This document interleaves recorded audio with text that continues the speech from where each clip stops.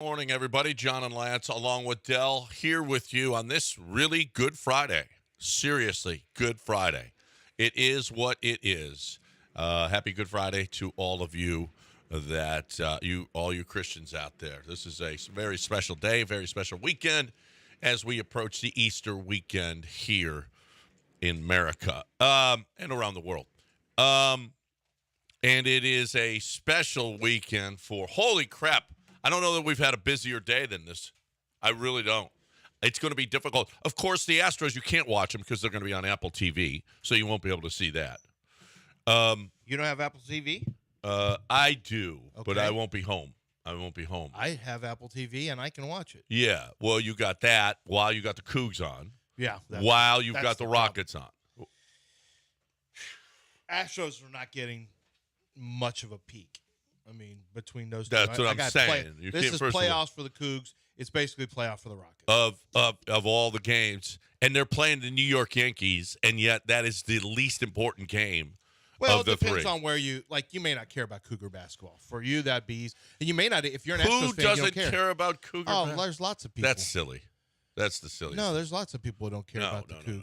There's Not- a lot of Aggies. If and you're a Longhorns. Houstonian, you get behind this team. Yeah, that's not really how it works. Well, that is how it works in my house. Yeah, I think your house is representative of Houston. It is. It not. absolutely is. It's not. I don't think My Houston's- wife's an LSU girl, and she can't wait for the Cougs game. I think it should be like that. That's the way it used to be, but it is still a university and that people didn't go to. And so I think Longhorns care about Longhorns, Aggies care about Aggies. They're not cheering for the Cougs. Yeah, cheer for the Cougs. They should. That's what you should I don't do. know why, but I just feel like you should. You should. You're a Houstonian. It's good for the city. It'd be great for those. And oh, by the way, what a great group of young men. I think that I love all that stuff. I think Texans fans, Astros fans aren't going to watch any basketball. They're watching Astros. Rockets fans are going to watch Rockets, but they may bleed over into the other ones because they're a big deal. And then, Cougar fans are only watching Cougs. Well, They're not the gonna watch least anything important of the games is the most popular of all three of those teams. Yes. Right. So, but it's also the most difficult to watch because Apple TV, a lot of people don't have Apple TV. A lot of people. Most of the people don't have Apple TV. Y'all can just hit me up. I'll give you my user and passcode. Okay. I'm going to give out your phone number and they can No, text you you. send it to my Well, WhatsApp. Mm. I'm kidding. Don't do that. Actually, you can probably find. No, you can't find my WhatsApp. I'm fine. People could probably do it. You could tweet Lance. Just illegally stream at it. Lance Zerline, and he'll give you Yeah, I'll give you something. right. And you can send him money too for eyelids for kids. You'll get nudes in bio. Oh no! Have you seen those people I've taking seen over? those people. Yeah, I know. God, man, the amount What of did you put in bomb. NFL draft? draft profiles in bio. Uh, I spam back to the spammers. I was why hitting do them they with- separate the letters like that? I don't know. They just do. So I copied it, and Okay. I was sending those bots You draft were? profile Draft profiles? in my bio, and I changed my bio to have my draft profiles. We in. got some draft talk. I want to see if you agree with Bucky. Was it Bucky Brooks? No, it was somebody. Somebody put out. It's probably Bucky Brooks. it He might had have his been. third. He just had his third mock. My mock is due Monday. I got to do a new mock. Oh no! I don't like doing mock drafts. Why do you have to do it? That's terrible. I like doing a total of 3 maybe, but not one combine and free agency, one post, and then one before the draft. This is an extra they're making me do. Oh, this And then I got to do TV, my mock draft live on Tuesday to talk about my mock draft, and I just don't know how much I want to change it up. But I need to talk to some teams, start figuring out where some of these guys are going to go because I'm not having as many conversations as usual. So I need to start doing. Well, that. let's have a conversation about that Astros game yesterday. Yeah, we'll do it later. This is Yeah. the Astros are on their road to under 91.5. They got off to a good start yesterday. It's a game Fromber. out of 162. Fromber didn't look good. He looked, and as a matter of fact, wild, hitting the guy. How many? The walks. They had 10 walks, and everybody was just. It was just bad. Farmer was 6-5. Walk to strike. The only positive was the back end of the lineup. Joe Espada made a curious decision in bringing in John Singleton. Of all the pinch hitters that he could have selected, I know there was a right-hander, and it's a tough right-hander on the mound. Man, Mauricio Dubon is just, if you're going to pinch hit for Jake Myers, a guy who homered in the game already, a guy who you've been standing behind all preseason, talking to and everybody what kind of faith you got in the guy, and then you come up in a game situation, and early in the game, it was relatively early in the game, and you got 2 outs and 2 runners on, and you put a non-contact hitter. Now, John Singleton, to me, should be pinch hitting if you're down 2 with 2 outs in the bottom of the 9th. And that's the only time John Singleton should be pinch hitting. Right. Because he's got the possibility of hitting that 3-run homer. It's more likely. Did you see the stat last year, his pinch hitting? 1 for 19. Yeah. It's 20 times more likely that he is going to make an out and more than likely strike out. You weren't saying that when Espada went to him in the postseason? Yeah, With he that had huge one walk? at bat where he walked. That's right. It was a huge walk. It was a huge walk. That was a huge walk. Mauricio Dubon was a really, really good player for you all year. You don't. I don't know. Already. Oh, you guys thought you had escaped? The coin has spoken. You guys thought we were done with this? Well, I don't know that would you have, okay, when he came up, would you have pinch hit for Jake Myers in that spot? I mean, I'm always down for pinch hitting for Jake Myers. He did have a home run, which is fine. Yeah. That was a long time ago, though. No, what? It was way earlier in the game. Well, it was only it was the first he at struck bat. out his second at bat. But Yeah. here he comes in the third at bat. Yeah, and Right. then but what did you do for me lately? Oh, wow. Okay. But I didn't think you had to pinch it for him. I didn't think you had to pinch it. obviously you're sitting there on a close game. Like I'm not sure that you had to do that. You're certainly not doing it for any defensive purposes. No. Dubon can play center field. Yeah, he's fat, but so is Jake. But you're not doing it for that reason. No. You're not doing it for that reason. Still, you got it is a top, it's the bottom of the 6th. It ain't like it's the 9th inning, and you got to have that. I don't know. Well, we got he did address the issue. Yes, and one game in, we've got managerial there's always going to be. It's always going to be, but always. We thought, Joe's going to be different from Dusty. Dusty's like, oh, y'all thought you were finished? This is what it's going to be. He's new. He doesn't have any track record, so Joe Spada's going to probably deal with this and all year long. And if the first decision is hitting with John Singleton, not great. No. Oh, and by the way, you probably didn't see it, but oddly enough, putting Singleton in led to racial controversy. His wife just posted people going after her. What, she posted what? She tweeted out comments that people sent her immediately after. It's not people. It's one person. It's one person. Yeah, so that's why it's a little, because I went and looked at it. It's one guy, honestly, on Instagram who went and was saying racist stuff to her. It's this guy with the egg, I say egg. Yeah. And so I don't want it to get overblown like Astros fans are doing this. It's one guy who she blocked out his name. I'm assuming it's a him. Just blocked. Why did she block out his name? Shouldn't she expose him? Yeah, but just block. Well, yeah, he was saying ugly things. Yeah. She said it's a fake account. Somebody asked her. She said it's a fake account. Someone created it just so he could do that. Somebody created it just to, she's probably blocked him before. Just block him again. But when I saw that, I was very dismayed. And I am still dismayed that somebody said that to her. But I was thinking it was multiple people, and I went to it, and it looks like it's just the same. Yeah. It's just the same person, which is terrible. Well, let's hear Joe Espada explaining why he put in John Singleton for Jake Myers in that situation. Yeah, listen closely. This is off a Twitter video, so you should be able to hear him. We talked about that matchup before the series started, as a staff, and just good centers by Loizaga, and that's a really good matchup for Singleton. So I thought it was a good time to send a good lefty against a really tough righty against righty, trying to give us the lead there. So they talked about it before. They liked that matchup. Yeah, he said it was good for Singleton. Was it? That's what they thought. It was an analytics-driven decision. It didn't work.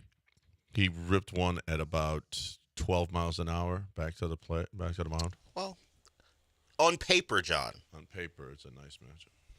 I don't know. John Singleton is not a contact hitter. I'm less worried about that than I am Fromber. Like, why are we focusing on this instead of Fromber with 6 walks? Yeah. Like, if Fromber isn't And a good, hit batsman. you don't have to worry about John Singleton pinch hitting. That's the least of your problems if Fromber is not a whole lot better than this. And this is on the heels of what he did last year. Yeah. You know, so especially second half of the year. That's the big story, is Fromber is not finding a plate again. Like, what the hell's going on? And Presley getting yacked around. And then you had, Montero go solo homer. doing Montero stuff. Like, I don't know if we're getting career years from all the guys, John. I'm not sure. Jake Myers is on pace for a career year. I will give you that. And Yiner had 3 hits, and McCormick. Yiner's going to be good. Yeah. And McCormick's going to be. I think Yiner's just a good basketball player. I just don't know, man. The bullpen, I don't know why Montero's going to be. We saw the outlier year from Montero. We experienced it. Yeah. In a World Series. Then they paid him for the outlier year, and they're paying for it again now. They're going to pay for it twice. But the Presley thing is concerning. You don't like that, and the Fromber thing is. Not concerning. Well, it's one game. It's not concerning. Would you say what we saw in Game 1 are all the things you would be concerned about if you had questions about this team? Oh, you mean Bregman not getting hits early in the Fromber, in a tiny sample size. But if we were picking Bregman and Tucker doing nothing, Fromber not throwing Tucker strikes. got a hit to win the game if he gets in there. Well, yeah, I guess he did get a hit late. Or get to tie the game tied at the least. game, yeah. But if we talk about, he in, by the way? Nah, I don't think so. You think he got tagged? It looked like he got tagged. Okay. Looked like he got tagged. I thought it was. I wasn't all the way sure on it. Yeah. It looked like he got him on his side as he was, it took him a while to touch the plate, so it looked like he was out. I mean, there was no way they were overturning that. No way. They didn't have conclusive evidence. You know, Jordan ripped the ball. His first hit, and then he had 2 hits on the day. I'm not worried about Jordan. Altuve is going to be fine. He was 1 for 5. Bregman is going to be fine. I mean, he went the other way. Did you in this offseason, he said Jonathan Loaisaga is the toughest pitcher he faces. Is the toughest pitcher in the league, he said. Yeah. He said that was his toughest guy to face. And he singled off him, which was nice. You know, Abreu picked up right where nothing. Yeah, the triumphant return of Abreu is something. We'll see. I'm still not it's an really 0 for 3. He was great in the postseason. But the pitching, that's the earliest that we've seen Ryan Presley ever. Yeah. He pitches in the 6th inning? Well, that's how he's been demoted? Well, you're not our closer anymore. You're going to be our long reliever in the 6th. Well, like, wow. Get guys out. Yeah, listen. Your job is to do what your job is. This is not going to be on a Spada. What did you think of Hader?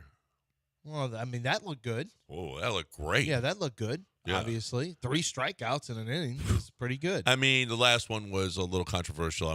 I don't know that all those were strikes, but man, that dude, he can really wing it. Well, it sucks it's the first game, you lose, but it sucks to lose a 4-0 lead early. I mean, you had so much.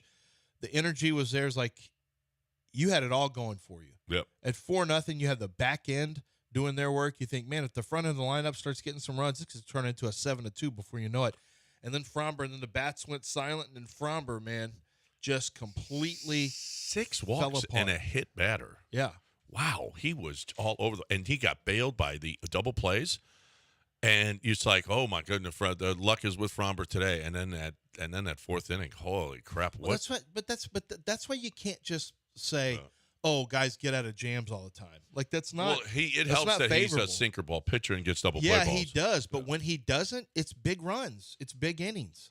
Like you can't be a guy who lets a lot of people. You can't just nibble all the time or have control problems with a whip that's around 1-1 or 1-2, 1-1-9 or 1-2 because you're gonna get hurt by it. Even when Fromber was at his best with his 25 straight quality starts or whatever the number was, I forget. He got out of everything. 80, whatever. He got out of everything. He had given up a 3 spot in 1 inning and then shut him down the other innings. He did that a lot. He does that a lot, where he just loses it for 1 inning, and then that happened yesterday. We've been spending so much time talking about Hunter Brown and Christian Javier, but the fact is, I mean, we kind of have to make an assumption that Fromber's going to be just fine and going to be a good pitcher. If he's not, it alters everything. Yeah. If Fromber is not going to be a consistent pitcher, Fromber's not going to be a consistent winner for you. It you may not be a favorite in the division because Fromber's a big part of it. He doesn't really miss starts. I mean, he's considered a guy who's a stopper. Well, he was 11-10 last year, and they still got to the 6th game. I mean, Yeah, but you can't do that every year. No. That's not going to happen every year. Well, we'll see. It's a 7:16 ESPN 97.5 and 92.5. By the way, they got there time to break it only because they weaseled into the playoff on the last day. Well, they didn't weasel, and they won the division. It was a tough division, and they won it. Well, they needed help. And so it's we got to break it here. It's one in and not good. Anyway, we got a lot to talk about though. We got the Cougs tonight. We got Rockets tonight. We got Astros tonight. It is great. You want to get in? 713-780-3776.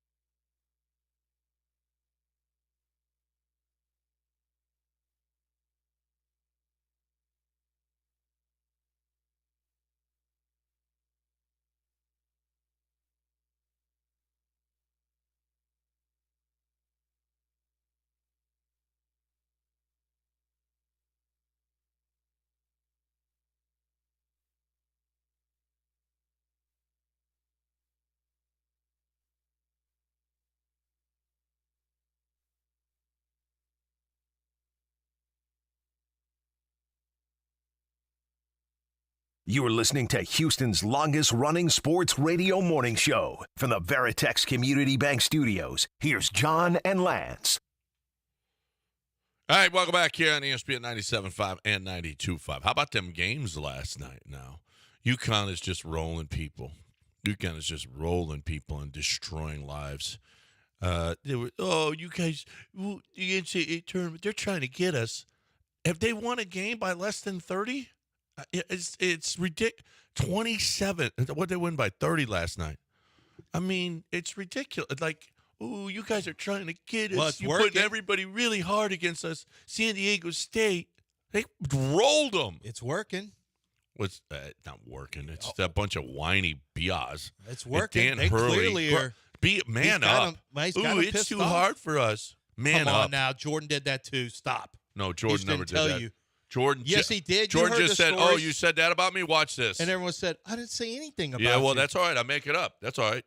No, but There not it is. whiny, not being. The only Oh, you difference- made it too hard for me. The only difference this is he is said it so public. hard. They're trying to get me. He said it public. It's working. You have to admit it's working. They're beating the brakes off They're everybody. beating the brakes off everybody because they're that much better than everybody. Well, yeah, they already are. They already are. You don't have to be a whiny little biatch like Dan Hurley.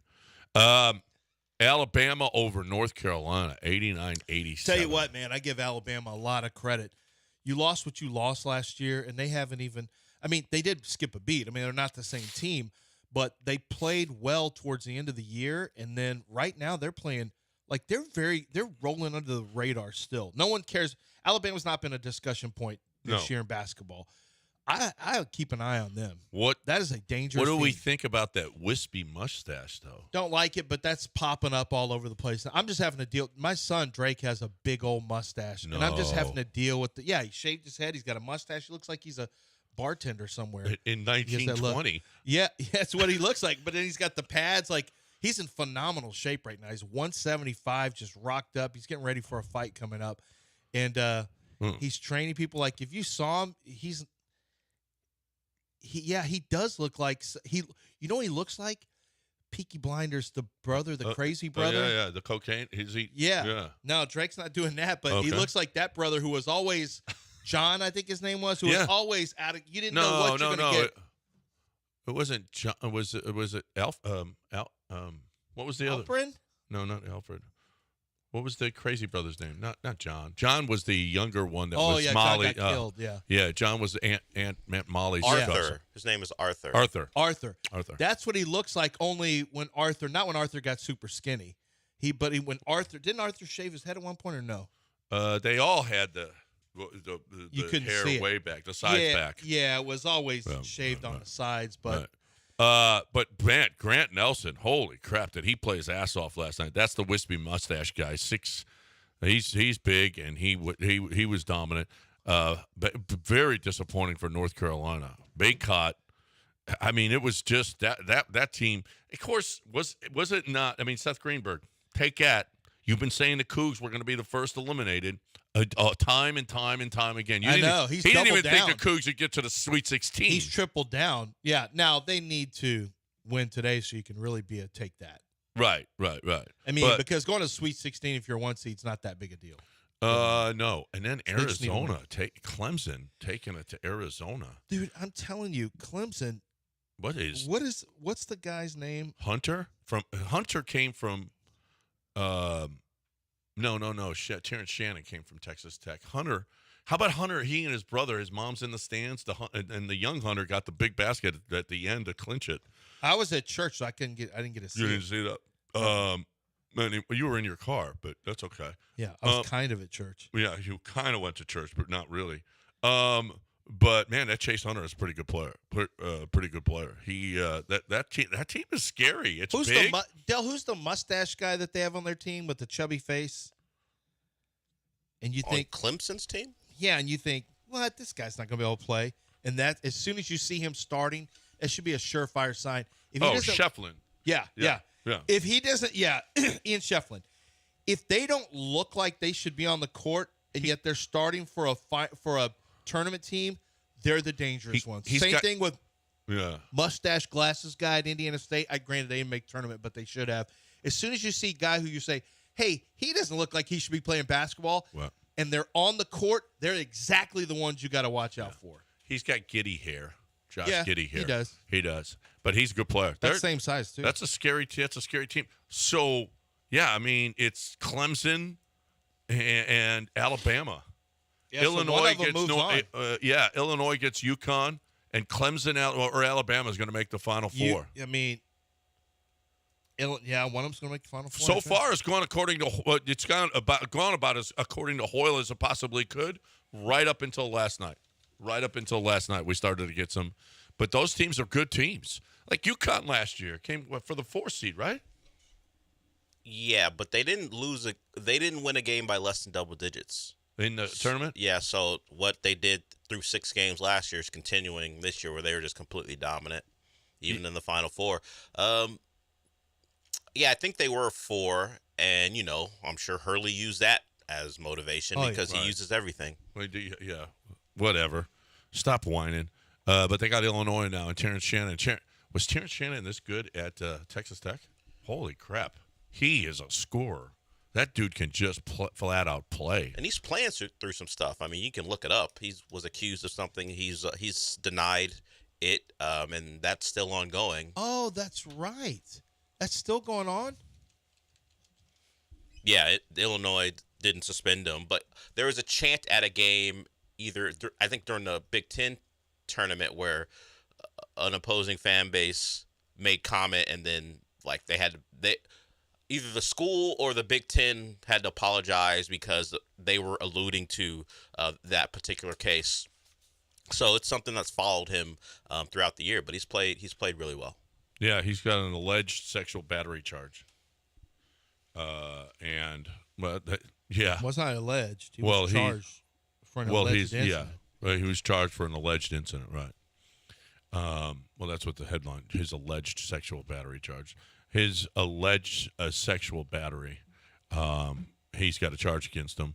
And, get back out there.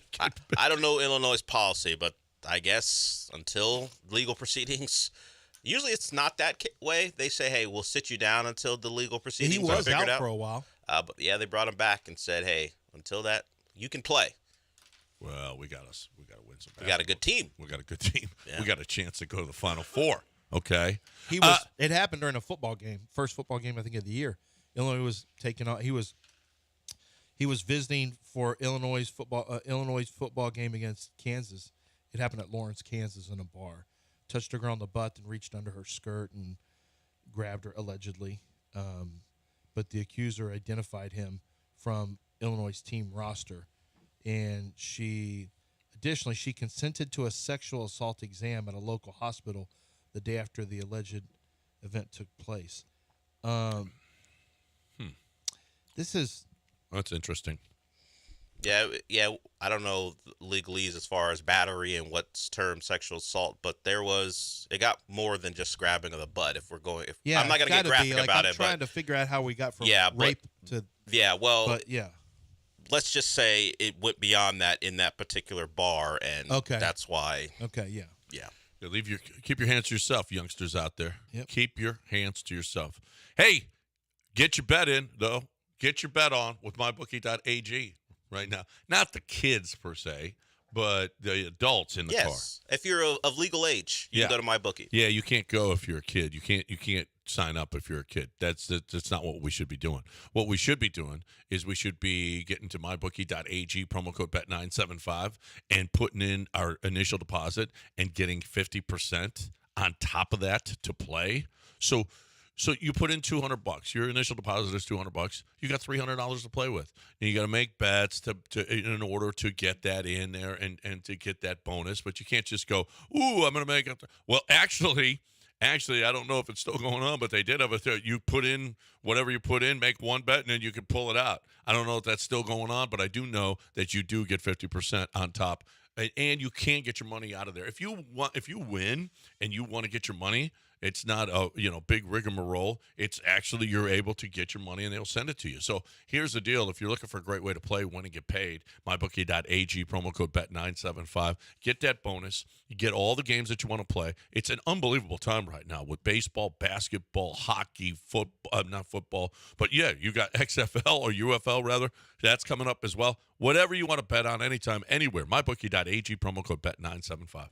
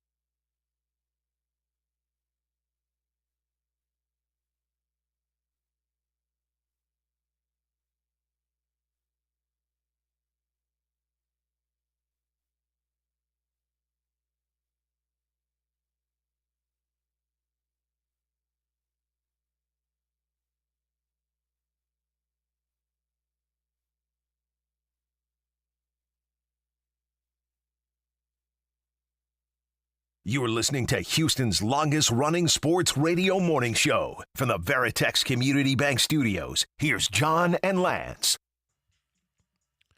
Welcome back here on ESPN 97.5 and 92.5, 713-780-3776 on this Good Friday.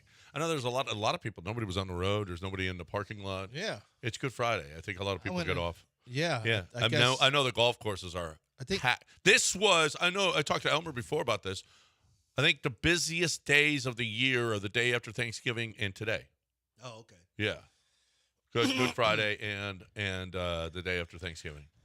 I don't know. I just know this. Around me, I'm in an area where there's a lot of Middle Eastern food. And, Ramadan's going on also. And so, like, if I go in at lunch. Nobody there? It's just non-Muslims, I guess. You can't have food. You during can't have food during the day. So it's like Oh. you go in and it's – well, look, this is the way I like life. I like to go to a movie theater with 4 people there, or none, or 0. It doesn't matter. Don't want anyone sitting next to me. That's fine. How about this? I went to a movie. We went to Cabrini. Have you seen? No, need you to told see me about it. Nicole It's needs good? to see Cabrini. She'll really, really like Cabrini. She doesn't see movies anymore. Well, she needs to go see Cabrini. Is there a book she can read about it? Well, no. She should go to the movie because it's really, really good. But it's empty, and there's one guy sitting behind me, and he's kicked my chair a couple of times, and the whole place is empty. And there's one guy behind you? Behind me. I'm like, what the? See, I always thought that'd be a funny. I always thought. I remember next to talking to Raheel about that. Going to a theater, do a prank show where you walk over and you say, even if you got one seat between you, no one's in there. No seats. Just sit, and there's nobody in the theater. How good would that prank show be? You just walk right there and just sit next to somebody. Next to somebody. That would be awesome. That's awesome. Yeah. Or you go in, there's same thing, bathroom, multiple urinals, and you just go right next to the guy who's got one. Yeah. No wedge in between, nothing. So Ramadan is like for bars and restaurants what rodeo is. Rodeo kills bars and restaurants in this city because you got all of those people that would be drinking there are drinking it. Well, all those people that are working there would be drinking it. It really is a killer. Ramadan, you're not going to have a lot of drinks. No. But the food for they Middle open Eastern back up. food. So they open back up. It's late night for a lot of those places, like Lyall down the street on Richmond. Oh my gosh, it's and packed. at night it's packed. Packed at night. Yeah. But other ones are like, I noticed they're closed around my house. It's almost like they're saying, I guess we'll just take these next couple of weeks off. Well, they'll open during the day. They don't change their time. Man, I would say, hey, look, I would close during the day, and I would just open at night. Plus, they can't eat, and they're around all that food. I know. That's hard. That's real. That's what used to make Dream incredible. He would go to Denver and put during Ramadan, just the games that he had where he couldn't have water. He couldn't have water either, and he's playing basketball. Yeah. And Dream would give people work. It was amazing. It was amazing that he couldn't eat and what he did during that time. Amazing. Anyway, yeah. So this started because Art is telling me, when can you drink? It's so dumb. You know what? Abstinence is good, Art. Maybe you should try it sometimes. Okay. Abstain from. Listen. I'm around all my maniac friends, and they're still drinking. The other ones are still drinking. It's like me. I'm like Dream. Do you know how you can really show Jesus you love him if you abstain from everything you like? Give up Wendy. Give up golf. What?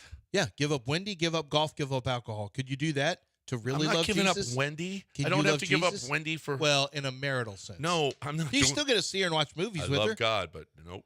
Not. What? I love God, but I love Wendy too. So you officially love Wendy more than I love Wendy too. Do you love Wendy more than alcohol? God never said give... only Opus Dei said that, okay? No, you can give up more things than just alcohol. Why don't you give up golf? What would you do? Like, what would your day be? Poker. Yeah. You got to keep some gin rummy. Yeah. One of the things that Jesus said in the Sermon on the Mount was, we got to keep a vice or two. You can't just give everything up. And the Mount of Olives, he said, hey, listen, keep a few on the side. I'm not telling you everything. Wow, is Father TJ listening right now? Father TJ. Not everything. I mean, you can... Jesus is like a youth pastor. Like, he's like, look, I know my dad's a little rough, and he's really demanding, but you can do a little bit. like Jesus is up there with some Jordans on and Dude, some I fitted learned jeans, something. talking about, "Hey guys, life is hard." Okay, I'm about to say something, and I don't know if I should, but I'm going to say it because I learned it, and I didn't know what this was. And I don't think you guys should really comment on this. I'm just going to say it out loud, and you can Did do whatever Spice searches. Girls do it or something? No, not No, that's Spice. Ice Spice. There's something. Have you ever heard of the Not the phrase? Spice Girls. Okay, whatever. Have you ever? Del, something tells me you will have heard of this. John won't have heard of this.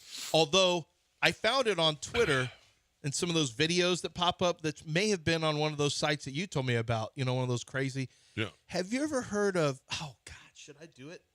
Well, Have you just ever heard of the phrase called soaking? Oh, he has. Okay, I just leave it there. No, some people think that's you can get away with that. Okay, that's fine. That's fine. What- No, what- your reaction on means Good your Friday? you know On- the thing I on Good Fromber Friday needs to you're get his doing braids this? back. Fromber needs his braids back to get his chi back. He wasn't good with the braid last year, the extensions last year. The extensions got him a World Series though. I thought he had the extensions last year. He showed up with those last he came. year. No, the second half of 2022. Wait, John, that was. dude, what? What are you talking about? Didn't Fromber have his braids in 22? Didn't he come back after the All-Star break in 22? Yeah. With the braids. It wasn't last year. Yeah. It was year He before. won the World Series with it. He won the Well, World he Series wasn't with good last extensions. year with them. Last year, the extensions. Look, I thought maybe getting rid of the extensions might be good for him this year. I'm not sure it is. He may need to go back to extensions. If he's going to walk 6, hit 1, and only strike out 5, we may need to go back to the extensions. It's an urban legend, by the way, that term that you said. No, it's not. Yeah. So, the Latter-day Saints say it's an urban legend because it's supposed to be a Latter-day Saints practice, allegedly. I can tell you that. The kids. I'll just show you some What stuff kids? during the break. What kids? College kids. Oh, you mean the BYU kids? Yeah. Oh. So that ain't. It's not a legend to them. They're trying to say, found a loophole. Well, Found a loophole. okay. All of this on a holy day. Yeah, Well, I that's mean, not my fault. honestly, You what started- in you the s- world? This No, isn't- that's not my fault. You started this by Actually, that now whole thing, all the kids You are know what? looking You're it right. up on their way to school. This is actually. Are they off on Good Friday? Are kids off today? They should be. I hope so. I don't know how. Yeah, actually, this public was my schools fault. teach Now it. that I think about it. Yeah. You started off saying Jesus is keep a vice or two. Sermon on the. Yeah. And Oh my God! Yeah. This was mine. No, Ricky said instead of giving up golf, cart path only. That's what Jesus said. Now that is a sacrifice. Now that's a sacrifice. Yeah. Yeah, that is a huge No, I can't do it. I couldn't do it. Or if you limit blinds and poker. Why that's- would God want cart path only? Jesus never said that. he never did. Never said that. I think I'd rather give up golf than just always cart You'd path rather only. just not play. Just not play. Yeah, that's like the scourge of man. Cart path Or only. aerated green. Yeah.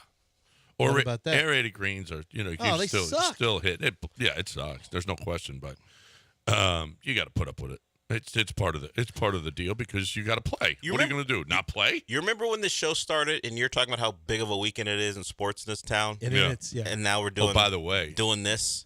did you see the Thanks, score? Shell. Did You you did. see how Scotty Scheffler played? Oddly yesterday? enough, I did not. What? Oddly enough, I don't know how Scotty Scheffler played. Oh my God, that's the dumbest thing you've How are ever you gonna- said. how are you gonna- 5 under? Del, how are you going to prioritize? You've got to have Apple TV just because I do. you watch everything. I watch everything. Yeah. Okay. How are you going to prioritize your sports today? Oh, Mopes and Mapes talked about it yesterday. We were doing over-unders, but for games watch, Astros-wise.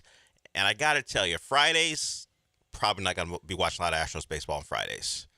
That's a tougher. If you're living a life, I mean, if you're an at-home person, it's not that hard. If you're living a life, it's a little tougher. Yeah. So Apple TV, particularly when you have other games on that are of importance, the Astros are going to have to go to the How do you balance? the back of the tournament? line. I'm not just going to say Cougars because I know you're watching all tournament. Yeah. How do you balance tournament versus Rockets? I'll have tournament on television, Rockets on a laptop.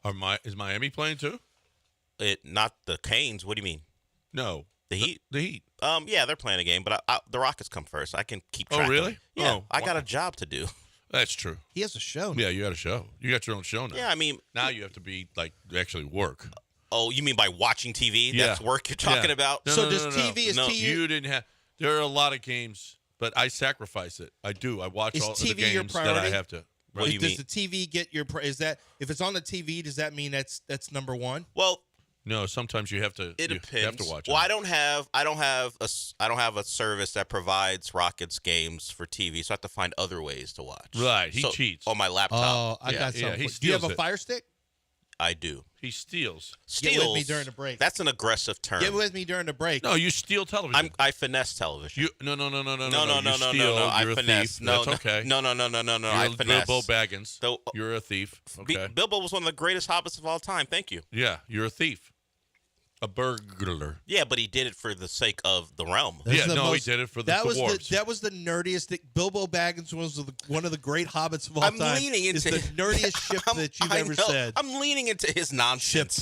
I'm just Okay. leaning into what he's talking about. Okay, That's all. you're a thief. We're- That's all. I'm not a thief. You want? Yeah. I procure things. If you got a Fire Stick, You're hit me stealing up. from the giant smog that is the entertainment world. I don't even watch the Rockets broadcast. I usually have to watch This the. is not a the despite it being a out-of-town holiday. This broadcast. is not a holiday show. Don't worry. We've got to get back to it. This is my fault. I get it. Look, I am actually, and I've actually holding myself this accountable. is your fault. I It is kinda your fault. I traced it all the way back. I followed the money, and me doing Sermon on the Mount joke Yeah. is what really pulled Look, this whole I thing don't. I'm off. not even stealing from Space City Home Network or whatever the hell they're called. I'm usually for whatever reason having to watch out of town broadcasts. So if you take issue, I've got the ability for you to watch all of. I'm your sure you do. games on your Fire Stick. if you have an issue tonight with me taking away from the Utah Jazz broadcast, so be it. But that's probably what I'm going to be watching. Well, he did a show with Raheel, so he knows all how to finesse I the actually game. pay for it. Oh, you do? I pay for it, but it's low. It's legal and it's low. Oh, wow. Yeah, That's interesting. It's a pretty sweet All right, deal. you know what else is interesting? Making money on money that you're not using, and that's what they do at Home Bank. Business and personal banking solutions for any need. How about this? Okay, Home Bank is offering an annual percentage yield of 5.05% on a 5-month CD. If you want a longer term, you can get 4.5% APY on an 11-month CD. The minimum balance is only $2,500. So you got $2,500 that's just going to be sitting around, or more. I mean, you could put 50,000, whatever it is. I don't know how much money you got laying around. I'm sure if you got at least 2,500, you can put this into this 5-month CD at 5.05 or 11-month for 4.5%. It's a great way for your money to make money for you, as opposed to just sitting around in savings and not doing anything. Look. Talk to one of the local bankers at any Houston area location, River Oak, Sugar Land, for Gulf Freeway, Friendswood, and a new location in the Baybrook area. You're looking for a great way. A bank can help you with your business and your personal solutions. They can help you with your checking accounts, personal or your small business. It's kind of a big deal. They know what they're doing. Visit home24bank.com for more information. Home Bank, member FDIC.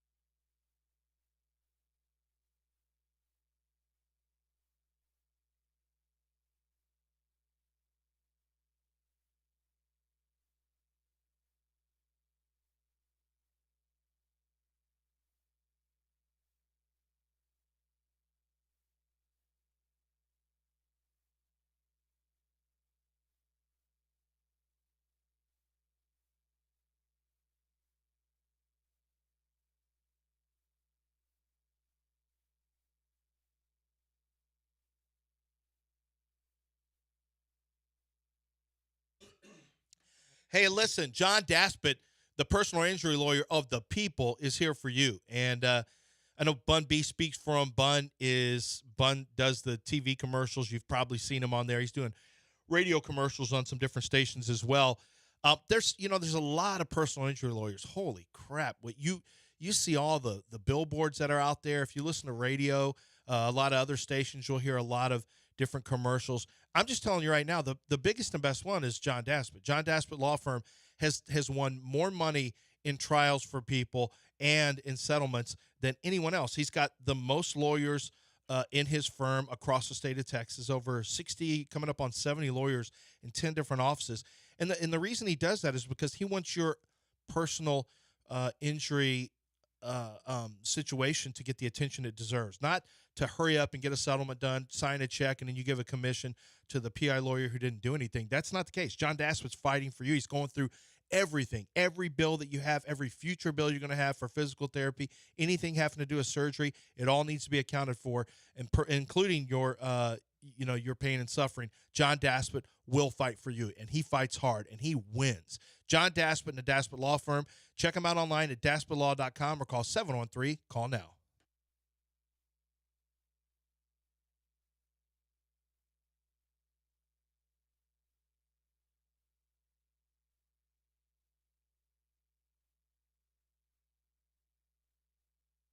You are listening to Houston's longest-running sports radio morning show. From the Veritex Community Bank Studios, here's John and Lance. Hey, just real quick, I want to ask you this.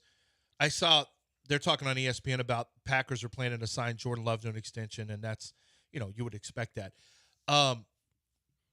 Quincy Avery, who is a quarterback coach, he's Deshaun's guy, and some other quarterbacks, he made a comment that he thinks Dallas is stupid for not doing a deal with Dak.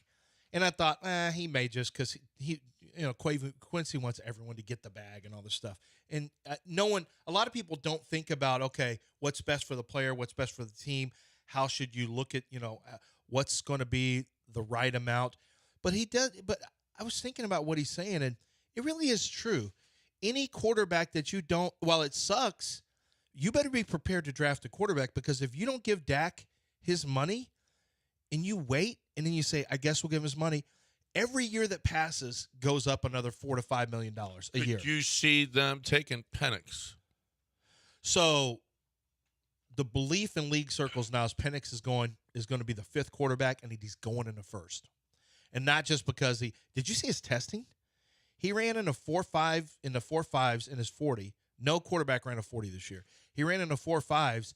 And he vertical jumped, not that this matters. He vertical jumped 36.5 inches, which is great. Broad jumped over 10. Those are wide receiver numbers for the most part. But he doesn't run. Like he doesn't run.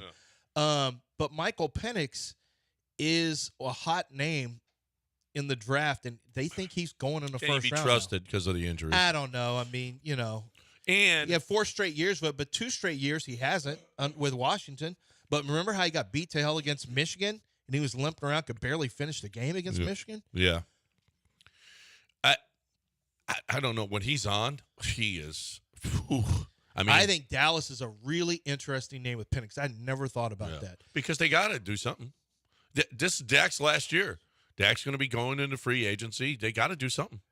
This is it. Well, unless they come to terms with Dak. But if you don't come to terms and you wait until next year, how much is that going to cost you? Yeah. Well, and what can Dak get on the open market? Like, are teams going to have enough money anymore to sign other teams' free agent quarterbacks? Have you noticed that's not really happening in their prime? I mean, Kirk Cousins signed a deal, but what quarterback in his prime leaves a team? Is Dak the James Harden of the NFL? Yes. I don't even think he's that. James was an elite scorer. I don't think Dak is an elite quarterback. I think he's a very good quarterback, but he's not one of the best 3 quarterbacks. He led the league in touchdown passes. Since we're talking about scoring, I don't know if that's a proper comp, but he led the league in touchdown passes. Yeah. Had a really good offensive year, regular season-wise. Yeah. And then never been an MVP. Has he ever finished in top 3 in MVP? I'd have to look it up. I don't know. Yeah, I don't think he's ever finished in top 3 in MVP. Like, to me, his teams win a lot of games in the regular season. I know they do. How does he not How's he not getting MVP vote? I'll see. I'll look. I think because people know. until he proves that he is reliable in the postseason, I think they hold it against him. But he doesn't have a great – yeah, but is it fair to Dak? I mean, he doesn't have a great running game, not like they were. The offensive line's not as great as they once were. He was top 2 this past year. He was the second in voting this past year. Oh, he was second? Yes. Oh, okay. Man, I just kind of – did you know that? I had no idea. How did I not know that he was second? It's like the quietest thing Dak ever. was second? Well, look at his numbers. He division No, his winner, numbers are good. 36 touchdowns, His over numbers are good. 4,500 yards, and Yeah. 9 picks. He was good. And they won a lot of games. I don't know, like, but 4 to if you're 1 touchdowns? But the Cowboys have never been all in on. It feels like they've never been all in on Dak. Have you noticed that? Yeah. They always. It always comes down to the wire on giving him money. Well, but until he proves that he can do it in the postseason. Is it his fault in the It's he. postseason or not? I think the James comparison is pretty accurate. If you're a Is Dak, it his fault? if you're a Dak defender, Well, you when go, he drops the snap. Oh no, that was Tony Romo. no. Same thing. If you're a Dak defender, you go, well, his coaches have been Jason Garrett and Mike McCarthy. Yeah, but they're the If you're same. gonna I mean, defend come him. on now, they're the same Listen, ones he had a that were. great year under They're McCarthy. the same ones that But he's no one- thrived. I know, but that's a lazy. But does thing. anyone That's- believe Jason Garrett is getting the best out of his team? Did anyone believe that? I just know he had his best year. I said Jason Garrett. They won Well, the he had his division. best What do year you this want year. them to do? And they were in the playoffs. What were they? The Well, second Mike seed? McCarthy could only make. These are the defenders. Mike McCarthy could only make one Super Bowl with Aaron defenders Rodgers. of anybody typically are defenders of anyone who fails, despite if you do great in the regular season and then you struggle in the postseason, anybody who defends by trying to use coaches is pretty much just deflecting. I mean, it's not they don't want to face that. Now, sometimes it's too early to just go in on people because they have failed in the postseason. It's a growing process. Michael Jordan took a while to win. Akeem Olajuwon, took a little while to win after at least that 86 when he was young. It took him a long time after that. So sometimes it takes guys a while. But with Dak, I mean, has Dak been the reason? I'd have to go and look at all the data. Dak doesn't always have great games. No, in the he's postseason. been okay. He hasn't been awful. Yeah, the Packer game was a great game where Aaron Rodgers beat him with one of the greatest throws in football history. And that has nothing to do with Dak. The defense couldn't get a stop. Yeah. He's been okay, not great, not terrible. If you look at the game logs, But he's gonna be a $50 million a year quarterback. There's no doubt about that. Yeah, but and if you don't pay him now, then he walks, you get a third round compensation. If you need a quarterback next offseason, let's say the Steelers, because they're paying Russell Wilson. Penix is either Penix No, or Bo Nix. would you give Dak $50 million in free agency? Sure. You would? He's no different than Kirk Cousins in the sense that he's more expensive and he's younger. But yeah, if you need a quarterback, he's a ready-made quarterback. You don't have to go through the aches and pains. You just have to pay a lot of money. Yeah, you have to pay him. I don't know. I just feel like if you're ready to win, you're in limbo. I mean, honestly, you're just in. You're never going to reach the New York Giants. And 100% give Dak the money. if Dak was a San Francisco 49er quarterback, would he have made a Super Bowl by now? Yeah. Yeah. So, I mean, Unless he this did is something this stupid is again, what like grab a football when they're trying to spot it. Well, this is why I'm talking about coaching. If you're Because if Seattle- Dak was combined with Kyle Shanahan, he would have been in a Super Bowl, maybe 2, and maybe have won 1 Okay, already. you have Kenneth Walker, you have DK Metcalf, you have who's the Lockett's gone. Yeah. He's going to be done. Oh, did Lockett leave? No, but he's going to be done. I mean, Tyler Lockett. Well, yeah, but they still have Lockett, and then they also grabbed Jackson Smith and Jigba. You don't think that he could thrive over there? Yeah. I mean, they need a better offensive line, but they've got some pieces. They're better than they have been. Like, yeah, if I were a team, I would pay for Dak if I needed a quarterback. Sure. Now, I say that by also saying I don't know if Dak can ever win at the highest level for the Cowboys. I don't know if he has that in him, honestly. Well, let's say for whatever reason Brock Purdy gets injured again. Would he be good enough to win with the 49ers if they came calling the offseason? How could they possibly afford him with all the money they're paying? Who knows? The Well, cap. he's just giving you. I'm hypothetical. Yeah. Like we're talking about, could he win at the highest absolutely. level? Is he better? Yes. This is what I'm saying. So coaching and situation matters. And sure, they win a lot of games in the regular season, but no one's trusting Garrett Dallas or has to McCarthy. do a deal. And see that at the end of the day, every team eventually says, "We can't let him walk. You can't. You can't let." They a couldn't quarterback let him walk." last time. And guess what? And when their contracts are big and they're not playing up to it, you can't get away from them. You're stuck. So Now they're playing. If they don't do it though, and they let them get to free agency, now they're playing Russian. now whose quarterback is getting paid a ton of money? Who's not really who's really hurting the team because he's not Russell playing up Wilson. to it? Yeah, Russell was 2 and done. Daniel Jones. Are there any Daniel Jones at 20-something million? But there's not a lot of guys who get the mega deals. Joe Burrow, Joe's got to stay healthy. Josh Allen, Lamar now. Usually Kirk Cousins has been solid every year. He's got money. The inflection point will be the dude in Miami. Yeah, but Kirk Cousins. Yeah, Tua. Kirk Cousins and Dak are about the same guy. They can't get away from Tua either. Yeah. You can't. This is the thing. Devil you know versus devil you don't. You end up overpaying for production, and then you're stuck. Yeah. But at the same time, if you don't have that, you could turn into New England. All right, 713-780-3776 is the number. You want to hang out with us here? You want to hang out with Craig DeSurf? You got to get down there. Get down to and Craig wrote a really nice handwritten card to me and to Alec and to the family. I've known Craig for years. I consider Craig DeSurf and Rick Drenner and those guys there personal friends. Jeff, who handles a lot of he ran my car back up to me. They had my car. We had I just haven't brought it in the chip. When I got the car, they didn't have the chip because of the issues we were having with production at the time because of COVID, and so. I did not have the chip that comes in that shows the rear, is the rear alarm system when you back out and heats the seats and all that kind of stuff. And so I brought my car in, they had that done. And then I'm just too busy. I could not get out there. They gave me a loaner car. Jeff came and brought the car, dropped it off, switched out the loaner, and boom, we were good to go. That's standard customer service for them. That has nothing to do with me. That has to do with what they will do for their customers. And that includes when it's time to buy your car. If you can't make it in to get your car, they'll drive your car out to you. If you need a lease, they'll work on a lease for you. If you want to purchase with a great APR rate, they'll help you find a vehicle that has that APR rate for you that month. And if they don't have it, they'll just tell you, let's wait a little bit and wait until that particular program comes up.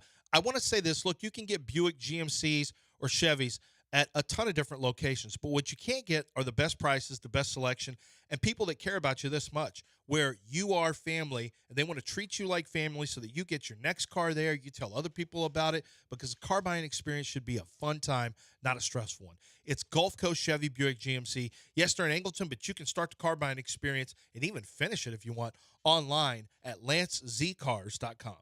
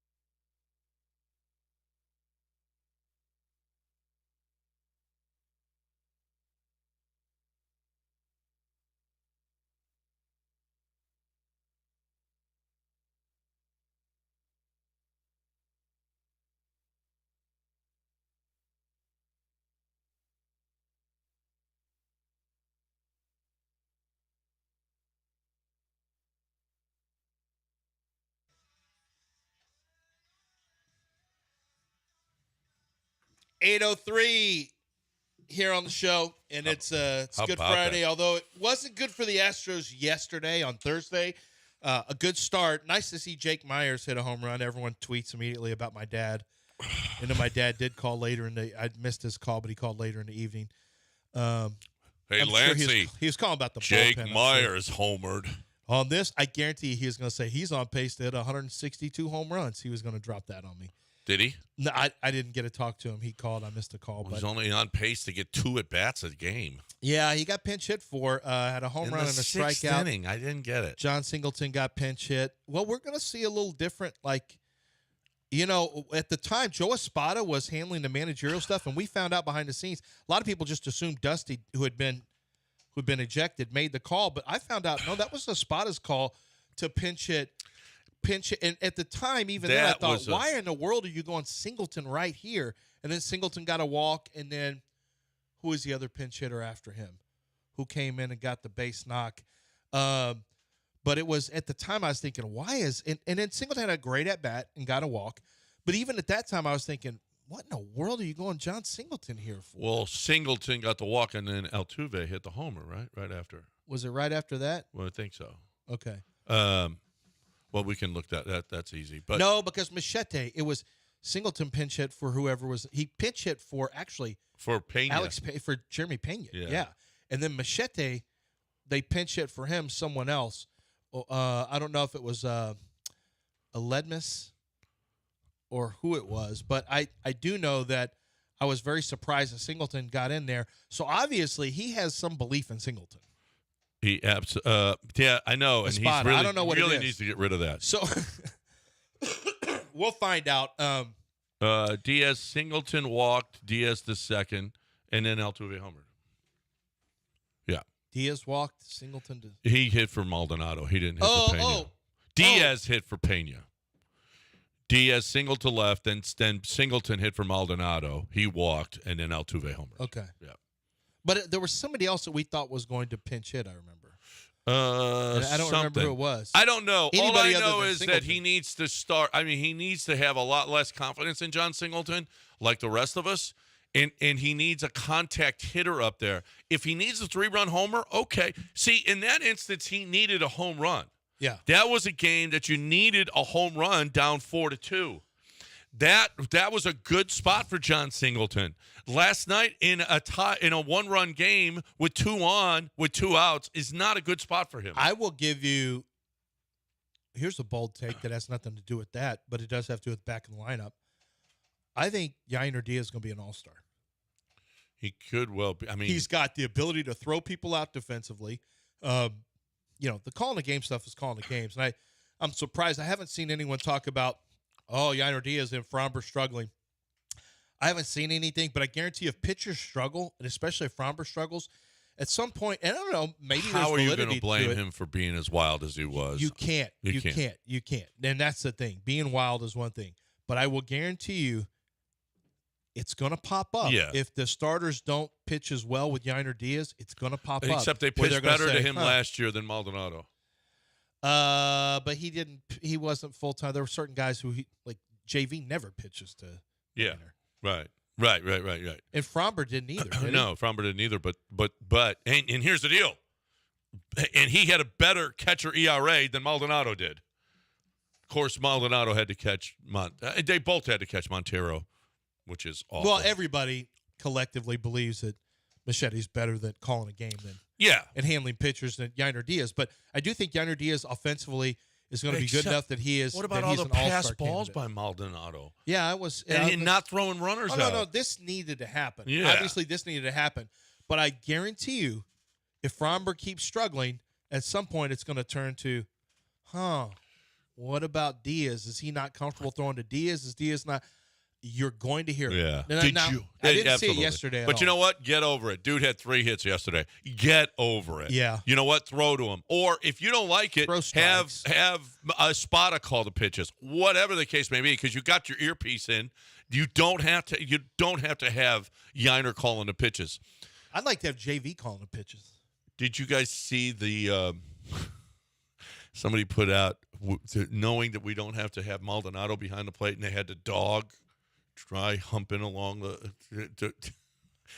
because they're pretty happy that Maldonado's not behind the plate anymore. I'm not.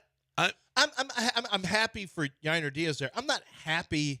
Well, I don't know how to say it. No, I mean, it was frustrating last year. I'm happy to have Yainer having the prominent role, but I'm not happy that he's not on the team anymore. No, but you couldn't have him on the team just for what you're talking about because JV would go, no, I want to throw to him. Cold turkey. You can't. Can You got to people get rid give of up Yainer Diaz for Lent? No, they would eventually go back to Yainer Diaz. Right.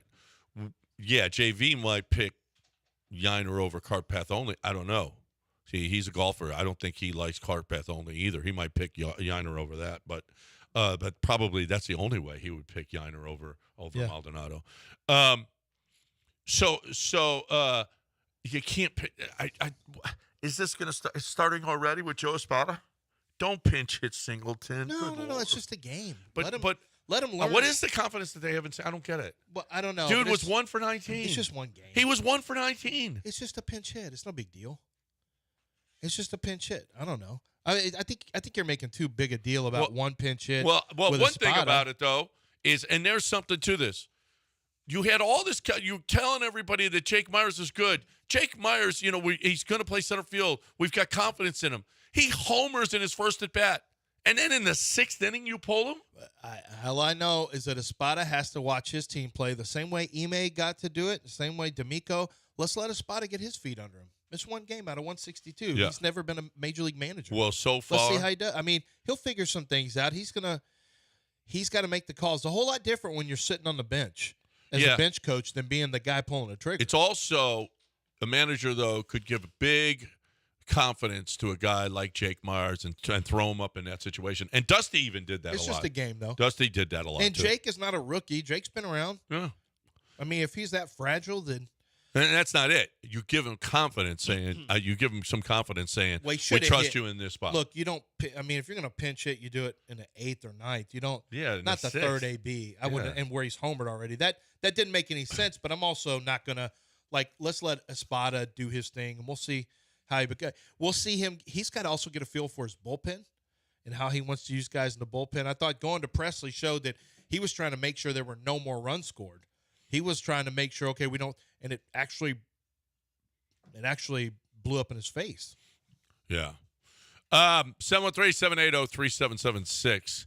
713-780-3776 is the number. Tonight on the mound is Christian Javier. Yeah. No, it's not a question. Oh, okay. Ellipses. Your thoughts on how that goes for him? When last we saw him, he had a terrible performance, but the ones before it were good. Yeah. I mean, I'm very interested. I mean, he's got to come through this year. Do you think the Astros He's will got a win at home? $64 million contract. He's got to come through. Do you think the Astros will win at home? I think the Astros. How many straight games have they lost at home? This is a problem. I know. They really need to win. No, it's really, really a problem that they cannot win at home. They need to start winning at home. Is Hader? Unfortunately, no one will see Can it. they go to Hader again today? Yes, they can't go to Presley again today. No. He threw too many pitches. Hader and Abreu are still good to go. No, Abreu is not still here. suspended, two right? games. Oh, that's right. I forgot about suspension. that. Yeah. That's the dumbest. That's right. Well, would you rather had it happen in the playoffs? No. Yeah. You don't think he would But have I been remember how stupid it was then, though. You don't think he would have been in there yesterday Yeah, instead he of would have. Montero? Yeah, he would have. Oh, my goodness. 812 ESPN 97.5 and 92.5. Free Reign Coffee. Free Reign Coffee. Love me some Free Reign Coffee. I got I had it this morning in my Demerez cup that says Granado on it. But I got a Free Reign mug as well. I got a couple of them, actually. I ordered online. I got all the Texas Pecan. That's just me. You don't have to do that. I got my Texas Pecan because I love the one the most. But you could love everybody's got their own flavor, whatever they like, the Mustano or the Homestead or the American Dirt. If that's what you want. If you love a French roast, that's your brew. Ultimate House Coffee is the Homestead, 100% Arabic blend with comforting chocolatey notes. What? The Mustano, single origin Colombian coffee. Oh, I mean, it's whatever you want, but everything is going to be full-bodied. Everything is going to get you get up and get after it. Everything is. I love my free range coffee. You will love your free range coffee as well. You can get pods. You can get beans. You can get grounds. If you got your own grinder, that's cool. Grind your own, but get those beans because they're different. They're just better. It's not bitter. It's awesome. I love my free range coffee. You will too, and you'll love the 20% off when you put in ESPN 20 in the promo code 975coffee.com. Promo code ESPN20 for 20% off site-wide.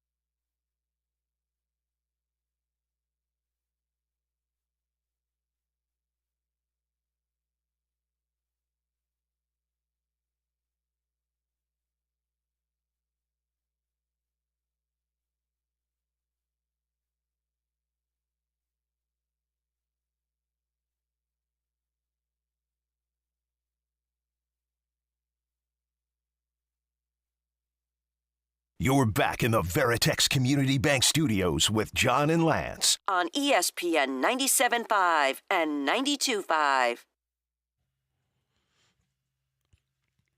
Welcome back here on ESPN 97.5. Ryan is here. Let's get Ryan in here. He's been waiting a little while. What's going on, Ryan? Ryan, you there?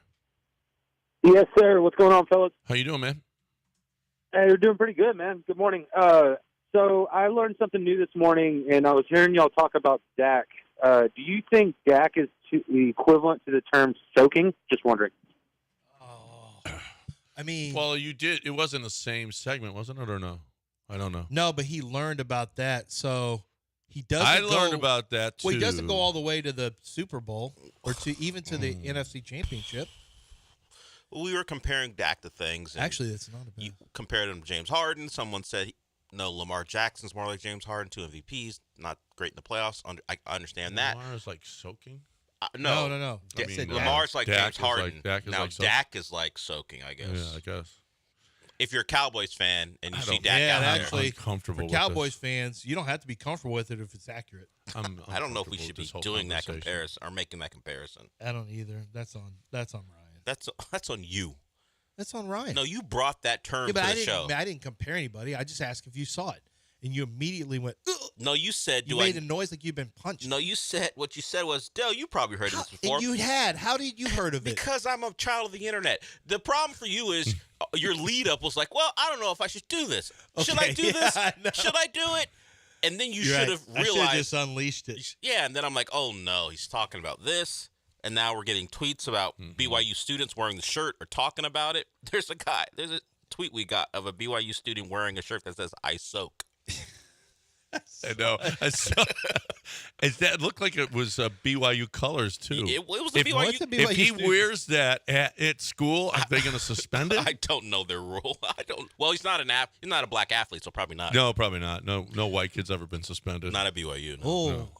that's not accurate. They're very strict. Period. Now that's John's old joke. Over Because there. remember that player who got suspended? There was a running back and a basketball player. Yeah, they both got. We never heard of a BYU player getting suspended for none activities other than those two. For those type of activities, They're all chased. Well, obviously, there's no sex going on in Provo. No, but No. there's a workaround. You What? told us about it. You Definitely. gotta get somebody to Oh, jump on the bed too. No, Stick the bed. oh my stop. God. Oh my What is wrong with on Good I Friday? I saw this on Twitter. Okay. Yeah, I you saw don't it on have to Reels. bring Everything. I saw it on Reels. everything. Look, someone texted me yesterday, and you know what? I was in the middle of reading it on the show. I was like, wait, I can't read that. Do that. Filter yourself. Right. Okay. You guys want to talk about Jaden Daniels or Jake Myers?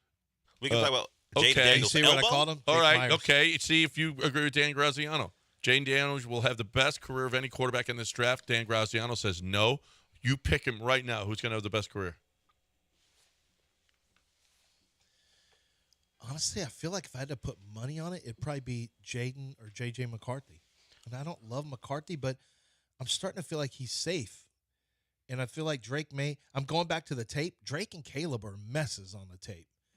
Bo Nix is good on tape, really good on tape, but I just, he needs to be in a certain structure. He'd be great with Denver, with Sean Payton. I don't trust Maybe Michael they do Penix. that. Maybe they do that. They could, but I don't know that they have a second They're round too pick high. this year. Yeah.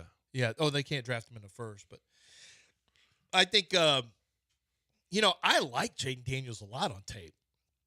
I thought Jaden Daniels was really good. How did he throw against the air? That's the question. They so good that he may be the number one pick now. That's what ESPN's trying to say, which is not accurate. We which saw is not true. Well, we saw Drake May throw against air, and everyone was excited about the velocity coming, the ball coming off his no hand. kidding. That's all he does is throw gas. Did they show any 4-yard shallow crossers where he threw it 100 miles an hour? Because he does that too. I don't think they run those routes. Wow, on that Pro Day. velocity's a little too much.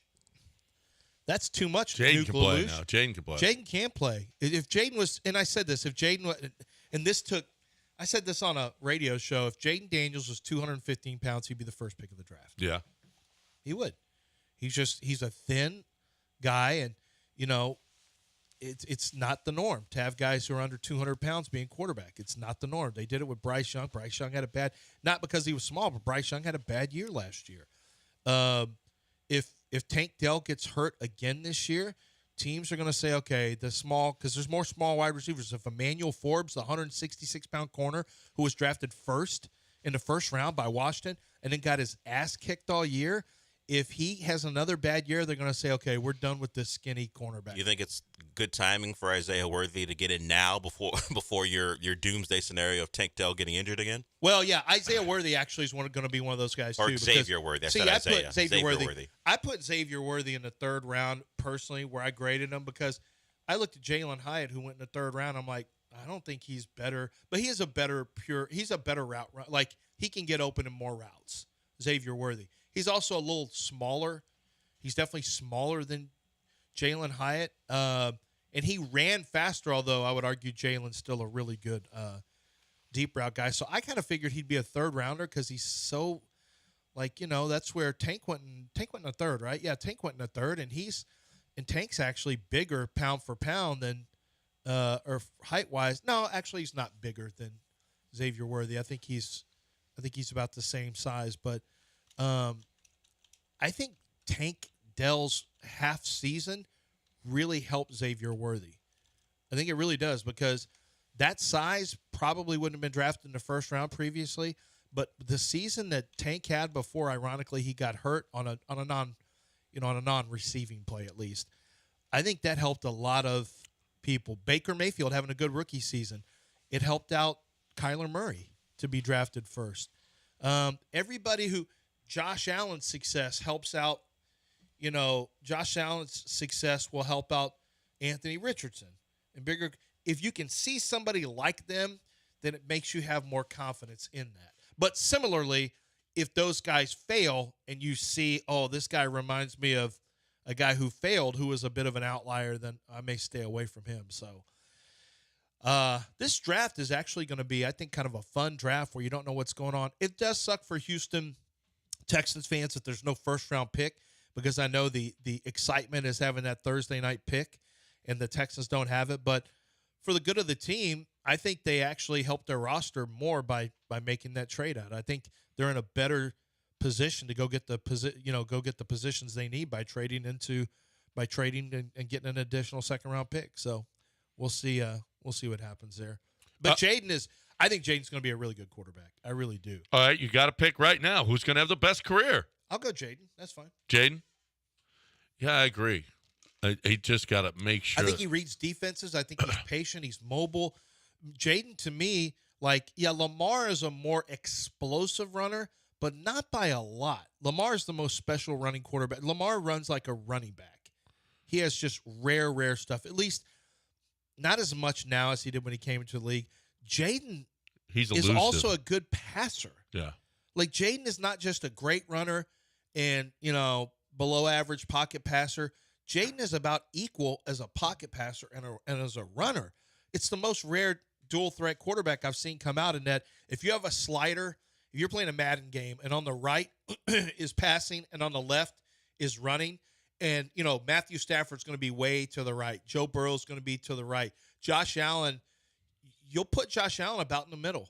You'll put him about in the middle. Jaden Daniels, to me, you put him about in the middle because he can hurt you as a passer and as a runner. Like, it's a true – Deshaun Watson's further to the left, for example. Tua's all the way to the right.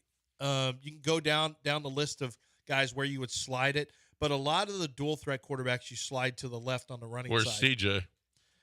CJ is obviously a better passer. CJ's to the right. Yeah, he's a good distance into the right, I think. Yeah. Well, this isn't good breaking news. Sad news. Lou Gossett Jr. passed away. Ooh. Man. Wow. What a Lou great Gossett actor. Jr., an actor who is famous. For me, the most famous thing he is for kicking Richard Gere's ass in Yes. Officer and a Gentleman, Yep. where he was the First thing you sergeant, the staff sergeant or whatever. Yep. And one of his men tried to test him, and he got punched in the stomach, got beat up. Yeah, and you know what? It was Lou Gossett Jr. It wasn't was playing. all for Richard Gere. It made him a better person. Yeah, it did. It really did. Yeah, it really did. Lou Gossett Jr. made him Richard Gere a better person. There's no question. Well, in that movie anyway. I don't His know what character, kind of person. yes. He ended up being a prostitute too after that. Well, in a movie. Yeah, but I don't know. You don't know if he was in real life either. I mean, you don't think we'd have that information? I don't know. You don't know. Well, he wasn't a A prostitute famous in actor, that movie. That was Richard a Gere, different- became a prostitute? He was a gigolo. You And- don't and know. This is There what's were kinda rumors sad. about stuff he used to do. Don't start those rumors. Not Don't start that rumor again. Don't Nope. restart it. By the way, the word gigolo, just gone. Yeah, what happened to it? I don't know. Just gone. So is harlot. That's gone. Didn't you use that word on someone earlier? Not today, but Oh yeah. didn't you Sounds call like something someone a SEC guy harlot? would have said. Who did you? No. A mom named her daughter Harlot. Yeah. News of the weird, maybe. The news of the weird. What? And then she went, "Oh, What that's name were you calling Abigail? No, I didn't call her a harlot. No, it wasn't a harlot. It was a different name. Huckster? No. Strumpet? I did not call I don't her any of remember. those things. I don't remember. I did not call her. No, it any wasn't. Of those It wasn't things. harlot. You're right, but it was something. No. No. John. Abigail, I would never do that. John. Never. John. Ever. He did something. I don't remember. It wasn't harlot, but it wasn't that. But it was something. But I'm trying to think. My favorite Lou Gossett Jr. movie. There's no question what it is. What is it for you? It's An Officer and a Gentleman. When he was yelling at Richard Gere? Yeah. Yeah. That was, yes.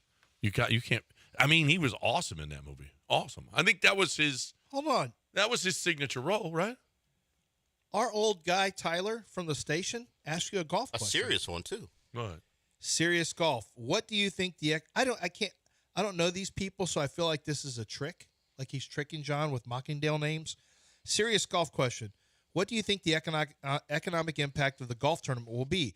You got pros like Ricky Wasaki, Paul Ubari, Calvin Heimberg, all vying for the win amongst the fans. I feel like it's a good boost to the local economy. Are those real golf names? Those can't be real golf. This must be disc golf guys. And I don't know disc golf names either. John, do you recognize any of You those recognize names? those names? No. Okay. But they very well It's could gotta be be a in the trick. field because there's a lot of guys. What he's saying is that there's not a lot of huge names in the field. That's basically what Oh, he's that's saying. what he's saying. Okay. That's what he's saying. That these No, guys. Calvin Heimberg is a disc golfer. Yeah. Yeah. I knew it. But if you want to know the truth, there are a lot of names in this field that, Look at that guy. Look at like, for example, Wilson Furr is 6 under. Joe Highsmith. Never heard of him. you never heard of these guys? Never heard of him. No. And you play fantasy. Alejandro Tosti. You play fantasy golf and you've never heard of David these guys? Skins. No, never. David Skins isn't a real guy. Yeah, he's a real guy. That's some Tom character. Whitney, Max Graserman. How about this? Charlie Epps' Is that the grandson, Houston, this Charlie. is the Houston Open? This is the Houston Open. These are the guys That are Houston there Open right now, that you've yeah. never heard of. Max Never. Toasty. Now you got some, but Charlie Epps' grandson, Charlie, is in high school. He was one stroke away from qualifying on Monday to be in the tournament. Oh, that would have been cool. Yeah, it came down to the 18th hole, and he was one stroke in high school. That's how good the kid is. Listen, you're going to be hearing from Charlie Wiley. He's a good player. The only thing I'm hearing is not good enough. Oh, Dell, he's in high school. He's the James Harden of high school golfers. Hey, finish the deal. Charlie, don't listen to him. Keep on going. Congratulations, Charlie. Be Keep better. on going, buddy. Yeah, that's a great story. Be better. No, go, Charlie. Great start. You're off to a great start. Let's give Charlie. Don't listen to him. Let's give Charlie a participation trophy for almost making it. Is that what we do to our kids You're today? maybe the worst person ever. I'm just. But for real, Charlie, congratulations on almost accomplishing your goal. Time to talk. Speaking of golf, hey, there's some big name women coming. Nelly Corda, she won again. Okay, I think that was her 10th win on tour. She's the number 1 player in the world again, and she's going to be here for the Chevron Championship. It's the first major of the year. Of course, she's going to be here. All the names are going to be here. Lillian Vu is going to try to defend her title here at the Nicklaus course at Carlton Woods. Just a great tournament. It's just a couple of weeks from now, the 17th through the 21st. I guess that's 3 weeks from now. But it's going to be perfect. Hopefully we'll have perfect weather. I know the golf course is going to be in perfect shape. I know that they can play. I know that it's fun. I know that, you know what? You got to get your tickets now at thechevronchampionship.com. Bring your daughters out there. Let them see women compete at the highest level because this is the highest level. They can just flat out play. This is something that your daughters and your sons need to see as well because they see that yeah, don't be misogynistic. Get on out there. Bring those boys out there and let them see golf at its highest level on the women's tour. It doesn't get any better for the women than right here at the Nicklaus course at Carlton Woods. TheChevronChampionship.com. TheChevronChampionship.com.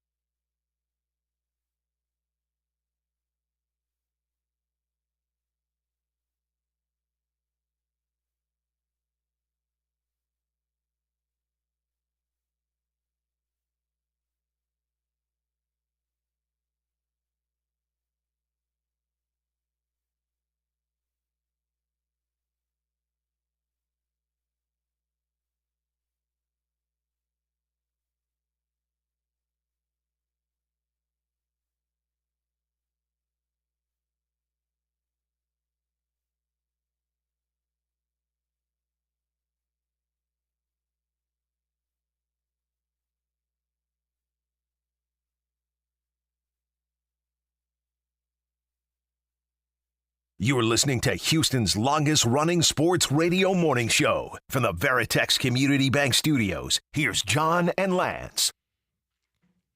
All right, 8:35 on ESPN 97.5 and 92.5. 713-780-3776 is the number. If you want to get in here on this Good Friday. Happy Good Friday to everybody. Happy Easter this weekend. And what a weekend we have. We got the Yankees in town. We got the Houston Open here, the Texas Children's Houston Open. We got the best golfers in the world. We got the a couple of the best major league teams in the world. We got our Cougs to watch hopefully tonight and on Sunday night. They take on Duke today. Cougs a 4-point favorite. Listen, how do you see? Look, we got the Rockets in action tonight at Utah.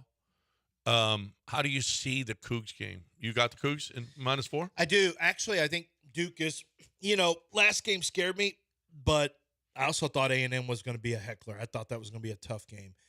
Duke should be an even tougher game. Duke should be the one that is on upset alert against the Cougs, being able to beat the Cougs. But I have a feeling the Coug fans are going to really travel well. I mean, certainly it's not a long trip.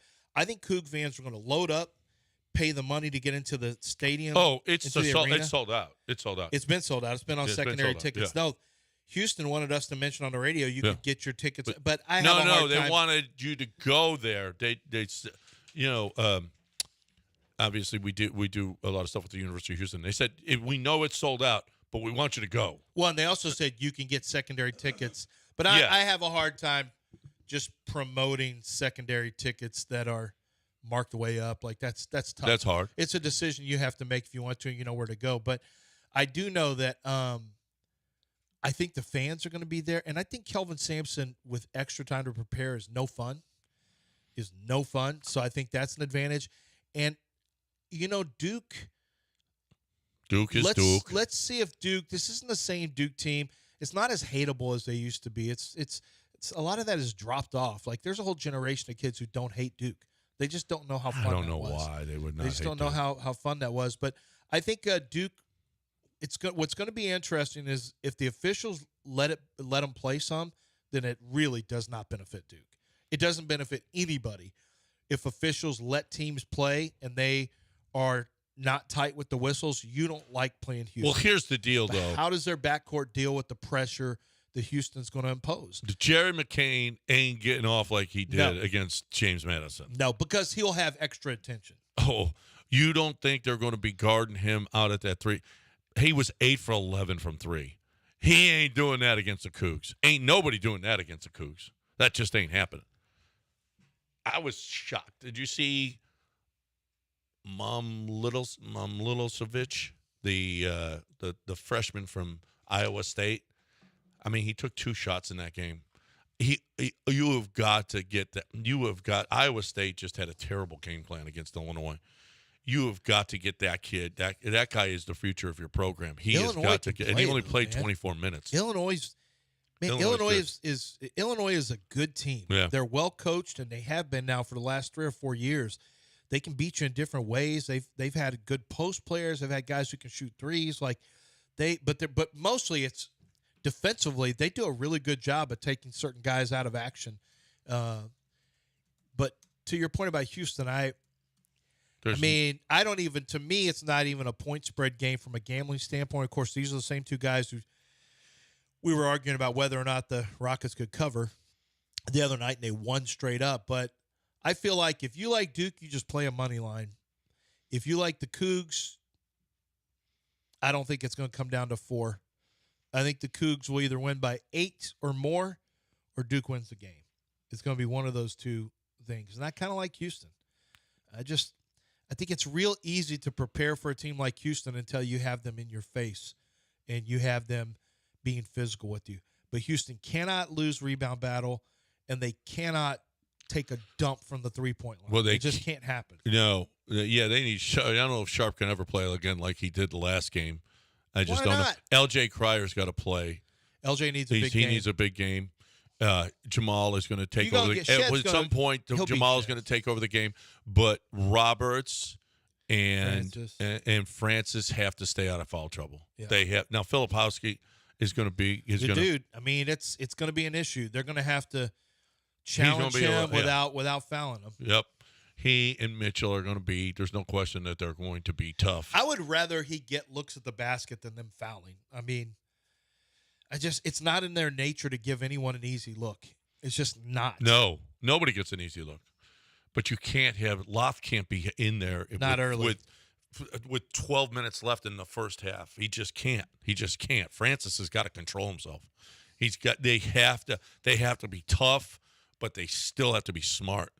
Because that smaller lineup can win, but man, oh man, you can't get in the same kind of foul trouble as you got in against Texas A&M and win this game. You just can't. They have got to be aggressive. Well, again, that referee though, he reffed 2 games for the Cougs, and there were 101 fouls called in those games. They're going to be looser. I think this will be a looser called game. That's big. That depends a lot on the referees that are calling the game. There was some ticky-tack stuff that they called that was just ridiculous. Cougs are going to be very aggressive. If they let them play, you're right. The Cougs run away with this thing. I think the Cougs run away with it if they let them play. Oh, 100%. Yeah, because Duke ain't ready for that. Filipowski, you ain't ready for that. You going to try and trip somebody, Filipowski? Okay. You're going to try and trip somebody? You see what happens if you do that to the Cougs.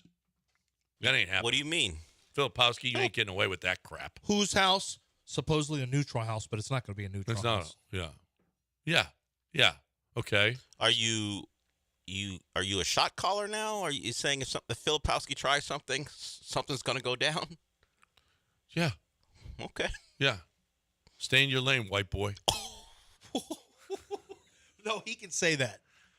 Del, don't back away from the microphone. He can say that. Yeah. Stay in your lane, white boy should be a t-shirt. Stay in your lane, white boy. It's a hate crime if you can't. Only certain people can wear that shirt. Yeah.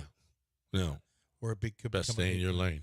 But John can't actually say that. He can say "Stay in your lane, white boy." He said it with man, there was something extra. Some vitriol behind it. Yeah, you said it with your chest. He may be able to say it, but then he rubs his forearm, and does that cancel it out? Yeah, I would tell you don't do that. I think it makes you more of a hate crimer. Mm-mm. One of the things that gives you leverage and power of saying that is you're a white boy. And when you say you're not, then all of a sudden it's like, hey, now you're being a bigot or maybe even a racist. If you say it and you're rubbing your arm to show how you believe you have the melanin to do that because you spend so much time in the sun playing golf. Yeah. I'm okay with that. I'm okay with me and Amon St. Brown, or not. Amon Ross St. Brown's dad. Amon Ross St. Brown's dad. I'm okay with it. Gary. We're both okay with that. Well, he didn't stuff. He didn't.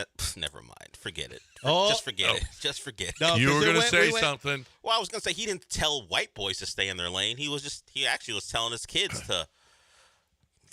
Well, don't dilute the blood. Yeah, just say it. The Hitler thing that he was saying. I don't want to get into eugenics talk again. All right. What a Friday show. Well, Art made the point. Really, guys? Okay. Gerbils. No one said that. Gigolo, gerbils, soaking. This is a Good Friday show. Is this what you're proud of, Lance? That's the kind of shows he likes. So let's quit being a hypocrite. Yeah. Shake my head, he said. He didn't say he disliked it. He just said, Good Friday. Twitch says they're going to report you to DEI. What? For what you said. You're getting reported to DEI. I don't know how. Well, John is unreportable. Yeah, I'm on both sides. Okay. No, that's not what he means. His nickname is Teflon John. He doesn't mean you're on both sides. That's why you're unreportable. It's just you have a certain level of security or not care factor that report them or don't. What happens? Who cares? John doesn't care. That's why you're unreportable, not both sides. Oh. John wants to send whites across the border. Well, that's not. Well, they are in Dallas. That's not. There's a lot of whiteys that came across the border that need to go. Yeah. Send them all back? What do you want? But people from Dallas who come down, The you want illegals. those- If you're here illegally, yes. I don't care what color you are. Beat it. I don't know if Kyle Filipowski would fall under I that. didn't say Filipowski? he is illegal. Well, Okay. stay in your Although lane. he's got a Polish name. I don't know. Here we please. go. You don't know. Please, Here we no. go. Please don't. Eugenics, Poland. I see Please where don't. this is going. No, I please. don't want any part of this. And my Okay. last name is Zierlein. If he's not here legally, he shouldn't play tonight. What if people come down from Dallas? What if the hootie tootie snooties from Dallas come down here? Some of the whites. Would you want them to go back to where they came from and stay in their lane? If they're here illegally, beat it. From Dallas. Yeah. Yeah. Yeah. Okay. Did anyone ask you to come to Houston? No. Are you here legally in Houston? Dallas people, beat it. Just- Did you check in with James Prince? If you don't check in with John, Yeah. you can't be here as a. I don't want to say as all whites, but definitely Dallas whites. Well, Need to just check to in with be John. Well, clear, the Chach ones. Filipowski's from Middletown, New York. Oh. So it appears he is in the country legally and he can play tonight by your rules, by your standards. Well, we don't know. I mean, did they come over? His parents come over on a boat? And If he was born here, what are you saying? you sure he was born here? Yeah. Once again, this is really quick to be doing this on the heels of all the Alperin Şengün stuff. Well, we're talking about American, so we shouldn't be in Yeah. any trouble. He's We're actually fine. an American, He's American. but He comes from that but weird country, America. But he needs to stay in his lane no matter what. yeah. Yeah, I know. John said that. Stay in your lane. Stay in your lane, white boy. Time to talk about HR&P right now. Perfect segue. Talk about sure. Go ahead. Perfect segue. Okay. Do you think I get a call? I might. No one knows. You don't know if I'm going to get a call. All right. Chris is probably contemplating it right now. I'm going to have to call him. I'm going to have to call him and call him to the carpet. Dropping white boys on the show. So here's the deal is if you've got a problem employee like they have here, a problem employee, then you need HR&P. If you are somebody that is trying to do payroll and it's getting a little out of hand, we have to hire your payroll department and say, we need more people in here. It's just too much work. We just can't handle all the work. And you're doing it wrong. You're just doing it wrong. Okay? Because HR&P will get we got, I don't know how many employees here, and we got Laura in there. She does it. She takes care of everything. Okay? She's our CFO, and that's all we need because we've got HR&P. Do you? How many people are tending to your taxes and your payroll and your HR? It's too much. I don't care how big your business is. It can't be too big for HR&P. HR&P can handle it and will handle it. So even if let's say you've got branches in other states, that's not a problem. There's no problem that HR&P can't overcome. You're looking for a great way to stop doing your own payroll or you're not completely satisfied with your payroll company, hrp.net, 281-880-6525 or hrp.net.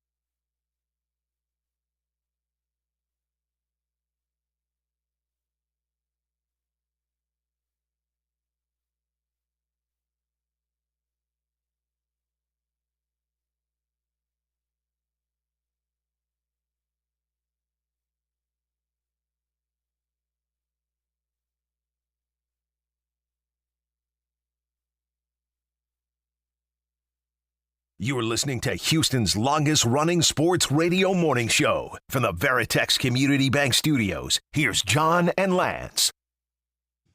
8:51 here on the show. You guys want to jump in? We haven't had a lot of Freezing serious here. callers. So let's No, something about you guys crank it up. 713-780-3776. Let's go. 713-780-3776. I can talk about draft if you want, but I'd really love to talk about Cougars basketball today. Are you headed up to the game? Are you driving right now up to Dallas and you happen to be listening to us? Give us a shout. Just let us know. Rockets tonight. How are you going to split out your viewing? That's something we've talked about. You got Rockets, Cougars, and Astros on at the same time. So kind of curious how people are going to handle that from a viewing standpoint. The Astros are going to be on Apple TV, which makes it a little bit tougher, obviously. Cougars. Are the Cougars on CBS or are they going to be on CBS? Okay, so they are the CBS game. The other day it was on TNT, which I thought, why is it on TNT? No, it's on CBS. Starts at 8:40. So we're They're late. the early of the two late games. The other one starts 10 minutes later. Okay, so we got Cougs, Rockets, and then, of course, Rockets. We haven't talked a lot about Rockets today, but this is win streak's at 10 now, right? Win streak's at 10. Win streak is at 10. At Utah tonight, at Utah. 6 straight road games that they have won. Yep. Looking to make it 7 straight road games. It's not a back-to-back, which is favorable. You like them tonight? Yeah, Is I this mean, where it's hard the- to bet is this where against the them, streak isn't it? ends? It's hard to bet against them, isn't it? It is. I mean, They are playing for each other.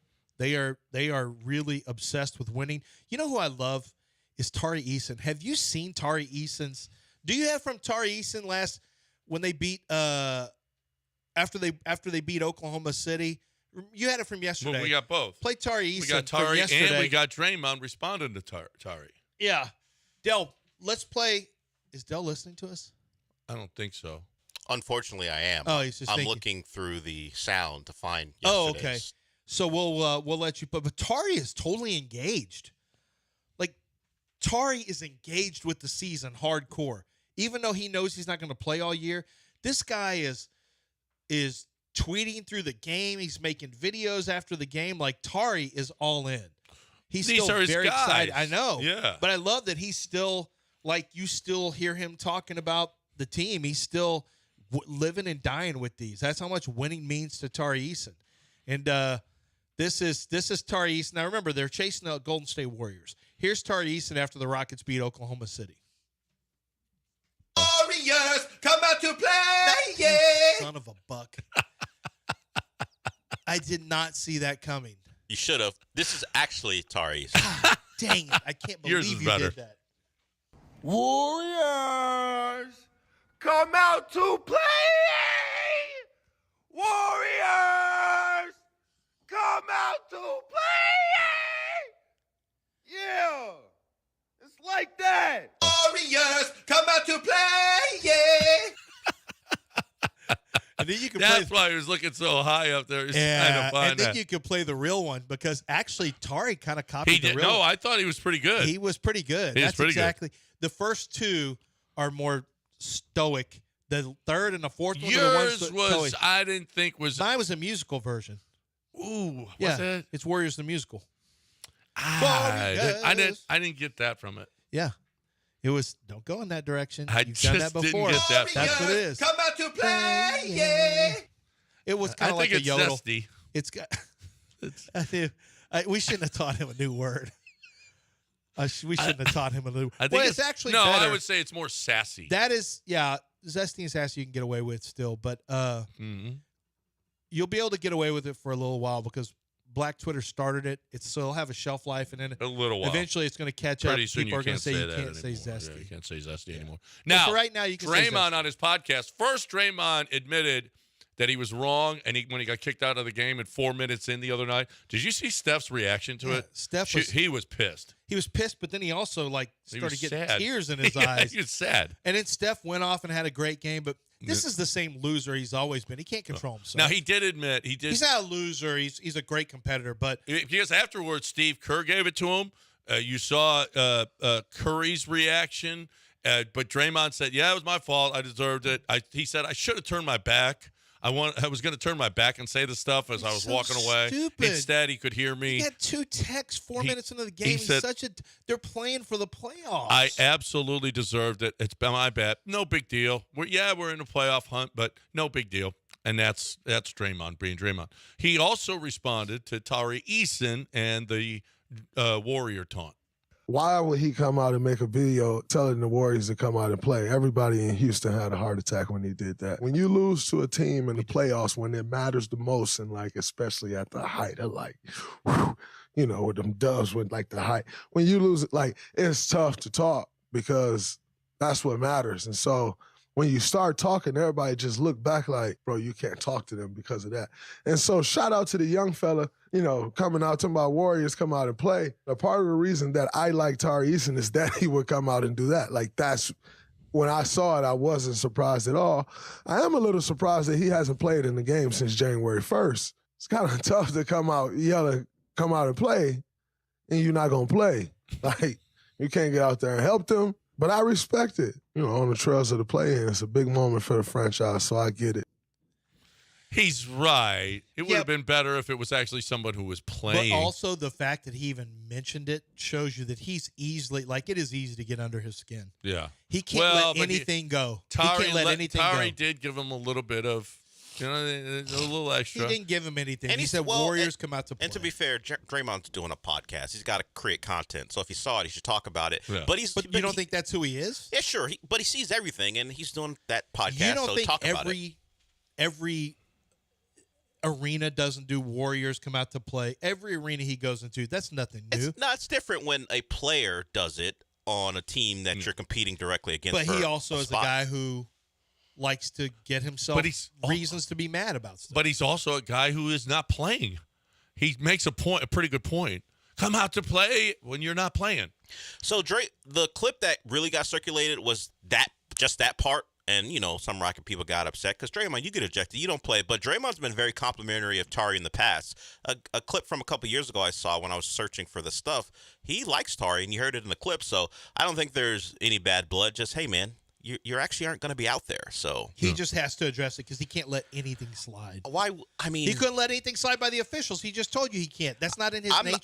I wouldn't go after him on this because he does a podcast. Some guy talked about his team. You talk about it. It's content, and he's got to fill. I don't know how long that podcast goes, but I'm sure it's about an hour. Yeah, and this is the kind of thing that, you know, people will want to.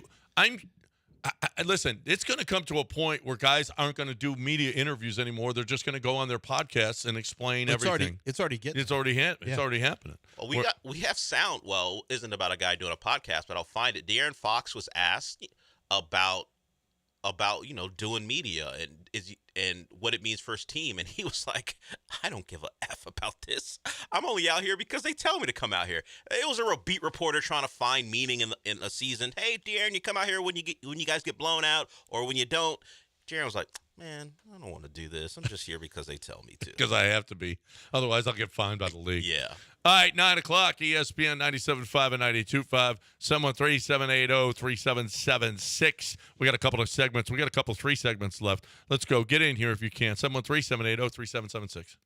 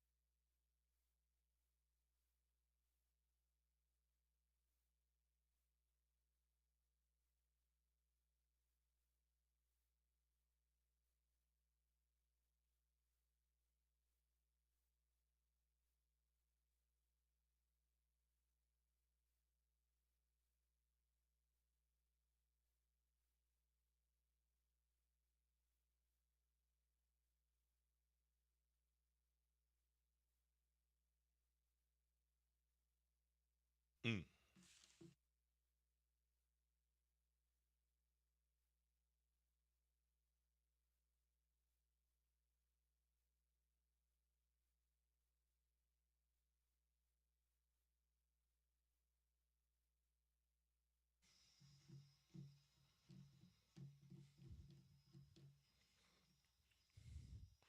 All right, welcome back here. Our final hour of the week on this Good Friday holiday show. This is literally a holiday show, the holiest of holidays. I say that a lot when it's not a holy holiday. This is. Okay, Good Friday in Easter weekend just doesn't get much. It doesn't get any holier if you want to know the truth. So that is awesome. I hope you all have a great weekend with your families or however you're going to spend your Easter weekend. I know I will be spending it with my family and with my teams because my teams are all in the midst of huge weekends for all of our teams. So that's just good, clean fun for the whole family. Everybody's going to have a big weekend watching sports and enjoying company and honoring and worshiping. So that's great. This is a great weekend. Hopefully everybody is doing that as opposed to bad stuff. Do good stuff this weekend. How about that?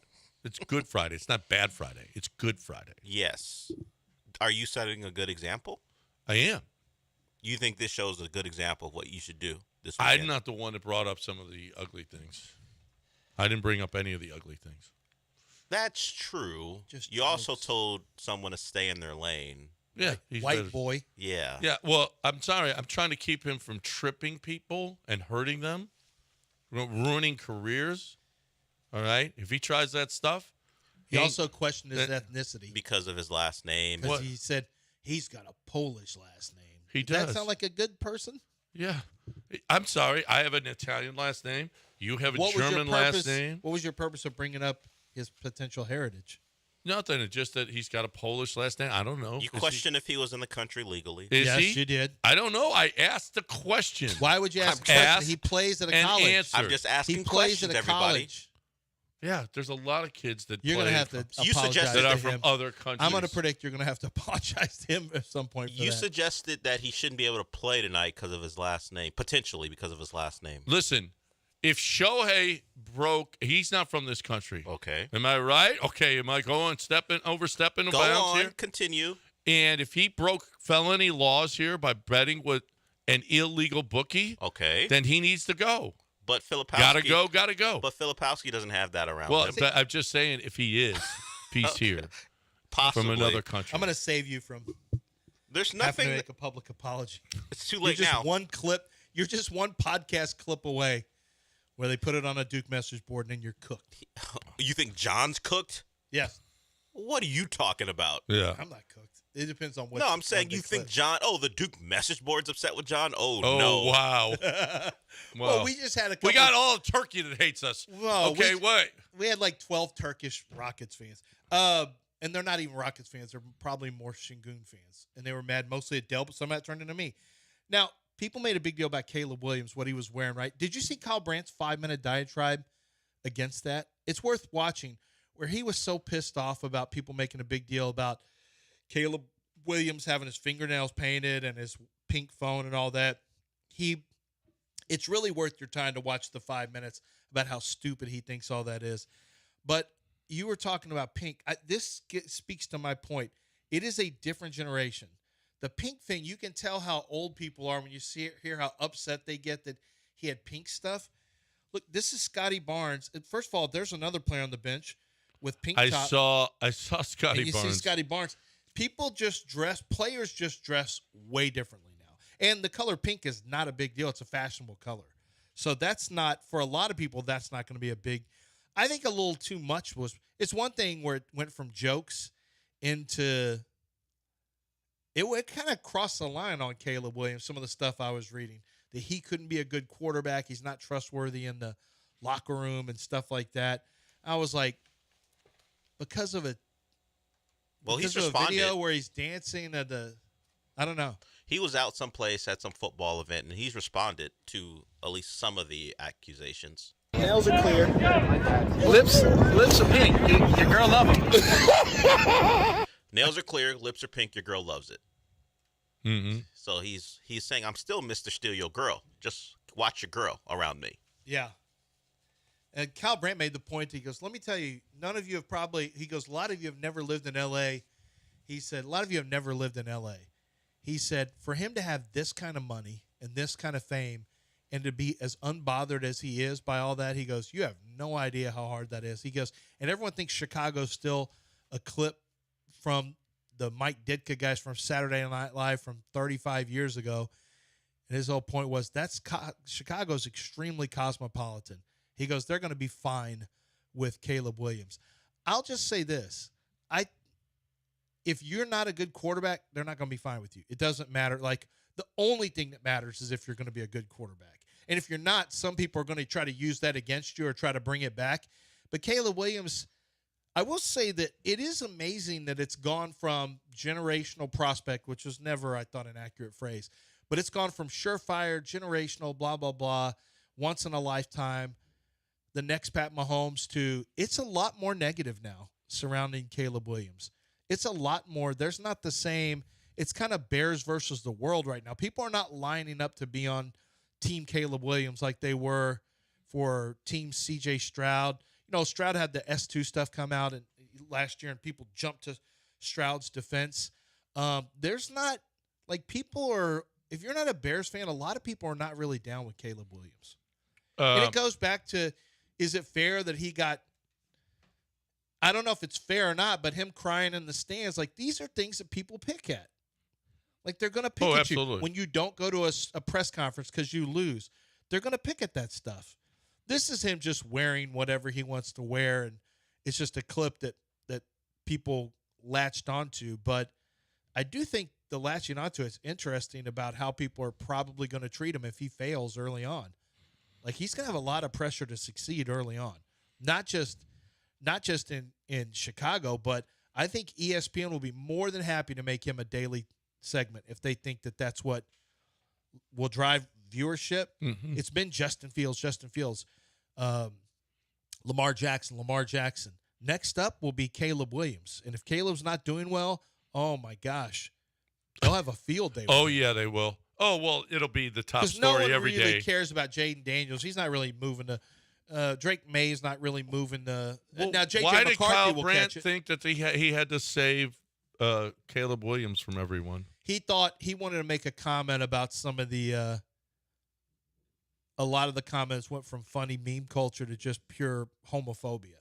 And you have to listen to the whole thing. You have to hear the whole thing. A lot of it has nothing to do with that. It's more about Caleb Williams being a good dude and not really falling prey to the money and the trappings of Hollywood and what he has in L.A., that he's still not that guy. You know, he's not that kind of a-hole. Although I would tell you that it doesn't take long in professional sports. If you get a little bit of money and a little bit of access, there's plenty of guys who've turned into a-holes. Yeah. It's just kind of how it works with anybody who has money or access or anybody who moves up. I mean, a-holes come in all shapes, sizes, and colors. And a lot of times they don't start that way, but they can be corrupted into that. Let's get Renegade Roy in here. He wants to talk about his Some Renegades. Dallas. Are they the Renegades? Dallas Renegades? Is that what they are? What's going on, Renegade Roy? Renegade Roy's not there. He's no longer with us. He died. Did he? There's a possibility. We don't know. Well, you're in your Houston Roughnecks. Yeah. Zip up. That's right. That's right. Because we're the Arlington Renegades. oh, whoa. You guys know the name. Back-to-back world champs. We're going for it again. Sonny. And Wait, you won the one. Stallions How are are you trash. back-to-back? How are you back-to-back world champs. You only won one. You know our league. You only We're won one. We're going back-to-back this year. You, This year we'll be hasn't even back-to-back. started the season. Hasn't even started yet. You got He back said to he's back. going. Yeah, he said he's He's going. calling a shot. I'm calling my shot. Luis Perez, MVP. Coach Stoops, Big Game Bob, Coach of the Year. We got the best fans in Arlington. Not St. Louis, not Houston, not D.C., and we're going to show them on Saturday. And let's go. Why did you? Renegades! Why did you Let's feel? go back to back. Why did you have to change your name, Sonny? Renegade Roy. That's not Sonny. That's Renegade Roy. No, it is not. Yes, it is, Dell. Dell. It's in the name. Dell, don't pull the curtain. Why are you open. telling because everyone of who Sonny? Bill Moskowitz is? Don't pull the curtain back over Sonny. What are Sonny, you talking yeah, about? This is He's you know playing a what? role. Hey. No, he's role playing Okay. here. Renegade Roy. Renegade Roy. Renegade is who you're Roy. talking to. All right. Renegade Roy. Let's stop this. Renegade. Stop breaking down the fourth wall. It's Okay. not a fourth wall for this. Yeah. Are you Yes. gonna call in on Monday? Are you and gonna give- speak directly to the audience, like turn your head and I look lo- directly in the camera, I love Deadpool. Are you going to call in on Monday, Renegade Roy? Don't. Why Del, not? yes, Don't. thank you, Del. Thank you for promoting my new segment, the UFL Monday Corner with Renegade Roy. Just talk to my people. We'll get it set up. Oh, I'm not and, talking I'll to your take people. my 15, 20 minutes on Mondays. Oh, John Let's, told you to be a good person I'll on do it Good Friday. 7:45 Monday. This is what I this am a good person. I invited Renegade Roy to call in on Why Monday. would you By the way, open I'm the not door for Renegade Roy to come in and do his UFL corner? You don't want me to pull the curtain back, so let's go all in. I'm not talking to your people, but if you want to call in and talk about how the Renegades did, great. That's great. I'll call in with an inside access report and look for me on TV on the tall wall, baby. Section 118, tall wall at the Choctaw. We'll be holding it down. Let's go. You guys don't even play football in an actual football stadium. Oh my god. The tall wall is like center field because that's where the Rangers play or used to play. Used to play. Yeah. The tall wall. That's what they're calling it. You mean center field? Oh my gosh, this is awful. John, there's a question for you. Renegades. Hey, Lance and Dell, can we get the Rockets some stay in your lane white boy shirts to wear while they're out in Utah this weekend? That would be good. I think they would. It'd draw the ire. Yeah. It'd draw the ire. I don't if care. you did. Yeah, draw the IR. Oh well. Oh well. I think Vernon would love that. Vernon would love to see stay in your lane white boy T-shirts. Vernon Maxwell, red yeah. T-shirt. Yeah, Vernon Maxwell, absolutely. John Daspit, would he like it? Yeah, John Daspit. Well, I don't know if he'd like that, but he'd like to be anti-Utah. He's a Rockets basketball fan. Yeah. So, of course, he would be. You'll see a lot of times during games, you'll see his, they put the Daspit Law sign on the court. You know, they're able to superimpose that. He does that with a lot of different sports. You're going to see him. I think you're going to see him during the Astros games as well. But I know this much. John Daspit, part of what he does is NIL. A lot of the commercials he has are legitimate commercials. They're not the goofy stuff. I heard a commercial the other day on another station where a lawyer was telling people to get into a wreck if they could, and they would be millionaires, and he would make them, and he would create millionaire problems for them. That is the most outlandish thing I've ever heard. Number one, it's illegal to get into a wreck intentionally. And number two, that's not how it works. This guy's going to go out there and get a check as fast as he can. He's going to take a big chunk of the commission, and then you're done. And if you don't have the money for your physical therapy, if you don't have the money for your surgery, he won't care. It's on to the next one, and that's the way it goes. With John Daspit, he's got 70 lawyers, close to 70 lawyers across the state working on cases so that they can unearth and uncover all the facts of every case, make sure that all your bills are going to be paid for, whether there's surgeries needed, physical therapy needed. Your time off from work, is that compensated for? With John Daspit, it is, and he wins. I mean, the insurance companies will fight John Daspit, and if they get to court, they're going to find out that his winning percentage is incredible. And so usually when they settle with John, they're going to settle at some of the highest amounts you're going to find because he understands what your pain and suffering is actually worth when you go to court and what, the judges are going to believe. So make sure that you're fighting for yourself by calling John Daspit instead of letting the insurance company run all over you. 713-CALL-NOW, 713-CALL-NOW, or go to DaspitLaw.com.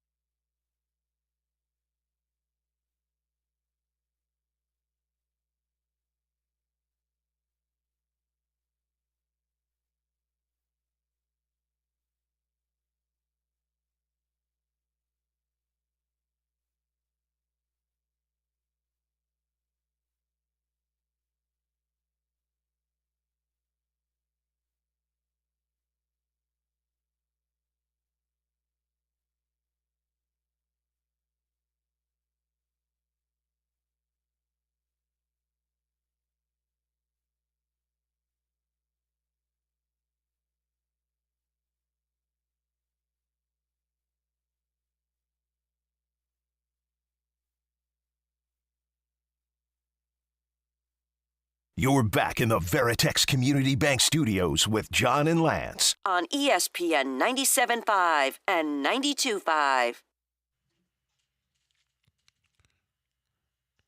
All right, welcome back here on ESPN 97.5 and 92.5.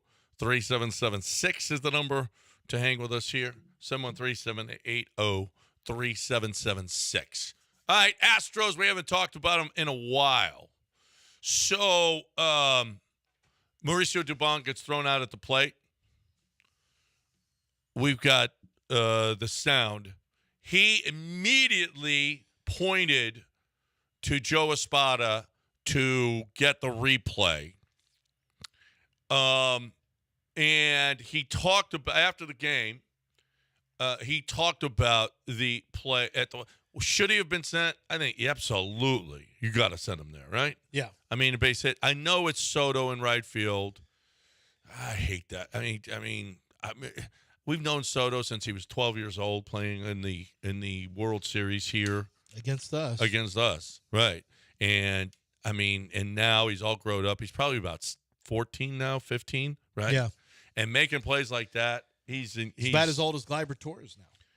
So there's a big stink in New York about him playing right and Judge playing center, with how injury-prone Judge is, having to play and cover more ground, that Judge is going to get hurt. He always gets hurt, and now playing center field is going to be even worse because he's got to do a lot more running. Well, then then give Judge DH at games. Well, why not do that? Yeah. Well, where are you going to play Stanton? You got to play. Stanton's the only one that can. You know, he can't play the field. So Stanton bombed yesterday. Yeah. And Hader, against Hader, he wanted no part. He swung and he was walking to the dugout. Get out of here. Anyway, here is Dubon on the play at the plate. Bust my ass down the line and try to score. I just saw Gary send me, didn't even look where the ball was, and just kept going. Saw the ball beat me and try to make a spin move over there at home plate, and it didn't work. Now, the decision, there was no decision. You send him. I know he made a really, really good throw. He got him. He nipped him at the plate. It was a replay. I mean, he barely got him. You go. I think for me, the only issue in the game was Banton Singleton for Jake Myers. If you were going to pinch hit for Jake Myers in that situation, put Dubon at the plate. Not Singleton, not a guy who makes zero contact. Now, I'm with that, but even then, it's a little bit strange to pinch hit for a guy who had homered. But it's at the end of the day, he is Jake Myers. You know who he is, and so you put Dubon in. Yeah, Dubon. If you don't like him, he's your put best the guy hitter off the bench. Who can be a position player? Though maybe they wanted to save him just in case they wanted. No, they put him out there in center field right after that. Oh yeah, that's right. Because once they pinch hit for him, why would you not pinch it? I mean, it's lefty. I get it, and he already talked about his analytics. We played that earlier, where Espada talked about what the numbers say. What is the deal with Singleton? He can't hit lefties or righties. He can't hit. Somebody made a point that they're trying to get their $10 million worth that they gave him back in the day, 10 years ago. Yeah. No, he can't hit. What is the deal? I don't even know why he's on the team. He can't hit. I don't get it. It wouldn't shock me if he is not on the roster in a couple months. Yeah, in a couple months. It wouldn't shock me. I don't think it's going to take that long. You don't? No. I would. I mean, they just traded for, what's the guy's name from the Angels that they brought over? And Cabbage, yeah. I mean, they just traded for a left-handed bat. Put him in there. He can hit better than Singleton. I just don't. I don't know the infatuation with Singleton. Well, the infatuation is he has the power to strike. He's got one for a home homer. run. He did it once. I know. That's the thing, is he doesn't do it. But you know he has the power. He's done it in the minor leagues. You know he has power. That's not. But he doesn't have a history of doing it. You're right. Not on the major league level. It's called the Peter principle. At some point, you can't do it anymore, and the major league level appears to be that point. It's true. Okay, so there is. It is a great story, though. Yeah. Should we just keep him up for the story still? Yeah. Yeah, and then his wife apparently got one guy was sending some racial crap to Singleton's wife, which is terrible, terrible, terrible. But let's not put it all on the city of Houston. It's one guy, and who even knows if he's from Houston? He might be illegal. We don't know. We don't know. Jeez. What? I didn't even see that coming. I just can't even. We don't know. You don't know. If people didn't hear the earlier part of the show, it's a little jarring considering we're in Texas and but he's just referencing. I don't even know how to explain it honestly. Go listen to the earlier part of the show, Dillweeds. That's a reference to to the Falcon.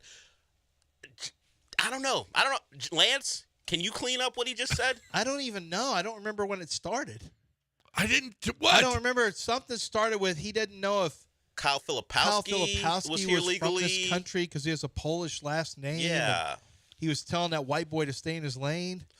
And I don't know. He just had a whole tangent where he just became – it was a combination of bigoted against white people but also wanting to expel anyone from anyone that's here illegally. Everyone's got to go. But also – white people, watch yourself. That's what I got from it. No, just Filipowski. No, you said people from Dallas too. Chachas. Yeah, white Chachas. Oh, well, you're the one that egged that one on. You kept going. What if Dallas people are here illegally? What if Dallas people are here illegally? I said, what is legally illegal? You said were they asked to be here? Because if not, they're here illegally. If they're from Dallas, they're here illegally and they got to go, I believe is what he said. That's exactly what he said. We don't need those people here. That's why I'm trying to give some context. And if people are like, "Hey, that guy just said throw out all the illegals," like John's being John. Don't worry, everybody. Oh, I'm just saying. That's all I'm saying. That's all I'm saying. We got a big weekend here that we will talk about on the other side. Jason wants to talk about the Texans. We'll do that on the other side as well. It's a Good Friday, and so we're keeping it clean and we're keeping it a wonderful religious holiday show right here on ESPN 97.5 and 92.5.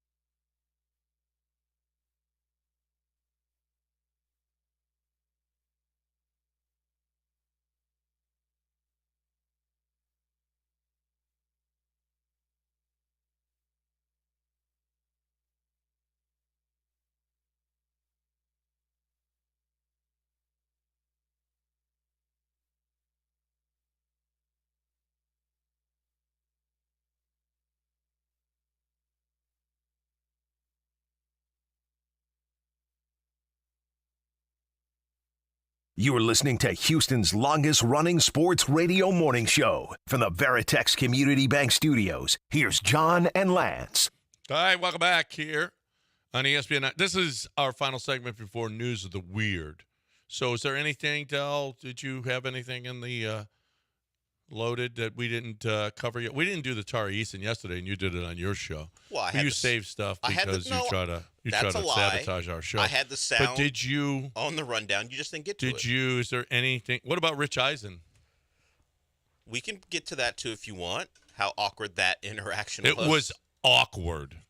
It was awkward. Let's get Jason in here while you're loading that up. Hey, Jason. Hey, guys. Big fan of the show. Really love listening to y'all every morning. I just wanted to get y'all's expertise on a question I saw from Texans Reddit. The question was, if you could add one former Texans player in their prime to this team, who would you add? And I think the top was JJ, and I think the second was Andre, and the third was Arian Foster. I just wanted to get y'all's thoughts on that. Always like listening to you guys talk about this stuff. Who could they use most? Probably JJ. Yeah. 100%. That guy was defensive player of the year, although he moved out to defensive end. But he could have played in the middle, too. I mean, at least a three technique, yeah. He played a lot, moved around. No, he could. He just didn't like it. Yeah. But the one thing that people don't talk about a lot is JJ also kind of liked to do the things JJ liked to do. Like, we all love him, and he was a super productive player and really good player. But behind the scenes, there was some talk about he would take some chances. Like, he would not always play sound in the run game because he was looking for plays. Yeah, and I mean, me initially, but if you want to know the truth, you put Nico on one side, Andre on the other, Tank in motion or Tank in the slot, or holy crap. Yeah, I'd almost maybe say Andre. Yeah, holy crap. Because you're talking about a true number one. For C.J. Stroud, I might say Andre. It's hard to go past. It's hard to not say J.J. though. Yeah, because it's especially with their defensive line needs. Yeah, he actually looks like the guys that, like, that's what it looks like. Right. What he loves. What if you wanted Armstead, how about that guy, J.J.? Yeah, J.J. is what it looks like. Yeah. Like Nick Bosa, he's a bigger version of Nick Bosa. Yeah. But you could line him. You lined him up with Autry. You got Anderson, and you got Daniil. Holy crap! Well, your quarterback's in some trouble. A lot of trouble. I promise you that. A lot of trouble. All right, here is Rich. He's talking to DJ Burns. Now, DJ Burns is the center for North Carolina State. He's large. He's a big guy, all the way around. He is. I mean, he's big. He's a big dude. And he's not your usual basketball player that's thin and, all that stuff. He's different. So here is Rich Eisen talking to DJ Burns. Yes, sir. I came back 6'8", and I've only grown 2 inches since then. Wow. Oh, my gosh. And then when did you put on the weight? When did that happen? Sir? When did you become, like fill out? When did that happen? I'll probably say right after my freshman year of college, really. All right. Wow. Rich was like, when'd you get fat? Hey. Rich immediately regretted saying that. That's. When did you put on the weight? Excuse me? Well, he went in the straight cousin Greg mode. Did you fill out? Fill out. When did you become like Porky, hog, fat ass, double wide, butterball? You're so proud of yourself right now. I didn't even edit that. I had to time it out. Hit one button, then hit the other. You are so proud of yourself. Hey, man, got to work on the fly sometimes. Jamal Shed tonight is going to take center stage. Okay. Duke is Duke. They're on TV more than Leave It to Beaver. You'll remember that. This is not the same Duke teams that were national championship. No, once they started contenders. going for the one and dones, they leaned into that. It kind of changed. There was a time before Corey Maggette. I believe he was the first one. Maggette was Corey Maggette was the first one that didn't graduate. He was. Oh man, And they Elton had, Brand. Elton Brand was a 3-year guy, and I think he was 3 or was he 2? He and Corey Maggette, I think, were that first group that didn't graduate from Duke because that's what Brand they did. Is a league executive now. Well, yeah. Daryl Morey really runs a team. Well, yeah, but he's still a league executive. Yeah, I know. I think he's been doing it from before then, even. Yeah, no, Was he was the GM when Daryl Morey took over. Yeah, so they had to create But yeah, Duke used to be. But now, you're a sucker if you graduate now. Graduating's for suckers. Well, Jamal Shedd has said, "Well, we're playing. It's this Duke team, everybody." Prepare just like any other game. They're a great program. They're known for great things, as they should be. They've won a lot, and they have good players today, or they wouldn't be in this position to play against us. So, but I think we go in and we try to prepare like we normally do, and just play the people in front of us and not the name. Yeah, because they got a great legacy. So does the University of Houston, though.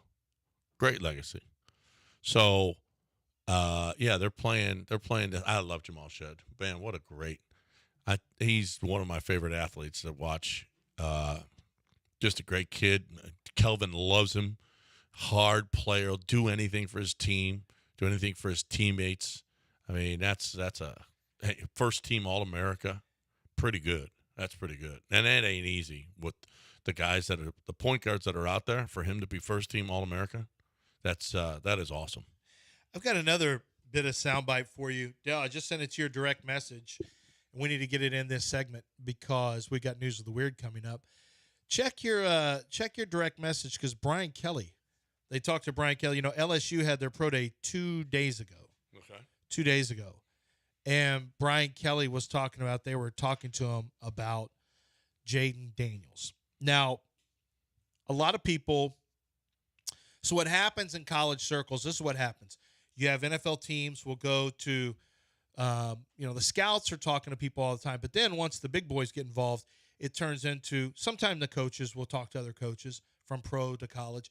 But a lot of times it's going to be the offense coordinator, if it's a quarterback, for example, or any position. It'll be a position coach sometimes. It'll be national scouts who oversee everything. It'll be a director of scouting, things like that.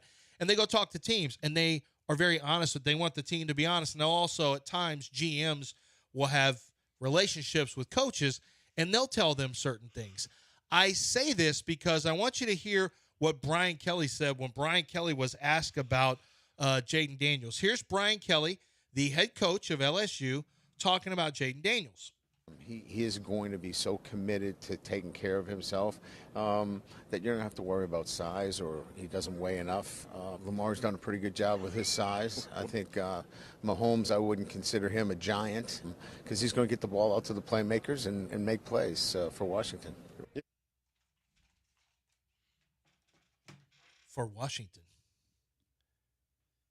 That's the second pick of the draft. Well, is He's he gonna just make plays assuming that? for Washington? Well, that's what I want to know. Is he making that Or assumption? does he know? Or does he know? Because he's talked to Cliff Kingsbury, or he's talked Ooh, to. you know what the odds just went for Jaden Daniels? I'm paying attention to it if he says that. I'm paying attention to it too. But I'm a little bit. First of all, he's not as big as Lamar. No, he's not. He's not as big as any of the. It's easy for his coach to say that. It's a lot harder when you see Lamar doesn't take a lot of big shots. Jaden Daniels takes some shots now. Jaden doesn't know how to slide. Yeah, well, I mean, he's got to play smarter. There's no question about that. But he still didn't get hurt, did he? I mean, I don't remember Jaden getting hurt really. But Nussmeier did come in, but I think he just came in because Jaden didn't play. But I think if you wanted to bet on Jaden Daniels being the second pick, you should have done it yesterday. You should have done it before his pro day because those odds are going way down now. Well, you got it. What's been odds are harder to get right now. They're aren't not putting any of them out. They're not putting them out. When it's too volatile like this, they don't like putting it out. Because remember, it was Drake May was a lock. It was obviously going to be Drake May, and then I came out and said, why? When you actually watch, you say, why is Drake May why is he the default QB2 exactly? Why are we doing that? And I took a lot of crap for saying that, but he could still be number 2. He could still be the second pick. I just don't think. I think he's kind of a long shot now. I think it's going to be between Jaden Daniels and J.J. McCarthy is, I think, who we're going to start talking about here. And now I think the question is, does Drake May, is he inside the top 4 picks of the draft?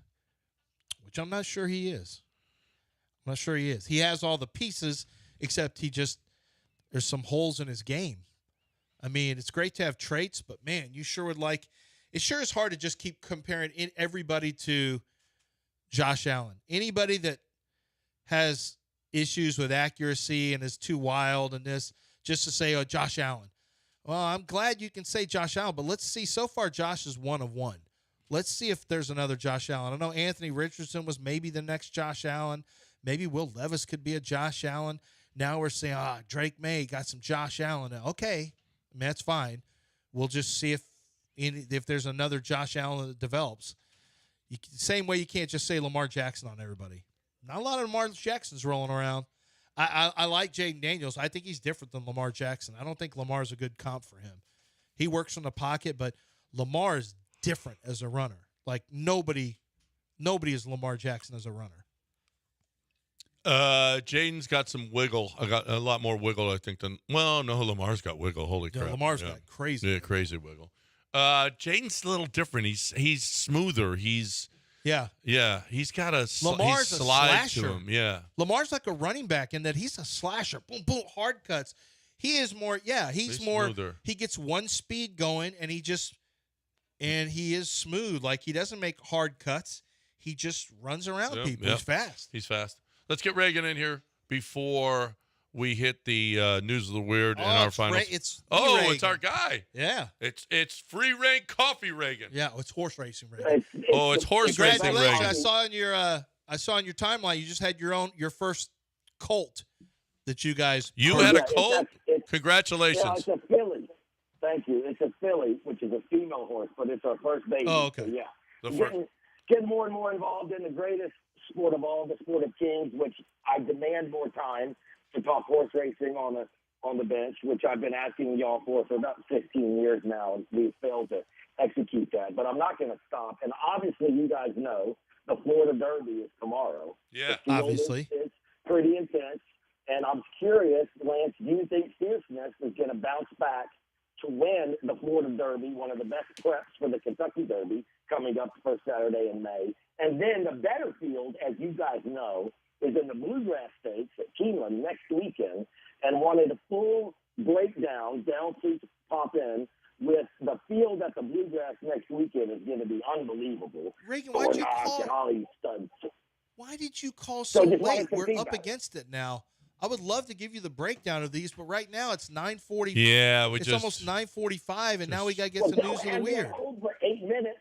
Yeah. You should have called earlier. Yeah, you should have called it like 6. This is a good time for y'all. No. That would have been the perfect time to talk horse racing. You called it at the beginning of the segment. We could have done it, but now it's up against it. That's just a shame. Well, I mean, the fields are going to be great this weekend, so I encourage everyone to find TVG and bet on some horses. Oh, yeah, bet on them horses. Do you have any Sorry, good ones? we're anti-betting on this Do you show. have any good ones coming up?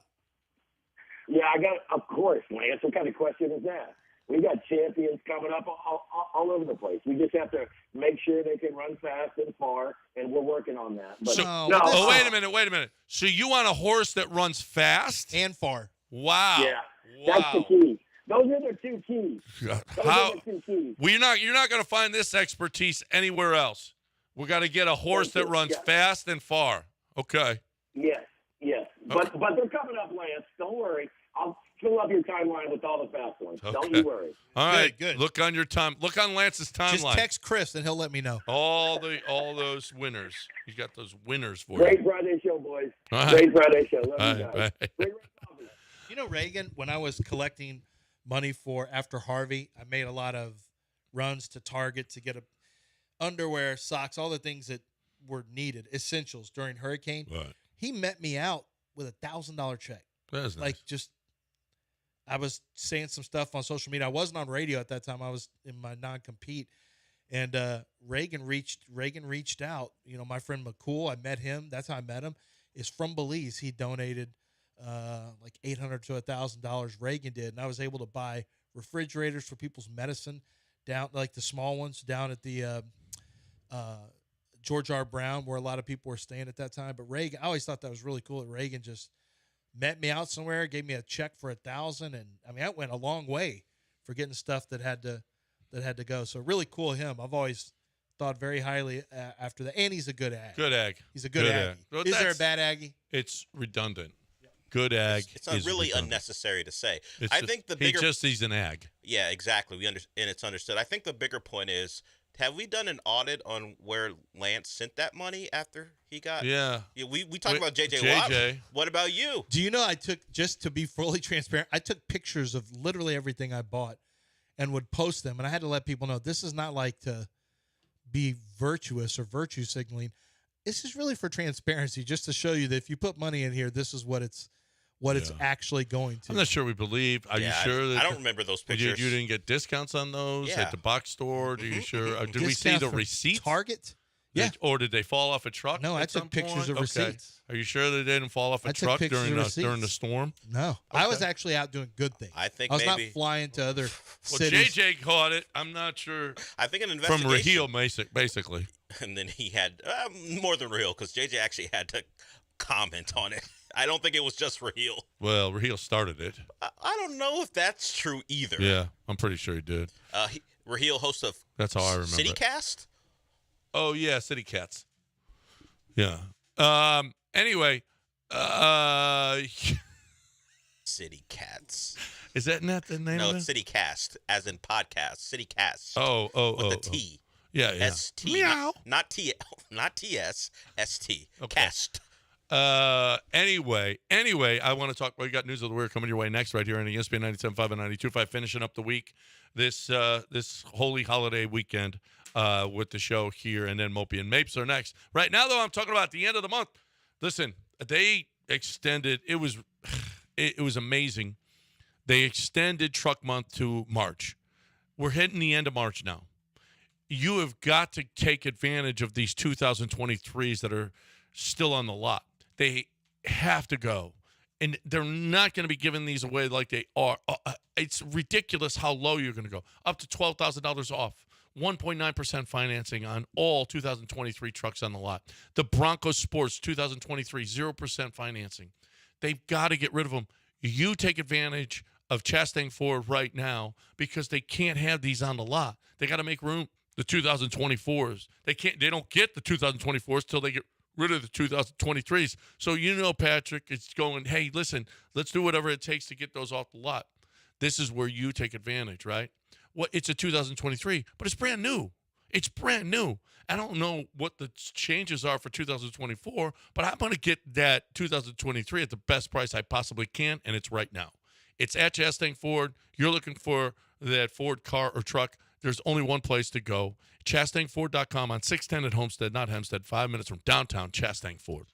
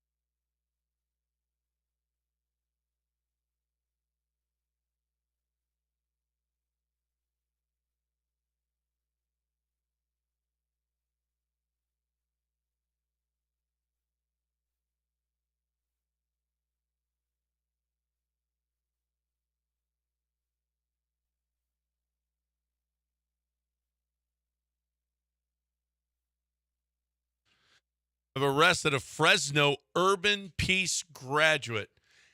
He was a graduate of Urban Peace. You know why he was arrested? Why? Well, he had 25 guns. What's Urban Peace, man? Urban Peace is you're supposed to be peaceful. But John, what do they call a gun sometimes? What's an old school nickname? Peacekeeper. Well, that is true. Maybe that was his Urban Peace. Maybe he Are said, you sure this it is wasn't how I'm Urban going to keep... Peace? P-I-E-C-E? No, it's P-E-A-C-E. I got my peace on me. You ever heard of that? P-E-A-C-E. Okay. Well, he didn't know it was spelled that way. That's not what he learned there, though, at He the said, Urban I got this Peace Urban Academy. Peace with me. Yeah. You never know. Well, maybe he's bad at spelling. Yeah. Maybe. I don't know. Bengaluru. We're hearing more stories from Bengaluru. Where's that? I never heard Do we of always do that? Bengaluru. This is like the second or third story. A Bengaluru man died of colon burst after his friend put the nozzle of an electric blow dryer for vehicles into his rectum. Yep, that'll do it. And inflated it for fun. His quote-unquote friend. Yeah.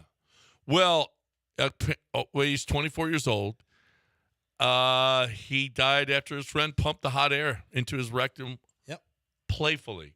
The guy apparently agreed to it. It was just joking. I'm just fun. Just having some fun. Blowing some hot air into your booty. Well, some of us have different ideas of fun. Blowing some hot air into your... well, I'm sure people have done that in the past in different ways. I don't know. You know, I've never... Not with a car. What? Like, not with that way. A blower like that. Have you ever heard of the book De Destinée de l'Homme? Yes. It's a French book from the 19th century. Apparently, the binding of the book was made of human skin. Ooh. Harvard University has a copy. Was there only one book that came out? Well, no. Harvard has a copy of it. I don't know. I don't know how many. Must be. Apparently, was it written by Buffalo Bill? It's a meditation on the soul and life after death. He said he had been given to a friend, a doctor who then reportedly bound the book with skin from the body of an unclaimed female patient who had died of natural causes. Harvard removed. I kind of wanted to read that book.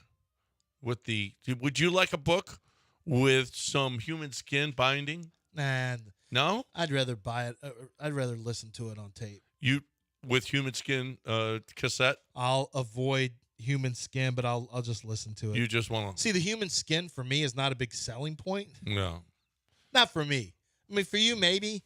For me, I'm out on human skin.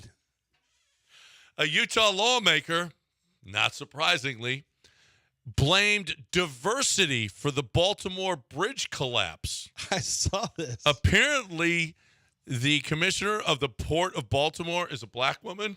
Uh-huh. Her fault. Right. That boat ran into it. Well, you know, they had, did you know there were people actually up there working at that time on potholes?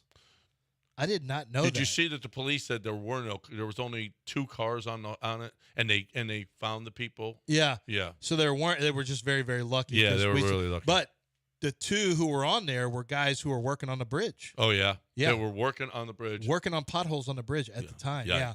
And actually 4 of them are, no, well, I think 4 missing and 2 drowned. They pulled up the truck. It was 25 feet below, and the guys were in there. So, yeah, pretty. I'm tragic. looking at a video in the Philippines where 8 people have reenacted the crucifixion. Okay. And they were nailed to the cross. Not in real life. Yeah, I guess. I don't know. But No. yeah, right. Yeah, it's a reenactment of it, yeah. Well, it's a reenactment, but did they actually do I don't know nails? how long they like were up they do there. reenactments of Civil Wars and no one's getting shot. Catholic Church asked them not to do it. They said, could you guys not do that? That'd be great. Because they knew they might go all the way with it. Yeah. Well. Hey, guys. Yeah. Hey, listen. One person did that. One guy did that. It was good then. And we shouldn't do that anymore. A lot owner stunned to find a $500,000 home accidentally built on her lot. She bought a lot in Hawaii. A developer put a home on there and then said, she got a call, said, we sold the house. She said, I didn't have a house. What are you talking about? And now the developer is suing her. Why? because he said we offered her another lot and she didn't take it. She's like, I don't want your house. I want my lot, and I don't want your house on my lot because it's costing me more in taxes. Oh, my God. Yeah. No, well, we can talk about this, though. Like, we could come to an understanding. Well, but she's like, no, I don't want your other lot. I want my lot, and get your house off my lot. You can't get the house off the lot. You'd have to tear it down. Doze it. You have to bulldoze it. Take too much money. Well, maybe you shouldn't have put a house on my lot. Payola. Let's go. Pay me. Well, those taxes are killing her. It's in Hawaii. What do you think? So they got to pay for it. That's right. They do. Mopey and Mapes next right here on this Good Friday. I hope you all have a great weekend. Hope you enjoy your family. Hope you enjoy your holiday weekend. And we really appreciate you. Thanks for listening, and we will talk to you all again on a big, big Monday. Doesn't get much bigger than this Monday. Yeah, so Renegade Roy's going to join us. You what? Renegade Roy's going to join us on Monday. Oh, yeah, that's right. Renegade Roy is going to fill us in on because no one's going to watch. He's going to have to tell us what happened. It's a battle of the champions. The USFL and XFL champion are kicking off the season. How about that? No one cares. Who cares?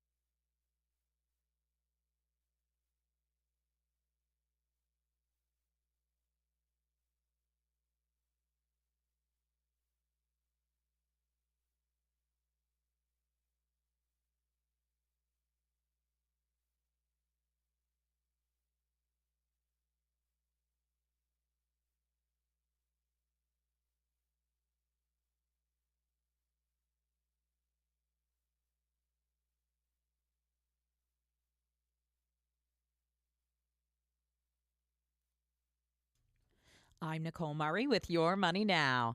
Today is Good Friday, but more businesses are open than you would think.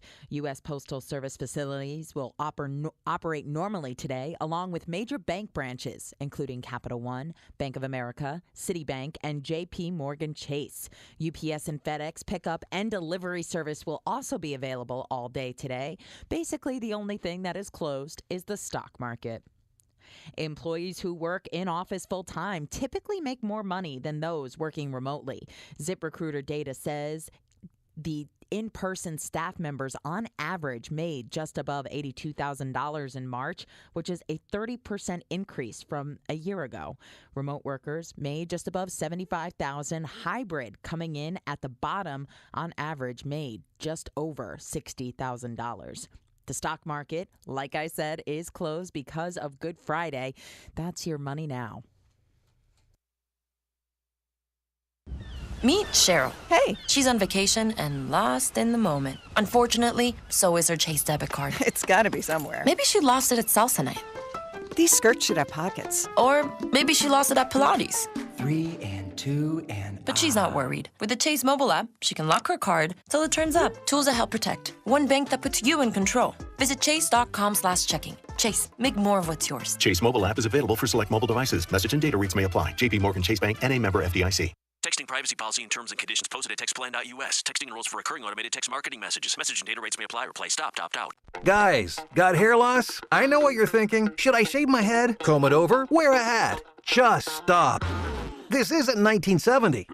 Keep your hair and your confidence, because Bosley, America's #1 hair restoration experts, can give you your real hair back permanently. Check them out today because they're giving away an absolutely free information kit and a free gift card to anyone that texts EXPERT to 200-300. Dude, you don't have to look like your dad because this isn't your dad's hair loss treatment. People all over the country trust Bosley because they're ahead of the curve. They use the latest technology to give you your real hair back. And the best part? Bosley's permanent solution is protected by the Bosley Guarantee. Let Bosley show you for free how awesome your hair could look with an absolutely free information kit and a gift card for $250 off. Text EXPERT to 200-300. That's EXPERT to 200-300. eBay Motors is here for the ride. Go ahead, feel your engine. Admire that perfectly installed exhaust. Your vehicle's moving along this freeway like it was made from fresh installs and a whole lot of love. With eBay Motors, you get over 122 million parts to keep it running. And with eBay Guaranteed Fit, they'll be the perfect fit every time. Plus, at these prices, well, we're burning rubber, not cash. Keep your ride or die alive at ebaymotors.com. Eligible items only. Exclusions apply.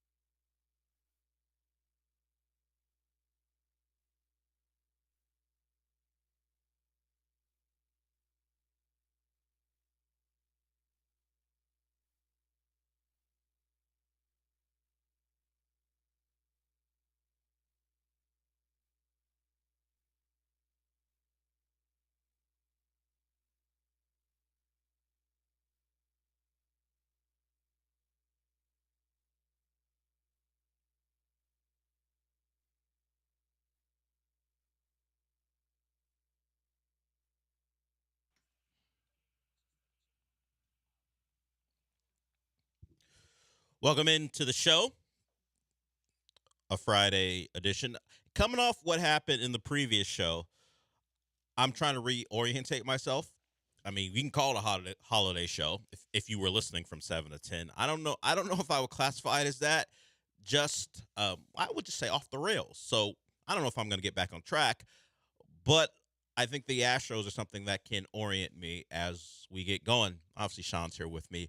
And this is a show who has openly discussed not paying that much attention as far as the ins and outs of every game and every decision. But I mean, if we're going to talk about the Astros and maybe why they won't achieve what they've achieved in the past, I mean, it's small sample theater and it's a 1-game sample. But what happened yesterday would be a confirmation if anyone had concerns about what they could be. You have shoddy starting pitching. You have your middle relief, which in this case included Ryan Presley, not get the job done. And I mean, and your offense found a way to go quiet, and you lost another home game. If we're talking about potential negatives coming into the season, they all kind of played out. And also you throw in a manager who's never done it before. And he made a decision that you can question. I'm not going to do much of it, particularly because it's game 1.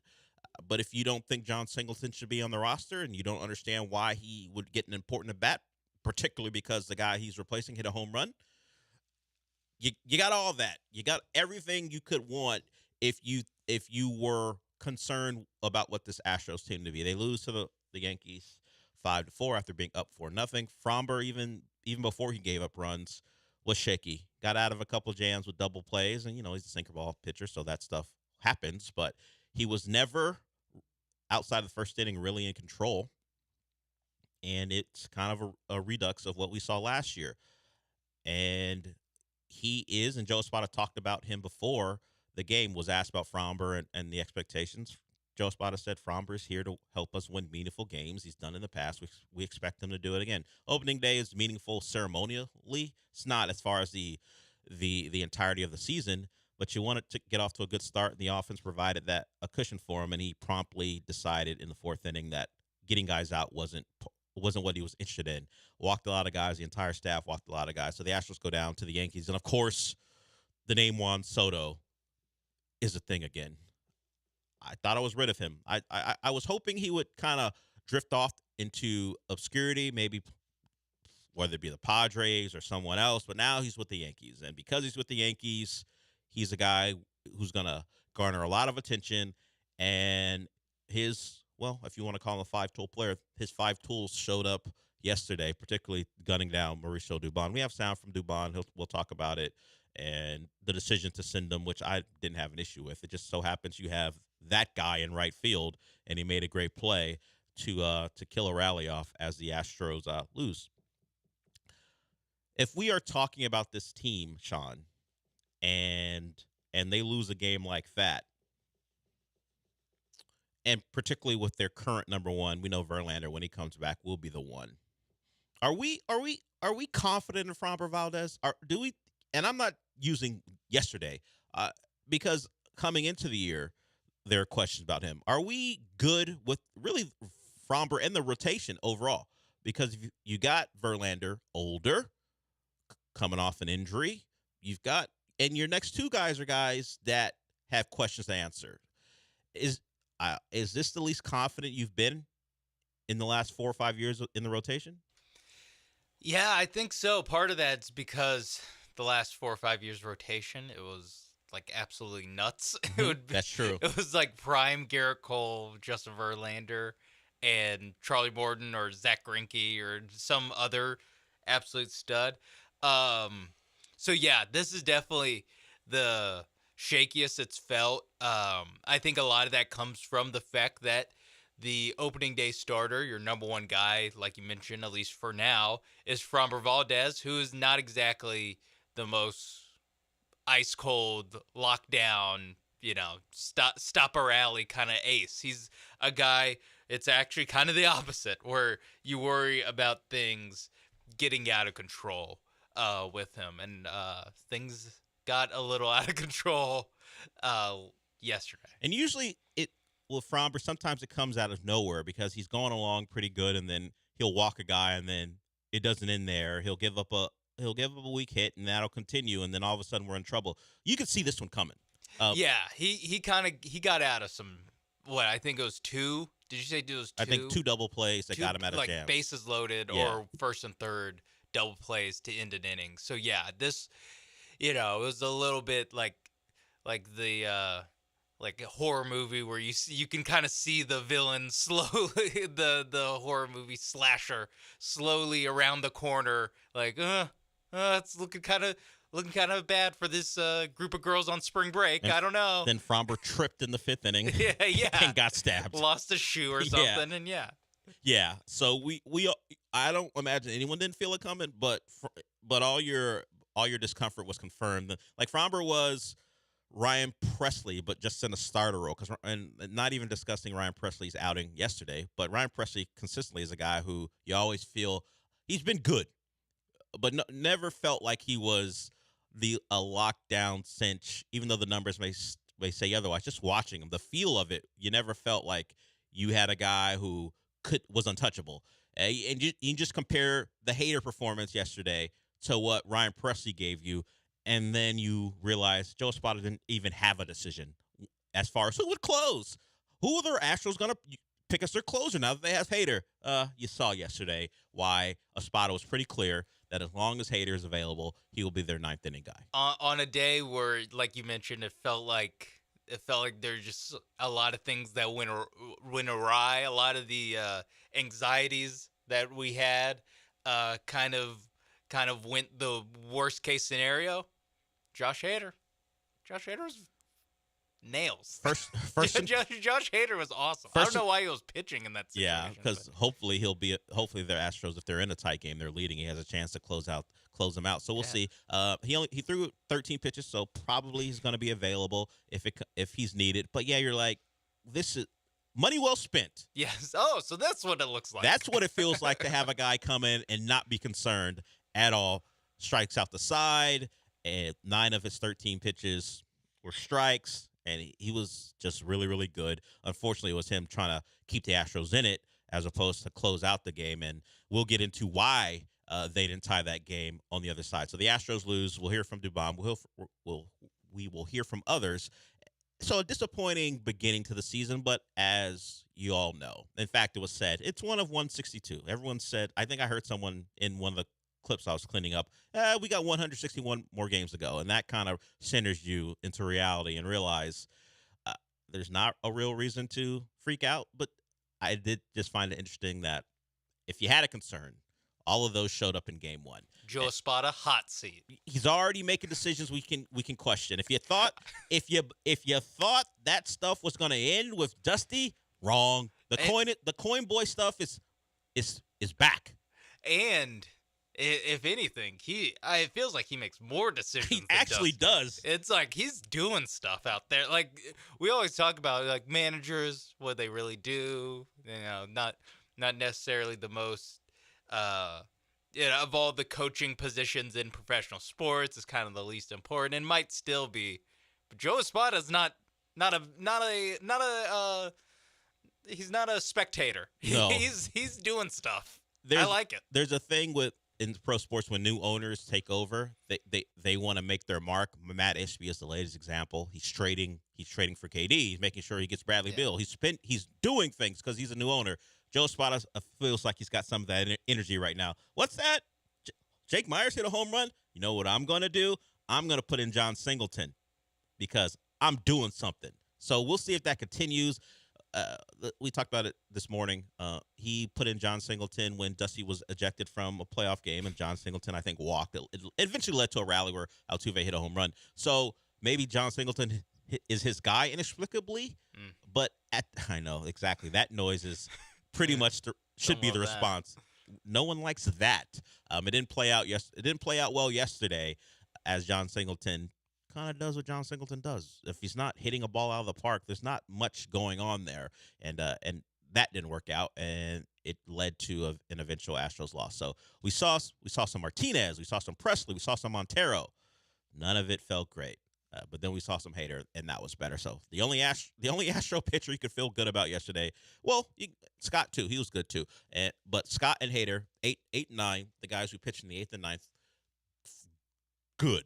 The other guys, starting off with Fromber, not great. So they go down 5-4, and now they see the Yankees tonight. Christian Javier on the mound. Hopefully he can. He's another guy who needs to bounce back, and hopefully he does against the Yankee lineup. That it's not very scary, but the Astros have enough pitching concerns where they could be a problem throughout the rest of the series, and we'll see how that plays out. We got plenty to discuss. I was gonna have a real issue with Sean, because we ranked the Sweet 16 games yesterday, and he had like Iowa State, Illinois as his top, and that first 8 minutes were brutal. I was like, Sean, why? Why would you recommend this game? It got good. Good's probably strong. At least it was competitive. It came down to the wire. Yes, Illinois did Illinois thing. They did enough to win, and Iowa State is out in the Sweet 16 again. Clemson beats out. Clemson is in the Elite Eight for the first time since I think 2004. Alabama, or maybe that was the Alabama stat. But either way, or the second time ever, Alabama's in the in the Elite Eight, I believe. So the traditional football schools will see each other. North Carolina out, and that's fine. North Carolina and Arizona out. And if you don't know, Caleb Love was a North Carolina player. He was on the team last year, was on their Final Four team a couple of years ago. And R.J. Davis, who is up for Player of the Year, is one of their current Carolina guards. Those two former backcourt mates combined for 0 of 17 from 3. I've seen Caleb Love be that bad. That's why a lot of North Carolina people weren't concerned with him leaving. But R.J. Davis, I haven't seen him shoot that poorly.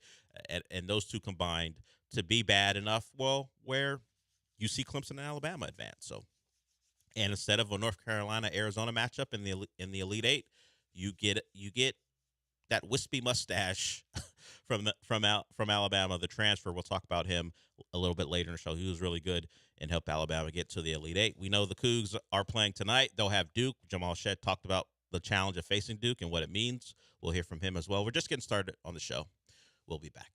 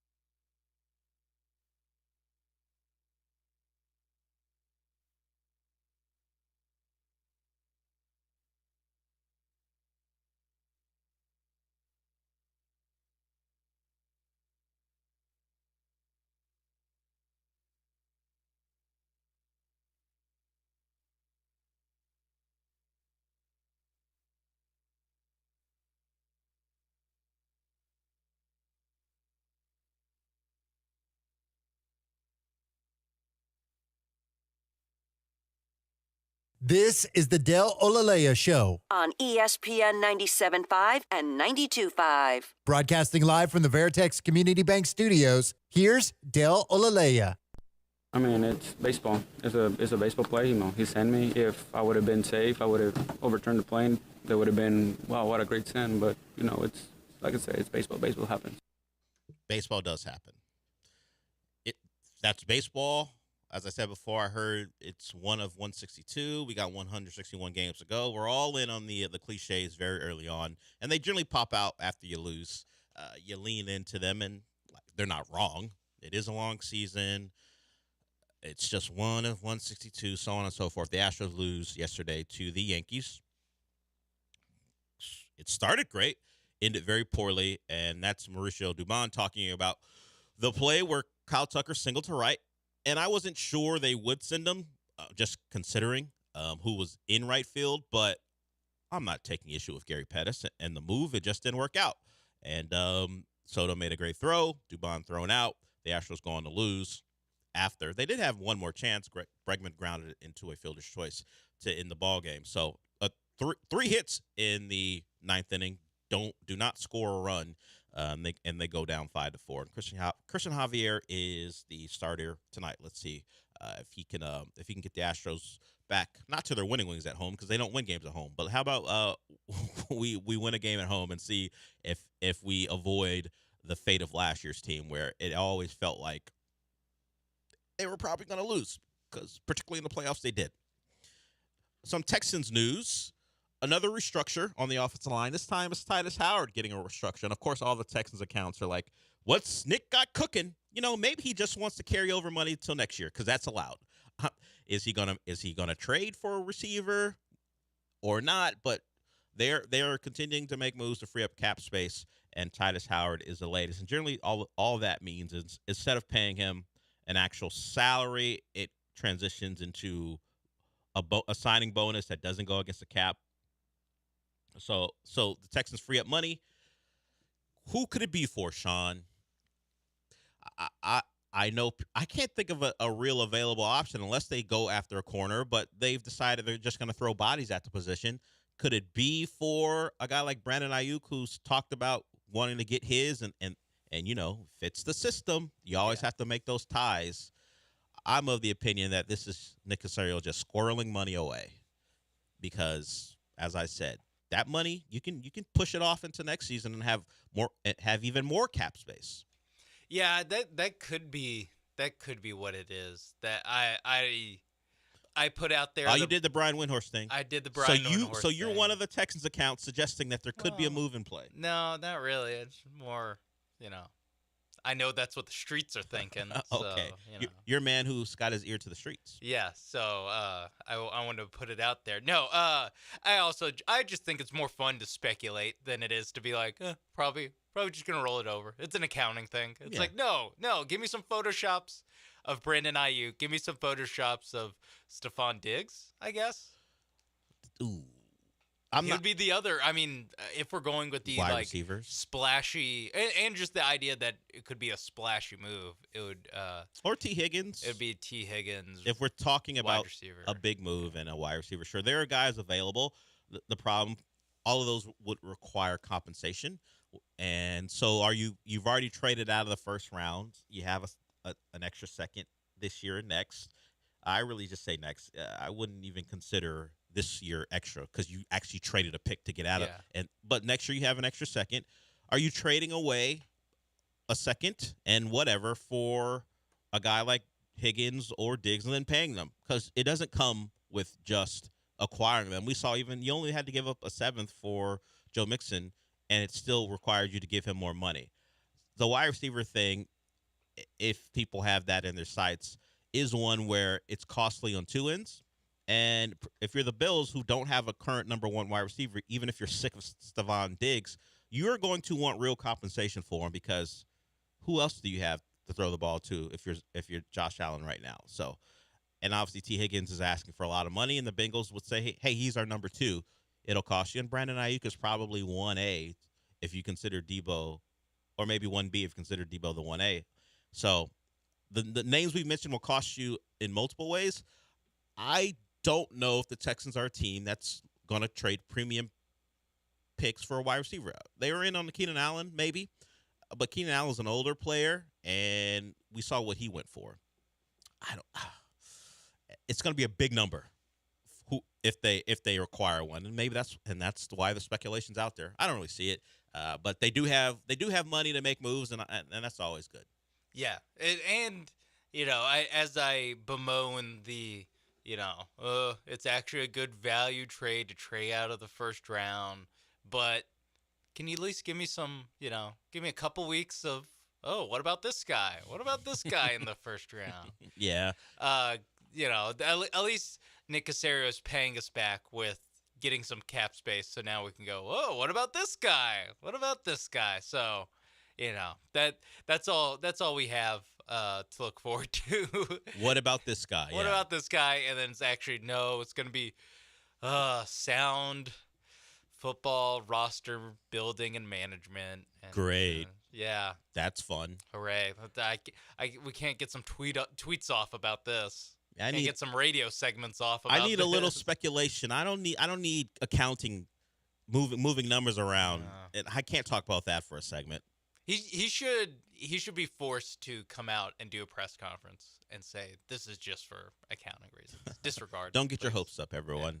Yeah. We're looking past this because we're gonna have to sign Nico to an extension, and maybe we don't do it this year, but we're going to need the cap space to facilitate that deal. Don't you guys worry. We're gonna sign a receiver to big money, just one of our own. Yeah. Don't worry. Put down the Photoshop. Don't worry about us. We'll stick our heads back up. In 3 more weeks when we reveal the uniforms. Until then, how about those Rockets, huh? And then yeah. That's how he ends the press conference. How about those Rockets? 10 in a row, right? Trying to get to 11. Exciting. Yeah, and they play the Jazz tonight. I believe there's a question of whether Lauri Markkanen will play, which certainly helps. And the Jazz are in a mode where they've long past been trying to win games, at least this year. That's the second year in a row that the Jazz have actually played pretty well to start the year, and then have decided, we're not interested in that anymore. I do appreciate that both times they kind of have to hit the parachute to hey, we're too good. Yeah, let's trade some of these guys. Yeah, and if they played better, maybe they don't get Gallant George last year's draft, which I feel pretty good about. So it's not a bad plan. We saw the Mavericks do it much later, where this whole battling for the 10th seed thing, we're not very interested in it.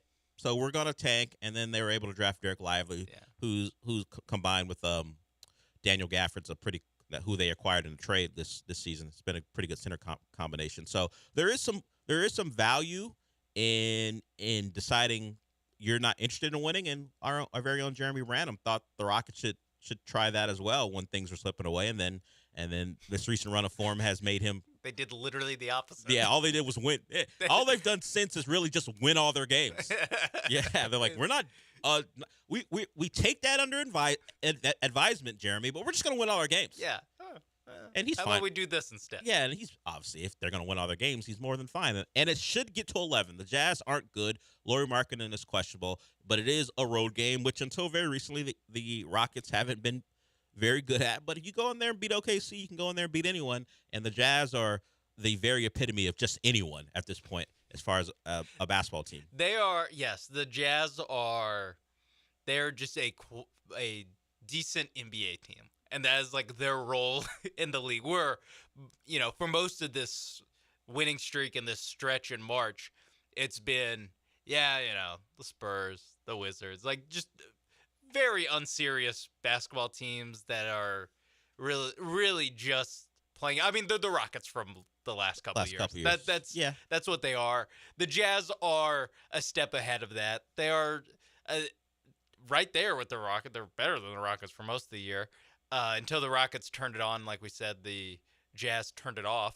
But they still have some players. They're just they're a good measuring stick of this is what it looks like against a decent NBA team. Same thing as the Thunder, even without Shai Gilgeous-Alexander. That's still a decent team to get some intel off of, to see how Jalen and how the rest of these guys can keep up their hot streak and it's not a complete joke of a team. What we're saying is, if you play like you did against the Blazers in the first half, you're going to be down by double digits against this version of the Jazz. You can't get away with that because they don't have a guy wearing number 7. Yeah, they actually that's very true.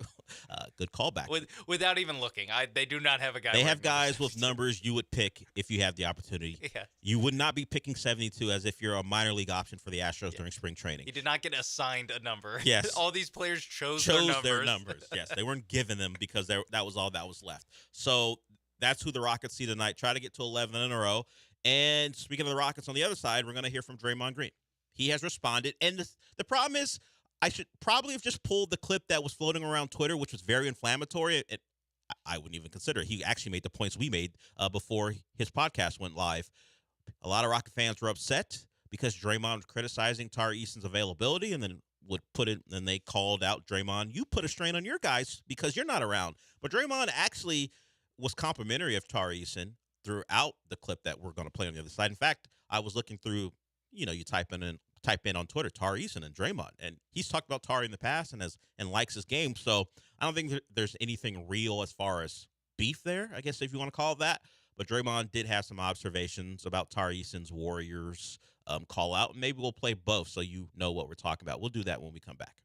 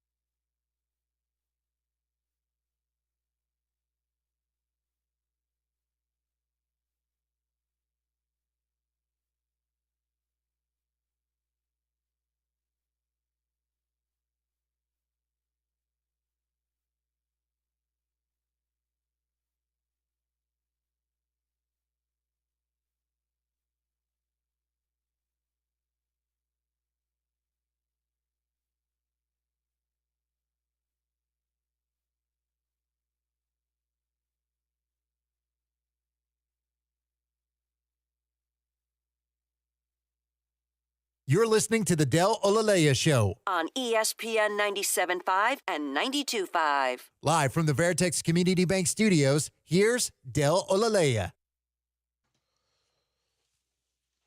Welcome back. I'm in the middle of uploading the John and Lance podcast, so if anyone's listening and wondering where that is, no intern today, so I'm doing double duty. It'll be up within the hour. Don't you worry if you guys are wondering where that is. So when we left, at least in the last segment, we ended it discussing Tari Eason and Draymond Green and what Tari Eason said after the Rockets had that great win on Wednesday night against the Thunder. They go in there without Shai Gilgeous-Alexander. At least they were facing the Thunder without Shai Gilgeous-Alexander, and they won. Game that went into overtime. Last second shot by the Thunder sent that game in overtime. Jalen Williams made a three. The Rockets didn't care. They responded and eventually closed that game out thanks to Jalen Green and being good from three in the overtime period. So they win 10 in a row. Now they go to Utah to try to get number 11. And obviously Tari Eason was supposed to be a big part of this team, and he's not the only one missing time. We know Şengün out, Cam Whitmore out, but Tari's been at least the most vocal on social media. You know, Şengün will tweet about great win stuff, but Tari took it to a different level when he mentioned the Warriors by name and really just a call out from an old movie. And by old, I mean it came out in 1979. And, of course, Draymond Green, who loves to talk and has his own podcast to do things like that, responded. So if you missed it, this is Tari Eason on Wednesday night after the game celebrating a Rockets win. Warriors, come out to play! Warriors, come out to play! Yeah, it's like that. I've never seen the Warriors. I know of the reference. I get that reference, as Captain America would say. But I've never seen the movie, but I've seen the YouTube clip of that. So that's what the question is. Tari Eason, seen Warriors. It came out how many years before he was born? I don't think he saw Warriors. So he just probably has seen the clip someplace. Because the Warriors play it in their arena. Oh, so maybe he's heard it. Maybe that's where it is. You're right. Looked up. It may not be a question of him watching the movie. He might have just heard it. They do this every the 5 times he's played in Golden State in his career. Every time they play it. Okay, so that's at least what I assume. Because I, like him, like you, have never seen this movie. No, I just know the clip. Yes. So who's going back to watch that movie from 1979? I'm going to doubt Tari Eason knows it, but I think your particular insight is dead on. At least if we're going to speculate, he's heard that clip in that building, and that's where he got it from. And maybe he did some research after that. So he does that, and of course, it goes viral. It reaches a certain Warrior, and Rocket fans love it because there's a history there. And Draymond references the history in his clip and questions Tari Eason doing it. Why would he come out and make a video telling the Warriors to come out and play? Everybody in Houston had a heart attack when he did that. When you lose to a team in the playoffs, when it matters the most, and especially at the height of with them dubs with the height. When you lose it, it's tough to talk because that's what matters. And so when you start talking, everybody just look back like, bro, you can't talk to them because of that. And so shout out to the young fella, coming out, talking about Warriors come out and play. A part of the reason that I like Tari Eason is that he would come out and do that. That's when I saw it, I wasn't surprised at all. I am a little surprised that he hasn't played in the game since January 1st. It's kind of tough to come out, come out and play, and you're not going to play. You can't get out there and help them. But I respect it. On the trails of the play-in, it's a big moment for the franchise, so I get it. I feel like that last sentence is a little hate because you know how we heard Draymond talk about, I don't give a damn about the Rockets. The whole on the trails of the play-in thing feels like hate. Like, oh, look at you guys. Look at that little team, all excited about possibly making the play-in. Draymond, you're not tricking me. That's a little hate. But the other stuff, as I mentioned before we went to break, he's talked about Tari in a very positive way when asked about him. So I don't think he minds it so much, but because he has a podcast, he has to create content. Of course, he's going to talk about it. And as I mentioned, what the back half of the clip, the one where he talks about you're not even available to help is what Rocket fans latch onto. If you listen to the entirety of the thing, it's not that inflammatory. It's what we were talking about yesterday. Like, wait a minute. You're calling out the Warriors and you're not even playing. The other thing from the first part, Draymond, no one had a heart attack. You aren't those guys anymore. Sure, Steph Curry, we have some concerns with because he's Steph, but no one is like, oh, my God, it's the Warriors he's talking about. Relax. You're not that team anymore. In fact, the reason he was able to do it is because no one's afraid of you. Yeah, like he said at the end, this is for a play-in spot. Yeah. Like, Consider. Yeah. By the way, you took that shot. Guess what? You're right there too. Yeah, you're barely hanging on. One game ahead. Yeah, you're barely hanging on to that spot. Yeah. So, yeah, I don't think anyone should or did have a heart attack when he called out the Warriors. Yeah, no. That are starting Brandon Pajimski at shooting guard because Klay Thompson's too washed to start now. Well, let's give Klay some credit. I don't know if Pajimski has a minute restrictions, but the last couple games, Klay has started. So I think they've given. He got his spot back? Yeah, he took his spot back from That's a rookie. So Klay's back in the starting lineup, at least the last couple games. So, yeah. Does Wiggins show up anymore? It depends. Depends on the night, really, at this point. He had been out for a while for a personal reason. Now he's back, too. So no one had a heart attack, Draymond. No one did. No one's that concerned with you guys anymore. You're not that guy, pal, anymore. No. You're not that guy. You're not that team, and you're not that guy. I think the Warriors would just hope that you're available for the Rockets game. Let's reach that goal before we start talking about how scary you are. But Draymond responds as you might expect, and because the Rockets keep on winning, that game holds importance now. As I said, they got the Jazz tonight. That's the game they should win. But the Jazz aren't the Trailblazers, so a better effort is needed. And in fact, if you play like you did against OKC, you probably win that game very comfortably. And a lot of that has to do with the shooting of Jalen Green, who was really good in OKC. So Rockets in the news can get to 11 in a row, and they'll be playing at the same time as the Cougars. The Cougars are a team who has big aspirations. They lost last year at this spot in a Sweet 16 game against an ACC team. Let's hope they don't repeat that again, or excuse me, just repeat it. Let's hope they don't do that. Jamal Shead talked about that. We'll hear from him when we come back. Jamal Shead talked about more playing Duke and what it might mean as far as, the media is going to ask people about Duke and the name, and Jamal Shead addressed it and said something I think was very dead on about playing Duke and this particular Duke team. We'll hear from him on the other side. We got some other stuff to get to as well. I am going to call out Sean about his recommendation about Illinois and Iowa State. What a terrible first 30 minutes of basketball. To be honest, it was awful the entire game, and maybe that's just a thing about college basketball, but that's the thing about college basketball. It's always terrible. It was so bad. How many open shots were missed? Yeah, you know what that sounds like? Arizona. Oh, well, Caleb Love had that sounds like UNC. All these games, yeah, they're just all like that. But shots. but that's the one you recommended, and I said because of the clash of style. Okay. Well, they both looked like the same bad offense, and so we'll talk some college basketball on the other side, and particularly the Cougars as they get ready for Duke. We'll be back.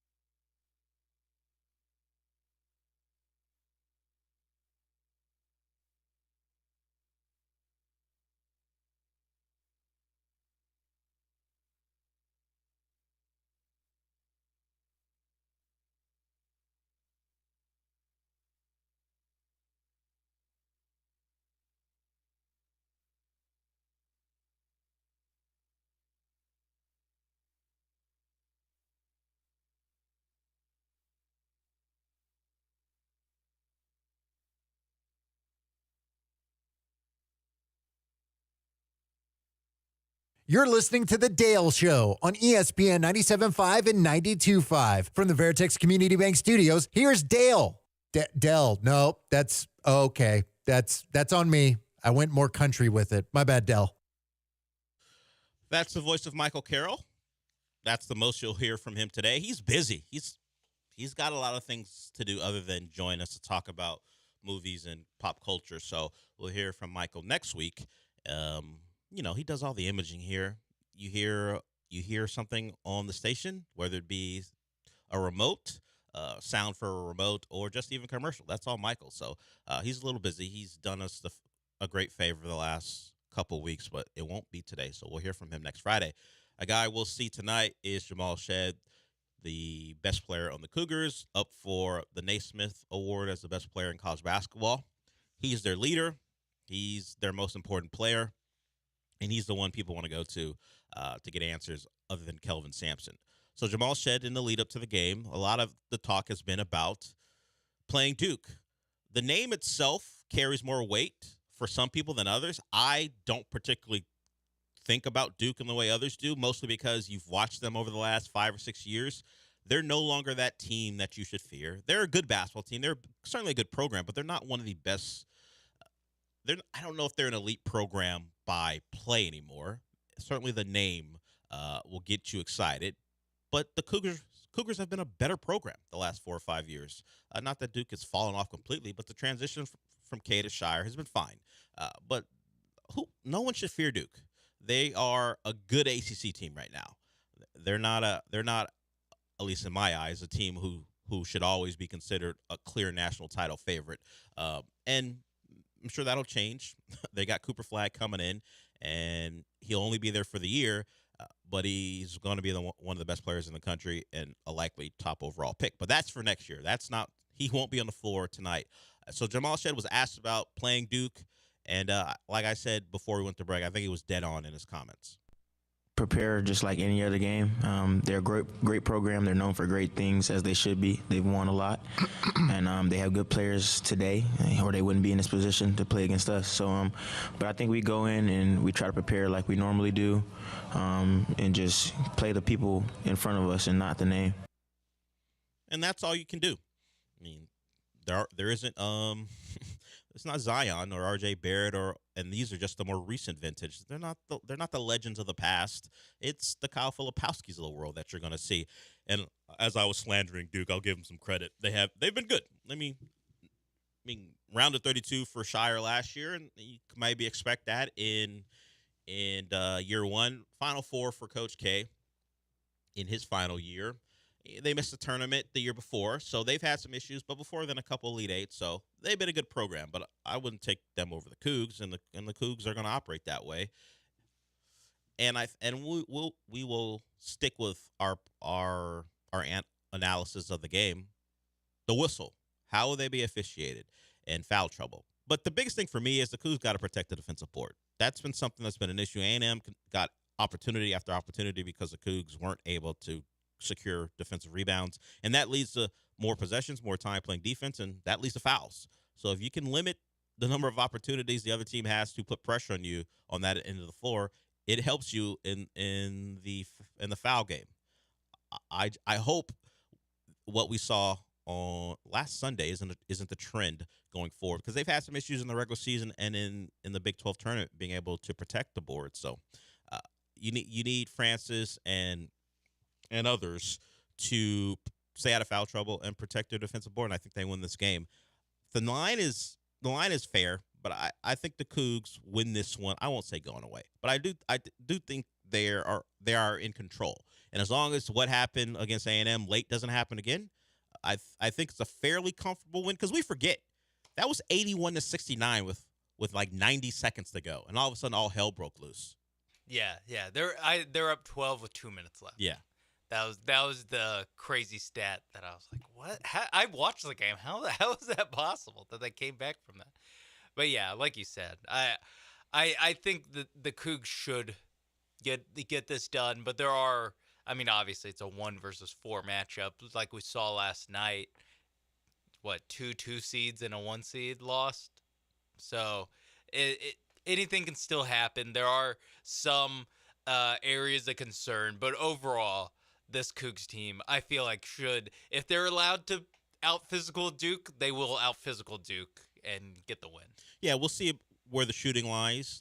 That's another thing. If Emmanuel Sharp can have another big game, and maybe we get something from LJ Cryer that we didn't get against A&M. So there are a couple ways where this can go poorly beyond our analysis of being able to play physical. Like shooting the ball is a very obvious thing, but we know the Cougs have issues in a dry spell. Even if they're playing well defensively, could lead to like the Cougs could give up an 8-0, like a 10-0 run over the course of 4.5 minutes just because they don't make any shots and Duke actually makes some.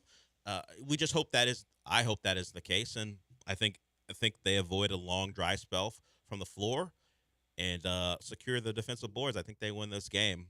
They've been a team who when they're locked in defensively can be a team that you almost can't score against. That's the way they play. They make it very difficult just to run your stuff. We talk about physicality, even off the ball. They make it very difficult for you to run your stuff. They're going to reach, and that can lead to fouls. That's part of when you don't give up layups, when that's part of the agenda. No free buckets, no free layups. You're going to reach, you're going to try, you're going to scramble, and then that can lead to foul trouble depending on how the game is called. But that game is the second game in that region. NC State versus Marquette is the first one of the night. You got Gonzaga versus Purdue and Creighton versus Tennessee. So the one outlier is NC State.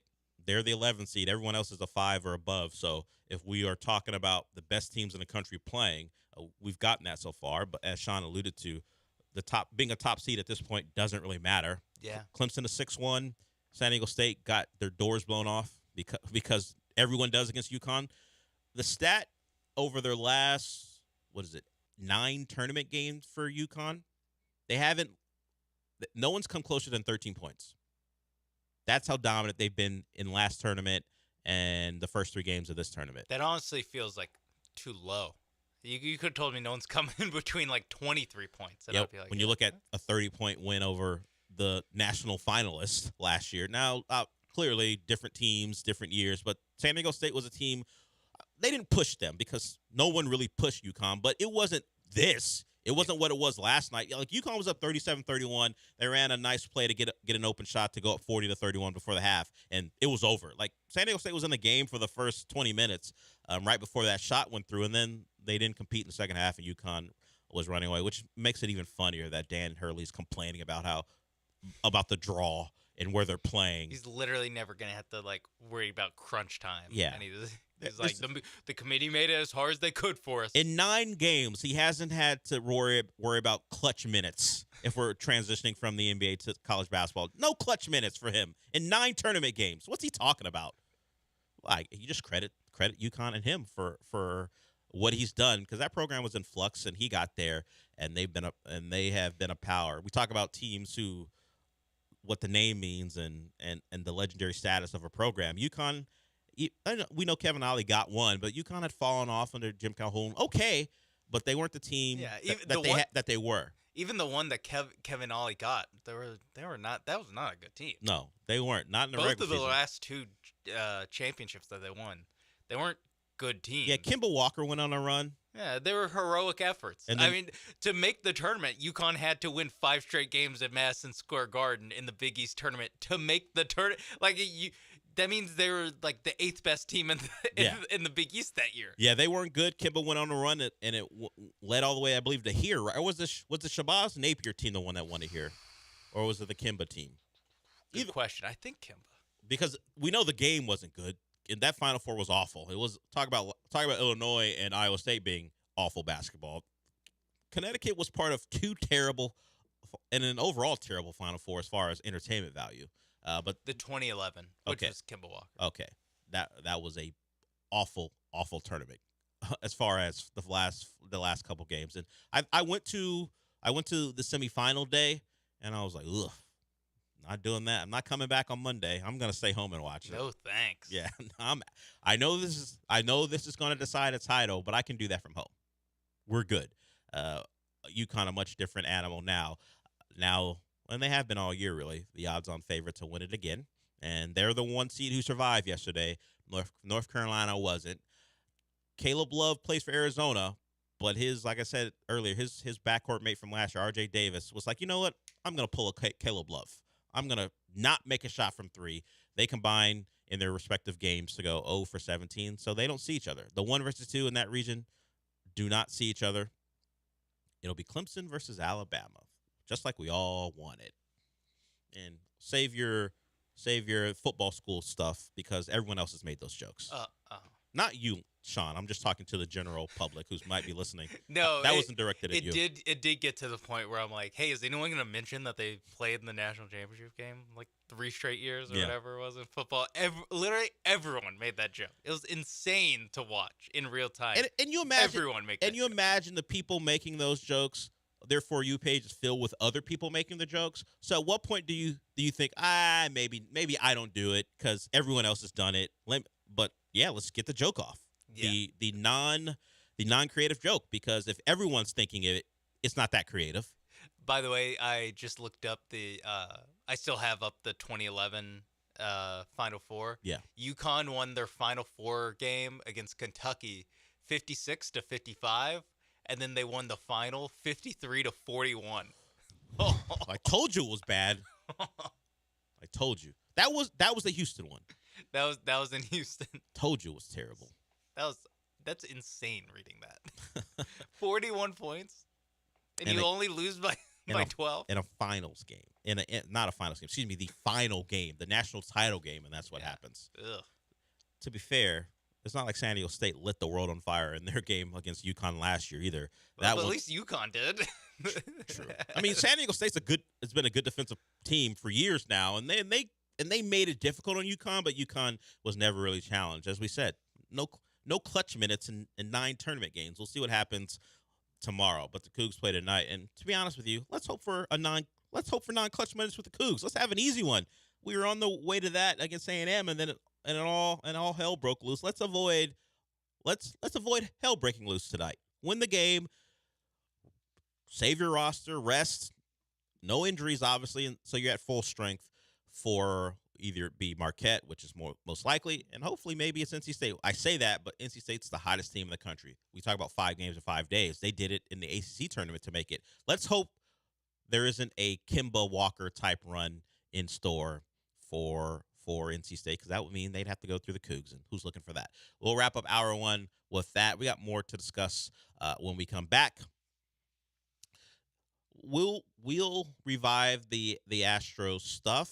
I mean, game 1 loss, whatever, not a big deal. But as we've talked about, if you have any concerns about this team going forward, some of those concerns were highlighted yesterday, and we'll get back into that. But first, if you want to bet on the Astros tonight, and you have a good feel about what Christian Javier is capable of against that Yankees lineup, where you go? You go to MyBookie. Now it's tournament time, so certainly MyBookie has you covered there. But you can bet on Astros baseball. You can bet on the NBA if you think the Rockets are gonna go into Utah and win. Maybe you have a line on how many points Jalen Green's gonna score. MyBookie has you covered in all ways. So because they have up to the minute odds, props, and also expert predictions to help you decide where to put your money on. Just use the promo code BET975. So if you put in $200, you get $300 ready to play instantly with that promo code. Sign up now and take advantage of a generous welcome bonus on your first deposit all the way up to $1,000. You know this. MyBookie is a one-stop shop for all your sports betting and casino needs, complete with a real-life Vegas experience right from the comfort of your home. The best part about MyBookie, you should know this by now, you can bet on anything, anytime, from anywhere. Just go to mybookie.ag. Remember, use the promo code BET975 to secure your welcome bonus today, only with MyBookie.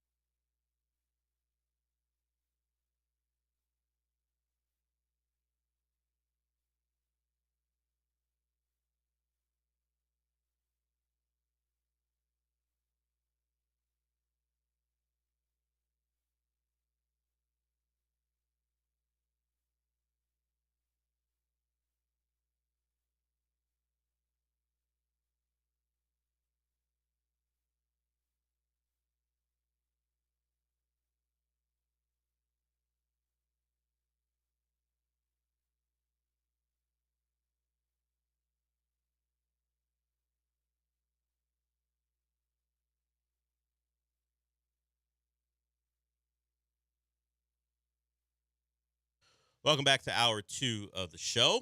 We'll get back into the Astros here. Sean and I are of the opinion that Joe Espada is going to be a manager who likes to do stuff. And he's going to be active.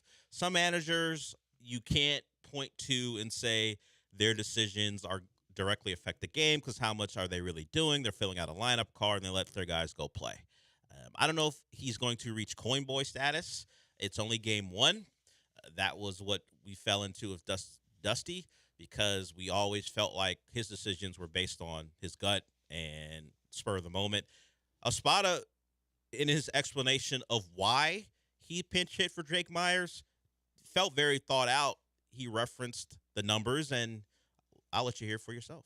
We talked about that matchup before the series started, as a staff, and just good centers by Loizaga, and that's a really good matchup for Singleton. So I thought it was a good time to send a good lefty against a really tough righty against righty, trying to give us the lead there. So they thought about it before the series started. If it came up, John Singleton would be a guy who would get an opportunity. It just didn't play out. It just didn't work out. He brought in Seth Martinez. Didn't work out. Montero is Montero. So who expects that to work out? And if Abreu was available and not in the midst of the first of a 2-game suspension, maybe you see the bullpen play out a different way. But you could probably say none of the quote unquote big decisions worked out in his favor. I don't know if Hader was an actual decision to bring him in. He was great. Taylor Scott was great as far as holding the Yankees down, but the big ones that people are going to point to didn't work out. And another one which wasn't his, that was a Pettis decision. The send Dubon didn't work out either. I don't take issue with the Dubon decision. You are trying to tie the game, and it took a really good throw. Now Soto's a really good player, but it took a good throw online to cut down Dubon, and even then it was close. After review, like Sean, on that play, if they had ruled him safe, there's nothing there that would have turned that over to out, right? At least in my opinion, because watching the highlight, I didn't even see a real clear indication, at least from the broadcast I was watching, that he was tagged, or because I don't know that he was, but since he was ruled out, there was nothing to say that he wasn't out. Yeah, I couldn't get a good look at where the glove actually hit Dubon and when it actually hit Dubon. So, yeah, I tend to agree that for whatever reason, they just didn't have that angle. Yeah, they didn't have the angle, which is weird. Maybe if they had a national broadcast, maybe they would have had it. Yeah, but so I agree that I didn't really see a good angle. If it was a call stands situation, probably no matter what, you probably send Dubon there, not thinking that you're not gonna get that throw from Juan Soto, because that was a great throw from Soto. Yeah. And so you got to think that more often than not that it's going to be a little offline. It's not going to have the heat that was on it, but hats off to him. It was a bang play, but yeah, didn't go the Astros way. Yeah, just didn't go the way. That was the least of the. If we're questioning things that happened yesterday, that was the least of them. It was something where anything else but that throw, you're probably talking about a tie ball game. And then maybe they go on and win it maybe they go on and win it later in that inning, or maybe it goes to extra innings and they win. But they do lose. They are 0-1 and 0-1 at home, which seems like a consistent theme. They lose home games, and hopefully that turns around today. They have Christian Javier going, who beyond Framber Valdez is the next guy with questions surrounding him as far as that rotation. The rotation has an injury concern at the top with Justin Verlander, but throughout the rotation right now, there are questions. I'm not sure, other than maybe who. I don't think there's anyone that you could be totally comfortable with outside of Verlander, and it's for different reasons. Can a guy like J.P. France be as good as he was throughout last year? If not for him, does that Astro team make the playoffs? Can he duplicate what he did in year one as a locked-in full-time rotation piece? will Ronel Blanco and until he's no longer in the rotation because guys come back healthy, how good can he be? So the current rotation has questions, and it'll be Christian Javier's opportunity to answer some of those questions tonight against the Yankees. And it's on Apple TV, everyone. So if you were wondering where your Astros are going to be, and that's how you watch them. Some of you don't have Apple TV. I'm one of the people who watches everything through streaming services, so I happen to have it. There are ways to watch it if you don't have it, but those ways, I don't know if they're considered legal. Actually, I know they're not considered legal. I mean, you're not going to jail for it, but they're not the recommended way from people who hold rights. The rights holders wouldn't want you to do it the way I would do it if I didn't have Apple TV. You don't have the express written consent. No, of Major League Baseball. I do not. You do not have. Not at all. But I do in this case. I have Apple TV. But for you guys who don't have the express written consent, but there are ways. There are ways to watch if you so choose. If you need to watch your Astros, you'll find a way. As I have found ways in the past. So get it done or sign up for Apple TV. Either way, you can watch Manhunt, the story about John Wilkes Booth assassinating Abraham Lincoln. In fact, Sean, I watched like the first episode a couple days ago. I didn't know about the plot to kill everyone involved. Like there was a plot to kill the Secretary of State. That dude got stabbed a lot. The Secretary of State at that time, I don't remember his name, he got stabbed plenty. His entire household took a knife. Wow. It felt like. Wow. So, except for the daughter, apparently there is a standard. You don't kill, you don't stab women, at least in that assassination attempt. So I like that. You got to have a code. You draw a line when you're assassinating people. Yeah, when you're out there killing political figures, you can't kill their daughter. Manhunt on Apple TV. Isn't there a Godzilla show also on? Yes, Legacy. What's it? Monarch, which is the name of the corporation. Monarch: Legacy of Monsters. So yes, you have opportunities on Apple TV to watch the MLS, the Astros tonight. I wouldn't sign up specifically for that. I would maybe say a free trial. I don't even know if they do, but if they do have one, take advantage of it. Your Astros are on against the hated New York Yankees as they try to get to 1-1 of the year. Christian Javier is out there, and we'll see. It's always a little bit of you see with Christian Javier, and they see Carlos Rodon tonight. So it's the start of the year. Not too much to complain about, other than maybe we don't have to see John Singleton in big moments. You want to play him because a guy's beat up a little bit, fine. But when you're trying to push across a run, and all you need is contact, really, maybe Singleton's not the right guy for the job. I'm not sure he's just the right guy overall. Like, why is he on the roster? Can you give me an explanation why John Singleton's on the roster? Because if it's simply he might be able to hit a 3-run home run, I don't think that's enough. That's not enough. No, that can't be the explanation. He might possibly hit a 3-run home run at some point. At some point. I mean, I don't really have a good explanation. Someone tweeted us, the Astros are wringing out the $10 million they gave them. They're trying to find any way to get their money's worth. Well, that's not the reason, and they're not going to get their money's worth. I think that's lost money. It's like when someone breaks something from a store and they have to work for the store to get it back. Or you lost. Is he working for free to get back the $10 million? No, they're still paying him, but you lost your wallet, so now you have to wash the dishes at the restaurant because you can't pay them after a big meal. I can't explain it. He's out there, and it's not going to go well. It was a nice story for that Friday or whatever day it was where he hit a couple home runs. You're like, wow, look at Singleton. That's great to have him out there. But that's the extent of it. That was the peak that first day back in Houston when he went yard a couple times. Hey, he hit 194 last year for the Houston Astros. So what is that supposed to help? Well, it was more than just those 2 hits. Yes, you're right, Sean. He had more than 2 hits last year. There was 12 hits total, actually. Whoa. How many at-bats? Since we're doing math now, 194. How many at-bats? 62. Oh, well, great. So he had an opportunity 62 times, official at-bats. But he was a pinch hitter a lot, so he wasn't in, he wasn't in rhythm. That's true. But as a pinch, if you got to be better than 194 to come back the next season, You really got to be better. yeah, you can't put up 194 and then come back the next year. But he's back. That actually 194 last year was his career high in batting average in the MLB. I should be surprised, but I'm not. We know the history of John Singleton. That's why it was such a good story for the first couple of days when he was hitting here in Houston and had a big night that first night. But yeah, we know the deal. I don't know how long that'll be. Maybe Espada has a thing for Singleton and he likes him. He's going to continue to give him opportunities because we know it's a marathon, not a sprint. Throw on all the cliches you want, but maybe Dubon should have been batting in that instance.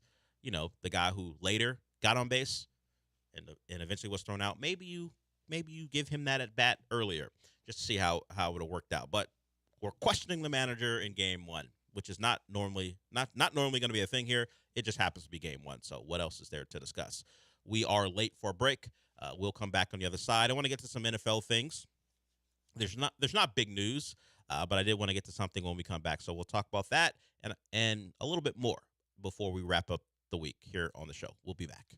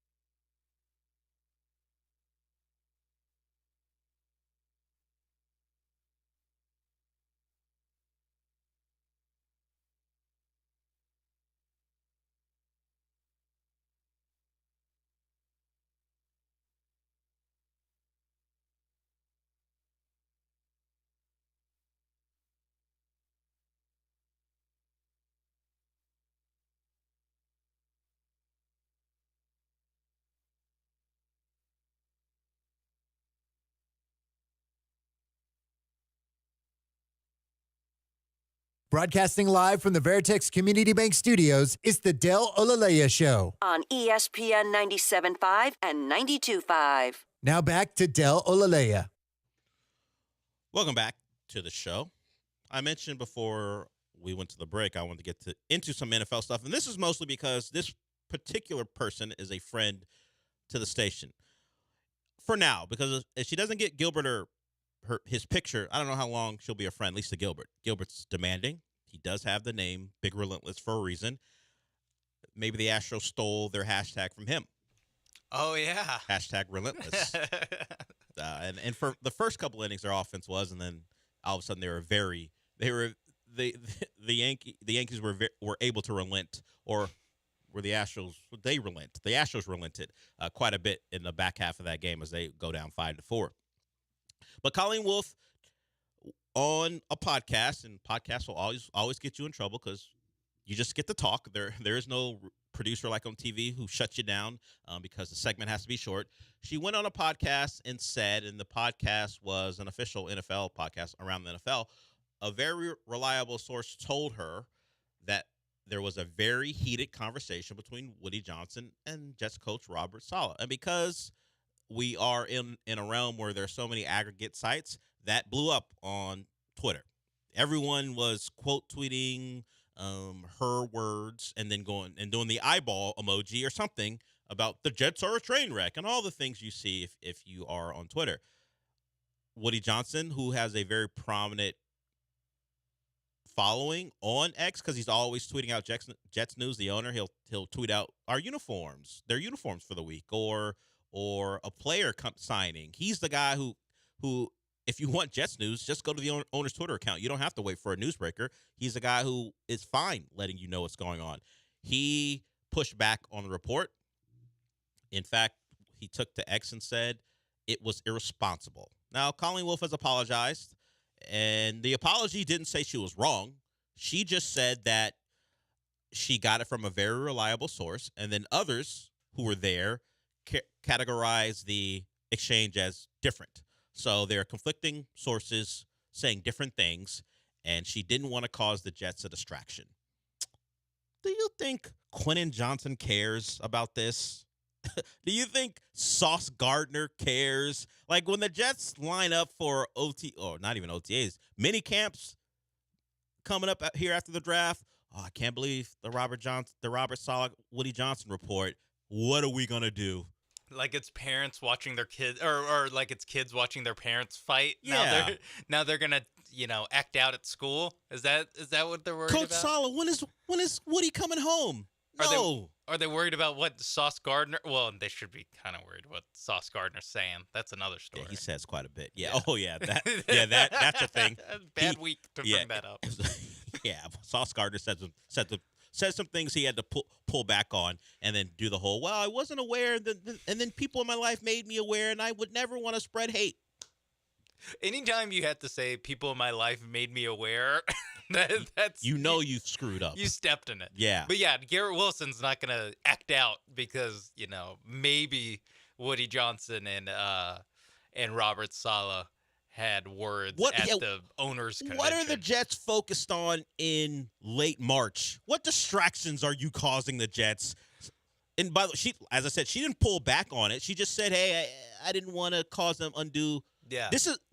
Sorry if my report offended you. Yeah, basically what she exactly. This is and she goes, "It wasn't my intention to break news. I would leave that to the newsbreakers." This is, and that was my other point about this. This is someone who generally doesn't get pushback on things because she's on television talking about generic, kind of sterile topics that don't get you in trouble. Or it's the reaction to things that already have been reported. That's true. She's not, as she said, a newsbreaker, but now she got out in front of something, and the pushback was, whatever. Woody Johnson says it didn't happen. It's irresponsible. Big deal. It'll move. Everyone moves on from it pretty quickly. Doesn't Woody Johnson bringing this up make it a bigger deal? The fact that he has to push back against this, it's so Jets of yes. Well, we have to make sure we look like a united front when we go 6-11. Yeah, here's the again. thing. Like, like, what are we talking? You talk about distractions. What about their quarterback? If we're talking about distraction, is Colleen Wolfe going to remove Aaron Rodgers from the roster as far as biggest distractions of the Jets? No one really cares about it. He made it a thing, as you brought up, Sean. And of course, our apology is whatever. It's, hey, I didn't want. I'm sorry, guys. Big deal. The Jets will be fine. No one on that roster cares. In fact, they're all on vacation. Probably didn't even see the report. And that leads me to this. I mentioned this yesterday. De'Aaron Fox is a star guard for the Sacramento Kings. And it just speaks to the lack of real impact media questions or media reports have on the players involved in it. Some players have rabbit ears and they'll hear everything. But honestly, as De'Aaron Fox will point out, it doesn't matter. The players don't care. It's a blip on their day. And this is De'Aaron Fox responding to a reporter's question. For quite a while now, you've come out and addressed like some of your bigger and maybe more difficult losses. Is this like something you're kind of making a point of doing for some reason in turn, just leading this team and kind of showing that accountability? And as far as talking to y'all? Yeah, just, I don't get shit out of that. Okay. I don't get nothing out of that. They ask me, I do it. But for the team, so it really doesn't mean anything in terms They of don't give a come up here and talk. I tell you that. But I mean, if Michael asked me, I did. If Michael or Shannon asked me, I do it. Okay, well, they're good. I get no joy in this after a win or a loss. My team doesn't care if I come up here in a blowout win or a blowout loss. So sorry I brought it up. I mean, it is what it is. It is what it is. The level of importance on a media report or a question or breaking news, it's about that level. De'Aaron Fox is like, no, the guys back there don't look at me as a better leader because I come out here and answer questions. They don't care. They don't. And that's kind of my attitude about this, even though I do it. It's just a bunch of dudes talking about sports or breaking news about sports. Taking it very seriously, you're missing the plot. It's entertainment. Just watch the games, enjoy them. And if anyone has something to say that upsets you, I guess react to it if you want. But trust me, the guys they're talking about don't care. No. Or if they do care, it like kind of speaks to a bigger problem with that guy as far as opposed to the actual importance of what's being said. Yeah, exactly. That's why. Yeah, I just like the. Do you think? I mean, it's so classic, like beat reporter thinking that like this is this something that. You could tell that he had a story about De'Aaron Fox stepping up as a leader now as, the Sacramento Kings go into the playoffs, da-da-da-da-da. And De'Aaron Fox was like, nope, don't care. They asked me, so I do it. Like, this isn't exactly... It's not like he plays for the Lakers or the Knicks or he's on some team that's under a crazy microscope. It's like, nope, I just talked to you guys because they asked me because I'm one of the two best players on the team.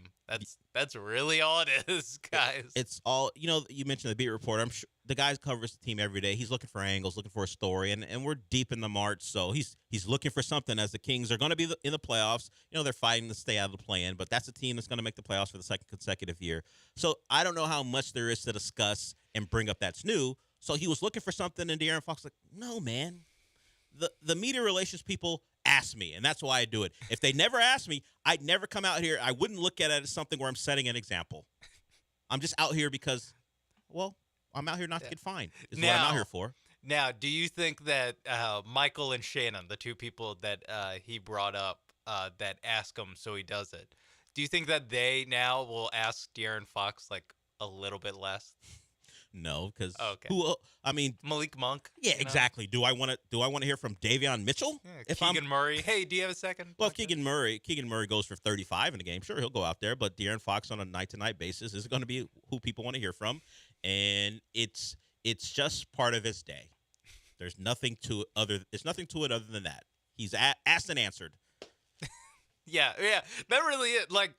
It's a comprehensive answer to a question is I don't give a bleep about this. Please pick it up so I can go, so I can get out of here. I got lunch. You could even you could even hear him go like, "Wait, you mean like talking to y'all? Like You mean this? yeah, This 'cause particular thing? He was probably like, well, talking in the locker room. Yeah, that's part of my role. I'm a leader. Yeah, all as the that starting stuff. point guard, all-star, whatever. No, you mean talking to you guys? The dude from the Sacramento Bee? Hell no. Please. If you never asked me a question, I'd be thrilled. Look, guys, it's just sports, and it's very important to the guys playing it because there's a lot of money involved and they want to win. But the ancillary stuff, answering questions, they don't put any importance on that unless they're very sensitive and you say something that they don't like, and then we can see an eruption. But the day to day, how'd the game go? How the fourth quarter go? Your defense slacked off in the fourth quarter. They don't care about that stuff. And you should treat it the same when you hear a question being asked. The players are not interested. They just want to get to lunch and home, and that's about it. So, De'Aaron Fox, I appreciate you being very honest and illuminating me, although I already knew about the level of importance I appreciate players place on those questions. Keeping it real. Yes. Keeping it real. And yes, you out there listening, just know that whenever you're parsing a press conference, like a post-game presser from a player, just know that they probably feel the same way that De'Aaron Fox says, and maybe don't take every word they say as like gospel or that they're trying to send a message. They are just trying to get through. Answering a question. They're just trying to get through it, and then they'll move on, and they'll come back the next day and try again. And it's just a part of their jobs. Much like you guys know. You guys have jobs that parts of it aren't all that interesting, and you just do it. And answering questions from media members is that for those players. We got a couple more segments to go here on the show. As I said, no Michael Carroll. He is busy, so we will take a step away from pop culture unless something comes up. But Sean, did you know there is football starting this weekend? It's the Spring Football League, and it's a Battle of the Champions. I'm not gonna pretend I'm excited about it, but I'll just bring it up because we got a guy named Renegade Roy who called in about the new UFL. So if you like football and you're thirsting for it and you want to watch awful offensive tackles protect, let's just say, I wouldn't call them semi-pro quarterbacks, but guys who aren't good enough to be the third guy on the NFL roster, this weekend's for you. The UFL, their first games are here, and if you don't know, it's a combination of the XFL and the USFL, and the Houston Roughnecks are in it. We will kind of talk about it when we come back.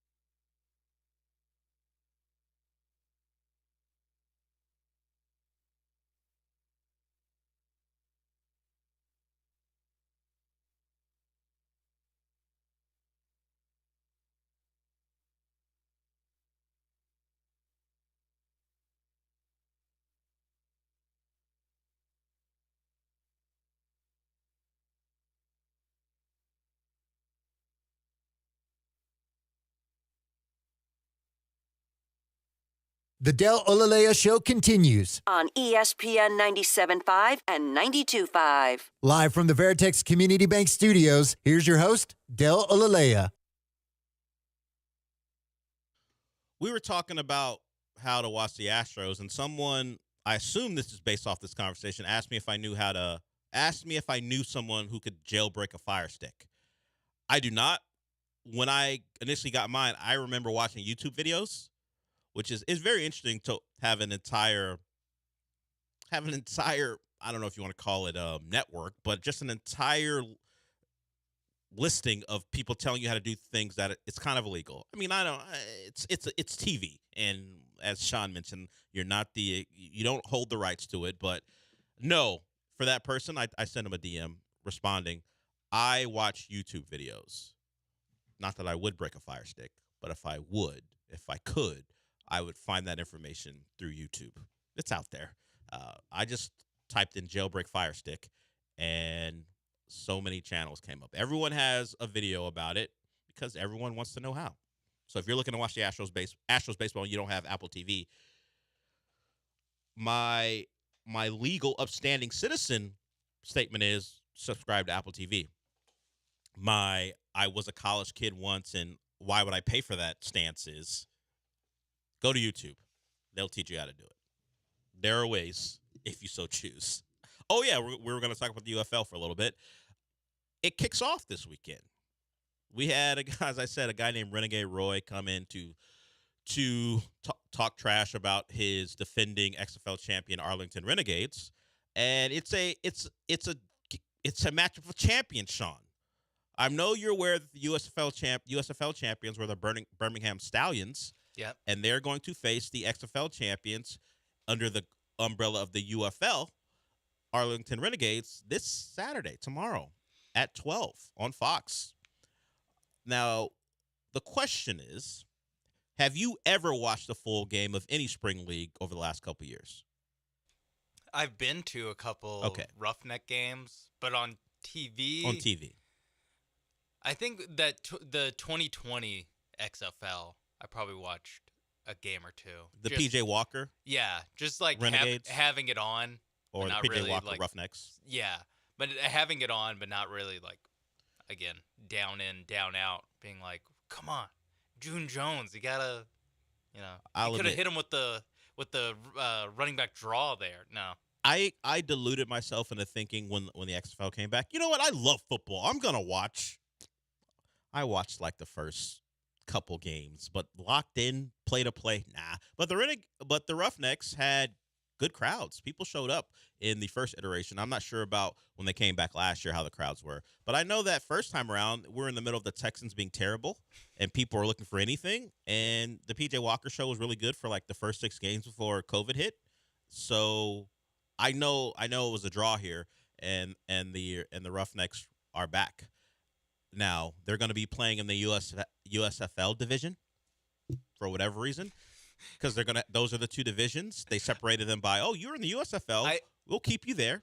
I think it's because they have the same coach as the Gamblers coach. Oh, okay. But Wade Phillips now coaches a different team. And maybe the Renegades in Arlington, who are the champions, and maybe the thought was not two Texas teams in the same side. Well, they also have San Antonio, the Brahmas. So there are multiple Texas teams. Yeah, so they're probably like, hey, if we can use this as a flimsy excuse just to not have 3 Texas teams all in the same division, which I don't know, seems counterintuitive to me. But. Yeah, wouldn't you want them on the same side? But also maybe the Roughnecks wouldn't have been an option, but the popularity of the team in the city was something where we're like, okay, we got to keep this team.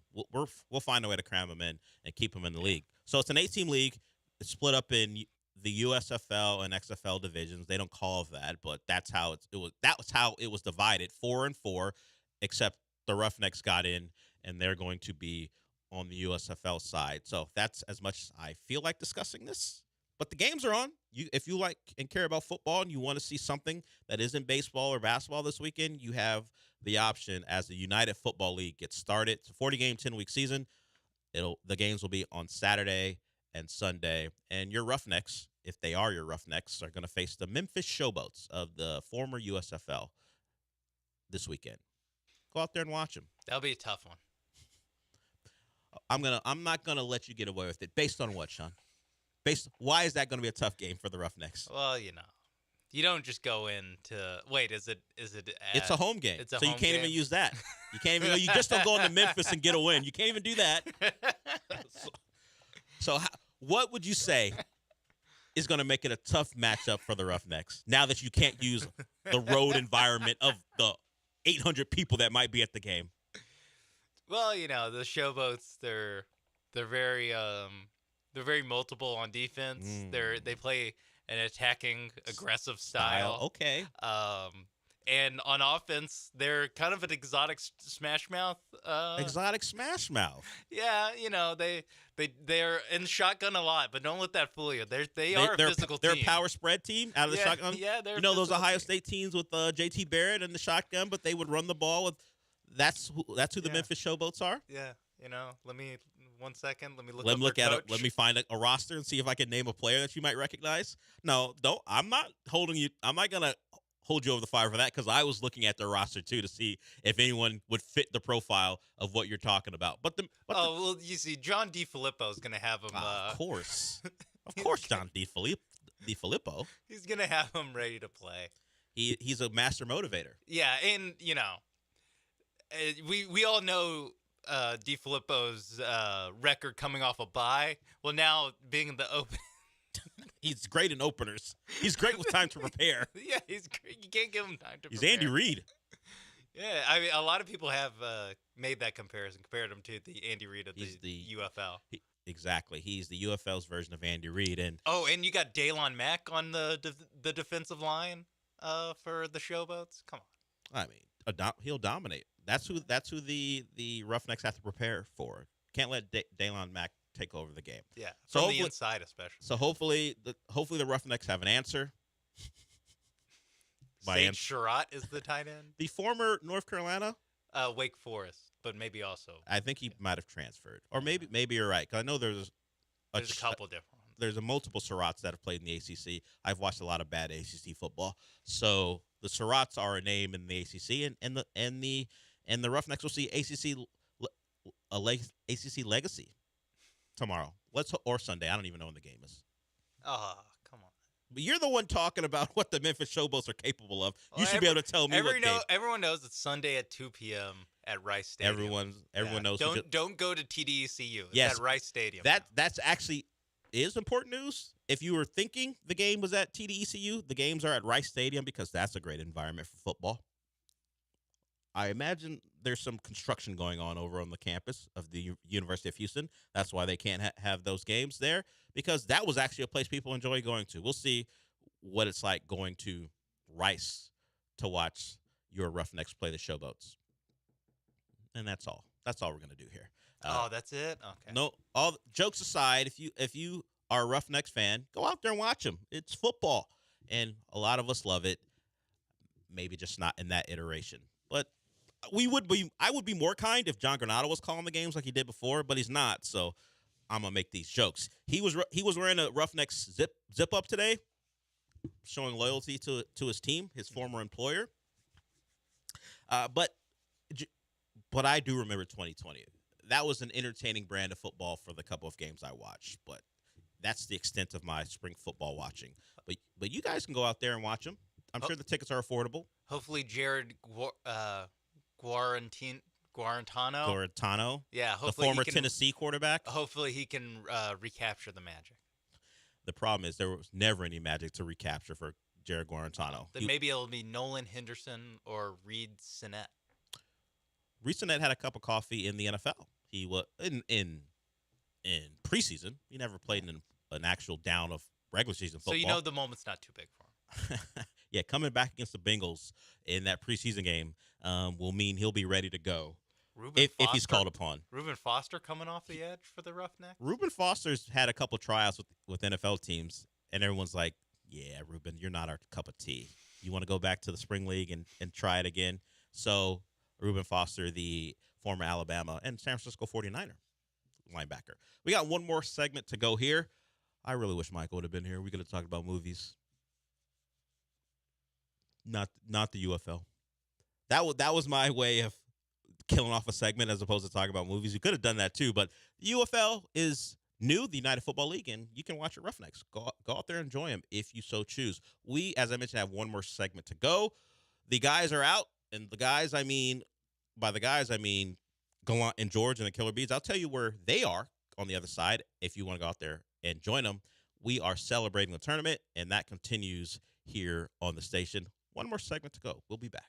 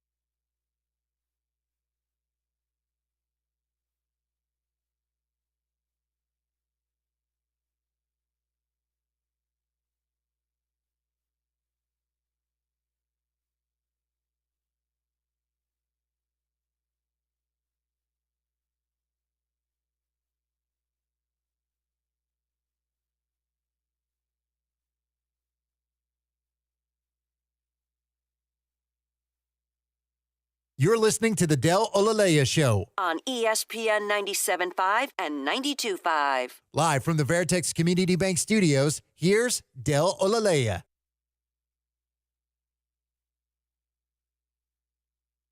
We just got a couple more minutes to go before we are out for the weekend. Well, I do. Sean will be producing Gallant and George. And speaking of those guys, they're out and about. They won't be in studio.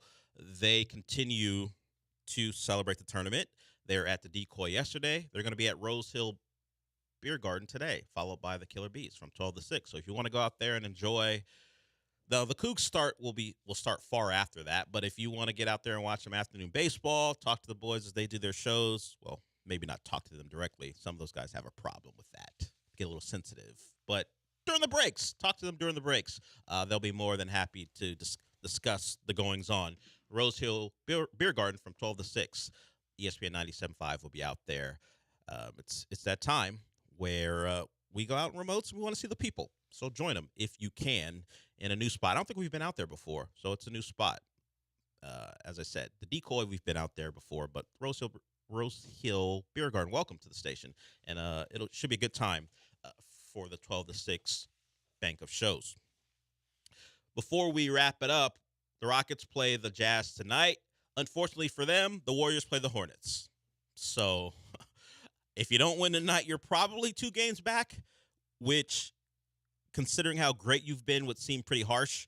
But the Warriors, after they got through beating up on the Florida teams, which you thought would be a place you can gain some ground, the Warriors have the Hornets and the Spurs over the weekend. Yeah. This is the part of the schedule that I saw when I was like, ugh, really need the Florida teams to pull through. And really got to pick up those losable games for the Warriors, because unless they're an absolute disaster, falling apart at the seams, which, they might be, although they keep winning. Yes, they have kept winning. Them falling apart at the seams, they still beat the Orlando Magic. So I have a tough time seeing the Hornets or maybe the Spurs. Wemby goes crazy. I don't know. Yeah, this is tough to see a loss coming. Yeah, they're in the middle of a 4-game road trip. They won the first 2 games, and then they see the Hornets. Now, the Hornets, I think, just beat the Cavs, so the Hornets have shown a little bit of energy. That means they got their win out of the way. If we're playing the glass half empty part scenario, yes. They're done winning now. But it would suggest they're not quitting on the season. Okay. So maybe if things go well early, they stay in it.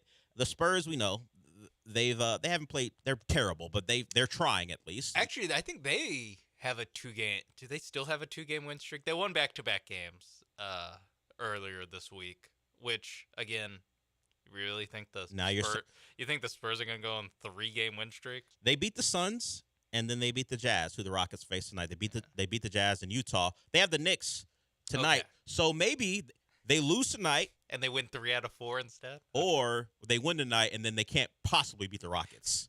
So figure it out however you want this to go. Maybe they start a losing streak by losing tonight, or they win another one, and then there's no way they win 4 in a row. So whatever you need to trick yourself into thinking that the Spurs won't be a problem, do that. But first up is the Jazz. Lauri Markkanen is questionable. We'll see if he plays. If he does, certainly will help the Jazz cause, but we've seen the Rockets. The way they're playing right now, Lauri Markkanen should not be the difference. But, hey, you want to sit out a game, Lauri Markkanen? Great. Just make the road a little bit easier.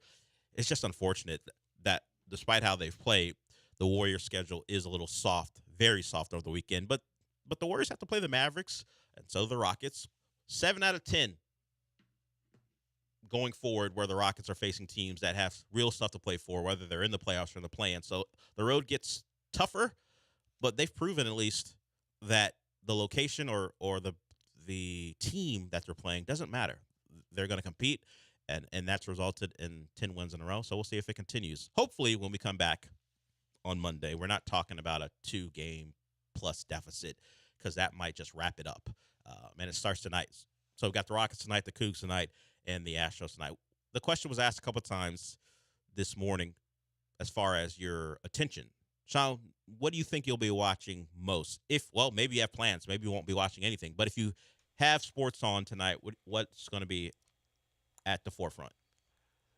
I think I'm going to start Rockets and just kind of monitor, and then that will be on the laptop.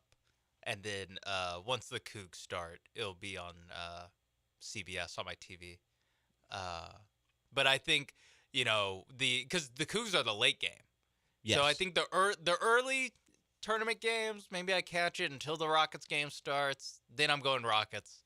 And then Rockets get demoted for a do or die Sweet 16 game. Yeah, that seems like a good plan. Against Duke. Rockets. Bobby Hurley. Well, Christian Leitner. Well, none of those guys are playing. What? Shane Battier? Jay Well, Williams? You're talking about a lot of guys. Maybe at least try RJ Barrett. I know these are guys that played before I was alive. They're not even in not Jay Williams. Yeah, but yeah. yeah. These are guys I don't remember watching. Yeah, at all. And, But hey, that's who Jamal Shead has to go up against. the legacy of Duke. Yeah. You know, they have their brotherhood uniforms that they sell as look, we're a brotherhood, and this is Duke basketball. Man, those Cooper Flag Brotherhood jerseys are gonna go crazy. Yeah, Cooper Flag's the next in line of guys you can hate that go to Duke. He fits the mold to a T. He's a Leitner type. I'll just say for all those people that don't know Cooper Flag, he's a Leitner type. Just look him up. You'll know what we're talking He's a about. Leitner type. Just look him up. That'll wrap it up for us today. Well, I say that as if Sean doesn't have other things to do. It wraps it up for me. Yeah, you're throwing the us around a lot. Quite freely, and then I have to correct myself. Maybe I'll catch on at some point. I'm done. Yes, maybe I'll catch on. I am done. There's no I in this show, Sean, so that's why I don't say it. It's a T. Well, the last three letters of Olaleye is I-Y or E-Y-E.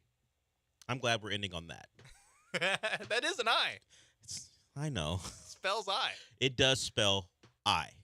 But the I I'm referencing is I'm leaving. I'm going home. Not I see you with my eyes. We're done. I'm gonna do it again just to bother you. We are done for the week. The Gallant George show is up next, live from Rose Hill Beer Garden. They are going to be followed by the Killer Bees, and that'll close out the station for the week, at least as far as our regular lineup. I'll talk to you on Monday. Enjoy your weekend. Root on the Rockets, root on the Astros, and, of course, root on those Houston Cougars. And we want a Final Four team. Hopefully they get it done. I'll talk to you on Monday.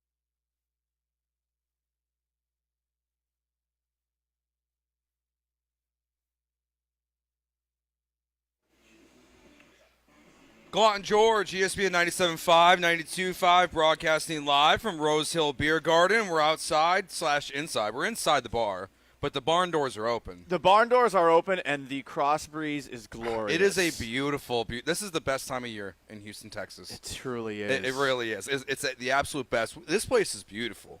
We're going to start drinking some beers at some point. Yes. Less than yesterday for me. I heard you're hurting. Yeah, I'm hurting today. This is my first show I've done with you where I'm on the I might be on the injured list. I like it. But we're feeling good. We're out here. You got some hair on your chest. I have too much hair on my chest. That's the problem. Oh, okay. But we were out here till 6 o'clock, us and then the Killer Bees broadcasting live.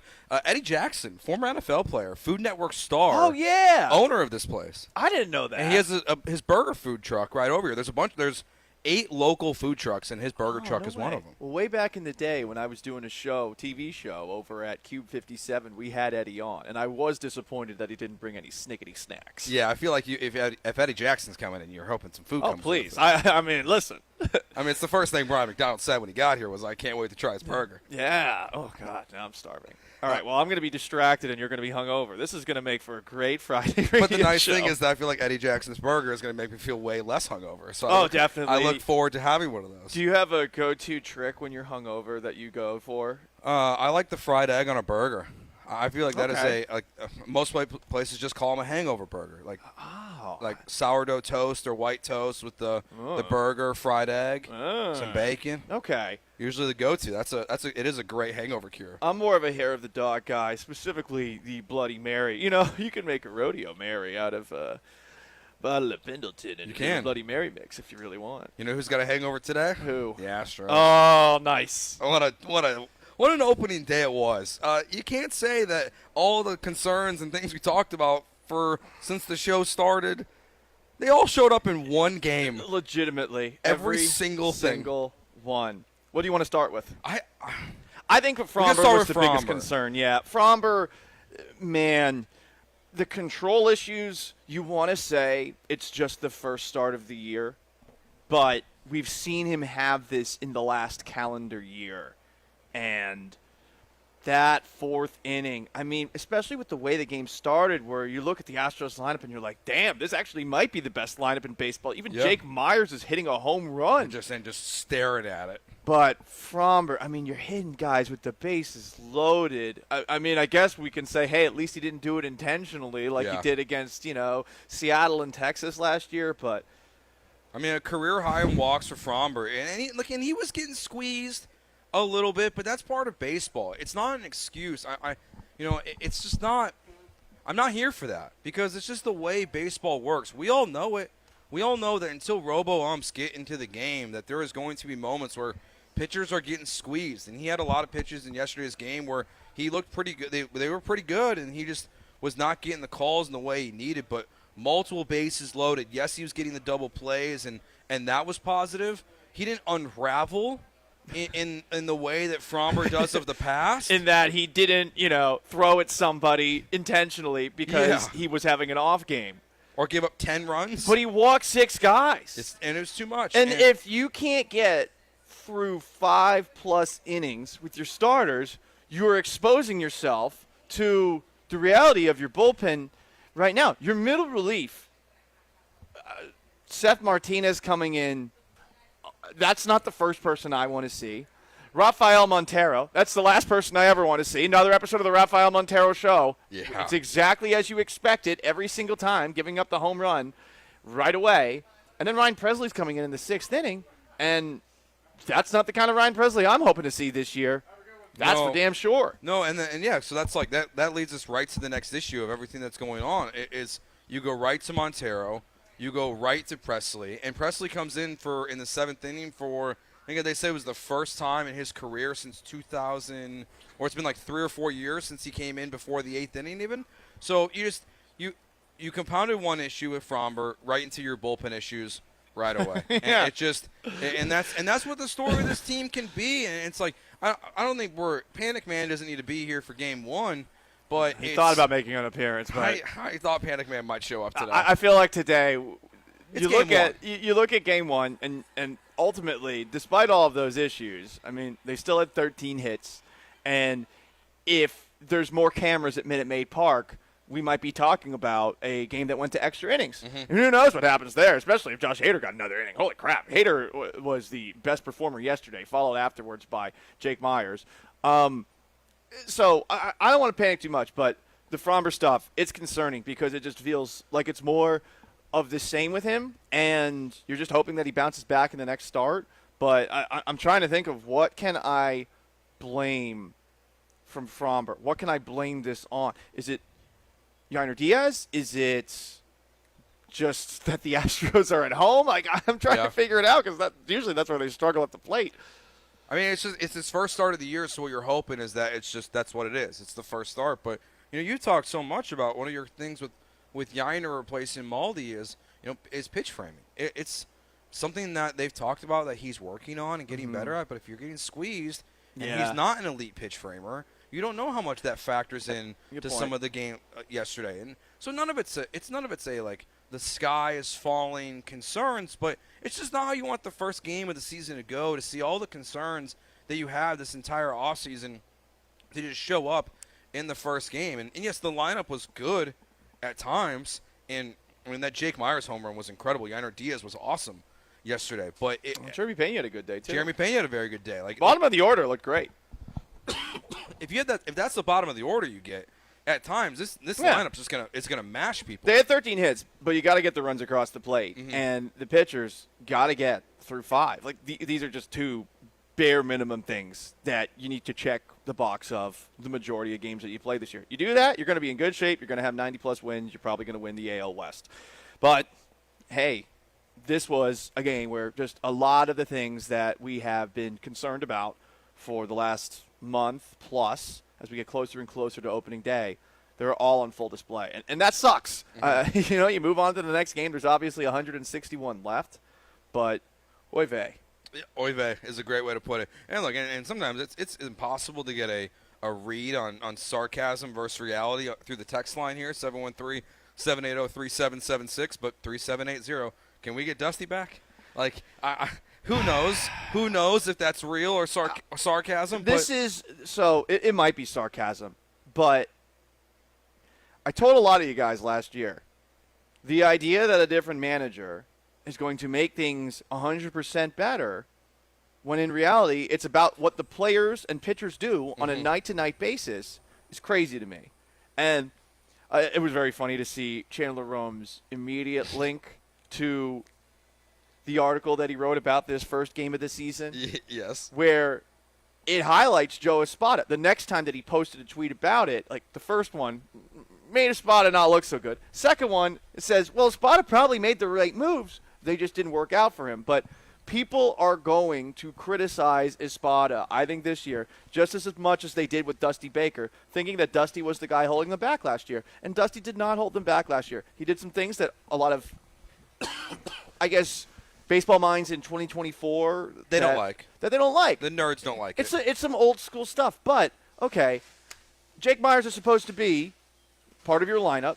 He gets a home run, and you decide to pull him for a specific at-bat by putting in John Singleton. Not Mauricio Dubon. Yeah. John Singleton. And there were moments in last year's postseason where I thought it actually was the correct decision to put in Singleton. Singleton, for his many faults as a hitter, has a great eye. Generally, he knows when a ball is a strike, when a ball is a ball. We saw that in the ALCS against the Rangers. They brought him back in, and he just lost a, 9-10 pitch at bat in the last big situation that he was pinch hit into. But at the same time, is that the first guy that you want to pinch hit for Jake Myers in a clutch situation? No, I'd rather go with Mauricio Dubon there first. I mean, but before that, do you need to? Like, do you need to? A guy that who had a great spring training, who hit an absolute tank. Good question. Do you need to take him out? And that's where it's bizarre. It's hard. It's made worse by him hitting the home run. Sure. And made worse by having alternative options. If it was later in the game and there was nobody else to throw in there and you really didn't feel good about that Myers for Jake Myers, fine. But, yeah. 8693, Frommer lives in his own head, rent-free, pitches scared. I don't necessarily agree with that. I see where you're coming from. And Fuentes Respector piggybacks off that on the Twitch. He should grow a pair and quit being a mental little person. I mean, look, this might be a dumb thing, but I won't lie. We had a conversation right as the Killer Bees were getting started as you left before you got rejected at Minute Maid. I didn't think we were going to bring that up. That's all I was going to bring. I was going to make a little. I don't want to make a thing of it. They might have some new policy in place, but yeah. I was just going to make a little subtle shot. I drove all the way from the decoy to Minute Maid Park. I got there at 3:45. A security person, when I got to where the pick up your credential gate normally is, told me to go back into this one room. I went into this one room. They said, no, you got to go to this other room. I walked back. I went back to the other room, showed them my ID. They said, no, you got to go back here. And then I came back in, and then eventually after 20 minutes they said, oh, you got here too late. And I was like, well, I got here at 3:45, and the last time that I got here late during a game when my car got assaulted in the Minute Maid parking lot and no one actually did anything about it, when that happened, there was a hit and run that happened there because of how bad your parking lot people were, because they were understaffed and the parking lot was overbooked. When that happened, I still got into the game in the third inning because guess who? Framber Valdez was crapping his pants on the mound again. So, I don't know. You picked a bad day to, not let me in because I definitely feel some type of way about it. Or you picked a great day because I went to Highway Cantina instead, and it was way better. Marks for $9.75. I got my hell yeah, dude! I got my Texas-sized margarita. So yeah, I saw your photo on Instagram, and I was very jealous. Well, yeah. I mean, the margarita made it all better. I should have gone with Paul. But the worst part was leaving, and I'm shocked by the amount of people that are Yankee fans in Houston, because I could tell these are Houston-based Yankee fans. I could tell.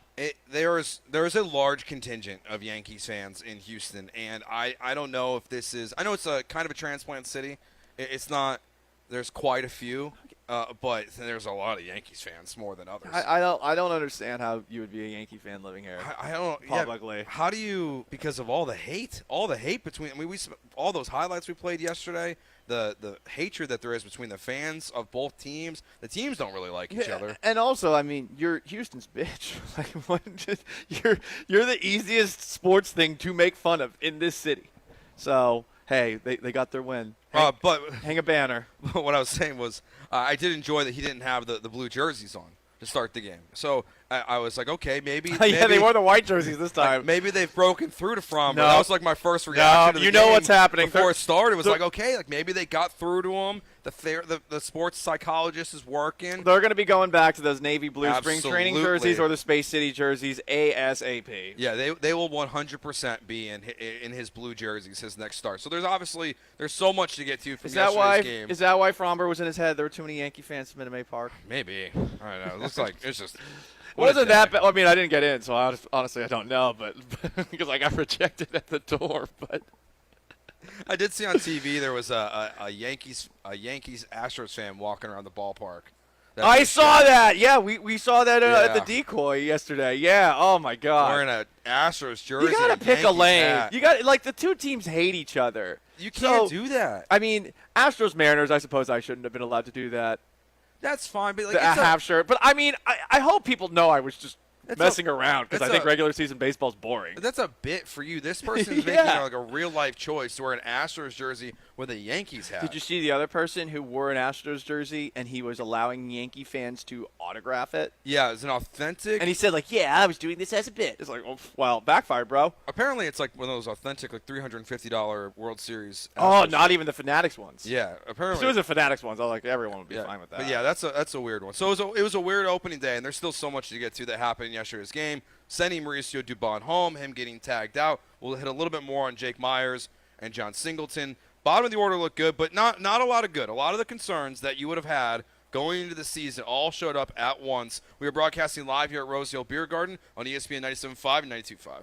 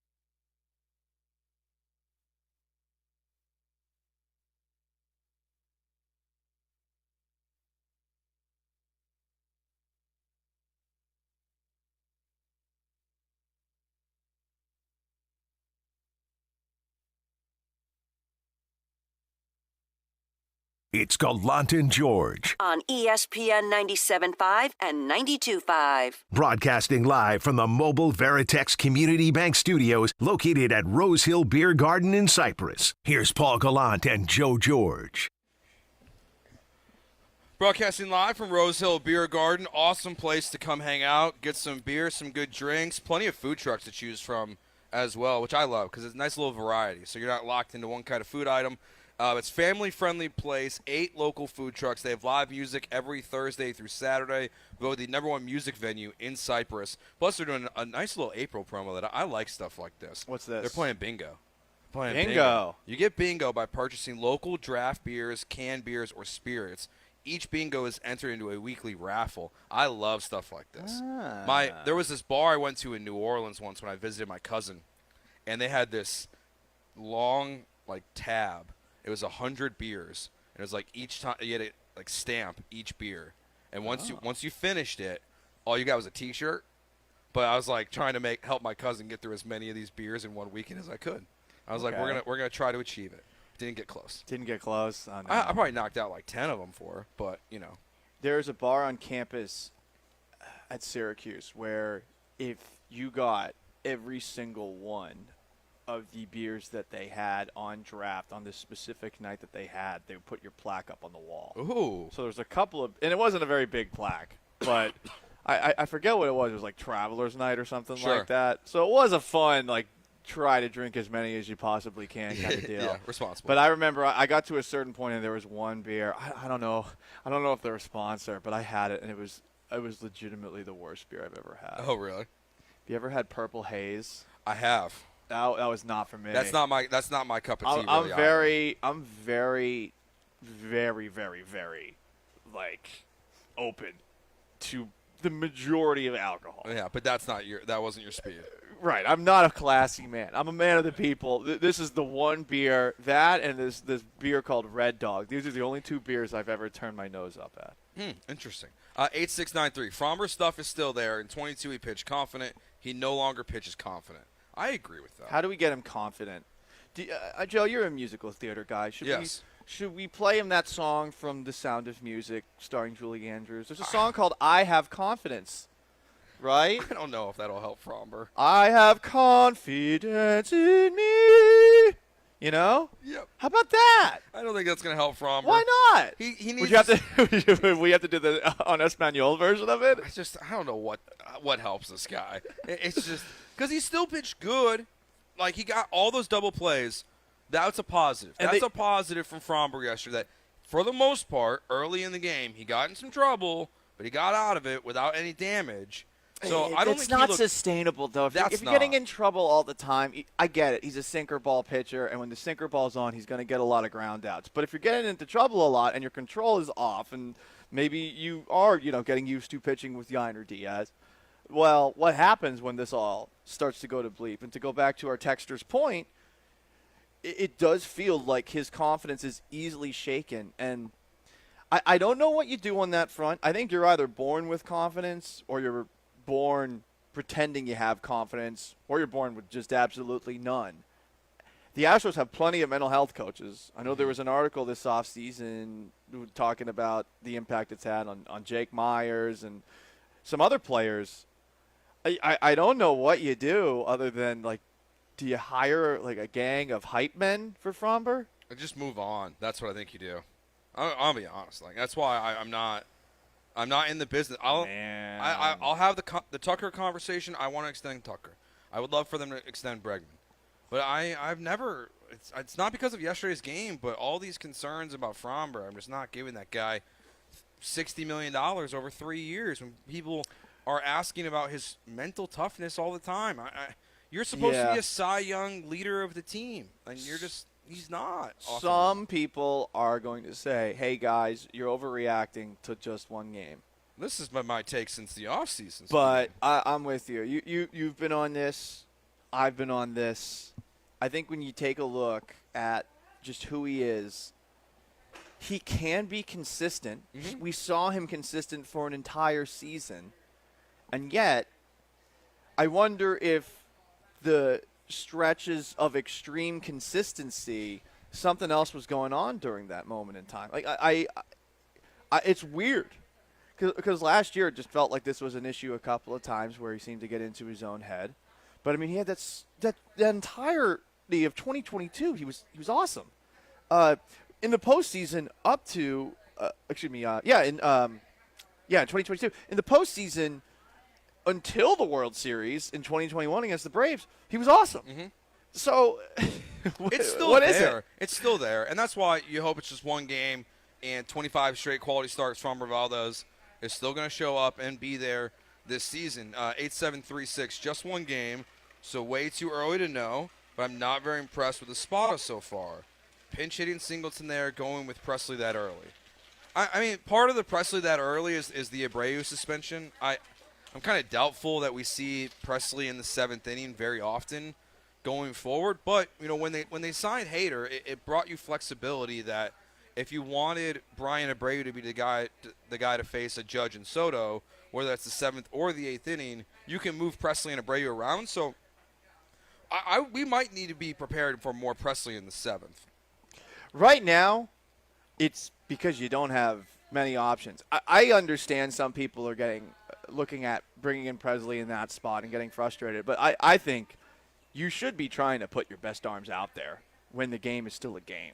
I don't think that you should lock somebody into a specific role where they can't be put elsewhere.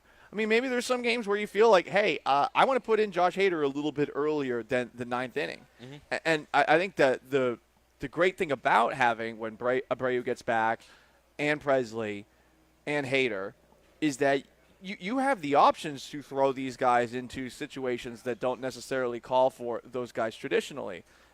Right? Aren't we trying to get away from traditional old-school baseball? So I had no problem with Presley coming in that spot. Same. I mean, what, you want Seth Martinez? You want Rafael Montero? You want this Taylor guy? Yeah, Taylor Scott.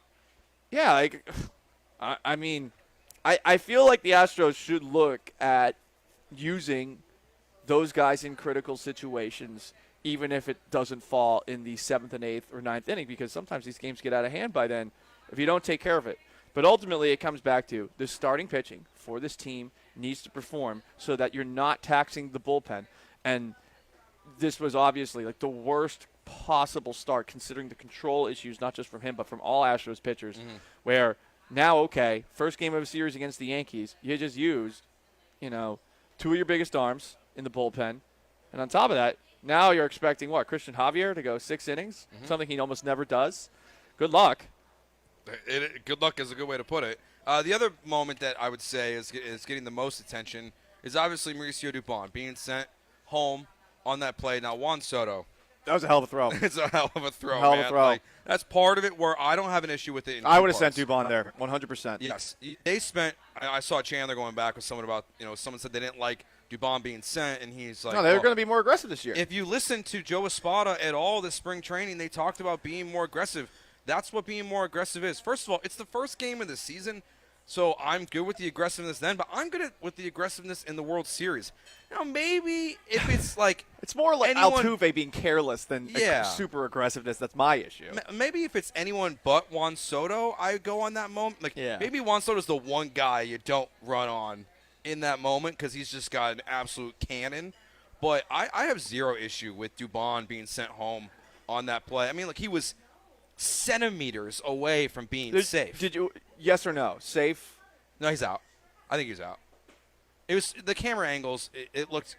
I'm not going to argue. I think it was inconclusive either way. I'm going to walk the fence on this one. I'm good with that. This is, and baseball cheaps out, but this is another reason to have more cameras. I mean, if you watch the replay that they showed from the first baseline where they're slowly zooming in, because of the slow zoom, obviously with the runner going around third to home plate, it's going to be difficult for any camera person to zoom in on that one so that you can actually see here. I just don't think it ever was going to be possible for anyone outside of the umpire who was right there to have a true feel for what happened. But, I mean, you should, I would think, every single ballpark in major leagues, they should have a camera that is focused entirely on home plate.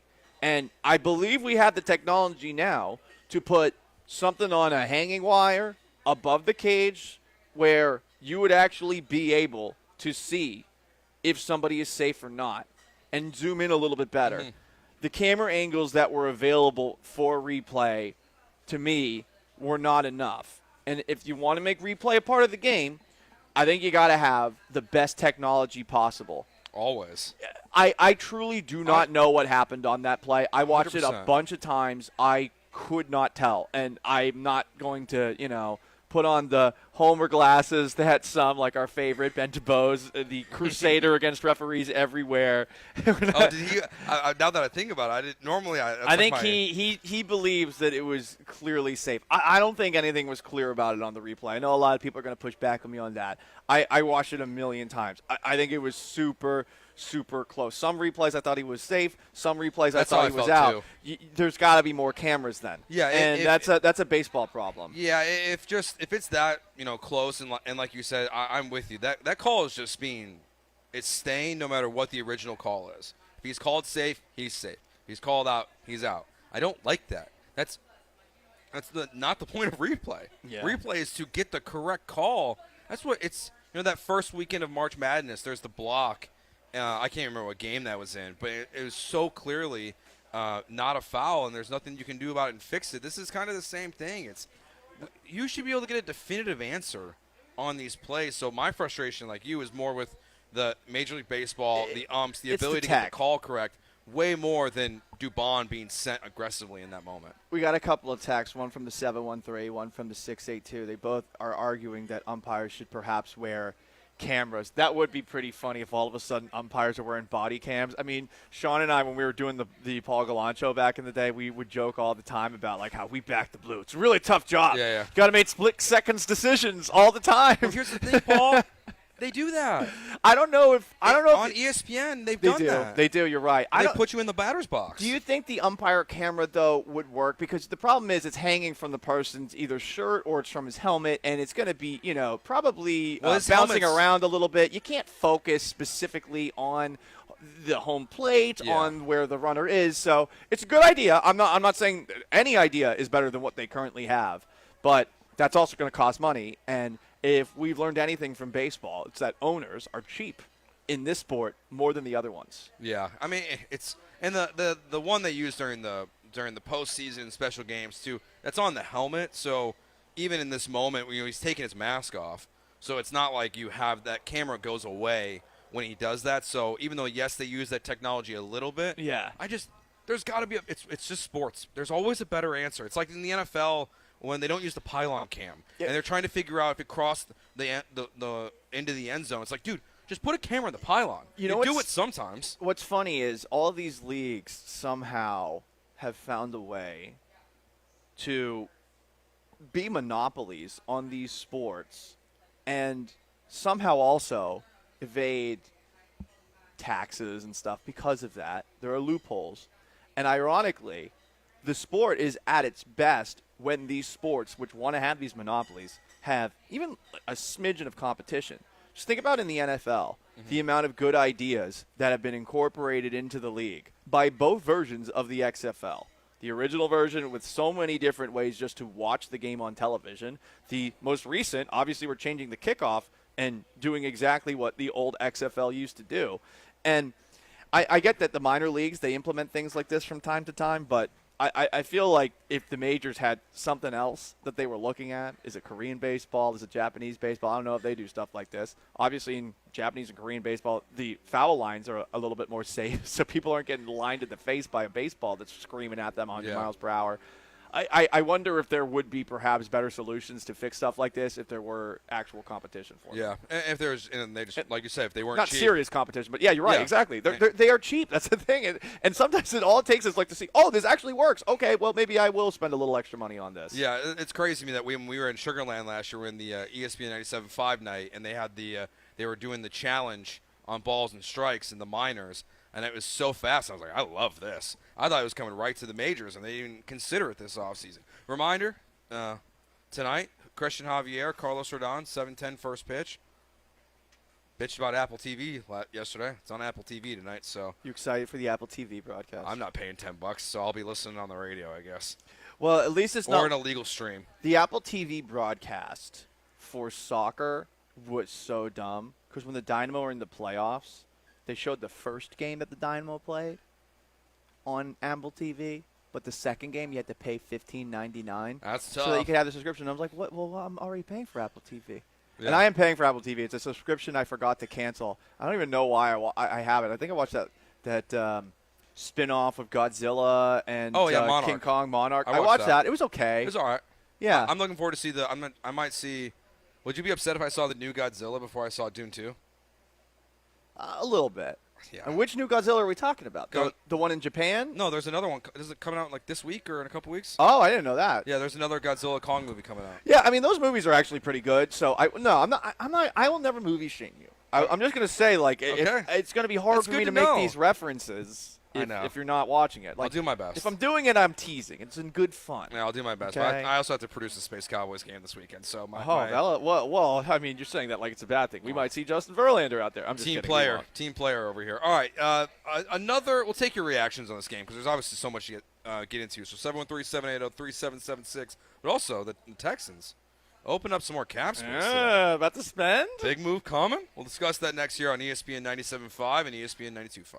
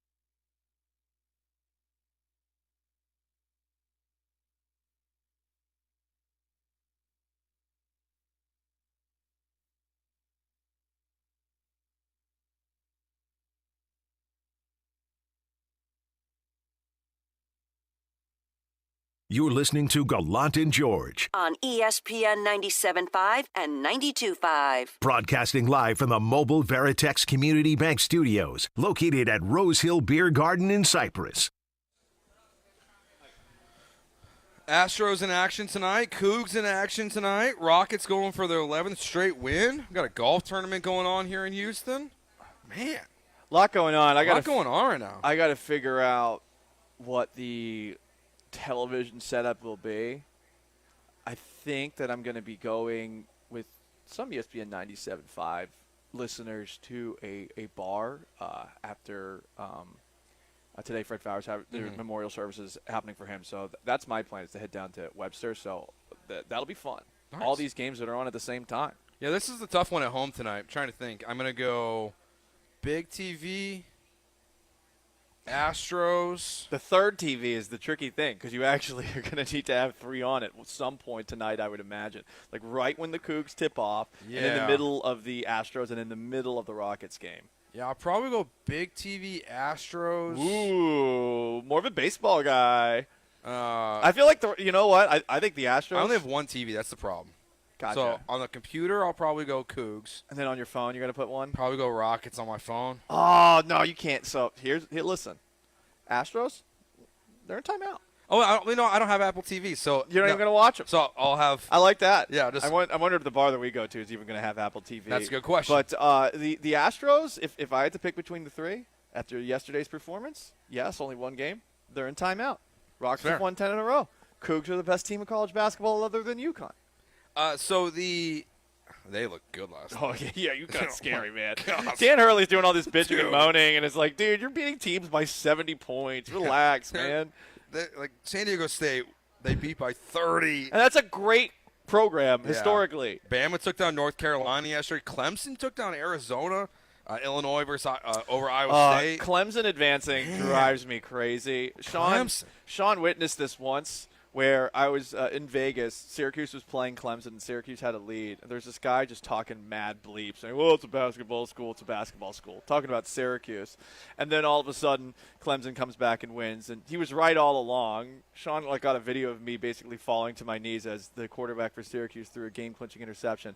And now Clemson is a better basketball than Syracuse. And they are using a guy that nobody that was a Syracuse fan wanted on their team named Joe Girard. He's their point guard. And, yeah, they're in the effing Elite 8 right now. It's crazy. Kill me with a shovel. This is awful. Just hit me right square in the face. My basketball school, not even a basketball school anymore. Not even a lacrosse school. I don't even know what we are. We're a men's soccer school. Here's a school. Yeah, in a godforsaken wasteland where it snows all year, and you might get stabbed if you walk off campus. And don't worry, you'll get some snobby media members out of Syracuse. Still, you're not one of the snobby. No, I mean I am pretty snobby. No, you're okay. I'm pretty snobby. You're okay. I'll at least admit it though. No, there's more snobbier out there. Some of them have long flowing hair and are on television right now. I like Nick. I like Nick, even though he unfollowed me on Twitter. Oh, that's harsh. I hurt my feelings. That's all right. Brad Kellner unfollowed me on Twitter. So He did? Yeah. I don't know why. It's rude, man. Oh, damn. His Texas Sports Unfiltered still follows me, but BK gave me the unfollow. Damn. The disrespect. Why don't you call him right now? No, I'm okay. Or just call him on the air and see how it goes. Hey, why'd you unfollow me? What's going on, It's the most insecure thing anybody in radio could do, but guess what? We're all insecure. Hey, Brad, why'd you unfollow me on Twitter? Please follow back. Thanks. So the Texans cleared a bunch of cap space again, restructured Titus Howard's contract today. Something I thought they might do this offseason. If they were looking at, trying to move space with Titus and Tunsil, you could clear cap space that way. They haven't done Tunsil yet, but they've done Shaq Mason and Titus Howard, cleared $16 million in cap space. Sure feels like Nick Caserta's got something cooking. Yes, it does. What he's cooking is the question. If he's cooking at all, also a great question. You would think that these moves mean something else is about to happen. But at the same time, who's left to bring in? The guy that the Texans supposedly wanted and drew a hard line at is Saquon Barkley, who recently said on a podcast that the Texans were his first choice. That surprised me a little bit. So they make this move now. They already, strangely, but I guess consistent because they did this with Shaq Mason, gave Joe Mixon an extension before he even played it down for the Texans. Personally, I don't agree with the move, but this is just what they do. Okay, fine. But it is interesting to see this move take place, and it does really make you wonder if there is something up their sleeve. Nothing up their sleeve that I see right now would likely involve the names who are left available in free agency, you'd think, right? No, I don't think you need to clear this much cap space to get Quandre Diggs, Justin Simmons, Eddie Jackson, any of those guys. None of those moves are going to cost you, $16 million. Even Steven Nelson and a safety. So that's where I think it really would be multiple moves, a safety and a corner and a left guard, something like that. Or maybe it's a trade. Maybe it's just a Nico Collins contract extension. That's what I was thinking too. Was maybe, I don't know if they needed to clear the cap space now for that with Nico, but I wonder if that could be something that they're thinking about as well. Is, hey, we are gonna get this deal done with Nico. That makes the most sense. I think so too. I think that is something they should do, given the year that he just had, because I do think he's special as far as wide receivers go. I think his ability to stretch the field, despite his size, is pretty impressive. I mean, if you're throwing a ball deep downfield, you want to be throwing it to a guy who's 6'3", 6'4", who's got that kind of speed, because he's going to have an advantage on the majority of cornerbacks in battles like that. But on top of that, I think his ability to run after the catch is close to the top in the NFL. We're talking Deebo Samuel with his ability to run, and except for he's a bigger guy. He runs like a tight end out there. I think a guy like that is somebody that you lock up before he gets more expensive to lock up. Receivers are expensive these days. Clearing up cap space for a receiver makes a lot of sense. I'm sure Tom Brady wishes that had happened to him during the last couple of years that he had in New England. So if that's the move that happens, I will be happy with it. Same. My question, Joe, is if Texans fans who are looking for that big move to happen, if they'll be happy with it. No, because they are going to be. They're like, well, I didn't. You got T. Higgins too. 100%. I watch him out chasing Justin Jefferson. So do we all. Think back to we all do. It's not realistic. Day one of free agency, Texans aren't doing anything. Everyone's freaking out, have a mental breakdown. Then day two, the Texans all of a sudden win free agency within like 20 minutes. They end up getting a running back. They get Danielle Hunter later in free agency. So there could still be one big move left. But I just wonder if Nico, if they're not just going to pay him, and I'd be plenty fine. And this is more about small moves in the interim to fix some of your other depth. But there's something coming. That I'm confident. You don't just clear this cap space for nothing, right? Like, it seems like they cleared the Shaq Mason cap space with the intent of taking on Keenan Allen's contract from the Chargers, and then the Chargers just traded him to the Bears instead of the Texans.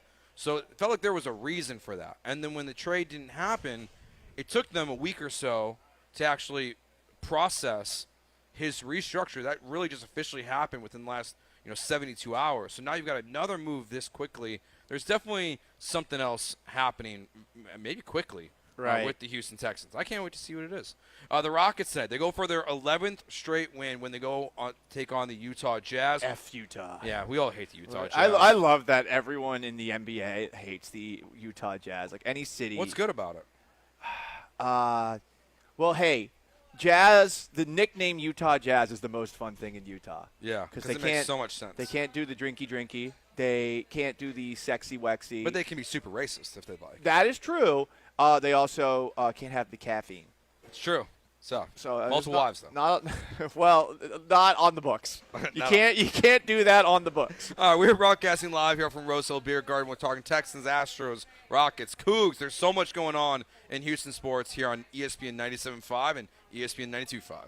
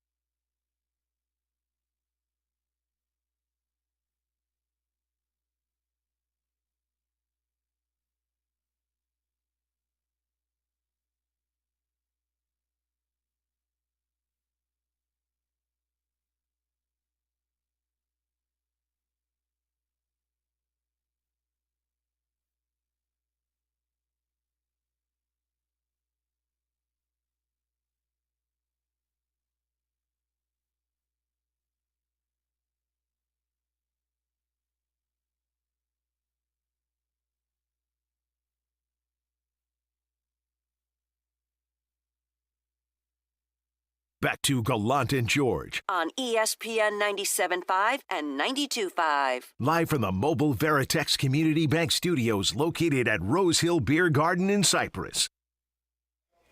Broadcasting live from Rose Hill Beer Garden, #1 music venue here in Cypress. Live music every Thursday through Saturday. Local craft vendors here as well, including a barber on site. So if you ever need to get a beer and a cut, this is your place to go. That's actually a great deal. They're doing an April promo right now. It's called the April Ale Hunt. You get a bingo by purchasing local draft beer, canned beer, or spirits. Each bingo is entered into a weekly raffle. Eddie Jackson, former NFL player, Food Network star, the owner of this place. He's got his food truck here as well, so probably going to crush a burger myself. Hell yeah, here dude. at some point. People filling in. Nice little Friday. Yeah, this weather's perfect. Yeah, this is really the best day ever to do this. Breezy, 72 degrees, inside, outside. It's a big outdoor area out back, nice shade, trees. It's even a playground for kids if you want to bring your kids here. So it's a good spot, man. I like it. Yeah, it's one of the things that Eddie, they said when we were talking to Chelsea, was that this is a family-friendly place, and they built it that way on purpose so you can enjoy it, but you can also bring your kids and stuff like that. When we got here, there was a bunch of kids playing around and having a good time. So it's a cool place to come, hang out, drink some beer, bring your family as well, and enjoy some good food as well. The Rockets tonight play the Utah Jazz, going for their 11th straight win. Jazz, the Rockets are the last team alive that are available for the play-in tournament that are not currently in the Western Conference. The Jazz are one of the teams that's eliminated. Lauri Markkanen, he's TBD tonight. I don't think he's going to play, but you never know in the NBA. Right. So Rockets going for their 11th straight win, game back of the Warriors. How are we feeling? Feeling good still? Yeah, I still feel very good. I want to fast forward to next week, April 4th specifically. Yeah. I will be going to that game at Toyota Center. Hopefully I don't get rejected by security. But this is one of those games where you look at it the same way that you looked at the Trailblazers earlier in the week. You should win it, but you can't take them lightly. Mm-hmm. And there were moments during that game on Monday against the Blazers, which I went to at Toyota Center, where it felt like it just wasn't the Rockets' night because they couldn't hit a shot. Mm-hmm. Obviously, you had Dylan Brooks, you had Jalen Green, and Fred VanVleet start off 3 for 21. But it also was one of those things where I remember I was courtside right before the game watching them all shoot warm-up shots right next to Vanessa. And after I said hi to Vanessa, I was just focusing on the shots, and everyone was bricking. And I was thinking to myself, oh, man, maybe this is going to be one of their nights where they just don't hit a damn shot. And they didn't hit a damn shot for a while. So sometimes your shot just doesn't fall. And let's be honest, this Rockets team is not the greatest shooting team, even though they optimally, I think, would like to be a really good shooting team. It definitely would play well off of the fast pace that they're trying to play. But I feel good about tonight's game. I think it should be 11 in a row for the Rockets. It should be. And this is just another one of those moments, too, where you hope with the young team that's on a win streak that the positive vibes, I think is the way I'll put it right now, because I don't think it's ego or cockiness that we're hearing from, Jalen Green.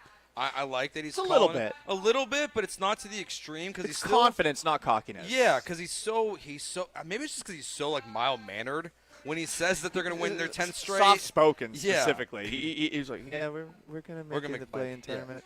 Yeah, Warriors should be watching us. Yeah, it's like, so, oh, all right. He's just not brash, so it's hard to think it's massive cockiness and ego that we have from Jalen Green. So I still love it, but it's one of those moments that when you're a young team, you don't want to take this team lightly. You don't want to be the Phoenix Suns who, yes, they beat the Nuggets last night, but they lost to the Spurs the other day and got embarrassed. That's why I think it's good that they played the Blazers the way that they did in the first half as recently as Monday. And obviously the final score of that game, the Rockets really pulled away from that one, starting in the third where Jalen Green got hot. And in the fourth, they went even further. I think that's a nice little reminder to have. It's got to be tough when you're in the midst of a winning streak to avoid super confidence. Mm-hmm. It's got to be. Because, this is the best winning streak in basketball right now. And on top of that, it's being done by a team that everyone – so they've only been able to drink for a little bit for the most part. So Yep, you hope that they just continue to take things seriously, and I think that they will. One of the bright spots about playing in Utah, as we kind of talked about going into the break, there's nothing to do. Yeah. Except for potentially get food poisoning, like Michael Jordan did from that one pizza spot. Yeah, I'm allegedly. You don't buy that one? I kind of waver on that one. So if you don't know, in the Last Dance Jordan documentary, there are allegations that a Utah pizzeria may have made Michael Jordan have his flu game because they gave him a little something in the pizza. Yeah, my concerns with that conspiracy theory is that they didn't tell people which rooms Jordan was staying in specifically, that they would hide the players' names. So that, in theory, means that this pizza place knew what hotel the Bulls were staying at. And the only way to effectively poison Michael Jordan was to poison every pizza you brought to that hotel for the night. And he's the only player on the Bulls. Hotel people know stuff. There's somebody who knew a guy who knew a guy who knew a guy. Yeah, I mean, I guess Michael would be the one to eat in a room by himself and just crush a pizza. Apparently, Joel Blank ate a large pizza the other day at Nick's place by himself. The whole thing? The whole thing. Did he get heartburn? I guess not. Shout out to Joel Blank's digestive system. That is impressive. I can't do a whole pizza anymore, and I mean, if I even have 4 slices of pizza, I'm ripping off the cheese on half of it. Yeah, it's true. You are not a cheese guy, so. The pizza's the only thing I can do it on, but I like the extra sauce. Yeah. And I like the light flu because I don't want to get flu. Yeah, I don't want to miss get a game either. Everyone hates Utah. I love it. Yeah, I mean, Utah's it's the worst. Have you ever been? I want to go skiing there someday in Park City. It is. I've been once, but it was more of a stop through. Through, okay. It was we had a layover flight in Utah at Salt Lake, I guess it was, but then the next flight got canceled. So we ended up staying in Utah just for a night. So we didn't do much. Okay. Also, I think at the time I was not. I think I would have been just under 21. So not that there's much to really do there when you're 21. So it don't really matter. So I didn't get the full experience. One of my wife's best friends lives there. Okay. She loves Salt Lake because her sister was in the Olympics, so they moved out there to do. Sick flex. She did the big ramp. Oh, for skiing? Yeah. Yeah. Where you jump really far. Those people are effing insane. That seems like one of the most terrifying things you could possibly do. When I went skiing in Vermont a couple of weeks ago with some of my buddies, I try to go once a year, and I'm not an expert skier, but at least I look competent when I'm out there. But one of my buddies was just being this absolute bastard on the slopes, and he was skiing really close to people and going in and out. And he's 34 years old, like me, and there's a part of me that was low-key satisfied when at one point he hurt himself. Yeah. But then he was limping he was limping around and he was trying to get sympathy points from all of us, and we were like, okay, well, we feel bad for him. But then when we got back out on the slopes, he was still doing the same exact thing where you're skiing so close to people. Yeah, being a bastard on that's your fault. But then he would walk around like, oh, I'm not feeling so good, dog. Wimp. No, it wasn't even a whip. It was Sounds like a wimp. Pick your lane. Either you're the biggest hardo skier ever, or you're hurt, or you've torn your ACL. Pick a lane. You can't be both. All right, we'll get back to the Astros. 0-1 on the season. The sky is falling. 0-1, 62 pace. But Jake Myers on pace for 162 home runs. So which one's better, 162 home runs or 162 losses? You tell me. That's next year on ESPN 97.5, 92.5.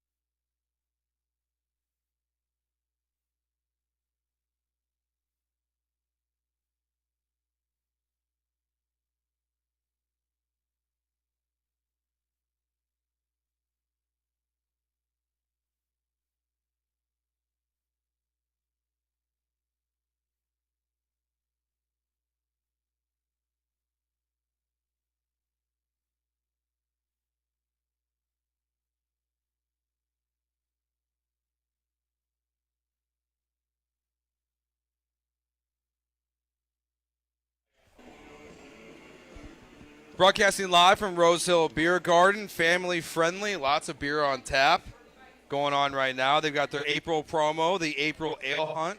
You can get bingo by purchasing local draft beer, canned beer, or spirits.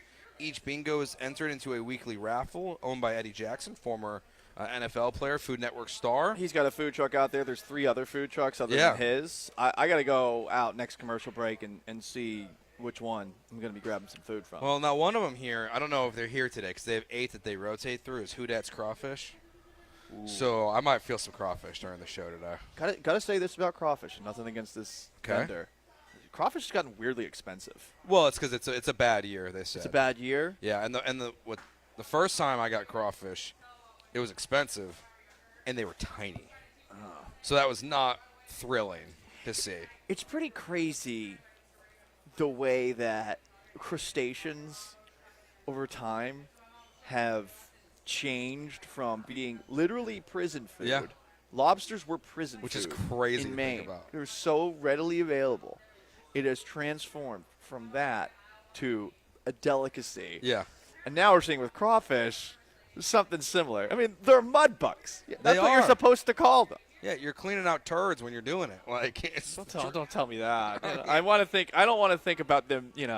That hot water being full of crawfish turds. I want to think of it being filled with corn and potatoes and good seasoning. Yeah. Oh, the seasoning's so good. We always go extra seasoning on the side.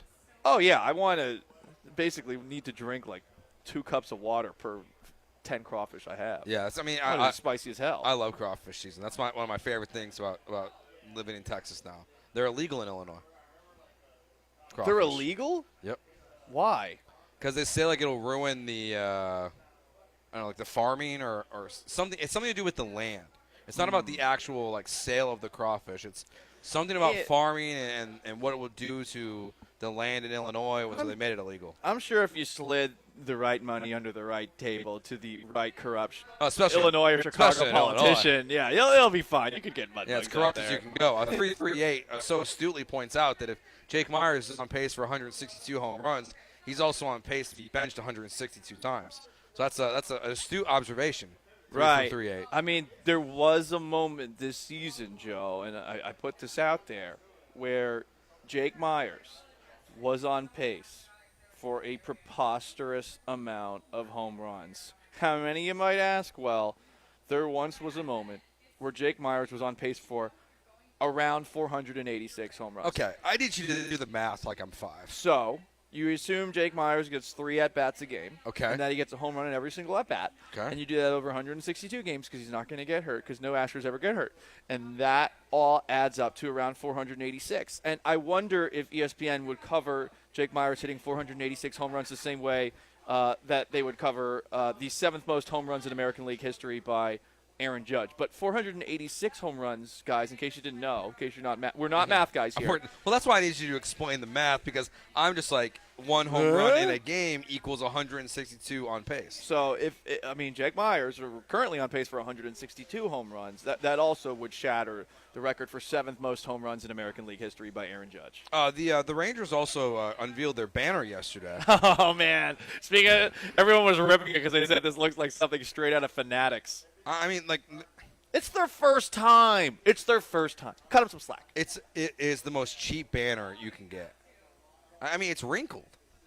Yeah, you got to get an iron. Here's the thing, like, it's a large iron you need. What the Astros do is they have metallic banners, so maybe they do that.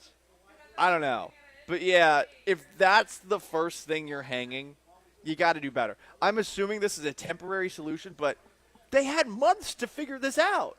You got to nail your first and possibly only defending World Series champion opening day. Mm-hmm. And then on top of that, they got robbed by umpires arguably at the end of the game, which I loved. I love seeing that. Yeah. I back the blue. It's a tough job. You got to make split-second decisions. I wish I could. They all suck. Umpires are the worst. They're not great. They just get everything wrong. But, it's a tough job, so someone's got to back them.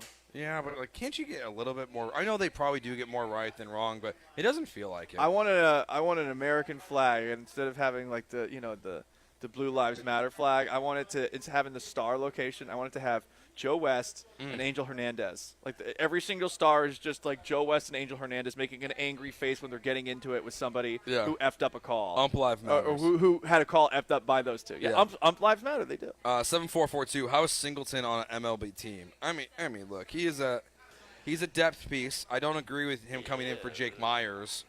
Because it's strange. He's got a good eye. That's legitimately it, but he's not a good hitter. Yeah. Also, you're bringing him in to get a walk. I know it's not the majority. It's a very small group of people. But can you guys, if you got friends who are some of the people who are being super duper racist on his wife's Instagram post yesterday, can you tell him to It looked like it was one account. Go kick rocks? It does look like it's one account. It was one account.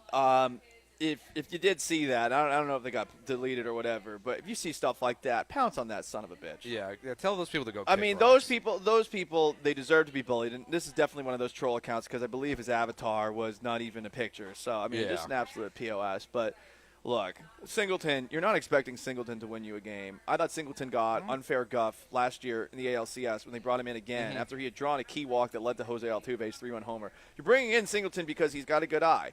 It's unfortunate he's not the best contact hitter. When he does make contact, he obviously can drive the ball very far, but it doesn't happen very often. So these are your limitations with Singleton, and that's why I think it's weird that they brought him in there instead of Mauricio Dubon there. Well, it does seem to be a trend, an early trend. I know it's because in this one moment, it's not one game. I guess it's 2 games because that first ALCS game is when Dusty Baker got thrown out, and Dusty Baker said after the game that it was Joe Espada's decision to bring in John Singleton in that moment, and then he did it again yesterday. So this might be something that we see more of this year. I don't love that, but Joe Espada in 2 big moments in his managerial career has chosen to go with John Singleton over the guys that were in the game. Yeah, that's true. But it did work once. It worked once. So it worked when Dusty was ejected. So 50% hit rate when Joe Espada is the manager. That's pretty good. You know what? That's batting 500. Yeah, if you're hitting, or I guess that's on base percentage of 500. Yeah, not batting 500.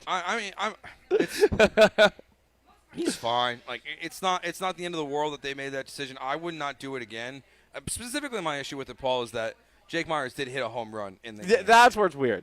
He had a good game. It's not like he was 0 for 3 and looked completely lost like we have seen Jake Myers look before. And it was explained to us as a righty-righty decision, and that's why Chandler Rome wrote that article where he said, hey, look, I mean, Espada made some ballsy decisions in this one, and all of them backfired. Yeah. Pretty much every single one of them backfired. And that's unfortunate because that's going to happen from time to time. You're not going to go 100,000 for 100,000 with the decisions that you make over the course of a year.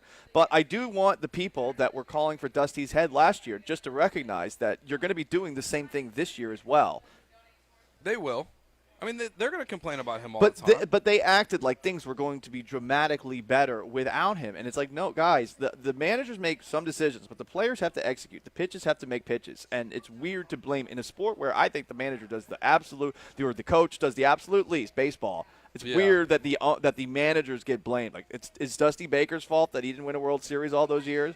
Is it really his fault? Yeah. Obviously, there's some decisions you can look at and say, maybe it was his fault here, and here. But I don't know, man. One of the winningest managers ever. Yeah, I mean, they're always going to blame the manager, and they're going to. And that's dumb. Why, to your point, the idea that everything would just be magically better with Dusty Baker not making the decisions, it's not the case. I was ready for the Dusty thing to end because I thought that more going back to even when they won the World Series, that the hand stuff with Yordan Alvarez was a little concerning, that Dusty Baker was, going on the record saying that both hands were hurt, and then Yordan was having to refute that.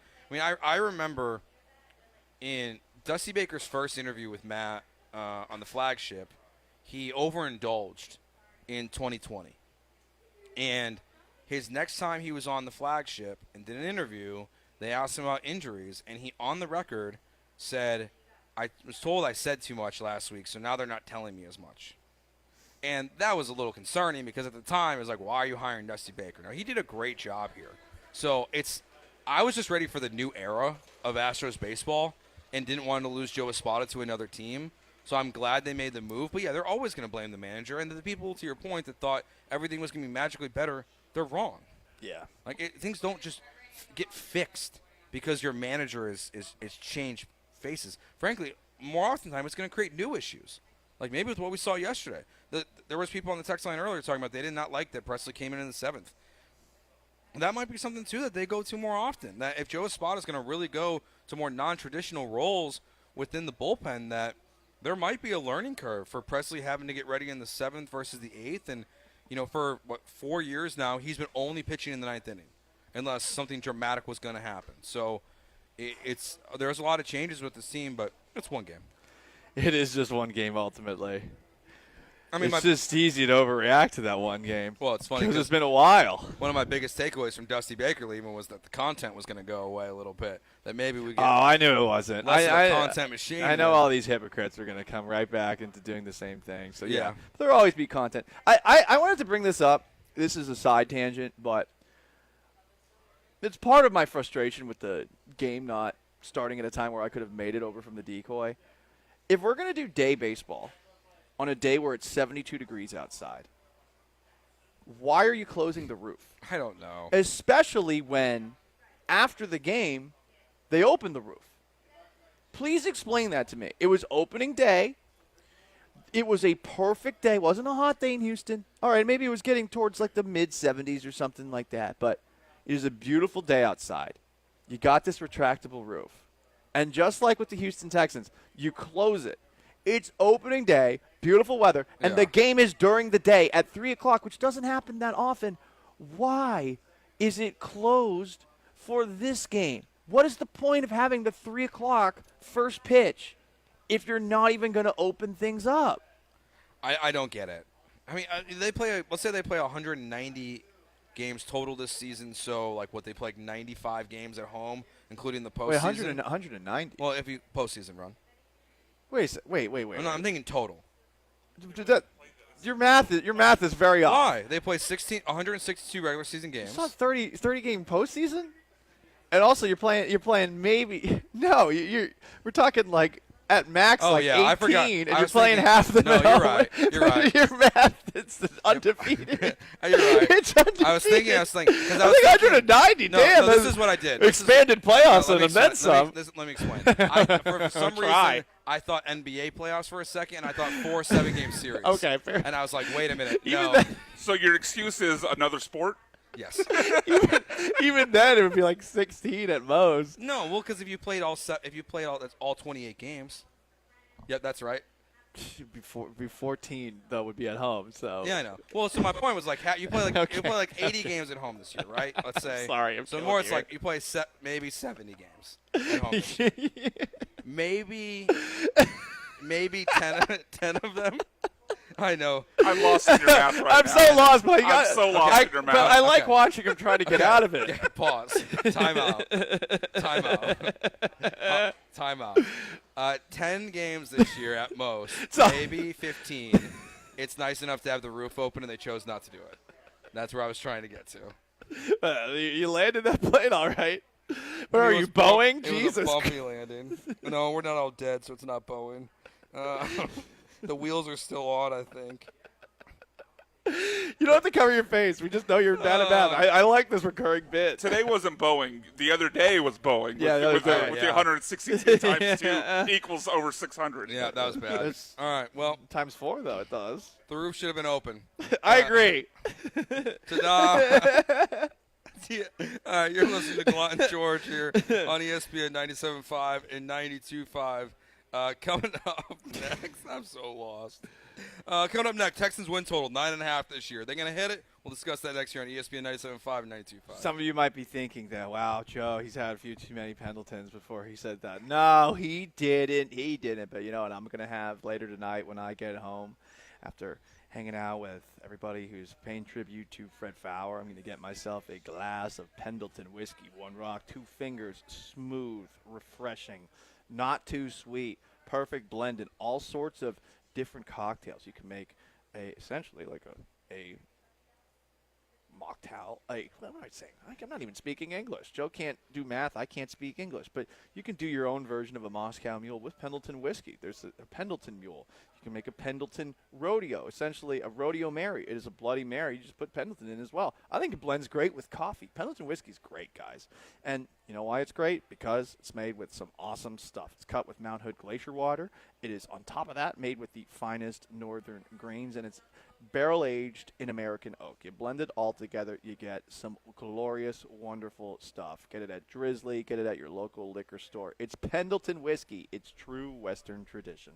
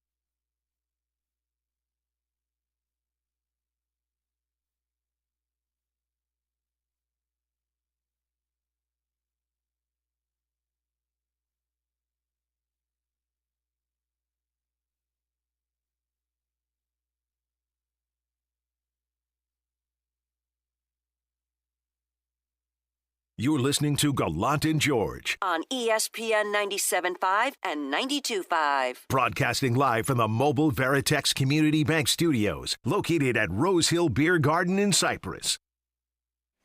8693, Jordan moving up to number 2 in the lineup, guaranteed him to bat in the bottom of the ninth, with him the third batter up, already a fan of a spot as lineup. That is a positive thing that happened in yesterday's game, so at least he was there. Right. And they had a shot at it. And, I mean, look, obviously they got more at-bats than that, but it was, I really like the lineup construction. I normally it's not a big thing for me that I care about. I'll just trust what's being put out there, but I love Alvarez and Tucker batting back-to-back, and I was excited to hear Joe Espada say that that's going to be pretty consistent going forward. So it's a plus. There were still good things that happened in yesterday's game, but it's not all bad. Josh Hader. Yo, that guy is sick. That is about as awesome a debut as you're going to get. Yeah. 3 up, 3 down, 3 Ks. Yeah. 6517, as a taxpayer, I'm not voting for a retractable roof stadium ever again here. It's not like you have a choice. Yeah. Well, you probably voted to demolish the Astrodome. Guess what? They didn't demolish it. They turned it into a historical landmark. Ed Emmett pulled a fast one. I don't think that – at one point I tried to challenge the idea when I was on the Bees about there being a new football stadium at some point, just because I question if Houston is going to be in the running again for a Super Bowl in the near future, and the only way to really guarantee one is a new stadium. I don't think we're really – They got the money to do it. I think that they will eventually. Yeah. Where is the question? I don't know where they would do it. Yeah, I don't think Minute Maid or Toyota Center, though, would be up for replacing those soon. I would imagine, the area that's around East River 9, which they seem to be developing. Yeah. If there were to be a new Houston sports development, I feel like it would be something there. I don't know if that's a hockey arena or if that's a football stadium. The hockey arena seems very doubtful. I'll say this over and over again about NRG area. No offense to everybody in that area, but that is not an area that I want to go to. It's nothing to do. It's just kind of out of the way, and on top of that, there's nothing really around NRG Stadium that I want to go to. That's not an indictment on the neighborhood. It's just that area used to be just the Astrodome, and now it's essentially just NRG Stadium and the Astrodome. No one is ever going to turn the Astrodome into this thing that people want it to be turned into, because there's no reason to do it, to turn it into a convention center or anything like that. No one is going to go there, and it's going to cost so much money just to get rid of all the crap that's inside there already. So if there is a new stadium, I think it's going to be in a totally different spot, and I guess that's where it would go. But to your original point, I do think there will be eventually a new stadium for the Houston Texans. Yeah, man, this is considered an old stadium. I mean, we've seen with the Rangers, that stadium wasn't that old. They built a brand new one not too long afterwards. We saw it with the Atlanta Braves. They built a new stadium as well. They built like 3 stadiums. Right. It's definitely possible. I think there are some elements of NRG Stadium, specifically the acoustics for concerts, that need some work. Like, I don't enjoy concerts at NRG Stadium. They're It's not great. One of the things about the rodeo that kind of gets overlooked. Yeah, football, a new stadium for the Texans seems way more likely than it does for the Astros or the Rockets. I would agree with you there. Because I think both those teams like being downtown. That area has gotten, I think, a lot better. I mean, specifically like that. And, of course, Jim Crane's investing in the area in the near future, too. Oh, yeah, they're going to build Craneville then. They're definitely not. Right. And, I mean, just yesterday, like, there's so many places that are within walking distance of those two parks. For example, like Highway Cantina, where I was watching the game yesterday. Fancy margaritas, $9.75. You do not have that around NRG Stadium, and I bet that, to a degree, the Houston Texans would want something like that. I guess the really tricky thing would be, all right, well, where do you move the Houston Livestock and Rodeo Show? Because that grounds has been where it's been for 3 weeks every single year forever. Yeah, I mean, like, if they want a Super Bowl, then they're going to need a new stadium because it's not coming back to Houston anytime I agree. soon. I agree, and it's a bummer because I feel like every single time they've had a Super Bowl here, one, the game's been great. Yeah. But two, I feel, and maybe it was different in 04 when it was Patriots-Panthers. I like the fact that the Patriots win Super Bowls at Houston. I'm sure you do. That's pretty sick. But I think, like this, the last time around, the weather was perfect. Yeah. The Discovery Green area had just been finished. All the convention stuff. George was R. in the Brown's George R. great. Brown. For Right. that. It's just the fact that, like, you're not Vegas. You're not L.A.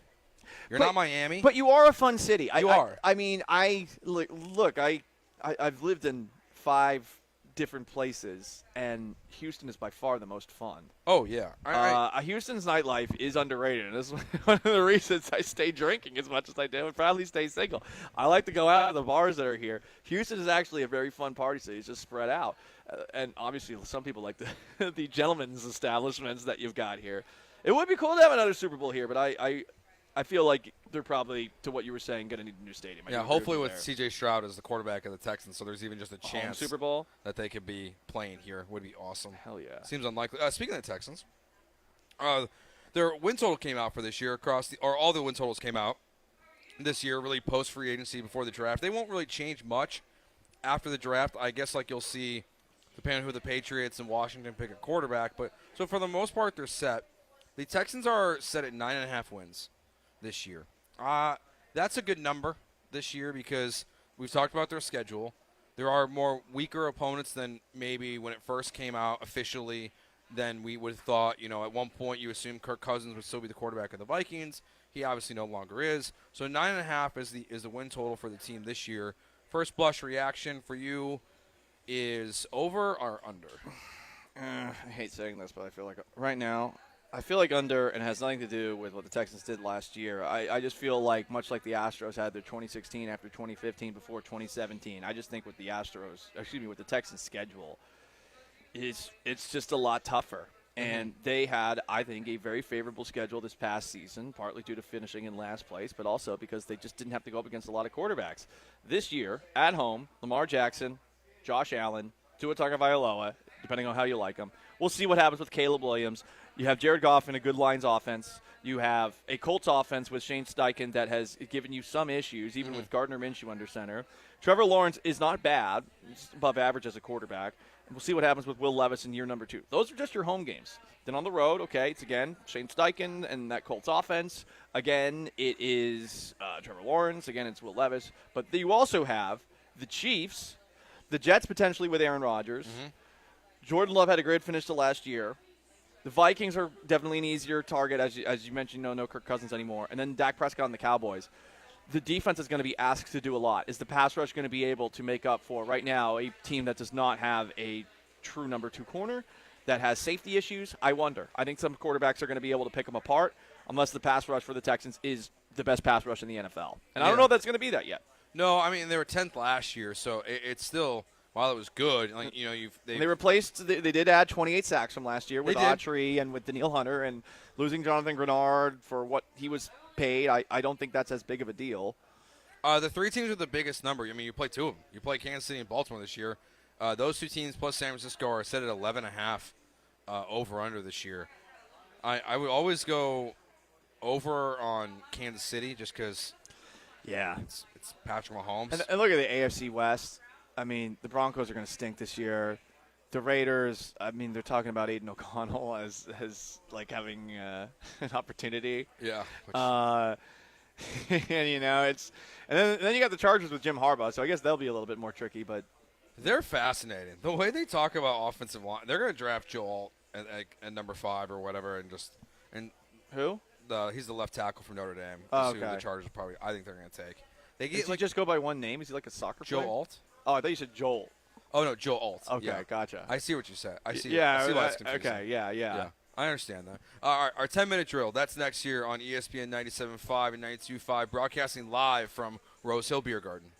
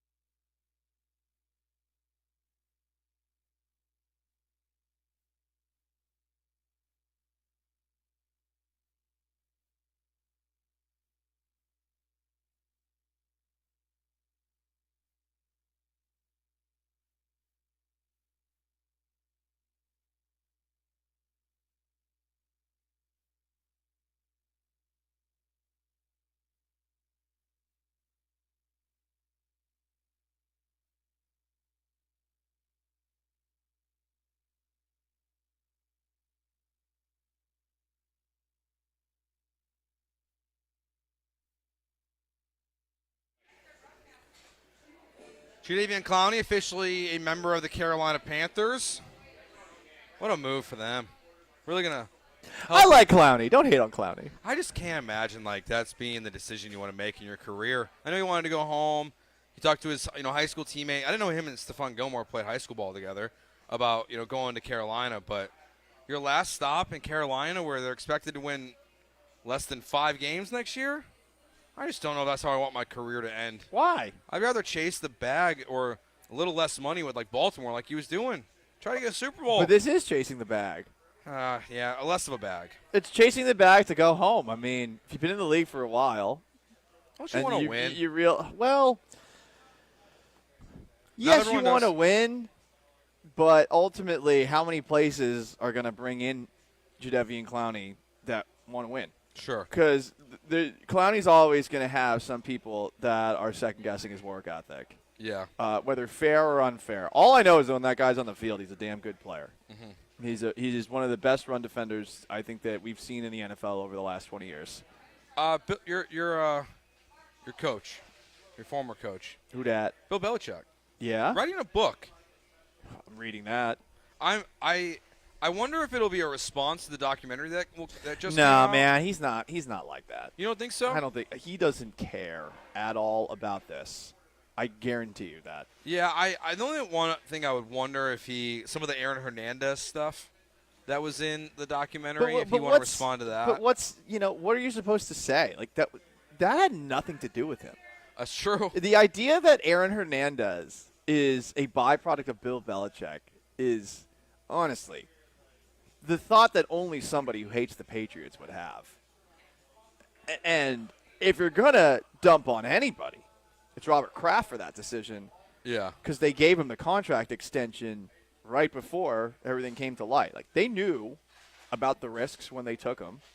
Clearly, he had made a checkered past at Florida. So, no, I think the Belichick book, because the man is such a historian when it comes to football, I think it'll be a very interesting read, and I think there will be a lot of references to great players that he's coached over the course of his career. I mean, people forget, he was in Cleveland for a franchise leaving town, made a controversial quarterback decision there, benching Bernie Kosar, and he also was one of the best defensive coordinators ever with the New York Giants under Bill Parcells, and coaching Lawrence Taylor, arguably the greatest defender to ever play. The NFL is going to put up their 2 Christmas Day games up for auction because they're going to be playing on a Wednesday. What channel do you want it to be on? I don't care. You don't care? Not Apple TV. Because I have the rest.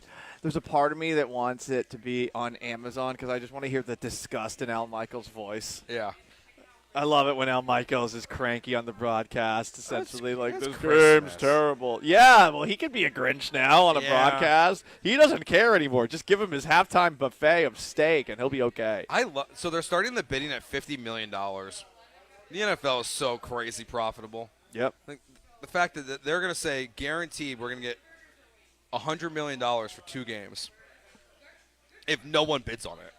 So it's going to obviously go way higher than that. Yeah, definitely. It's just the NFL. It's why they rule the world, That's Paul. why it's the #1 league in the United States of America and the world. Yeah. I love the people who are, the NFL is going to die because they keep changing the rules and they're ruining the game. People still watch. They watch even more every year. Now you can legally gamble on it. Because that's what it's about. It's not going anywhere, man. It's only going to get better, honestly. It's only well, going to get bigger. The sport is not going to get better, but it will continue to increase in terms of popularity. Well, because it only has to this point. Where is it going to stop? Basketball kind of got to a point where it seemed like the interest in basketball was a lot inflated compared to what it actually was. Specifically, I'm talking about the NBA. I think online interest in the NBA has been made out to be significantly higher than what the actual average person's interest in the league is. Well, in the NFL, the rule changes. It's one of the things that makes their sport just more enjoyable to the average fan. Fantasy football and people like betting overs. Those are the most common things that you get. Prop bets. And when you do prop bets, and you're putting together these parlays, these same-game parlays that are so popular now, no one goes defense. Like, you're not picking defensive players to do all this stuff. So the more they change the rules and make it more offensive friendly versus defensive friendly. They're just appealing more to the average Joes of the world that love the game. Mm-hmm. We didn't really touch too much on we read the Woody Johnson response. I think it's that I was just reading it again, thinking about how he's just calling out the NFL's own media department for just nonsense reporting. It's like the only league that I think you typically see this, and I give the NFL Network credit for not walking it back. Yeah. Because if this was the MLB Network or NBA TV that's not involved, Charles Barkley and Shaq, I feel like they're walking their story back in some way and trying to pretend like it never happened, and the NFL doesn't do that, and it's why I love them. Nothing gets hidden. The truth will always come out. The Chiefs signed this rugby guy. A rugby guy? A rugby guy. You know more about rugby than me. I don't know who this guy is. Louis? I thought you were a big rugby expert. I mean, I like rugby. You but played rugby. Yeah, but it's one rugby of those, legend Joe George here. It's just like overseas soccer. It's not like overseas soccer. No, in terms of its. Oh, in terms of what you know. Okay. In terms of when it's too early in the morning. It's too early. It's harder to watch. I know that the Houston Sabercats, I tried out for them once, did not make the team. Also, I know that the New Zealand All Blacks are terrifying. They are. I mean, that's the best rugby team in the world. I also just been talking rugby. Yeah, How about the Springboks in South Africa? Big year for year. them. How about Australia? That's an underrated That's a sports continent and a country and a team. The Invincible. Yeah. No, Invictus. Invictus. Underrated sports. I actually read the book version Really? of that for college class back in the day, and the book was better than the movie. So if the Texans could sign one non-traditional athlete, who do you want them to sign? A rugby player? You want an NBA player? Sumo wrestler. Sumo wrestler? They need a defensive tackle. They do need a defensive tackle. Give me a big old just blob of a human being to occupy all the space and shove people back. I still can't believe they haven't signed a real defensive tackle. They lost Rankins and Collins. One of them by choice. You traded him away. They really are. Maybe that's what they're doing. Maybe they're watching like me. I'm an expert on Japan now. The last episode of Tokyo Vice, damn, that was awesome. Watched it yesterday. Last episode of Shogun, it is okay. But as someone who now knows about is the Shogun series season over? Not yet. Okay. No. How much is left? That I do not know. I believe that episode 6 was this week's episode, where Okay. Tokyo Vice episode 9 was this week's episode. Both fantastic shows. I cannot recommend them more. But as an expert, I mean, clearly they're taking a look around Japan, looking for the biggest hog molly they can. They could probably sign for a discount too. I mean, there should be more sumo wrestlers in the NFL. What are we doing here? Yeah, If why you is get there one as not? a defensive tackle, like, you just tell the guy to just push people forward. Come on. That would be so funny watching, like, if you get one of those giant sumo wrestlers trying to see them actually play in the NFL. Oh, that would be sick. I would very much enjoy that. And Fuente's Respecter is suggesting strongmen, like the guy who plays the mountain, Good call. Hafthor Bjornsson. I like that strategy. But at the same time, probably wouldn't pass the steroid test. What? You don't think that's natural? No. What position does he play? What position does he play? Intimidator. Because I don't know if he's a... He just menaces. I feel like he's a defensive tackle. Yeah, basically I just want everybody to play defensive tackle, and you just hope that they shove Yeah. these guys as far back as they possibly Well, because they can. can be as big as strong as possible, but they're not exactly, the most fleet of feet. No, don't tell Seth Payne that. Deceptively fast. Well, I mean, yeah, but Seth's not as large as or as strong. Whoa! Joe George said Seth is not strong. Not Quote, as strong as... We'll put that on the podcast. Not as strong as the mountain. I don't know. Come on, Paul. If they were in an Oklahoma drill, I would take Seth. Well, yes. But Well, that's what I mean, though. But that's how we're measuring them for strength. We're not talking about, like, lifting weights. Yeah. I don't know how much Seth is still lifting these days, though. The the mountain's still active. I have Seth, if you're listening, which you're probably not, I have faith in you. Yeah. Joe George is a hater. Sorry, Seth. I apologize for being a hater. All right. That does it for our 10-minute drill. How far can Seth toss Joe George? Ooh. Well, it depends on how much he's lifting right now. Because I'm losing weight. Yeah, that's true. You're gonna be a little lighter for the toss. But if the toss was happening right now, we still have some progress to go. Yeah, and you still got some of that booze from yesterday in you, so you're a little heavier. Yeah, that's true. A little bloated, bloated with booze, bro. Well, the shots were not, not making me gain too many lbs. Mexican cane shots are not No. Well, hey, it's a couple of calories. Couple, yeah, but it's not like a dangerous amount of calories. No. Saquon Barkley, he admitted, we mentioned this earlier, that the Texans were his number one choice. Now that they've cleared this cap space, Are you disappointed that they didn't just sign Saquon Barkley instead of going with Joe Mixon? We'll discuss that next here on Gallant George on ESPN 97.5 and ESPN 92.5. First, let me tell you about my friends at MyBookie and MyBookie.ag. Sean was talking about it with us in the commercial break. We're going to give you, with MyBookie.ag, promo code BET975, the Texas 3-step. Because we're going to put together a parlay with MyBookie.ag. You enter promo code BET975. You get a deposit bonus of up to $1,000 as soon as you sign up. We are going straight Houston against the world tonight. First, you got the Apple TV game. The Astros are 1.5-run dogs at home, where they don't hit very well, against Carlos Rodon and the New York Yankees. It's a lefty. Maybe you don't feel good about the Astros hitting against lefties. I do. Astros 1.5-run favorites. You're taking the Astros. Then take a look at the National Basketball Association. 8:30. Your Rockets, 8-point favorites against the Jazz. We're taking them to cover. And then our beloved Cougs are facing the hated Duke Blue Devils, 4-point favorites with an 8:39 tip-off. You're taking them. Boom, boom, boom. Texas 3-step, and you can do it at mybookie.ag. You can also play blackjack. You can play poker with live dealers. Mybookie.ag is where you can bet on anything, anytime, anywhere. It's mybookie.ag. Again, promo code BET975. Get that Texas 3-step in tonight.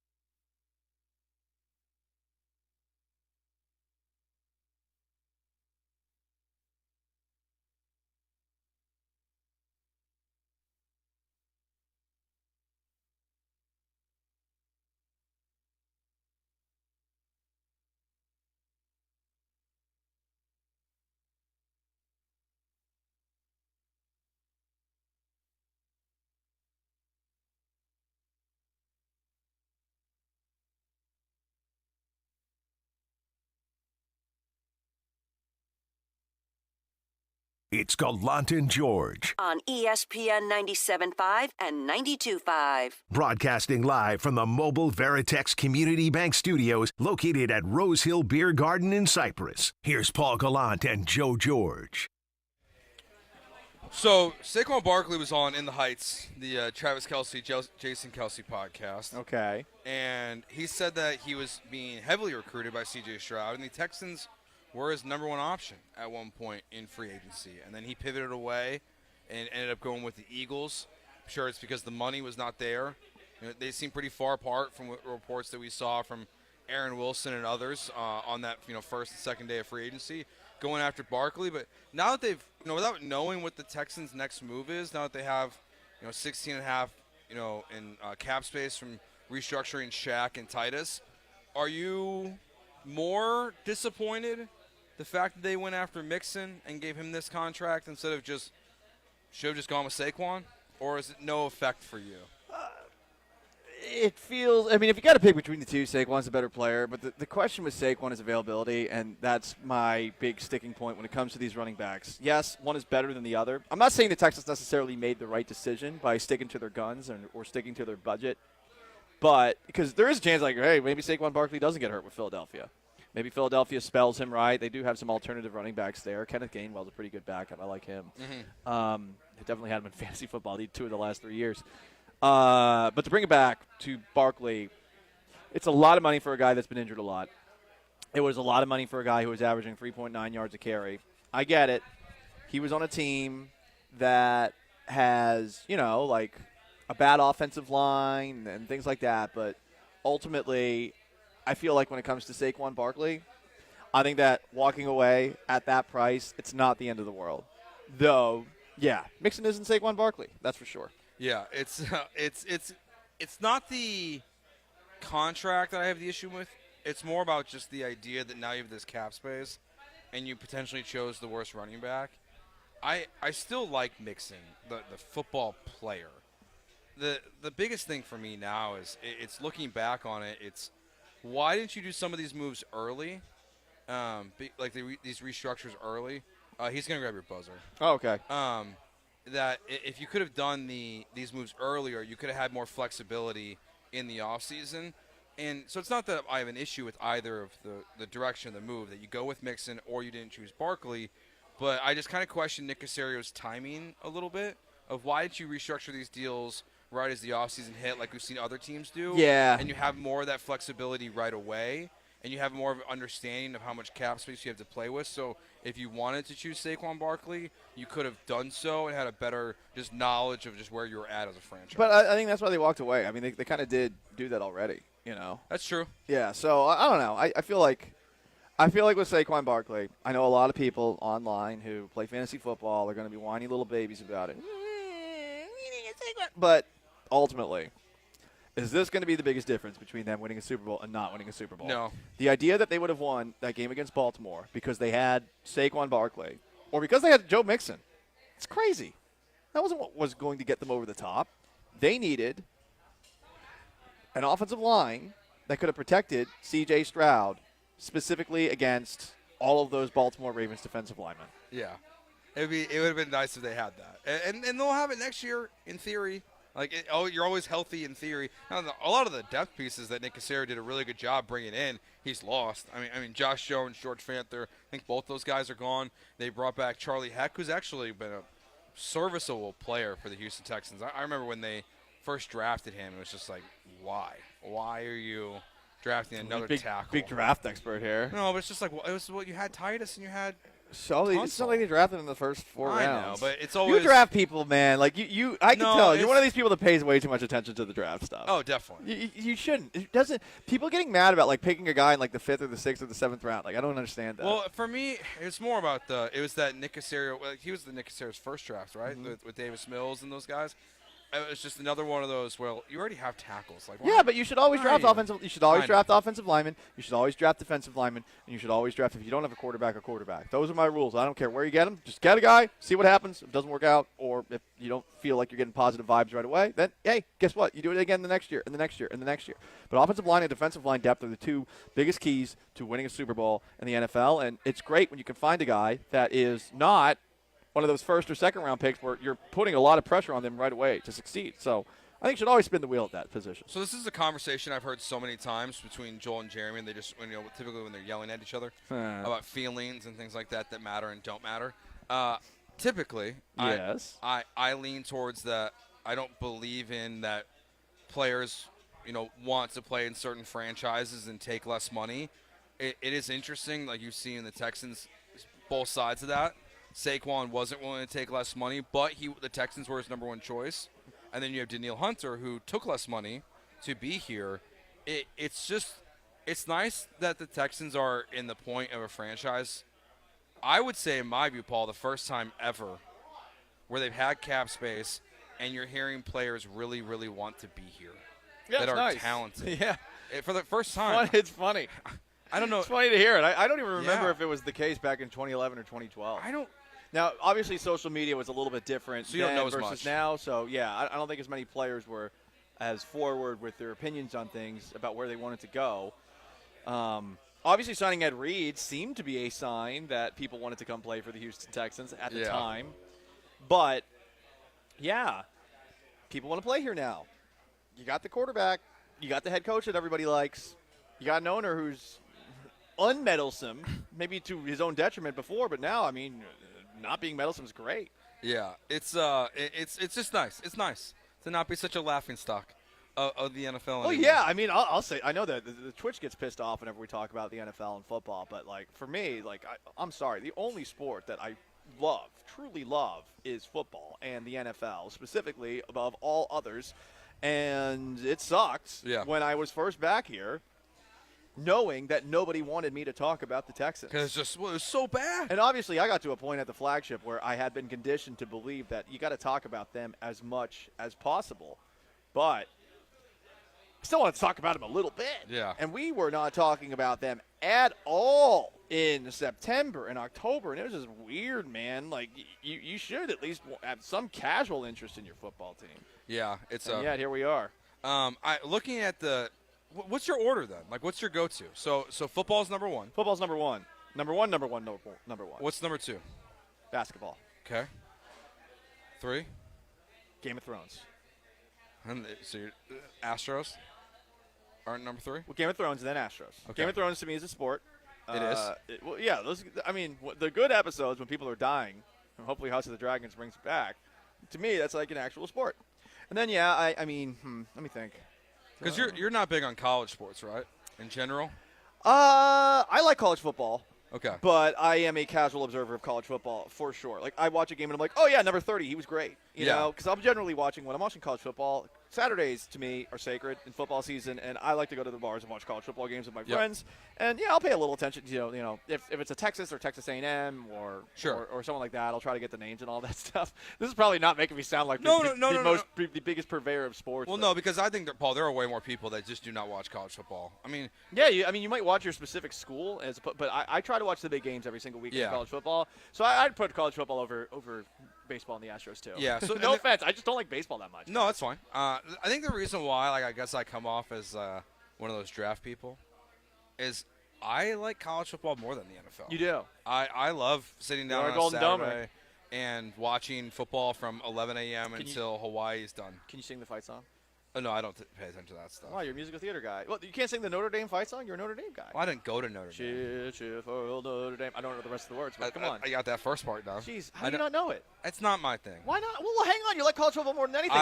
Isn't that part of it, the pageantry? Because that is something it has in spades on the NFL. The NFL, like, there's no care. Like in the Northeast and in specific parts of the country, there's an obsession with the NFL. But specifically, when we're talking about teams like the Michigan versus Ohio State or Alabama, any of the SEC things. I got goosebumps the other day. It was on where the hell was I?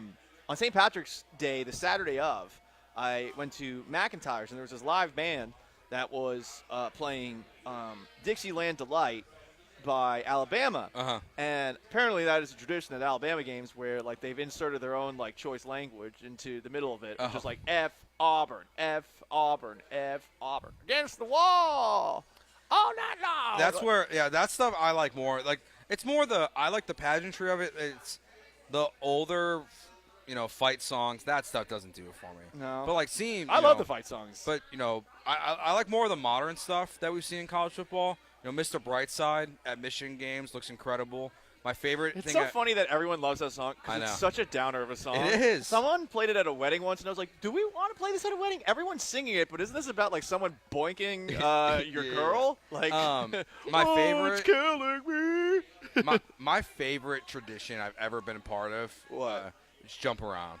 Oh, at a Wisconsin. You go to a Wisconsin game? Went to a Wisconsin That's game. fun. That was so cool. It's so different. The traditions there are better, and assuming that you can get alcohol in the stadium because these games are 4.5 hours long after you've had a long tailgate, then the college football in-person experience is much better than the NFL in-person experience. I remember going to I think it was Northwest. Kyle Field's fun to go to. Yeah, I'm going to my first game this year. I think we talked about that. My first game was Manziel's first game on the sideline because Yeah. they gave me they gave me a credential. I'm pretty sure I wasn't supposed to be like a photographer, but I was like, "You're giving me the opportunity to be on the field for a game." And I was standing next to Chris Fowler, who was the coolest. Couldn't believe how friendly he was because me and John Cassio, we were hanging out with like next to Fowler. Fowler was talking to us for a while, and then to see Lee Corso. Back when Lee Corso was still throwing 100, the Sunshine Scooter. Corso, he's in these designer jeans, and he's like got his hands on his knees, and he's like leaning over on the sideline like he's still coaching. Made me laugh so hard. That's awesome. That's one thing I haven't seen. I haven't seen College Game Day in action. I'd like to do that. You gotta get up at 6 in the morning. That's what's they tough. do it. They did the same thing for the college basketball one. I remember one time for a Syracuse game. I think they were playing some school. They were like, you can come early and sit in the background during ESPN broadcast. I was like, nah, I'm gonna go to bed and stay hungover for a little longer before I go to this I'm game. gonna hard pass on that one. Yeah. What are some of the positive things that we'll take away from yesterday's opening day loss? Because there still was good things that happened, but we'll still take your complaints, your day one complaints into the Joe Espada era at 713-780-3776. It's Gallant George broadcasting live from Rose Hill Beer Garden out here in Cyprus on ESPN 97.5 and ESPN 92.5.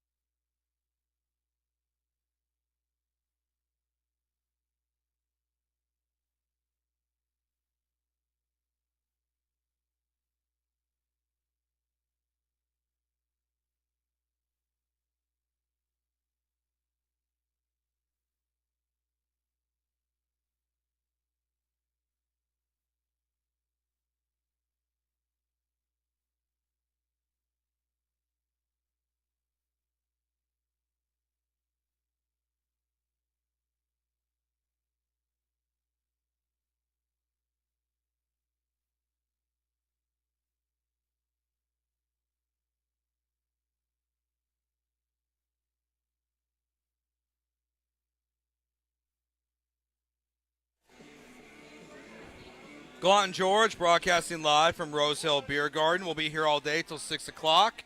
Thank you. See you, Kevin. Kevin's stopping by out here in Cyprus. Come on by. Great spot there. I just devoured that burger in the commercial break. Yeah, so Eddie Jackson, Double burger. former NFL player, Food Network star. Oh, my God. We all got burgers from Eddie's Burger. They have a couple food trucks over here. We all went to the burger today, though. Paul is – I've learned a lot about Paul. Your eating habits are impressive.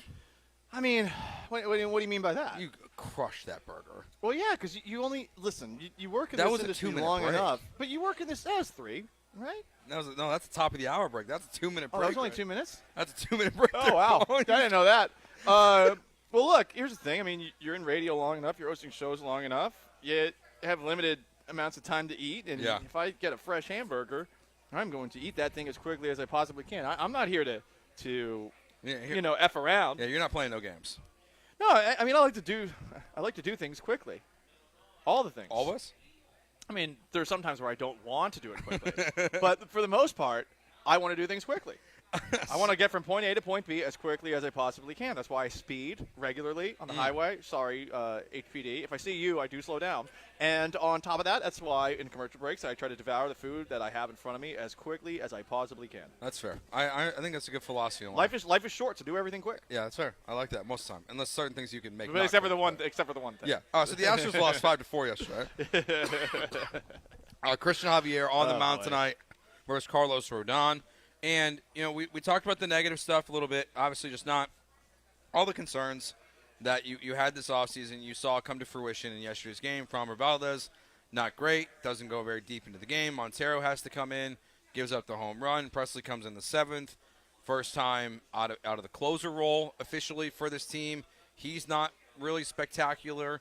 Your offense has some good moments, but, leaves guys on base. And it's not the best game. And some changes and decisions by Espada that everyone's questioning.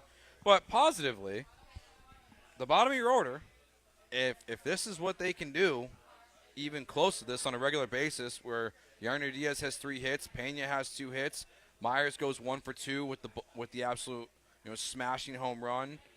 If this is the bottom of your order, that's part of this team where you go, okay, like they can figure it out. Like when we talked yesterday, Paul, about what's the reason why?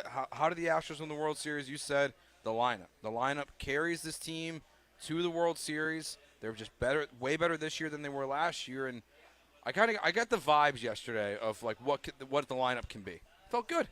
That felt good. Yeah, this offense is going to be what carries them probably more than the pitching early in the year because you don't have a ton of starting arms. Your middle of the bullpen depth is suspect at best right now. You hope by the end of the year that you find a couple of guys that you can regularly rely on if your starters are getting chased after 4 innings, either because guys are hitting them or because, like yesterday with Framber, they have no control. But this was a start that you got to be happy with. They got 13 hits. You want more runs, obviously.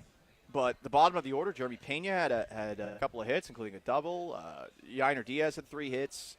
Jake Myers hit a home run. Did not see that specifically coming in his first game of the year. So definitely a lot of things to be happy about from the offense yesterday, even if they aren't getting those runs across the plate. But the real questions all come back to right now, are the starters enough? And I don't know. Yeah, we'll find out. Definitely just a vibes check going into the weekend. A nice long start somehow from Christian Javier. I'll take 5 1/3 for Javier.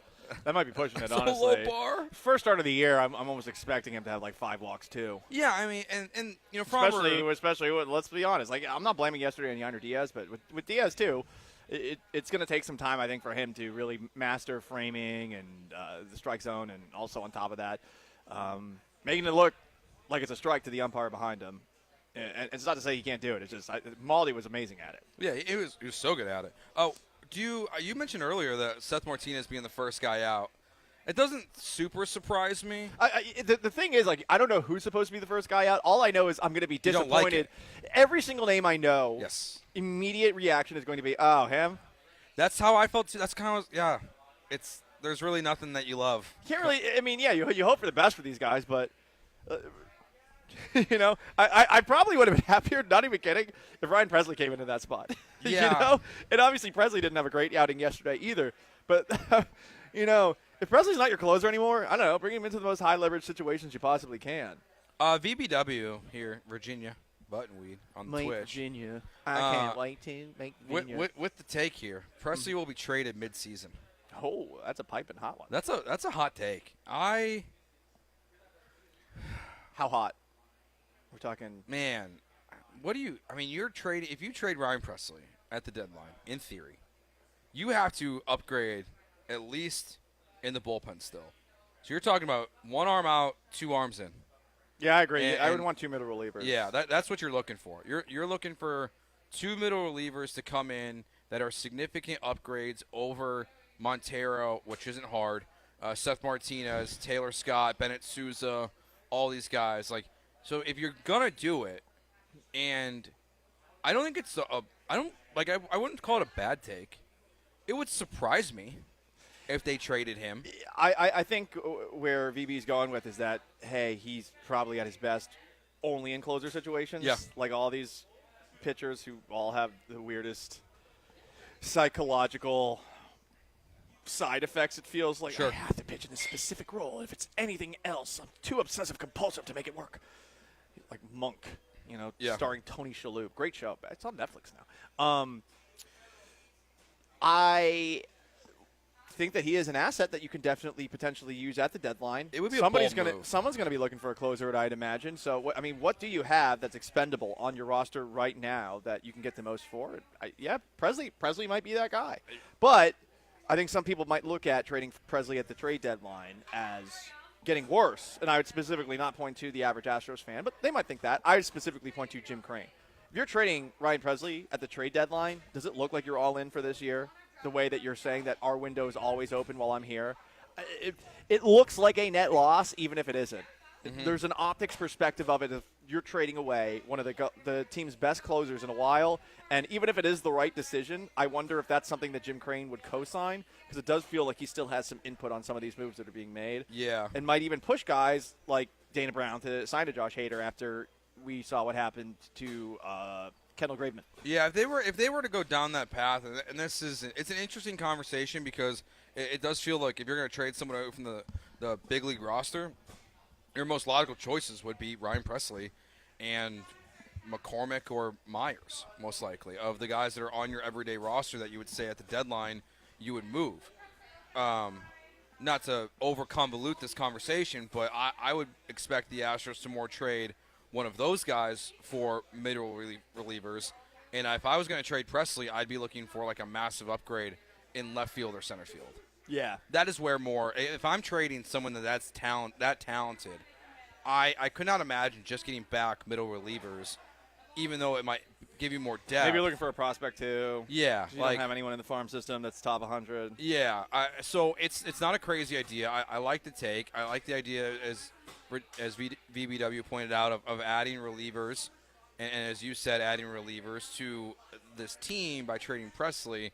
It's just, to your point about being all in, I'm not sure I'm trading Ryan Presley at any point this season without getting something that's really kind of splashy. Yeah. I feel you on that. Anything else yesterday from a positive standout? I want to go back to the Dubon thing. Hader. Yeah, Hader. He's so good. Hader was great. I mean, that is definitely $90 million worth what you got from Hader in day one. Yeah, I do look very it's kind of feels can't miss-ish television. Like, Hader's coming in, you're like, okay. Well, I mean, if he's striking out everybody, yes. Yeah. I mean, I'd more so say Jordan's can't miss TV. Yeah. Oh, Jordan always is. Right, That's the one thing I wish baseball had was like a red zone that you could program. For specific batters. Well, they did do that, remember? They were showing Did they? Aaron Judge. Oh, I know. But like, Aaron Judge zone. But I need like a. I want Aaron Judge home runs in the middle of key plays in football games. Like I need a red zone in which I can program. I want in the middle of the Super Bowl. I want people to give me an update on where Aaron Judge's home run possibilities are. Based off of like some ESPN bet from that blonde chick that does it that got Reese Davis in trouble. That's true. But like, give me like just the option to choose like, okay, every time Mike Trout comes to the plate or Shohei Ohtani, or I guess if you want to choose Aaron Judge, like just red zone auto flip to them. I think that'd be great. Yeah. That's what baseball really needs. Because if you had red zone for baseball, you could, instead of watching it being boring, you would just get the good stuff.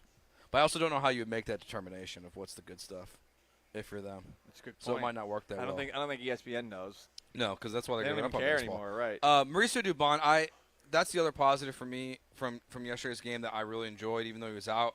I like the send.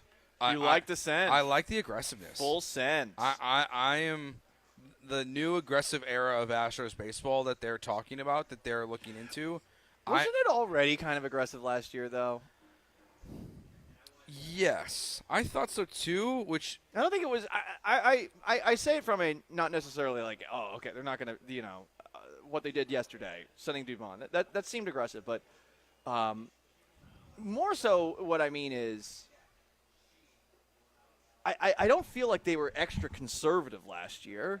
I don't either, but Joe Espada clearly thought they were. Like, sitting there watching Dusty and the way that they were playing the games that it's the one thing where he was gone on the record during spring training and said that he really wants to change about this team versus last year was how aggressive they were on the base path. So I tend to agree with you, though. That so it makes me wonder how aggressive they're going to be this year if he really had an issue last year. How much more aggressive can you be? It's Yeah. not like there's a ton of track speed on that team. Last year, where were the Astros? They were 18th in terms of stolen bases on the year. So that's not where I guess you want to be. But Yeah. I guess I didn't look at them as being super conservative. And there's a bunch of teams like 13 through 18. We're talking about a difference of 11 stolen bases between all of those teams. So they were right in the middle of the pack. The Cincinnati Reds are the team that stole the most. Yeah, and they that's had where they had almost twice the steals of the Astros last year. It's probably more. Diamondbacks were second with 166. That's and, so they many. They get to the World Series. Holy cow, that's so many stolen bases. That means the new rule changes worked out for baseball last year. That's one of the things For they some wanted. teams, it certainly worked out. Yeah. That's where it's probably more about just sending the runner to third, sending the runner to, going for trying to stretch singles to doubles and doubles to triples and triples, or not triples to inside the parks, but trying to get from third I to want that home. Go for more inside the park home runs. Inside the park might be the best play in baseball. That is the best play in baseball. It's electric. Actually, stealing home is better. I like stealing home better. That's so rare.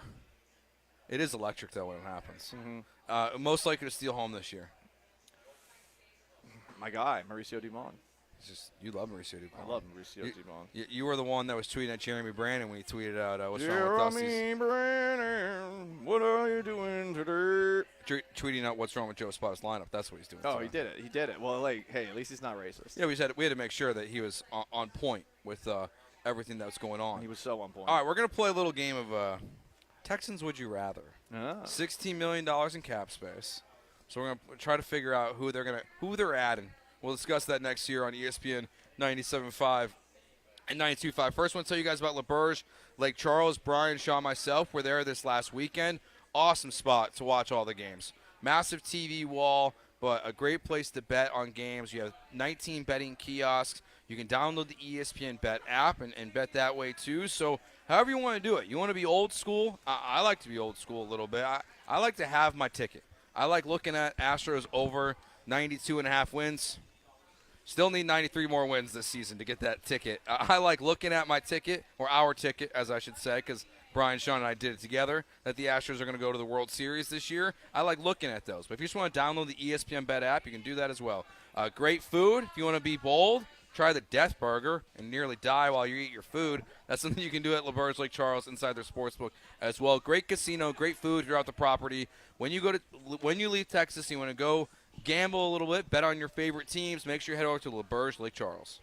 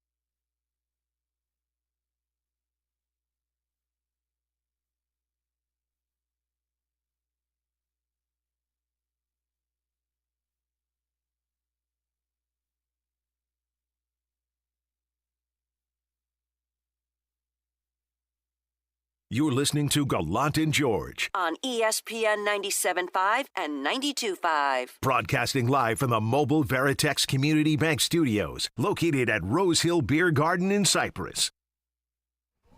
Gallant George here is Gallant George, ESPN 97.5, 92.5, 8664.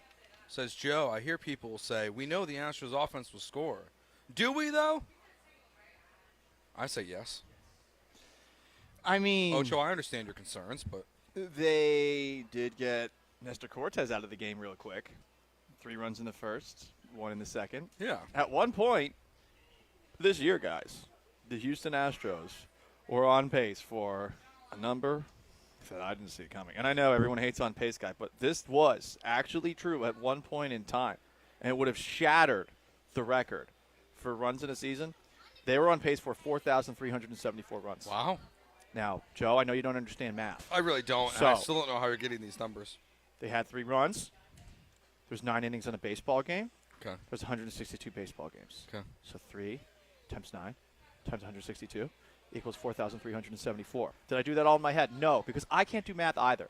But at least when I explain it on the air, I don't sound like an idiot. And you think what you're going to say first? You don't start throwing out numbers? Yeah. I actually had to look at that on the phone. I'm sitting here trying to do math in my head, and Paul's pulling out a spreadsheet to make me look like an idiot. If only. All right, Texans would you rather? Today, the Texans created $10.3 million more in cap space by restructuring Titus Howard's deal. They just restructured Shaq Mason's deal. So I want to start with the wide receiver position because that seems to be what the Texans fans on because Twitter they're greedy. Want the most. Well, Texans, would you rather? Would you rather the Texans use this newfound cap space to trade for T. Higgins or trade for Brandon Ayuk? I can't say neither. That's not how the game works, Paul. I'm going to pick Brandon Ayuk. Here's why I picked Brandon Ayuk. Because I know that from a next-gen stats perspective that Ayuk, I believe, was the most open wide receiver in the NFL this past year. And the Houston Texans, did they not say going into the offseason that we're looking for a wide receiver that has the ability to get open? So Ayuk was 1. I think CeeDee Lamb was 2. That actually might be flipped. But I do know that Ayuk, as far as getting open goes, the guy can do it. And on top of that, think about it from this perspective. The Texans are running a variant of the Kyle Shanahan offense with Bobby Slowick. And guess where Brandon Ayuk was playing right now? Now, you can say the same thing with T. Higgins and Zach Taylor and the Bengals and all that stuff. But if I'm picking one, give me a 49er who has done an incredible job of finding ways to get open. Yeah, Brandon Ayuk could be my answer as well. They're both going to get paid in a big way. You would think so, and I'm curious as to how this 49er situation is going to handle itself because the way that John Lynch is talking does make it seem as if he's gone. And the way Brandon Ayuk is acting on his Instagram story feels like he's gone. Where with the Bengals, I don't think the Bengals are likely to make a move. The Bengals seem like one of those teams where they rarely make trades as it is. Mm-hmm. They want T. Higgins this year. They hope that he plays for them this season because they think it gives them the best chance to win a Super Bowl. Yeah, I would. If you were the 49ers, would you choose Ayuk or an older Debo? Because I lean Ayuk because he's on the field more. Ayuk is closer to a number 1 wide receiver than Deebo Samuel is from this if you have to pick between the two. From this perspective, Deebo Samuel is one of these jack-of-all-trade players who you just want to get the football in his hands. It's not to say he's not. I love him. Deebo's one of my favorite players to watch in the league. But Ayuk is more of your traditional number 1. Samuel is one of those guys where he's your jack of all trades, and I suppose you could say the same thing that's what the Chiefs kind of had in Tyreek Hill, a guy who you could get the ball to him in any way, and it almost gets held against him how both of they are. Like Tyreek Hill's so fast, or Deebo Samuel's so good with the ball in his hands, running people over, putting shoulders into people, juking people. After the catch, he's probably the best. I think a lot of people look at those two and they almost hold it against their actual receiving skill ability, but you're looking for the guy who just gets open Ayuk is damn good. Yeah, I would. Brandon Ayuk in this offense would be so much fun. Like Nico, Tank, Ayuk. Well, obviously, I mean, this is what it gets back to, Yeah. though. When you ask that question, it's like, I would love to have another wide receiver. Yeah. This is not me saying don't get a wide receiver. I know, yeah. It's saying that if you get a wide receiver, you can't get guys at other positions, and you're already, even with the restructures, I imagine with the restructures it's a little bit better now, but going into the offseason, you had like 159 against the cap dedicated to the offense, and you had like 50 or so or 60 dedicated to the defense. Yeah, I would imagine it's got to be close to a 50-50 split because this one Probably they now, some yeah. big money contracts. It's probably in a the little bit offseason. closer now, yeah, that's for sure. And, of course, the restructures, too, probably help out, too. Yeah. Would you rather Steven Nelson, Quandre Diggs to help fill this cap? Quandre void? Diggs. I didn't Yeah, Quandre but you like Steven Nelson. I do. So that's but why I love Quandre Diggs. I thought I might get you to go No. Nelson on that one. I want Diggs so badly. They need a guy who can't get beat deep at safety. They don't have that. These safeties have zero market. Yeah, I I would know. be really disappointed at this point. It's good for the Texans, if though. the Texans don't make a safety move. They should. It feels- Simmons, Eddie Jackson, not the one who owns Rose Hill Beer Garden. Quandre Diggs, they're just sitting there. Like, they're not getting any looks. The Texans, they're going to be vet minimum players at this point. Like, Yeah, I know. I think they really view Jalen Petrie and Jimmy Ward in a way that you and I don't, and that's the issue. Well, and of course you're going to look at Ward a little bit differently just because of the fact that you had him playing for you before in San Francisco if you're D'Amico Ryans. With Petrie, much like with Dameon Pierce, we've seen them play well before. All of a sudden we're out on both of them. That's what I don't understand. I'm more in on Petrie for sure. Yeah. Petrie, I think, can figure it out. He seemed like he just had a bad year. And that was more sophomore slump to me than where Pierce, I think he just has a lack of vision, honestly. And maybe it'll work. And I mean, right now he's the number 2 running back. We both said we wanted the Texans to add 2 running backs. They've added 1. So right now it is Dameon Pierce and Joe Mixon is your backfield going forward. So maybe they also disagree with us on this, that they believe Pierce will figure it out a little bit next year. I'm skeptical, but we'll see. We'll see what happens. Another would you rather, just because I got this tweet earlier when I reacted to the news, but one of your favorite players. Oh, boy. So I'm going to find 2 old wide receivers for you in this moment. Would you rather the Texans spend some of this cap space on Michael Thomas or the one I was tweeted about, Odell Beckham Jr.? Ooh. This is one of those ones you really don't want, but I'm going to make you choose. Yeah. OBJ. Antonio Brown. No, I'm just OBJ kidding. reportedly broke up with Kim Kardashian because of the story about why she really wants him. Really? She wants his genetics. I mean, listen. So she dumped him. He dumped her. It's natural selection. Yeah. I mean, that's what it's all about ultimately, right? Yeah, but that's how we go after hot people. It's true. You know, but if I'm picking between those 2. Here's the thing about Odell Beckham Jr. I think he can be a good teammate. I just think he's annoying as a person. Fair. Michael Thomas is not a good teammate. So, as insufferable as Odell Beckham Jr. can be, I have never once questioned Odell Beckham Jr.'s desire to win, ever. Mm-hmm. I think he is a highly competitive person. I think some of the temper tantrums that he's had have been pretty funny to watch. Sure. A little embarrassing for him. But I've never felt like those are massive red flags for him. I just think he's a little bit too into himself. But yeah, most wide receivers are. Most wide receivers are. Yeah, I mean, so OBJ to me is so clearly the answer here because Michael Thomas is a bad teammate. Also, the availability thing. Yeah, he's not on the field enough. Right. He's barely out there. Would you rather? I'm struggling to find the comp for this one because there's a big name wide receiver that I think will still be that could be made available in trade that we haven't talked about yet. So I'm gonna go. I'm gonna bring Brandon Ayuk back into the conversation for you. Cool. Or Devontae Adams. If the Raiders decide to tear it down a little bit. Brandon Ayuk or Devontae Adams. Yeah. One's probably more of a rental.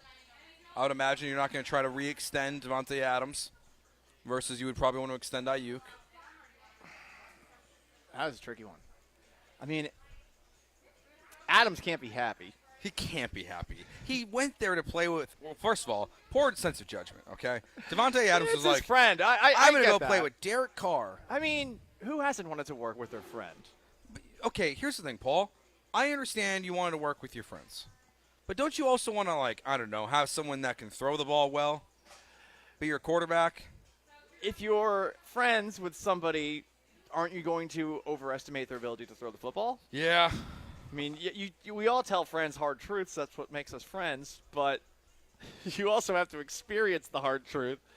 When you're doing it at Fresno State, yeah, it could be a little misleading whether or not this is going to happen again at the NFL level. It was only a decade ago. Right. Well, but still, though, nostalgia is a powerful drug. So True. That's why Adams went to Vegas. And now he's got Gardner Minshew and Aiden O'Connell. Aiden O'Connell, the Irish legend. Everyone's talking about Tommy DeVito. Oh, he's Italian. Yeah, he sucked. He was not a good quarterback. He was not. Yeah, and Aiden O'Connell, dude, won games. That's all he did was Aiden win O'Connell got Antonio Pierce a job. People don't talk about that because they always want to keep the Irish man down. Well, I'm telling you what.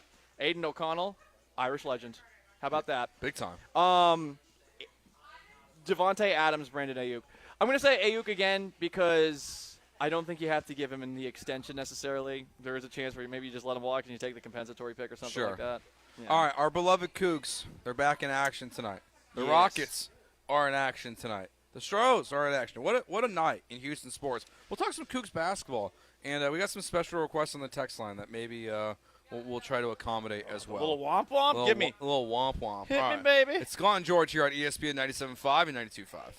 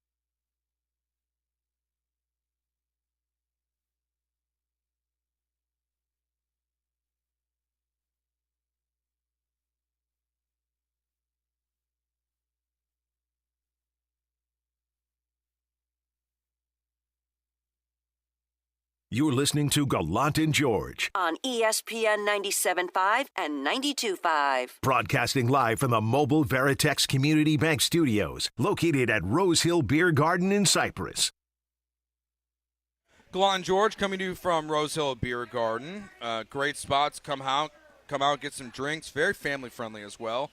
A lot of food truck options. We all went with the Eddie's Burger. Eddie Jackson, former NFL player. Good stuff. Yeah, it was very, very good. Starting to get a little crowded here. The Cross Breeze is still beautiful. There's a birthday party going on. Nice. Let's go. Yeah, wonderful place. Number one music venue in Cypress. Live music Thursday through Saturday. Hell yeah. They have the April Ale Hunt going on right now. You get bingo by purchasing local draft beer, canned beer, or spirits. Each bingo is entered into a weekly raffle. The Killer Bees will be here until 6 o'clock, so come on, hang out. Before we get into the Cougs tonight. Yes. James Harden was asked about Daryl Morey the other day. Yeah. He was asked if he would patch things up with Daryl. He said no. Hell no. So it seems like things are still not going very well. Well, why would they go well now at this point, right? He called him a liar. Yeah. Can you really ever come back from calling somebody a liar? And if you do come back from publicly calling someone a liar, do you believe that they're not a liar when you say that? No. I'm not the biggest Harden fan, and I think that all that Daryl Morey did for James Harden, you would think that at the very least Harden would have Morey's back to a degree. But for Harden, it seems like loyalty has to be constant, and it always has to be his way. But for the sake of being fair, if he was lied to by Morey, and he feels like he was lied to by Morey, if he puts that out there, yeah, it's never going to change unless Daryl Morey apologizes, and even then I don't know if it would change. Yeah, it does. Harden does seem to want very one-sided relationships. Or yeah, he's like that girl that was I met on the apps who wanted to be in a monogamous open relationship. Monogamous for me with her, but open relationship for everybody else. It's a good point. What a character. That's a very good way to describe James Harden. You can only get away with that if you're hot and good at doing strip pole dances. And James Harden is no longer those things in basketball terms. No, James Harden cannot climb the pole and do a dance. I do find it funny that now, right as before I saw this recap of Harden versus Morey, I saw once again Daryl Morey. Hey guys, it's me, Daryl. Not so secretly letting it be known that Paul George is his number one target for the 76ers this offseason. So while he's just trying to make things worse. Got to get back at your ex when the ex so is dragging you in the steal streets. Yeah, you got to get with your ex's ex. Yeah, you got to steal right? one of his new Just friends. be toxic. That's Daryl. Yeah, just steal one of his new friends. Who would have thought the MIT guys could get toxic like this? It's so funny, just like thinking back to the Rockets and where these two guys are at now, the whole 76ers organization. It's all these Rockets people just like running the show. Oh, yeah, Tad Brown's over there. Yeah, Sean Pendergast had courtside seats because he's boys with Tad Brown. Yeah, Sean must have never said anything negative about Tad's son-in-law. Well, that's why Tad yelled at me. He was upset with me. Tad yelled at you? Yeah, Tad yells at a lot of people. He told me to apologize because I said Jared Stidham sucks at football. I'm not going to back down from that statement. He's not good in the NFL level, that's for sure. Hey, starting quarterback for the Denver Broncos this year. Well, Daryl Morey's a Northwestern guy. I don't know why I thought he was MIT. He is? Yeah. He went to the MIT Sloan Sports Analytic Conference. Oh. He is a co-chairperson for that. I didn't realize Daryl was a big-time snob if he went to Northwestern. I mean, Northwestern's not quite Ivy League. Also, they've lost their journalism accreditation. But, I mean, did they really? What is journalism anymore? Yeah, they did. Why? Good question. They weren't paying off the right people. Oh, you know Chicago, man. You gotta slide the money into the right envelopes. I guess if you hired J.A. Adonde to run your journalism department, that you might lose your accreditation. You know J.A. Adonde fan? No, it seems like you're taking a shot at J.A. Adonde. Well, you hire someone off ESPN to run your journalism department that's been fired multiple times. It seems kind of sketchy. Well, I mean, listen. It's not. There's layoffs. Layoffs happen. Yeah, if you can't do, What, Joe? This is. I've been fired twice before. What are you saying here? I've been fired once. Yeah, but you've never been fired as a host. Touche. Yeah, I've been fired twice as a host. I'm a failure. Yeah, well, you're all right. My life is over. No, it's all downhill from here. Yeah, because you're working with me. That's no, why you're screwed. No. Brian's cheering. No, me they brought you in to save my career. Oh yeah. They're looking at me like I'm Kenny Powers. They're like, we got to get Eastbound and down. This guy's a loser. Joe is the savior to Mason Gallant. We need help. Paul keeps on going on these tangents about Israel and Epstein. We need him to stop. Well, I would like at least some of those to continue still, so that's okay. I honestly, I would want you to stop me from doing those ones. That's for damn sure. All right, so the Cougs play tonight. I can't wait for tonight's game. I hate Duke. I hate them. Hate them. Hate them. Hate them. They're at the top of my list of teams I hate. I think when we did that last week, Duke didn't come up, but they should be. When I was much more of a Yankee, I mean that's saying something, but when I was more of an insufferable Yankee carpetbagger who came down here, when I first moved to Florida from Boston, I went to high school in Florida, for those who don't know. My parents split up. Me and my mom moved to Florida. My dad and my sister stayed up in Massachusetts. And when we moved down there, I just was so arrogant and looked down at anything that was a Southern institution. And a lot of people would tell me that Duke is one of the best schools in the country. And I just scoffed at that. I always used to think, no, because it's not in the North. That's stupid, which is a very ignorant thing to think. And, of course, as you get older, you feel better. But 3 of the smartest kids in my grade went to Duke. Oh, we did talk about this. One of them I could not stand. The other 2 I actually liked. But Duke has always been this school where I think for a lot of people, when you actually start to know people that go to Duke, it's more than just the hateable basketball team. Yeah. There is an air of superiority with that school, and it's annoying that they have any successful sports programs because now they can rub it in your face. Their football program has been competent over the last couple of years. I mean, shoot, they had a first-round pick quarterback not too long ago. Obviously, Riley Leonard is perhaps thinking to himself, yeah, Duke's got a ceiling, so that's why he transferred to Notre Dame. But I would say for Duke, it's more the fans to me than it is the team. I understand that. Where in the past it was the players, like people hated Christian Laettner or JJ Redick, Grayson Allen especially. Yeah, wow. That's the apex Duke. You know what? So you add it all together, and they are just detestable. Yeah, their fans are the worst. I very much would like the Cougs to win tonight because I just don't. I'm like you. I don't like Duke. I would lean North Carolina always if there was these 2 teams playing, but I would very much like to see the Cougs get a win tonight and get to the Elite 8. I mean, this team. Well, first of all, I kind of need it a little bit after my take yesterday. I need the Cougs to win a championship this year.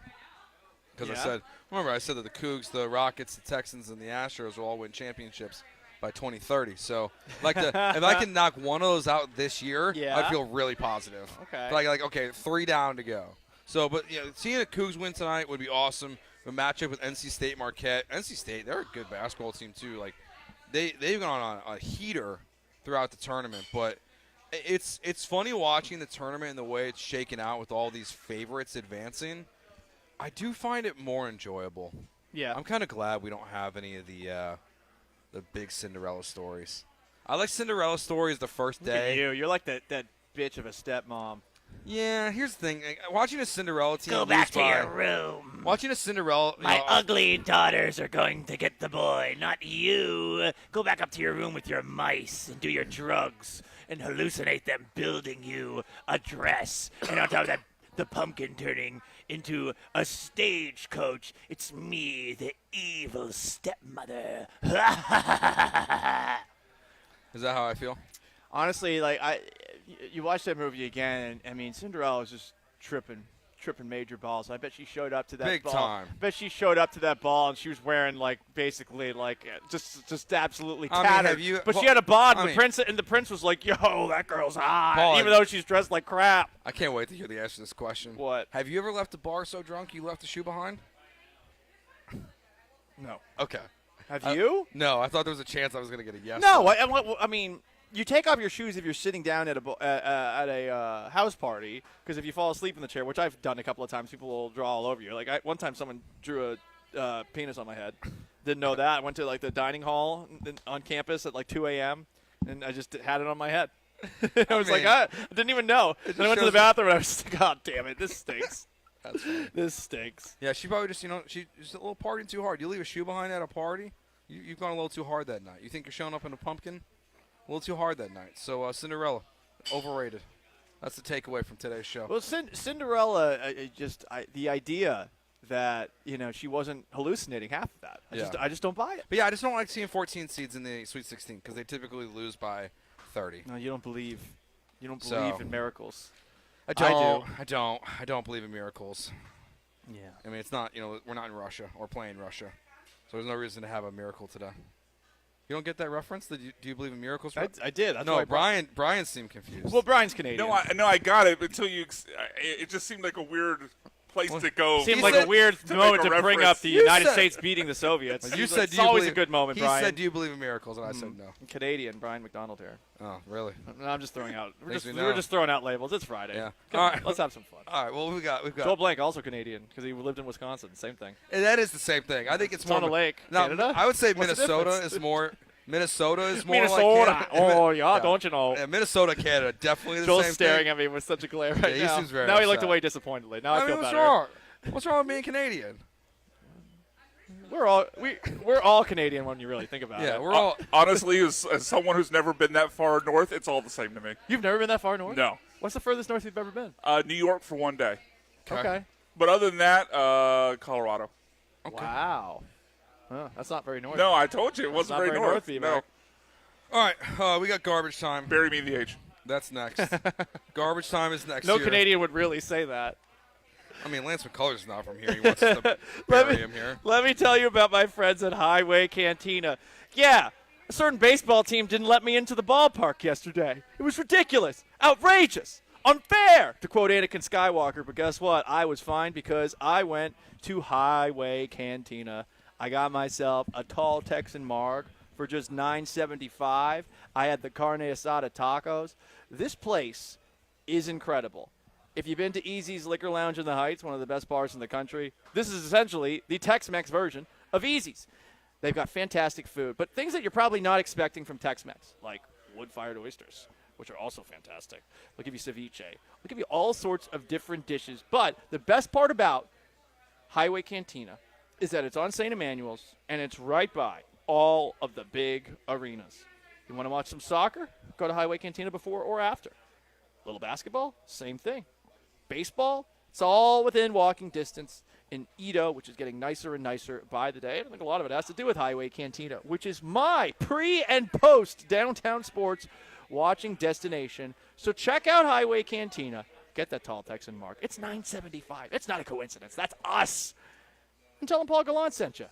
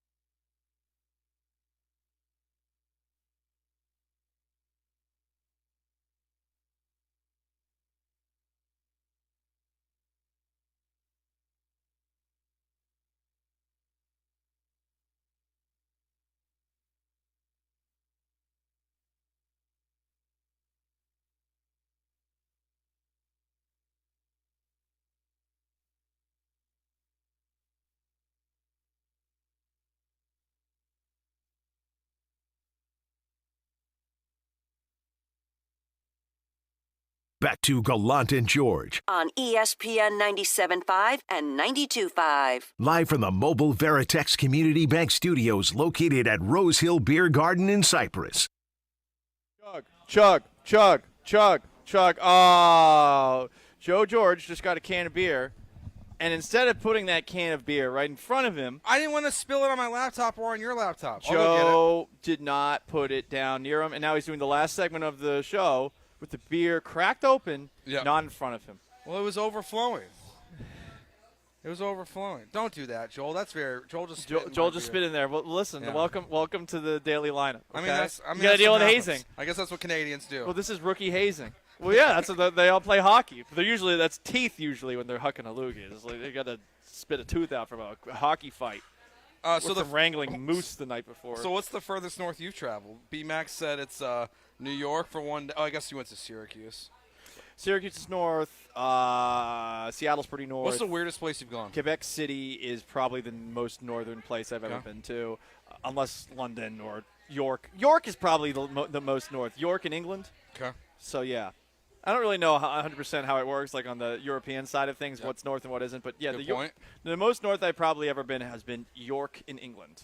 Yeah, we can't do math, so I can't imagine geography is a – Geography is a strong suit for me, except for with – actually, you know what? It's just North America and Europe. It's just North America and Europe. You just said you don't know how Europe works. Yeah, well, but you're great with geography. As far as the latitude and the longitude, yeah. Yeah. Is there any – what's the weird – have you gone anywhere like, I don't know, not exotic or – like how many countries have you been to, Paul? I want to learn a little bit about you today. Canada, Mexico, England, France, Croatia, Greece, Spain. You're pretty well traveled. And probably some Caribbean stuff like Turks and Caicos. Does that count? Puerto Rico's technically part of the United States. Yeah. You can still count it. Don't say that. You can still count it. No, Puerto Rico's a territory. Yeah, but it's still it's a territory. But you can still say you are the most imperialist bastard there is. No, here. I'm not. Yeah. You're just looking down on the Puerto Rican people. Puerto Rico, we should make them a state. Let's get rid of some of the Ugo states. Puerto Rico has beautiful people. Who are we dumping? Ohio. That's fine. Approved. we got C.J. Stroud. Let's get rid of trade Ohio State for Puerto Rico. Yeah, move the Hall of Fame somewhere else and approve. Actually, you know what? Check that. Well, my bad, Ohio. We're bringing Ohio back. Okay. Indiana. No offense, Vanessa. We need to get rid of it. What about Iowa? Iowa's just corn. Yeah, but Iowa City's supposedly fun. Yeah, and plus we need corn. We don't need it, but we have it. We don't need corn? We definitely do not need corn. Why not? It's in like everything. Well, our country's fat, so. I mean, corn's a vegetable, technically. Sure. Tell yourself that. So you think it's it's literally sugar. I've only ever been to Mexico and Iceland. Iceland? That's a fun one. Yeah, I went to Iceland in college for a music festival. It was awesome. That would be fun. It was very cool. Reykjavik? Yeah. Yeah, it was a good time. I know they got that sick-ass cathedral. Beautiful. Yeah. It looks so – it looks like something out of some sort of, like, Harry Potter universe. It was wild. Because, that's the first time I got to see the Northern Lights. Well, we got to see them all. That was really cool. That was very cool. Did you No.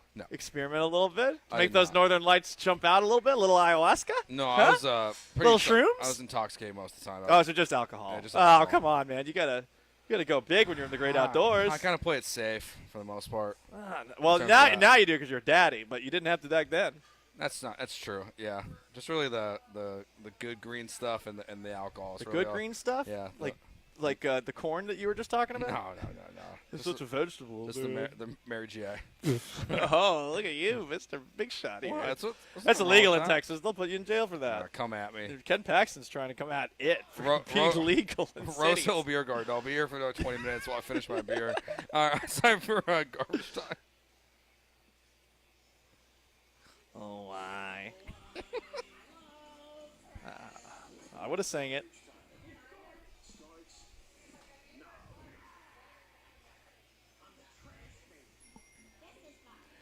Tom Izzo, head coach at Michigan State, makes his basketball players go through something called a war drill. What is it? He puts basketball players in football pads to practice rebounding.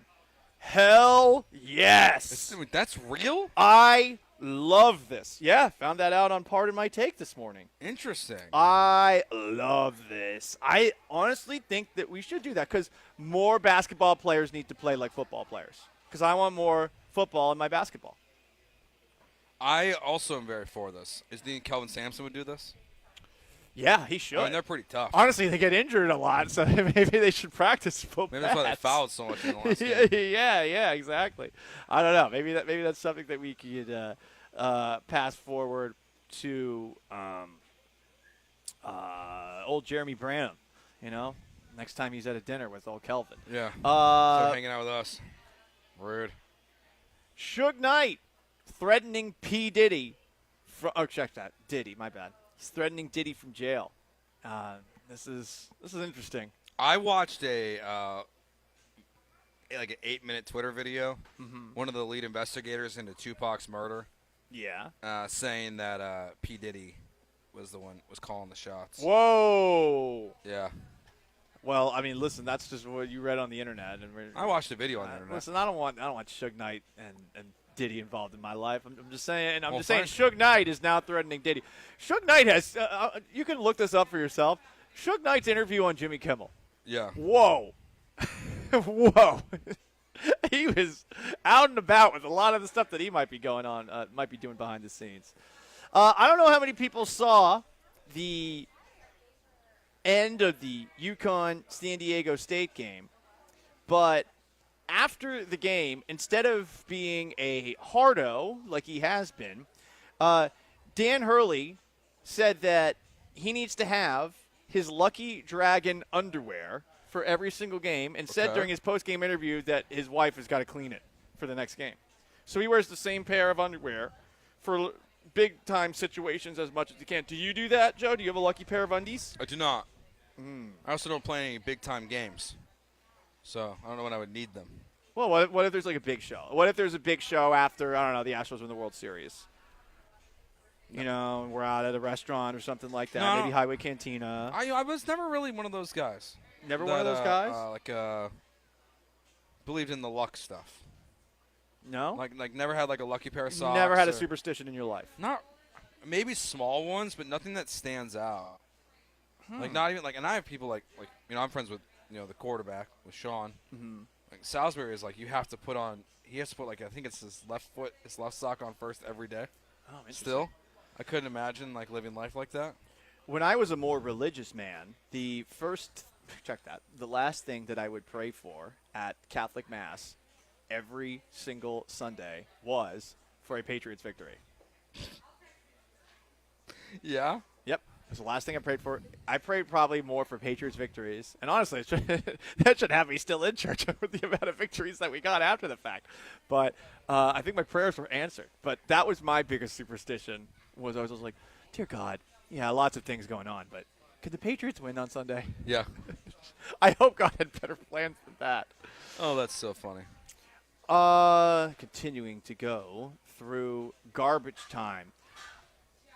I saw something and I feel like it has to be photoshopped. Okay. So there are some airplane seats in the future, and they're going to be sofa beds.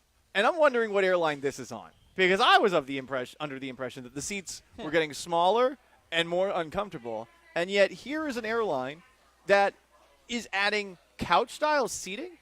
Would you mind that if you were sitting next to somebody else on that couch? That's weird. I would say like it has to be a family. I wouldn't want to sit like on a. I guess it wouldn't be that different than sitting next to a stranger, but I still, it's like philosophically, I don't want couch style seating. Power rank seats: it's aisle, window, middle. Middle's obviously at the end.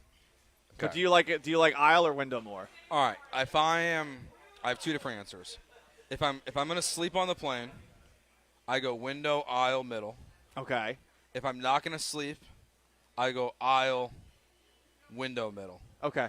Because I don't want to. Because have you ever fallen asleep and had the cart lady like hit you Happened to me before. Oh yeah, it's happened a or lot. Like your knee falls Oh, out. 100%. Yeah, it sucks. That's but the worst. I every single time, I don't mind getting woken up while I'm sleeping on a plane because the sleep I'm getting on a plane is not very good as it is. Yeah. I would much rather be in the aisle every single time. I like to stretch my legs out. And on top of that, I don't have that problem. I always feel like if I ask somebody in the middle and in the aisle seat to go to the bathroom, that I'm inconveniencing them, and I feel bad about it. I feel bad about going up, so I'm like, well, I'm just gonna pee myself here instead of going out into the aisle. You would rather be inconvenienced. I'd rather be inconvenienced than inconvenience others. Yes, I understand that. Makes me just like a better human than most people. Yeah, in my opinion. I understand that. I do try to fly either first flight or last flight. Yeah. I either like to be up super early so that way I can sleep on the plane and just kind of be exhausted, or I like to be the last flight out so I can indulge before I get on the plane and have a fun plane ride. Fun plane ride? And not open any doors. That's my worst nightmare. I saw that video the other day where someone tried to open the emergency doors during a flight. That scares me that's my worst. so That's- much. yes. More than just crashing. Would you, if somebody did that, would you stay in your seat or would you try to take them down? No, because it freaks me out, so I'd be all over it. I might get my ass kicked, but like I'm not. I'd be so terrified that they would get it that I feel like I'd have to react. Yeah. Because it's literally my only fear flying. Yeah. I don't love landing. Takeoff or landing worse for you? I don't mind either. Planes, I don't think twice on a plane. I only think if there's turbulence for a little bit, especially these days with the planes that are falling apart in the middle of the sky. But no, there's not really a spot in the plane where on a flight where I'm nervous. Probably more so the landing than anything. But for the most part, like, whatever. Yeah, I say. But I'm a man. That would have been awesome. I just watched that Masters of Aviation or Masters of the Sky from what's a World War II movie about the bomber planes. Oh, I'm gonna watch Holy that. crap, it's so good. It's on my list.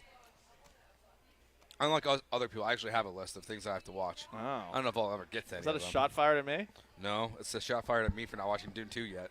All right, that You'll does get it for there. us. We're leaving. We've been at Rose Hill Beer Garden. Awesome spot.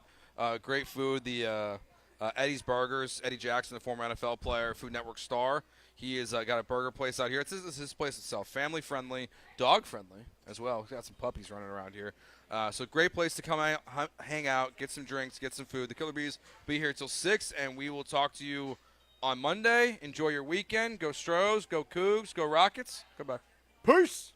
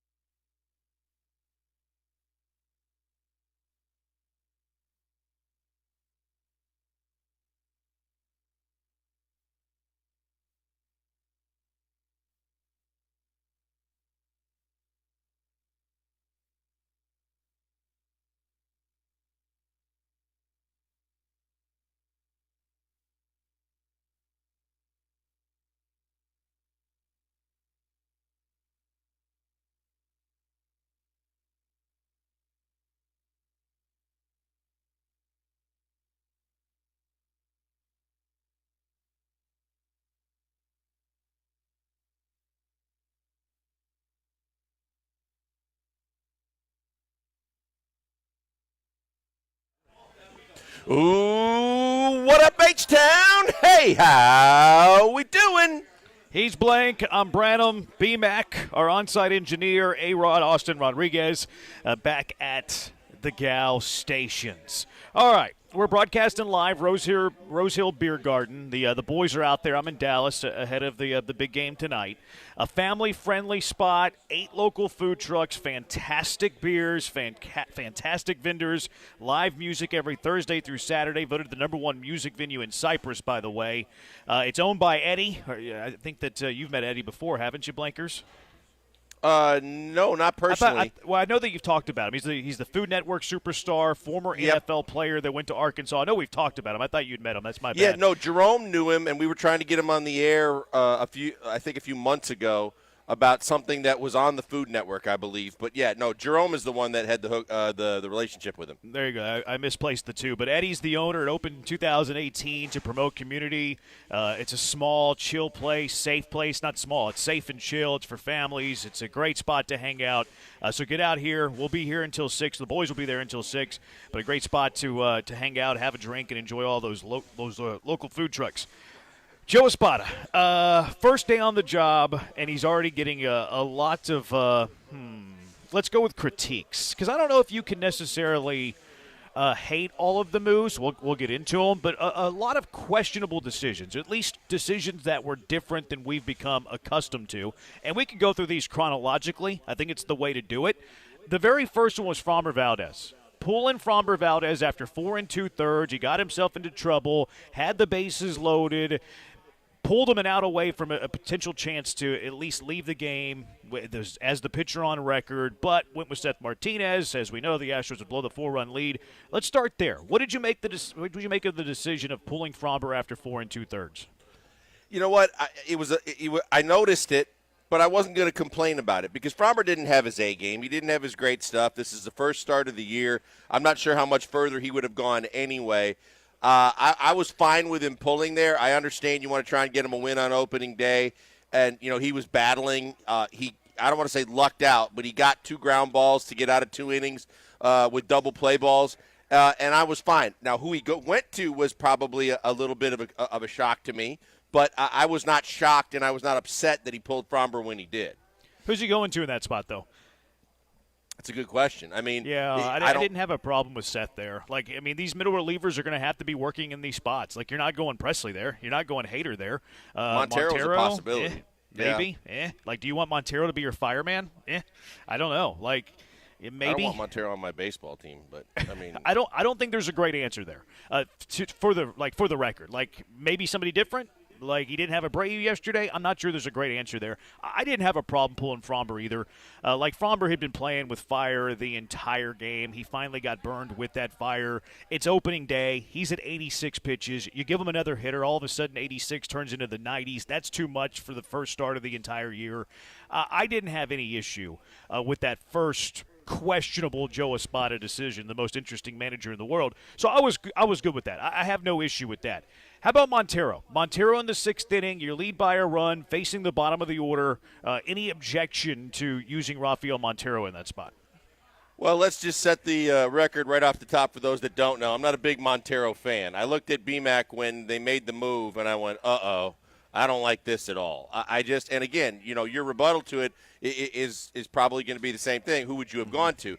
That is going to be the question that we continue to answer until we figure out and they figure out what they're going to do with that middle of the bullpen. But I'm never really excited. I always have a bad feeling when he comes into the game. But you're right. It was the bottom of the order. I saw that and I thought, well, if he can't do it against the bottom of their order, who can he do it against? So I get you go to a veteran guy there that that your manager previously has had a lot of confidence in. That's been better than average for you for the most part. So you go to him there. I don't like Montero. I don't like him there or anywhere, but I understand you're going to go to your veteran arm out of the bullpen in the middle like that when he did. Yeah, if he's on the team, that's a spot where he's going to have to pitch. He's going to have to be able to pitch in the 6th inning. And you could say, well, the rosters, that's where they're weak. Yeah, that is where they're weak. The middle of their middle relief, they are weak. They're a little bit soft in the middle. I thought Montero was one pitch away from having a good outing. Like, that was not a good pitch. King of Twitch was saying yesterday it was a good pitch. It was a 1-2 slider that he left in the middle part of the zone. It wasn't middle. It was middle in, but that's a back foot slider that you're trying to bury in the dirt, and he left it over the middle of the plate. That was not a good pitch. It was a mistake. It was. You're right. Yeah, it was just hanging there screaming, hit me, and you know what? You're right. Maybe, he places that a little differently or drives it down out of the zone and he gets out of the inning. But, that's again, kind of the fear factor that I have with him is that no matter how good he can look from hitter to hitter, pitch to pitch, he seems to find a way to find the barrel of a bat when you need it least. And that's the difference between a good reliever and just an average reliever, quite frankly, or the difference between an average reliever and a bad reliever. Like, they're in the bigs. All of them have good stuff. What makes a guy great? What makes a guy not great? Well, consistency.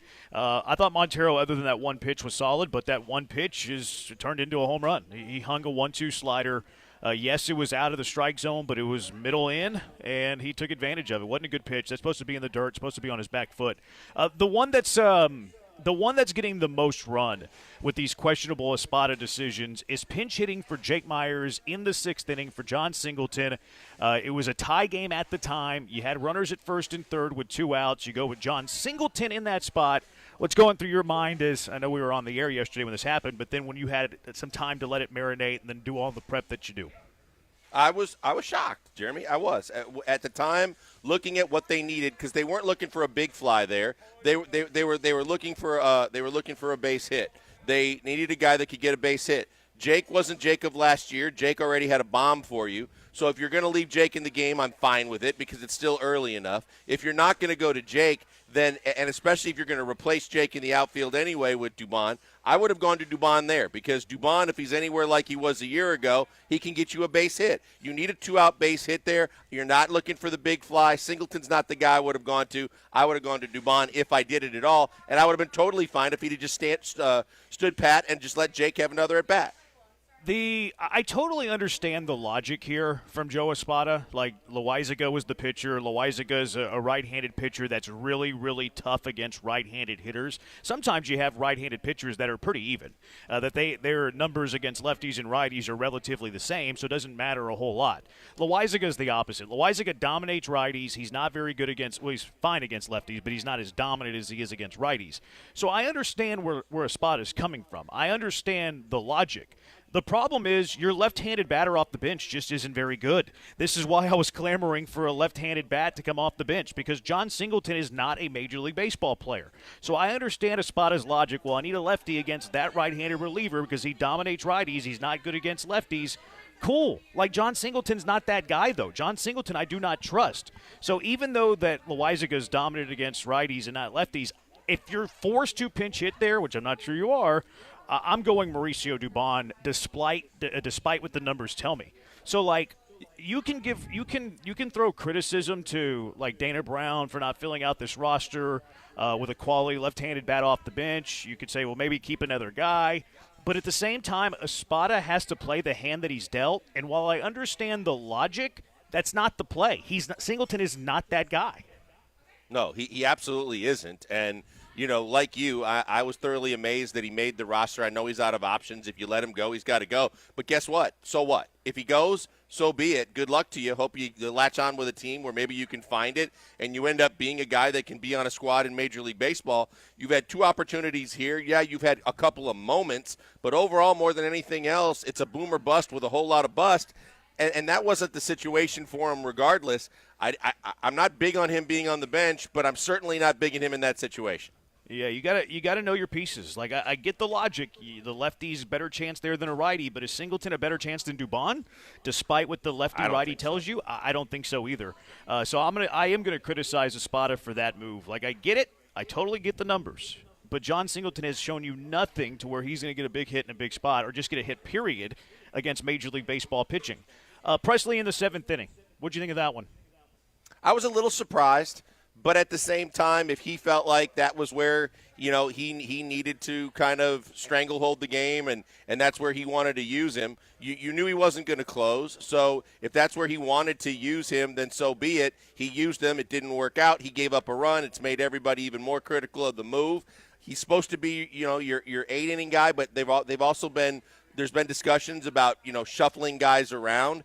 If that's where he wanted to use Presley at a point where you needed a shutdown inning, then I'm fine with it. I didn't have that big of a problem with him there. I actually like it because you're using, yesterday you didn't have Abreu, so he's your second best reliever. Mm-hmm. He's probably number 2 on the depth chart anyways. Like, they probably have Presley higher than Abreu. And he brought him in the 7th inning to face 3, 4, 5 because it was a higher leverage spot than the 8th inning when he would potentially be facing 6, 7, 8. So he brought him in to face Judge, Stanton, Rizzo instead of, the bottom of that order, near the bottom of that order. So I actually like that move by Espada. It didn't work out. Hindsight 2020 there. I actually applaud that move. I liked it. It was the progressive moves that we want from a modern manager. The question that I have off of it is, what happens when Abreu's back? Like, and they're both available. Like, is Abreu the fireman? Is Abreu the one you're using in the leverage spot and Presley's bumping to the 8th? Or are you using Presley in that big spot and then bumping Abreu to the 8th? So whenever they're at full strength, I'm really curious to see what the pecking order is. Or maybe they bring them in different windows where one guy comes in the 6th, another guy comes in the 8th, something crazy like that. I think it's going to be fluid. Yeah, I definitely think it's going to be fluid.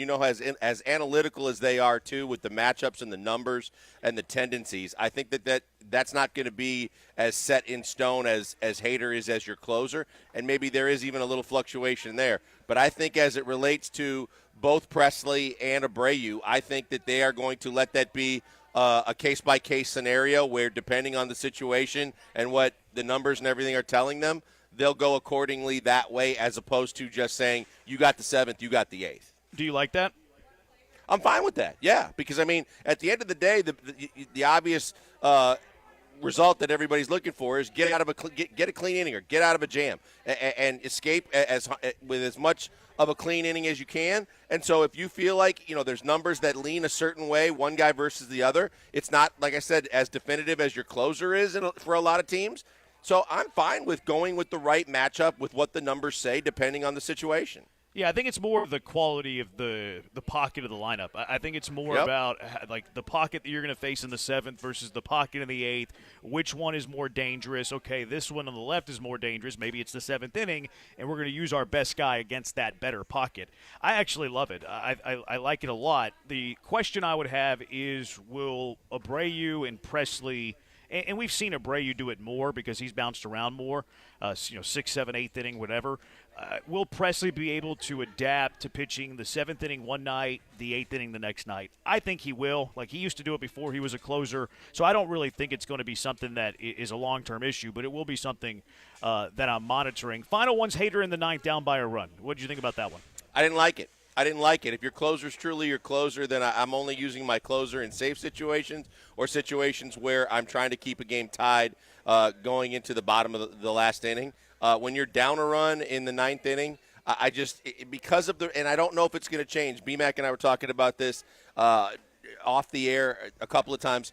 I don't know if now he's going to change his philosophy, or he and his agent's philosophy, that he's going to be more open to pitching 2 days in a row or 1 or 2 innings instead of just 1 inning situations now that he got the big contract, and that was kind of one of his objectives.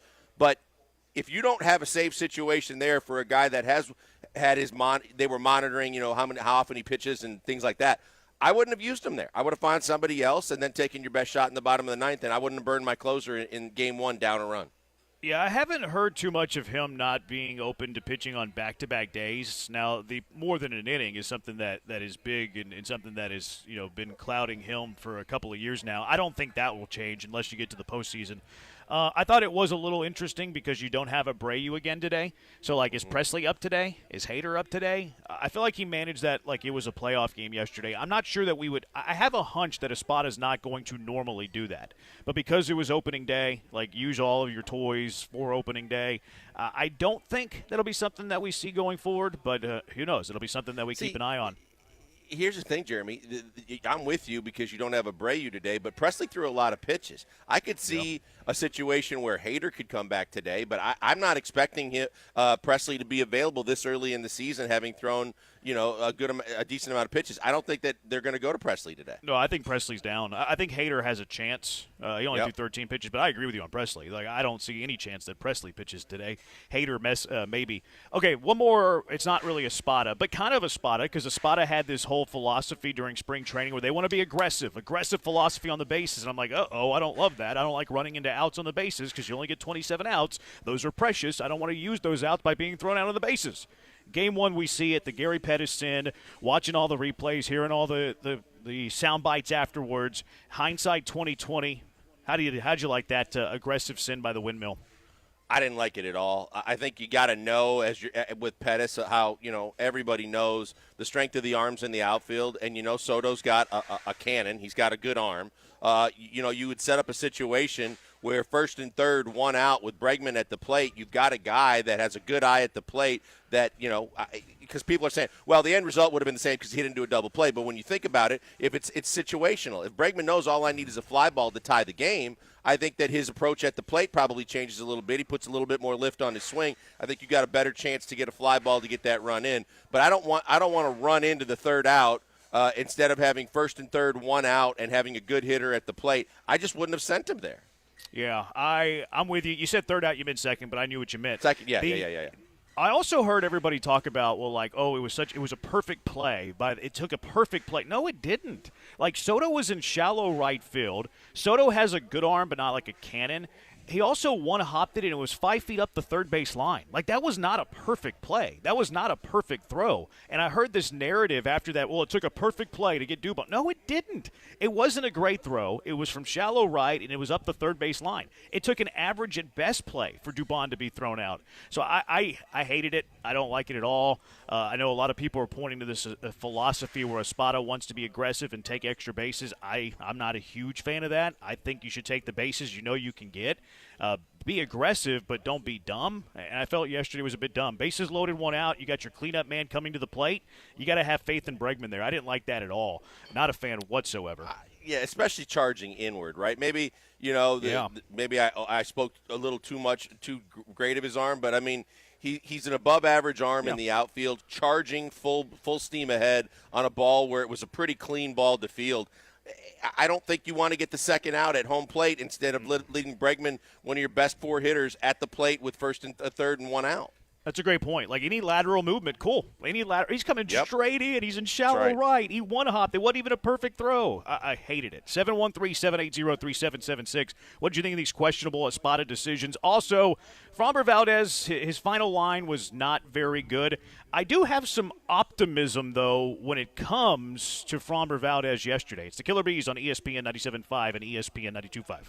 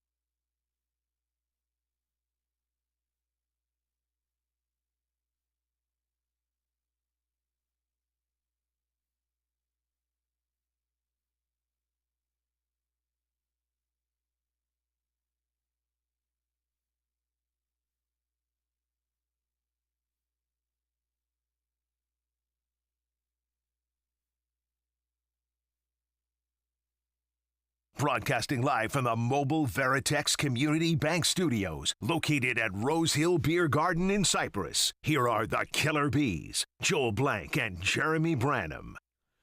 713-780-ESPN HRMP listener line, 713-780-3776. We're on the Twitch, twitch.tv/ESPN 97.5, on YouTube at ESPN Houston, at Pac-Man Joel on Twitter, at Sack by BMac, at Jeremy Branham. We are on remote at Rose Hill Beer Garden.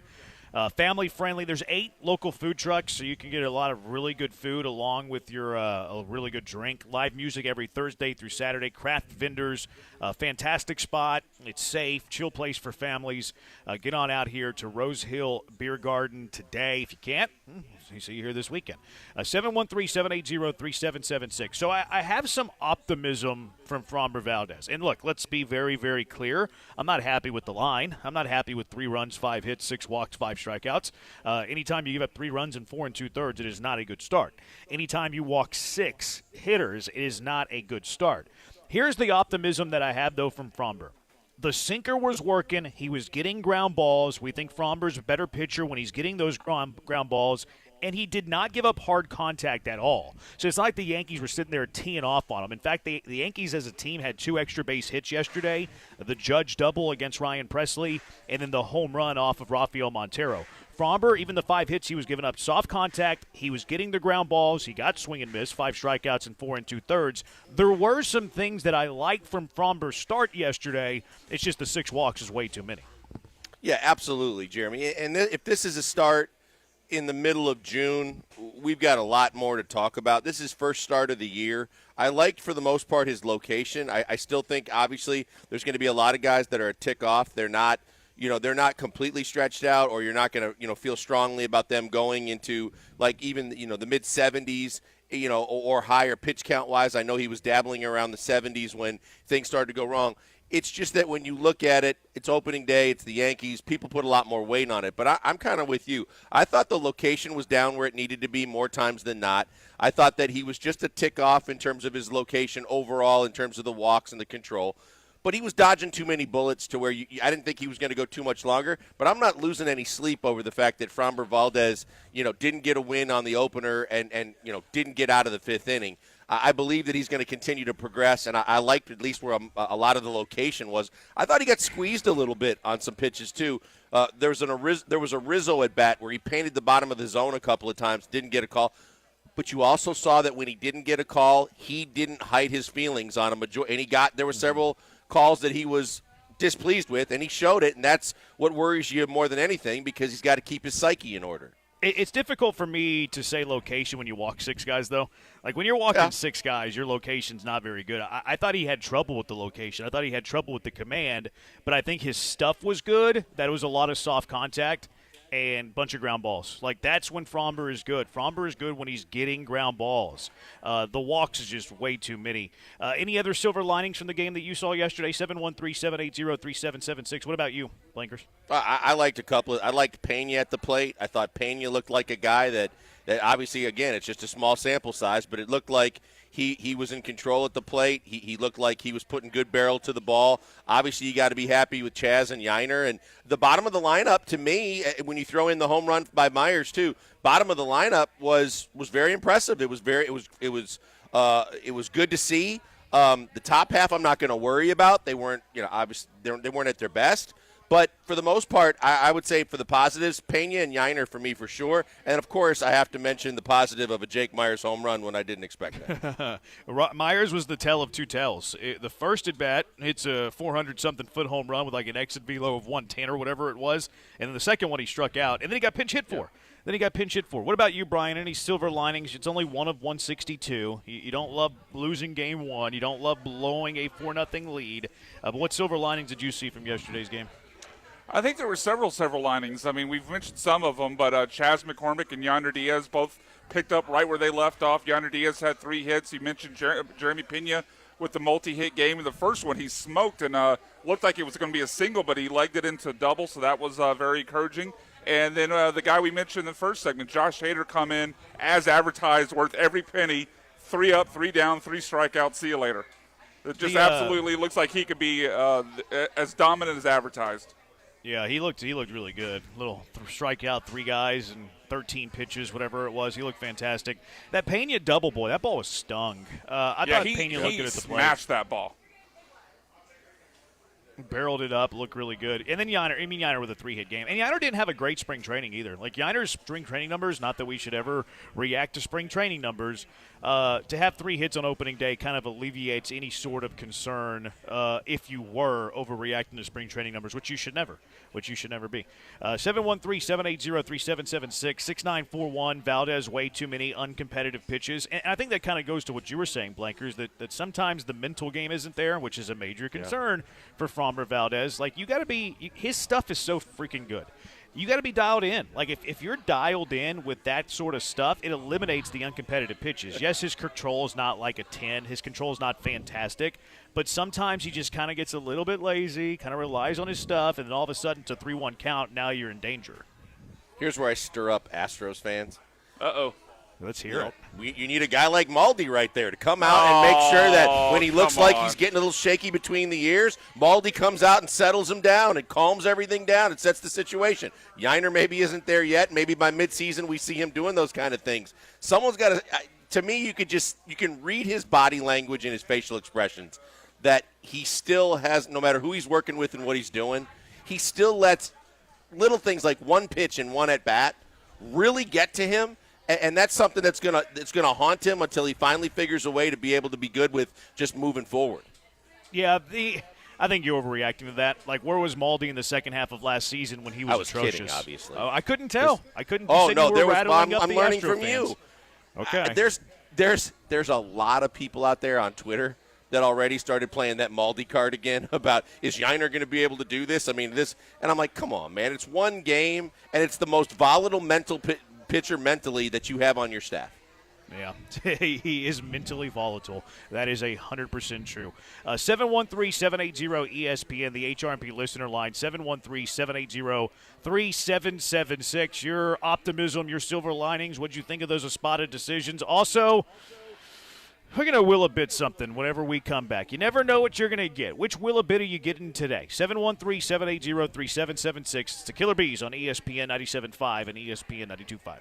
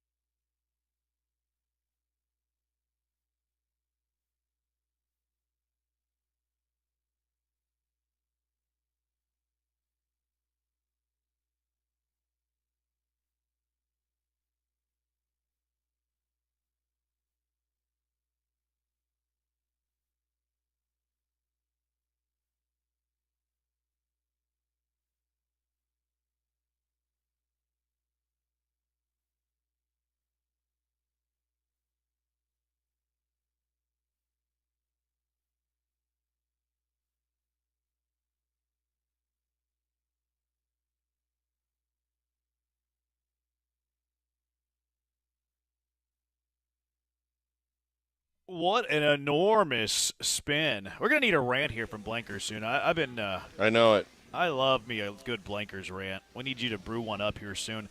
Buzzkill Branham. Astros lineup is out real quick, by the way, same as yesterday. Carlos Rodon is on the mound for the Yankees, so they're going with their left-handed lineup for the Stros. Altuve, Jordan, Tucker, Bregman, Abreu. He wasn't great yesterday. Chaz, Yiner, Pena, and Myers. So the same as yesterday. All right, here's what I'm buzzkilling today, Blankers. I love the story from Ronel Blanco. You know, kind of a guy who was taking a little while to get to the bigs. He's going to be this year. He is 30 years old. He's going to turn 31 years old this summer in August. You know, it took him a while to make his debut in 2022. We know the story where Dana Brown's like, oh, I kind of like this guy extended out. Maybe we can make him a fringe starter for this team. He had the baby the other day whenever they had the exhibition game, and he pitched really well. He had double-digit strikeouts in 4 1/3, 10 Ks in 4 1/3, allowed just one run. Espada went out and pulled him from the game and said, hey, by the way, you made the club. He's going to start Game 4, Game 5. They haven't announced yet. Fantastic. That's a great story. I think Blanco's going to be pretty good for the Astros, too. Like, I like his stuff. Don't ever think he's going to be a top half of the rotation guy. I think he's going to be like a 4 or a 5 or a long reliever in the bullpen. So I like the story. Like, it's great. I like that he's on the team. A couple of things I'm buzzkilling here. The first one's the injuries with the Astros. If they were at full health, Ronel Blanco is not touching this pitching staff. Right now, he's your 4 or your 5. He's behind Jose Urquidy. He's behind Justin Verlander. He's behind Luis Garcia, and he's behind Lance McCullers. So let's keep that in mind when we're talking about Ronel Blanco. But then you see some tweets of like, give a lot of praise to Dana Brown, who saw the ability as Ronel Blanco as this potential starter. Okay, let's look at Ronel Blanco as a starter in Major League Baseball. Last year was his first ever year where he pitched as a starter in Major League Baseball. In 7 starts, he gave up 20 runs in 38 innings. He had a 4.74 ERA in those 7 starts. Cool story, rooting for him. I think he'll be better than those numbers, but let's not act like Dana Brown discovered this Cy Young and turned him from a reliever to a starter. He saw a guy that's a fringe major leaguer that might have the stuff to go 4 or 5 innings. The Astros were depleted with starting pitcher depth. And like, okay, you're going to be the guy that we kind of convert into a starter, but this whole like, oh, Dana Brown's a genius because he saw something in Blanco that no one saw, and he's converted this guy into an all-star starter. That's not the case, guys. Come on, let's pump the brakes a little bit when we're talking about expectations for players. You and I talked about this last year when they were going back and forth with Bielak and Blanco and trying to figure out who was the best option between the two. You're better than Bielak. Okay, thumbs up. We kind of came to that deductive reasoning because of the fact that his stuff was better. Fastball was a little faster. He had closer to major league stuff. But your first point is the biggest and best one, and that is that if you're healthy with your pitchers, the only way that he's even smelling a spot on this team is if he's not stretched out and they're looking for him to be a one-inning guy in the middle of your bullpen because he has some decent stuff, because he's got a fastball that could probably translate to getting major league hitters out. But if he's better than Bielak, that's one thing. If you're telling me that this is a diamond-in-the-rough find that Dana decided to just kind of buff up and polish and get ready, and now he's going to take Major League Baseball by storm, he ain't the next, in my opinion, he's not the next J.P. France story. I think he could be similar to J.P. France. But even J.P. France, we're talking about a back-of-the-rotation guy. Like, we're not expecting either one of those guys to turn into all-stars. We're not expecting either one of those guys to turn into, like, Cy Young candidates. Now, I would say that Blanco's, like, best-case scenario is what we saw from J.P. France, like, in the first half of his starts last year. And this isn't a criticism to Blanco, because he would be on this team, even if you're healthy, because this bullpen could certainly use a guy like Ronel Blanco. Whether it's a 3-out guy in the middle of a game, or it's a 2-inning guy that can kind of eat some innings to save some of your better arms. Blanco would be on this squad, and yes, he had a tremendous spring. This isn't to poo-poo Ronel Blanco. Like, I know I'm buzzkill Branhaming this, but it's not buzzkilling Ronel Blanco, because I do think he has a spot on this team. He has a place on this roster to help you out the entire regular season. Right now, it's in the rotation because of injuries. Whenever you get to full health, it's probably in the bullpen in some role or some variety. I'm not buzzkilling Blanco, because I'm excited to see Blanco. I'm excited for this opportunity for him to start a few games, to see what that looks like. I think he's going to help. He's one of your better 13 pitchers in this organization, so he's going to be on the roster. What I'm buzzkilling is this, like, like Dana Brown is this savant that saw something in this kid that no one saw, and he's turned this guy into a top half of the rotation guy. It's not that. It's not that. Like, it's cool that he stretched him out, but he did that out of kind of desperation and necessity last year. And Blanco is a very, very, very mediocre starter last season. Maybe he can go from being mediocre to being like on France's level, but let's call it what it is. Let's not over-exaggerate this Dana Brown find. No, I'm with you on that. Look, I think that he's got an arm that is capable of getting major league hitters out. The reason why I don't think he's J.P. France is because enough of the league has seen him. J.P. France kind of caught the league by storm. You know, he was red hot. He was exactly what the doctor ordered a year ago. I think guys are starting to figure out J.P. France because he doesn't have that really overly dominant pitch or pitches in his repertoire, in my opinion. But I think that Blanco has an above-average fastball. I think Blanco has some stuff that can get some guys out. You're absolutely right. If it's one inning or two, because he's coming from a starter to going to a reliever, I think he would bet. If you're healthy, he makes that middle of your rotation in the bullpen better. Your middle guys, because he has versatility. But I like his stuff in short doses for a team as good as the Astros are. Yeah, I think I like him as a 2-inning guy at most, but I think he can be a really quality 1-inning guy as well. I'm with you on that. 713-780-ESPN HRMP listener line, 713-780-3776, 6941. Let's look at the pitching situation we're in right now. Number 1's a head case from last year. Number 2, terrible last year. 3, 4, 5, 6 rookies. Nah, kind of. I think that it's going to be better than people think. Brian, you have a thought on Blanco? Yeah, I think the interesting thing looking forward with Blanco, because I'm agreeing with you guys that he's a back end of the rotation guy. He's not going to be someone that comes in and takes over a spot that we don't expect him to take over. But the Astros obviously have a lot of question marks that they're hoping to get answered favorably over the second half of the season with the return of Lance McCullers Jr., with the return of Luis Garcia, hopefully the return of Justin Verlander, before May, obviously even Jose Urquidy as well. So there's a lot of question marks there. I guess my question, a way to kind of move this question forward, would be, do we see Ronel Blanco as someone, if they don't get the positive returns on McCullers, on Luis Garcia, on Urquidy, probably leave Verlander out of that conversation. I don't have any fear about him coming back. Are we comfortable with Blanco being the 5 throughout the season, or is that a spot where they have to make a move to improve? Look, I think we all know that they're going to go 4 deep max in the playoffs anyway, but I think that that's what it takes to get you through. I think what it comes down to is Dana Brown and his Jim Crane willing to make a move where maybe they have to take on some salary if the scenario you paint it comes to fruition, to go get another arm elsewhere. And if they're not and they're dead set on just handling this internally, then he's your 5th starter. Then, yeah, I'm fine with – I don't want Belak. I don't want Belak anywhere near being a starter for this team anymore. I just don't. But I believe that – again, he's a guy that can give you some quality innings. He can get some guys out. You got a team that should score some runs too, but I believe that, yeah, I'm fine with him being my 5 starter. Yeah, I mean, it depends on performance, but if we're going on what we expect him to be, I think you're fine with Blanco as your 5 starter. Even if he pitched to where he pitched last year, he has a 4.5 ERA, that's about what a 5th starter is going to get you anyways. Now, you need your other 4 to be pretty good. You need your offense to be good because that 5 starter is not necessarily going to win you any sort of games. He's just kind of keeping you in those games.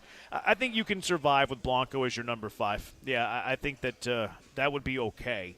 Now, if he's pitching and he has an ERA north of 5, then I'm going to change my answer. Yeah, then he's out there. I think the question – because there's more than one need on this team. We spent the first segment talking about how they need improvement with their middle relief. We also spent time in the first segment talking about, God, John Singleton doesn't need to be on this roster. We need a left-handed bat off the bench. If those are 2 things you want to get solved at the trade deadline, the Astros don't have the sort of farm system that can accomplish getting middle relief and a left-handed bat and a 5th starter. So if Blanco is someone you feel comfortable with, it's just nice to have that thing checked off in case you don't get positive answers on Urquidy, Lance McCullers Jr., and Luis Garcia. Yeah, I would agree with that. 713-780-ESPN HRMP listener line. Let's just not give all this praise to Dana Brown because Ronel Blanco, at best, is a number 5 starter. 713-780-3776. March Madness. Had some fun games yesterday. What do we think of those? And we got a big one tonight. Killer Bees broadcasting live from Rose Hill Beer Garden in Cyprus on ESPN 97.5 and ESPN 92.5.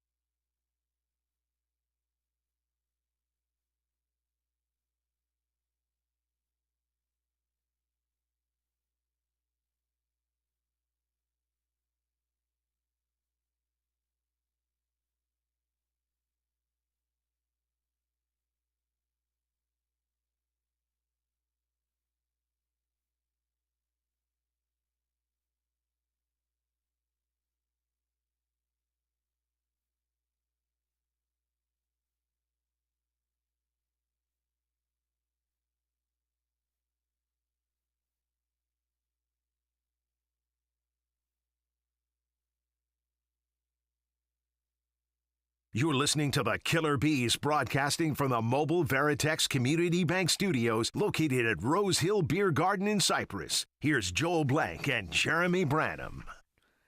He's Blank, I'm Branham. We are indeed, the boys are indeed, at Rose Hill Beer Garden. Fantastic drinks, as you might imagine. It's in the name. Great food as well, family-friendly. 8 local food trucks. You can get some pizza, you can get some burgers, you can get some wings while you're out there, a little shaved ice.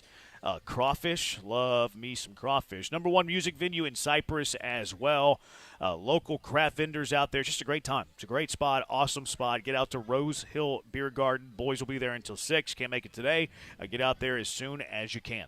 713-780-ESPN. We'll get to March Madness in a second. We had a texter here say, could a Greg Maddux-type pitcher be as successful as Maddux was in today's game? What do you think, Blinkers? My quick answer is depends on the umpiring. I think so. I mean, look, he painted a lot of corners. You know, obviously people talk about the fact that he got the benefit of the doubt on the edges, but he was a master of his craft. He was an unbelievable fielder, too, on top of that. But he had command of every single pitch he threw. I just think that he just got hitters out. He just had a way of getting guys off balance. And the pinpoint control is obviously what gets most guys out in this league and keeping them off balance. I think he would. Yeah, I think he would dominate. I wish we saw more of those type of guys that were just – I mean, we forget that Greg Maddux first half of his career had nasty stuff. Like, he everything moved a ton, and he had pretty good velo. And then in the second half of his career, when his stuff started to fade, he was a surgeon on the mound. Yep. I think he would have no problem, especially with these over-swingers nowadays. Like, these guys that swing hard, he would have them no question. He would have them, like, moving in circles. It would be fun to watch. 713-780-ESPN. 4 games yesterday. You had the early ones. You saw some teams advance. UConn was fantastic, just steamrolled San Diego State. I'm not sure if UConn's really been tested in this tournament after Dan Hurley says they got a raw deal. I don't know. Like, that side of the region, Blankers, is kind of opened up for them. Well, you know, the other thing, too, Jeremy, is the fact that Hurley's sitting there with the whole, here's some cheese, we need some cheese with this wine. Yeah. He kept whining about, the 3 of the Final 4 teams from last year on the same bracket. But the other 2 besides you aren't nearly the team they were a year ago. You didn't even play one. You didn't even play one. Yeah, and everything has fallen your way so far. So, you know, stop whining before the tournament even starts happening, before you see how it all plays out. Because right now it looks like they've had a cakewalk to this point. They are really good, though. Oh, they're talented. They are really good. Loaded. Don't get it twisted. Yeah, I since November I've been saying that whether they win it or not and go back-to-back, that is top to bottom the most talented team in the country, in my opinion. The Clemson-Arizona game was fun. Arizona's had some tournament failures. They've been beaten by a lesser seed. I can't remember, was it 4 years in a row or something like that? This one stunned me. I saw Clemson whenever we were there last week, and where were we last week? I totally forgot where we were. Kansas City.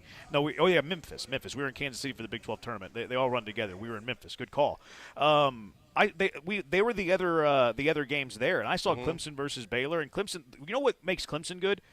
They make the other team not play as well. That's because of their defense, and then they don't beat themselves. They don't make mistakes. If you watch Clemson play, you wouldn't be like, that's one of the best 8 teams in the country.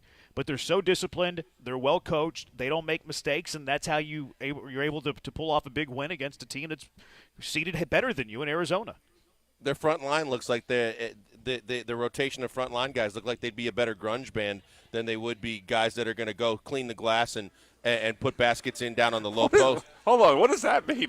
They got one dude that looks like he should be teaching 4th grade math. He's not out there wearing flannel with holes in his jeans. Their best player looks like he could be playing the drums or the bass in some kind of a band like that. You say their front court looks like a bunch of Eddie Vedders out there? A little bit. Okay. A little bit. All right. You know, maybe they could sing too. I don't know. Who was I on know the that call?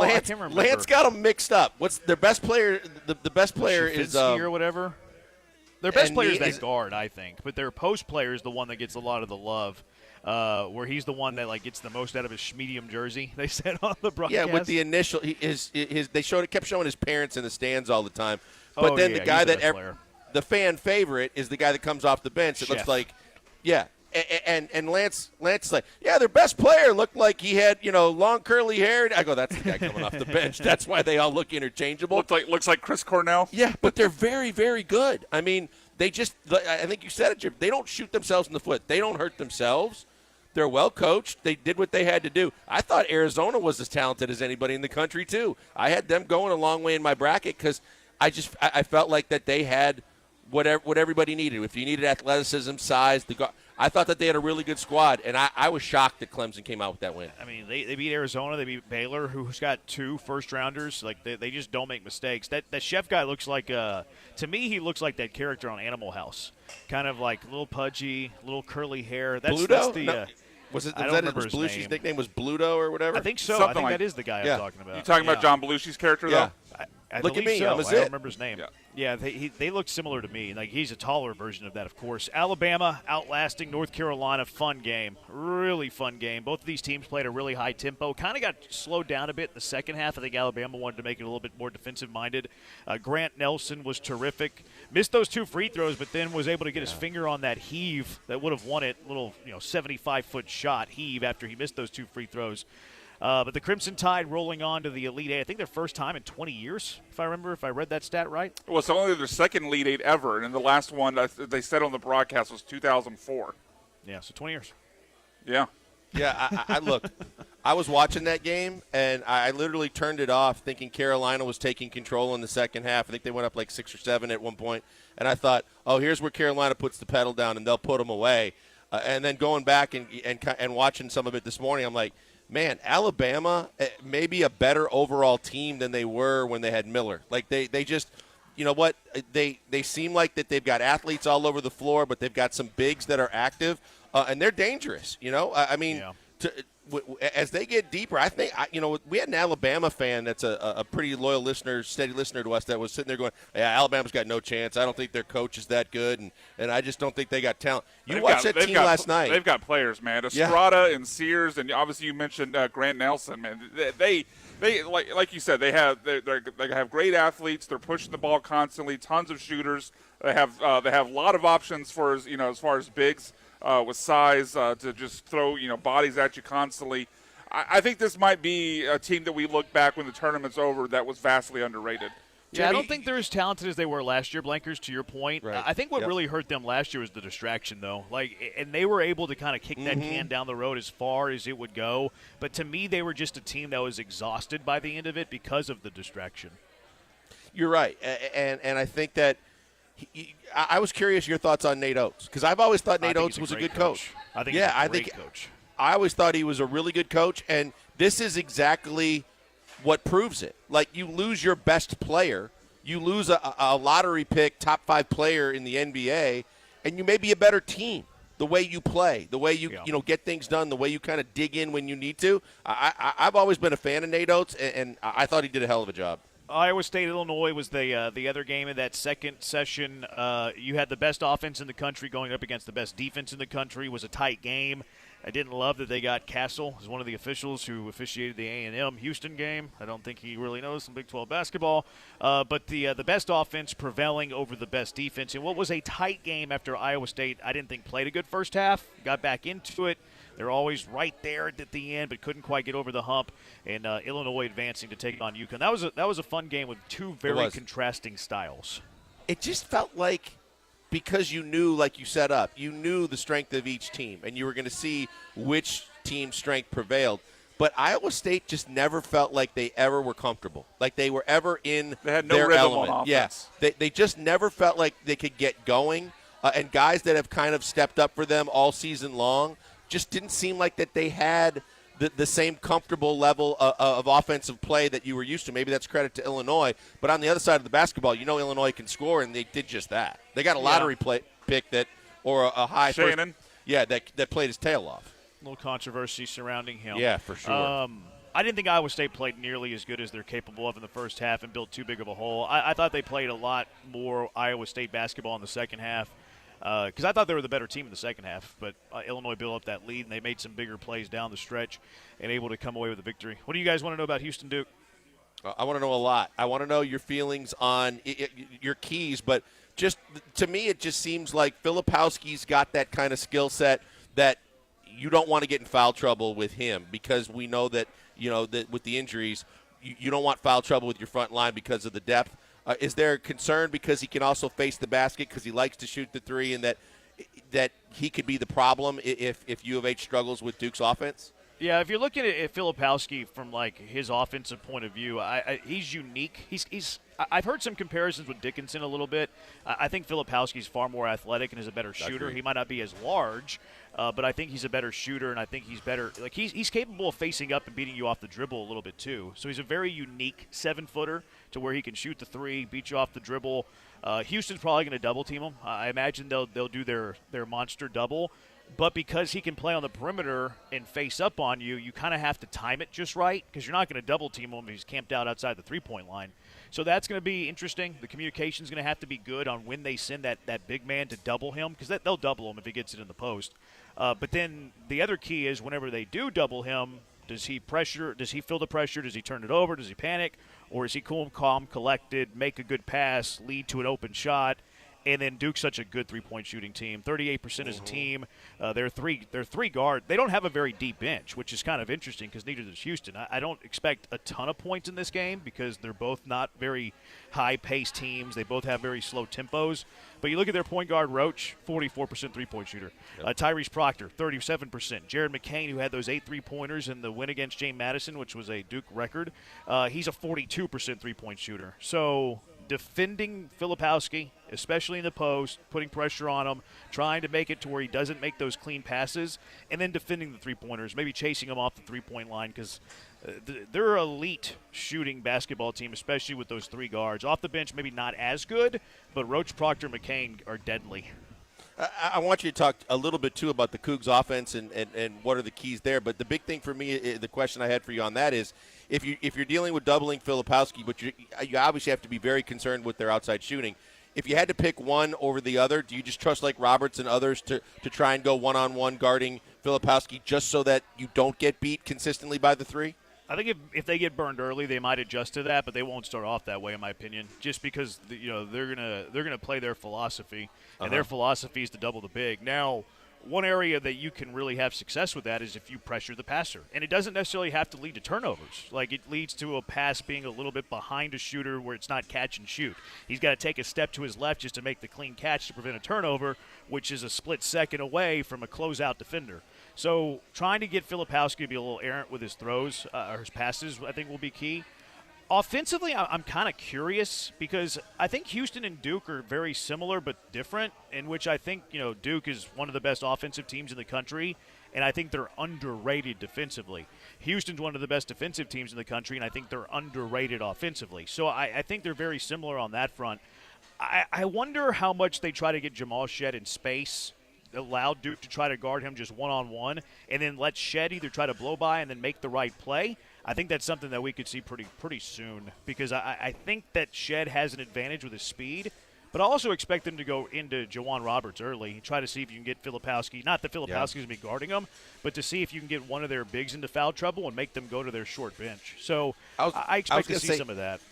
It would be nice to see, Sharp keep going the way he was going because he was fantastic shooting the basketball early on especially, but he shot the ball well last game. It would be nice to see Cryer get going early, get those two guys going from the outside, make them have to adjust and really have to worry about anybody on the perimeter for U of H.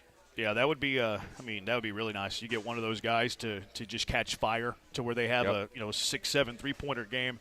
That would go a long way. But it's a really good matchup. I was looking at the Ken Pom earlier of these two teams. And I was also looking at some people like ranking the best games in the Sweet 16. I think it's Houston-Duke. Houston's number 2 Ken Pom team in the country. Duke's number 5. Like, this is a top 5 matchup in the Sweet 16, which, you don't get a whole lot of that. So I think it's going to be a dogfight. I think it's going to be a really fun game. Hopefully it's a lot of fun in American Airlines. Hopefully it's painted red. I've heard that a lot of fans are traveling. So try to turn that into a home game. That would be awesome. Yeah, they definitely need to. Look, I think it's the sexiest matchup of the night. To me, the key is just, if you can neutralize Filipowski, I think their defense, the way they rotate, the way they can rotate on the perimeter, the way guys understand, how, sliding out to the weak side and the next man, I feel like they can get a hand up on the 3 ball. I've said all along, I think Filipowski's the key. If they can, maybe to your point, if they double him a lot, but if they can just make him uncomfortable to where he's not beating you, and if you're lucky enough to get him in foul trouble, that's a bonus. But if you can just find a way to neutralize him, I like U of H's guards over Duke's guards. I think U of H's defense clearly with rotations will stand out, and I think that would give them the advantage they need. Ocho, Duke is the more talented and skilled team by far. The question is how well they react to the initial shock from Houston's pressure and physicality defensively. I would say that that's an accurate expectation of the game, because a lot of times the Cougar defense will punch a team in the face and it's like, oh boy, you're kind of on your heels early. So first 5 minutes to me are critical, key. I don't have too much of a bone to pick with him saying that. Like, Filipowski's a first-round pick. Jared McCain's a first-round pick. I think they are about as good, talented, and skilled offensively. I have no problem saying that. I don't think by far. I think that, I think a lot of people have underestimated Shed the same way Sasser was a year ago, where, he might not be a first-round pick, or he'll be maybe a late first-round pick. But he just brings every intangible and defense and toughness and a lot of things that's going to translate on the next level. I think you've got guys that can shoot it really well. Of the three guys with U of H, I can give them a nod because it's Duke, because they get the opportunity to get just about every 5-star in the country. But I don't think that the difference is that great. I heard it the other way. I meant like opponents that the Cougars could face along the way. I kind of eliminated Houston from that. But yeah, maybe I read it wrong. 713-780-ESPN HRP listener line 713-780-3776.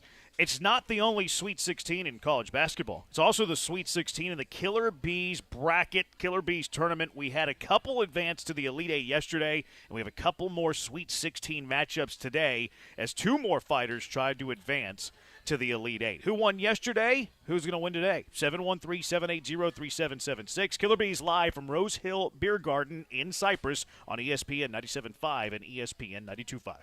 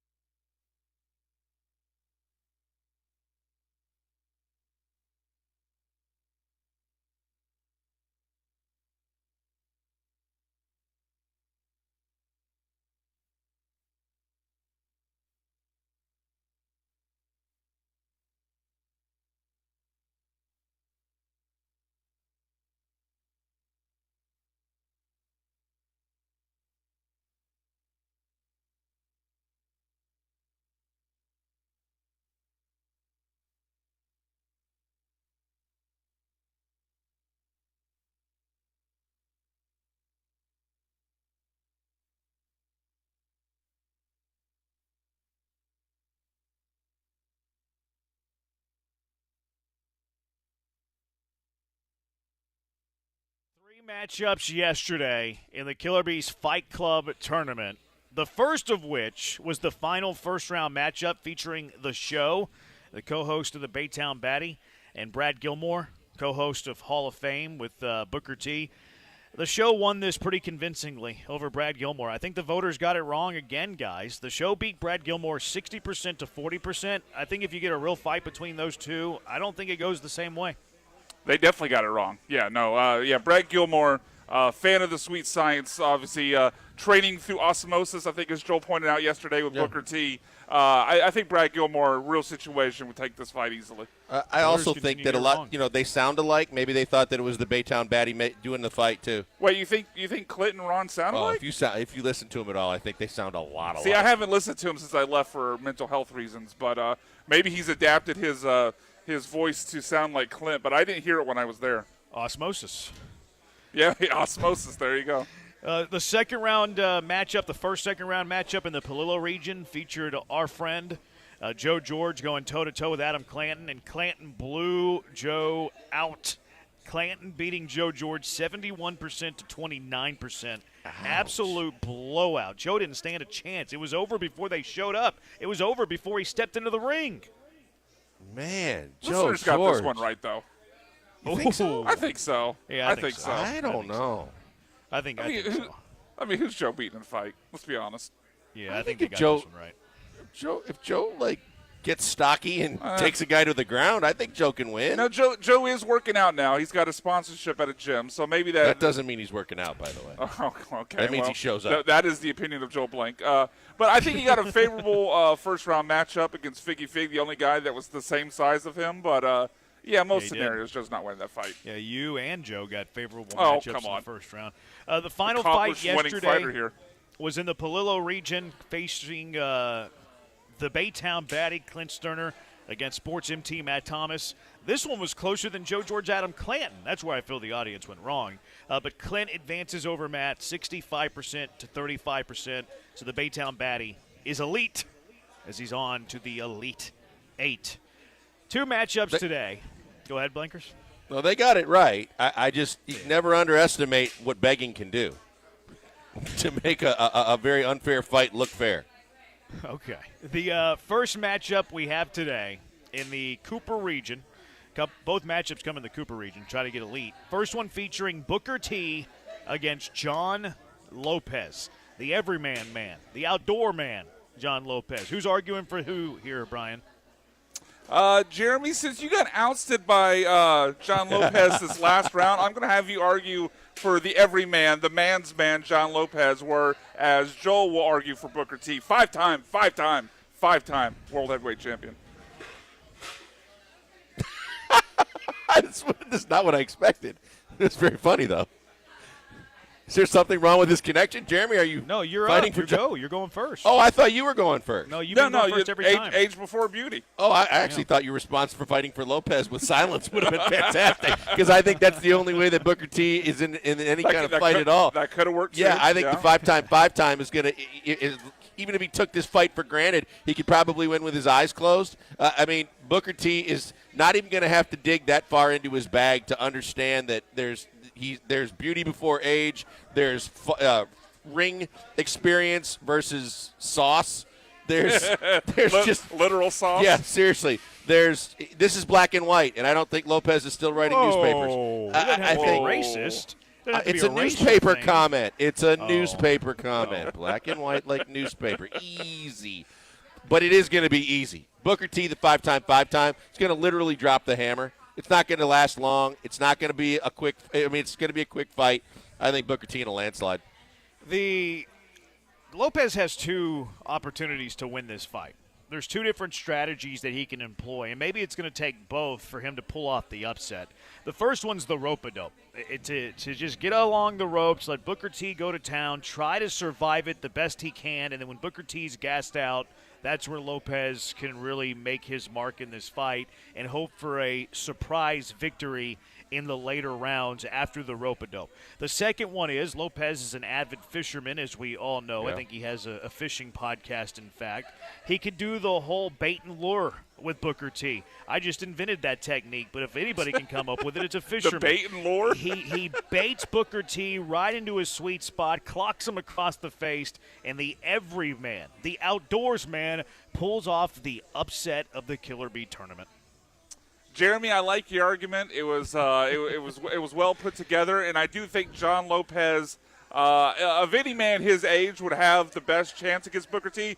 But this is Booker T. This is five-time. Booker T takes this one, no contest. It's a referee stoppage. Booker T moves on to the Final Four. 5044 says Booker T's a 6-time world champion, according to him on the intro to his show, and 2-time Hall of Famer. Well, that is correct. He's gone back and forth on that. No, I think it's right, but the thing that it is right, catching and popular was the five-time, where he looks at his hand and his 5 fingers. All right, the second matchup is a sexy matchup in the Killer Bee Fight Club bracket. I think it's a better matchup than a Sweet 16 matchup deserves. Battle to the Elite Eight between Sean Bajani and Paul Gallant. This is a main event of today's matches. I'd pay to watch this one. I would too. I think this would be a battle royal. Yeah. These both guys in great shape. Both guys, I think, could throw down if need be. I will go ahead and give. Let's go Coog and Coog here. So Jeremy will go ahead and give the case for Sean Bajani. Joel, you'll go first and give the case for Paul Gallant. Well, first of all, Sean's tougher. Sean's a tougher guy, and the toughest guy wins in most fights. He's a little bit smaller, which would mean that he's a little bit quicker, which is good. A little more compact whenever you're trying to land those jabs. It's good. He's faster, I think. I think Sean's a little, maybe not point A to point B, but he's certainly quicker side to side, and quickness plays more in the sweet science. Bajani has big muscles, so that helps with his power.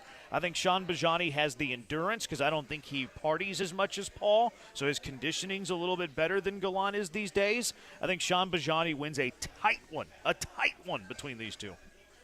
Well, I couldn't disagree more with your breakdown there because Paulie gets out of bed, as he told us, with an app that gets him doing squats and stairs and other things to make sure that he doesn't miss too much of the day and get sleepy because he needs to take advantage of every single day. He does that in every single moment. We know he's not going to lack self-confidence. He's coming into the ring thinking he's going to win this one from the minute that we hear the ding in the first bell, and he's going to go to town. He's going to use the free safety skills. He's going to go in and maybe even headbutt if he has to, but he's going to come in and he's going to hit ferociously. And I don't think that there's that much of a difference in quickness, but I definitely think Paul is stronger than Sean Bajani. He's going to be able to go toe-to-toe. He's also going to be able to move around the ring. And at the end of the day, Paulie is a workout fiend because we know so because he tells us every day on the show. He's in the gym all the time, and he's constantly honing in on his strength and his speed. Sean Bajani's a little smaller. I think Paulie's going to actually use some ground game, too. I think Paulie's easily going to win this. A lot of words to say very little.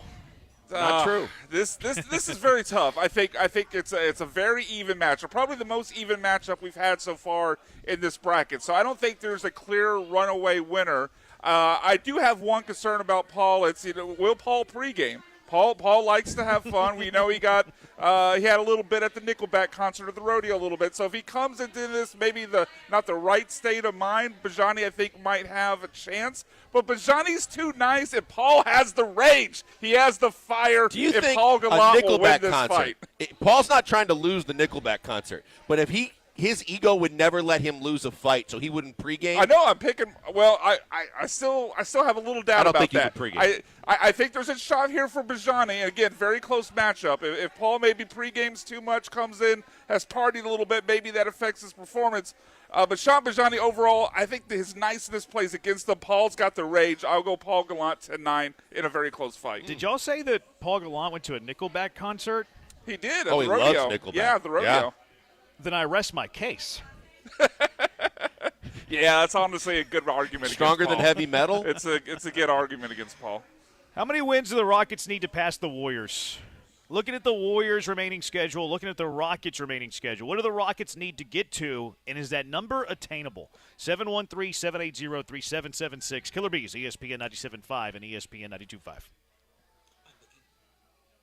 Hey, right now before we go to the break, look, we've got NCAA basketball tonight. We've got NBA basketball we're about to talk about with your Rockets. We've got so much going on with baseball season starting. You need a one-stop shop where you can put money down and you can enjoy the games even more. That's why I always talk about mybookie.ag. They've always got promotions going on that allow you to get more so you can bet and you can have more money in your account, more chances to win because there's more games to bet on. That's why you go to mybookie.ag and always use the promo code BET975. It's our promo code. We tell you to use it because it benefits you. Put $200 in your account, you got $300 to play instantly, and therefore you got more chances to win big as you watch sports and watch the games that you want to tune into. Maybe you don't have teams that you really are enjoying, but you want to make the game interesting. You do it with mybookie.ag. And then when there's not games going on, and they got all the sports, they've got golf and UFC, they've got all the different things that you like to bet on, including all the college basketball and all the NBA and MLB. But they also have live dealers standing by with casino games for games like blackjack and poker and so much more. You need to check them out, and you always need to remember our promo code BET975. Go to mybookie.ag right now. I always tell you, bet anything, anytime, anywhere. With the only place I tell you to do it, it's mybookie.ag. Use our promo code BET975.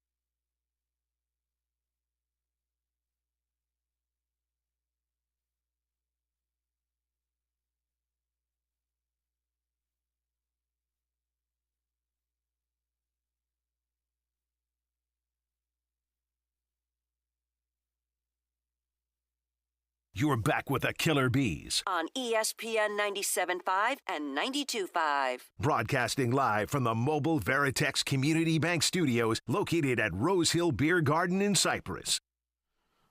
This is like the anthem to my high school prom right here. This song was very popular back in my high school days. Loyal Rose Houston Hill, fan? What's that? Loyal Houston fan, 50 Cent? He's got a lot of caught a lot of heat on the internet for that because he was a Yankee fan growing up. Yankee fans were none too happy with him yelling "play ball" yesterday. That's funny. I think the two most popular songs whenever I was like at prom was this one, and then I can't remember the other one.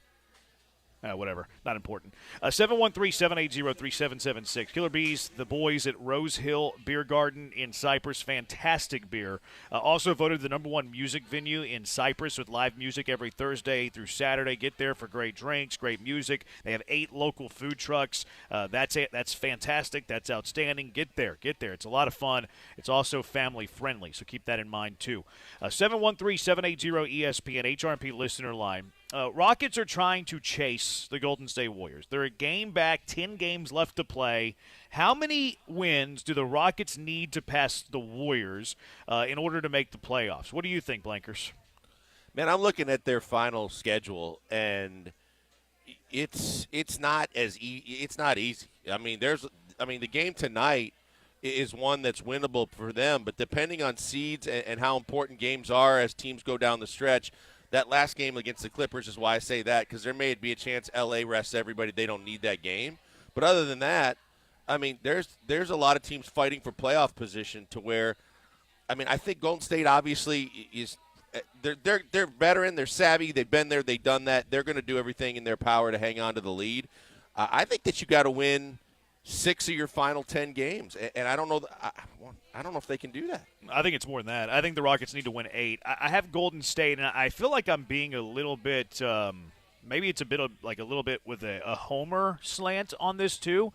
Golden State with 10 left to play. I have them going 6-4 in their last 10. Like I have them winning at Charlotte, winning at San Antonio, losing against Dallas. I'm going to be, for the sake of the conversation, a homer here and say the Rockets win at home against Golden State. So that's a loss for Golden State and then a loss at Dallas. But after that, it kind of it eases up. Home versus Utah, that's a win. At the Lakers, hopefully the Lakers are resting people, but they're playing for something too. So I have them losing at the Lakers, win at Portland, win versus New Orleans, win versus Utah. So that's 6-4. That gets them to 44-38 at the end of the year. Golden State has the tiebreaker over the Rockets. They will play 3 times this year. Golden State has already won the first 2. So even if the Rockets beat Golden State in the game that's coming up, I believe, next Wednesday, which is about as much a win as you can have. Maybe I'm wrong on the date there. Thursday, there you go. So the that's as much to win a game as you have to have in the regular season. But even if you win that game, Golden State still has the tiebreaker on you. So you have to pass Golden State in the standings. If I have Golden State going 44-38, 6-4 in their final 10 games, that means the Rockets have to win 8 games to pass Golden State and get to 45 wins. And that means they can only lose 2 of those, and you play at Utah. Utah's not very good, but it's a difficult place to play. You play Dallas at home. Good that you have the home court, but Dallas is playing really good. Winners of 9 of their last 10 and have won 5 in a row. At Minnesota, that's a tough one. They're the second best team in the Western Conference. Home versus Golden State, already talked about that. Home versus Miami, that's a team that's capable of beating you, even though it's at home. You have to play at Dallas. Orlando at home should be a win. And while you go on a West Coast trip where they're all winnable games, it's 3 road games on the West Coast. It's tough to go 3-0 there at Utah, at Portland, at the Clippers. So I think it's daunting for the Rockets. Maybe you can get some more help with these other teams that aren't very good that Golden State has left on their schedule. I just don't see how Golden State goes worse than 6-4, which means that you have to go 8-2 in your final 10 with a pretty tough schedule in your final 10. It's tough, and look, I think the key, obviously, from the jump is, regardless of who has the series won already for the season between Golden State and Houston, it's a double whammy if you lose that Golden State game. Then it's really, really tough to imagine a scenario where you win. But just assuming, like you do, for the sake of the conversation, they beat Golden State. Minnesota's trying to get the 1 seed. So Minnesota has a lot to play for, and that game is Tuesday night next week, so it's not too far down the road where Minnesota maybe has their fate sealed. Dallas trying to fight their way up the standings. So those 2 games against the Mavs are going to mean something. Miami doing the same in the East. Golden State's going to be tough. And I don't think Orlando is a cakewalk win, because Orlando is a top 4-ish team in the East that they're trying to fight for at positioning in the playoffs as well. That schedule is brutal to me. I mean, look, I love the way they're playing, and I just think that the schedule and kind of the situation that you played yourself into was great to this point, but those final 10 games are not going to be easy. I hate because Utah, Portland, whatever, but the fact that they're on the road back to back, it's tough to go. It's really tough to go 3-0 in that stretch, and you might have to go at least 3-0. You have Dallas twice, with one of them being on the road. That's not favorable. I mean, if you lose to Golden State, it's done. If you lose to Golden State, you have no chance. You beat Golden State, you have hope, but you might have to other than losing at Dallas, you're probably going to have to win the rest of your games. So you're going to have to win 1 or 2 that you're not expected to win, that you're probably not going to be favored, and Golden State's probably going to have to lose 1 or 2 where they are favored, and that includes you beating Golden State. I'd rather have Golden State's schedule here than the Houston Rockets. For sure. And I think not only that, Jeremy, you got to handle your business. You can't look past Portland. You can't look past teams you're supposed to beat because there aren't that many on the schedule. And then, like I said, that last game of the regular season, you got to hope that the Clippers have already sealed their fate of where they're going to play, and they rest Kawhi and Harden and George and just say, we're good, we're playing for the postseason now, and maybe you catch an easy win there. Because there's not many easy wins on you're supposed to beat Utah twice in Portland. Utah's playing better. They got young talent too. Portland the same way, came at you and made it a game when you were in Portland the last time. That schedule is daunting for them. Yeah, it would take something special, I think, for the Rockets in the final 10, but these last 10 have been special for the Rockets. Yeah. So I think it's going to be a lot of fun. I think there is a chance that the Clippers could have already been locked into their spot. It's just you can't predict that right now because right now it's a half-game lead over the Pelicans for the 4th spot in the West. They will certainly want to have home court advantage, but maybe they already have it locked up before that final game. We have no idea. There is no way to predict that. So it'll be fun. That game against Golden State, to me, is an absolute must-win. If you don't win that game, you're going to need a miracle in order to We're jump both on the same Golden page. State. Yeah, we're both on the same page. That the kicker to whatever you're hoping to have play itself out in those last 10 games is all predicated on you handling your business against the team you're trying to catch at home. Because if you lose it, the 2-game swing is just devastating. 45 wins is what I have. That's what I think the Rockets need to get to. Any objection from either one of you? No, not from me. And the fact that we're sitting here discussing the possibilities of a Rockets team this year winning 45 games is absolutely amazing to me. And it gives credit to every guy on that roster, and it starts with Udoka. But when you look at a team that we were kicking around the mid-30s in terms of a win total, and now looking at where they sit and how they got there, it's been an impressive win of a year no matter if they get in or not. Yeah. 713-780-ESPN HRMP listener line 713-780-3776. How many wins do you think the Rockets need to get to jump Golden State to get into that play-in? Everybody's favorite game. Who said it? Brian gives us 5 quotes that were said by ESPN 97.5 personalities throughout the week, and then Blankers and I guess who said it.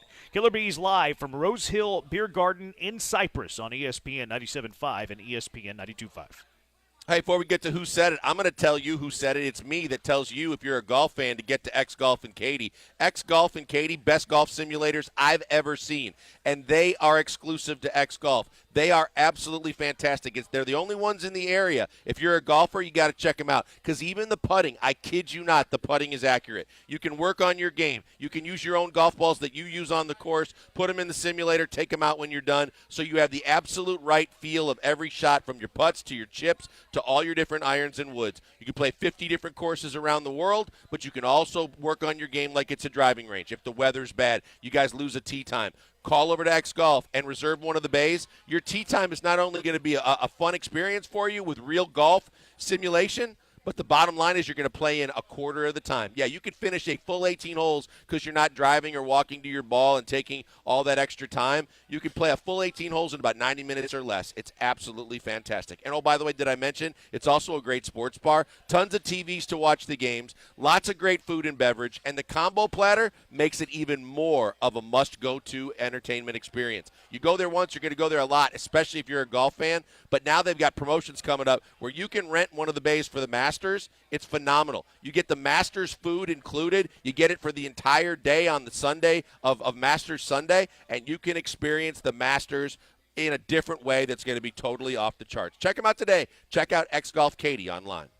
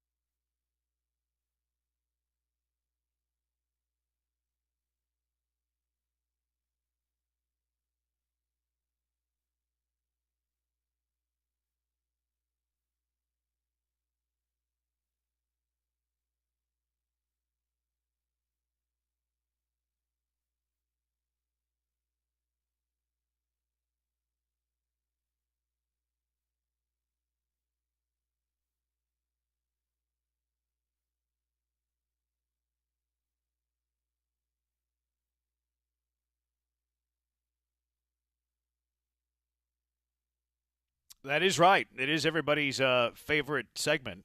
It is Who Said It, where Brian reads us 5 quotes said by ESPN 97.5 personalities, and then the Killer Bees, they guess who said it. The name's in the title. All right, Brian, why don't you get us started? What is quote number 1? All right, quote number 1. Saudi Arabia comes up. When I think women's rights, who's a staunch supporter of women's rights? And I think Saudi Arabia actually should be mentioned. Okay. I think the Joe's bench is out. willing to go here. I think Dell's willing-ish, maybe, and Paul's willing. maybe. So those are the Right, Joe's out. 3.5. Yeah, Joe's out. I guess, yeah, that's right. He's the only one I eliminated. Yep. I tend to lean towards the bench. Yeah, but because Dell was a part of it for so long, and I think he's up to speed on countries, politics, things like that. I think I wouldn't rule out Dell. Okay. Now we know which way Granado's going. If it was John, he would ruffle feathers and just throw out whatever. But do we think John is dialed in that much on Saudi Arabia? I think you'd have to be pretty. I think you'd have to have blinders on to not realize that, though, right? Yeah.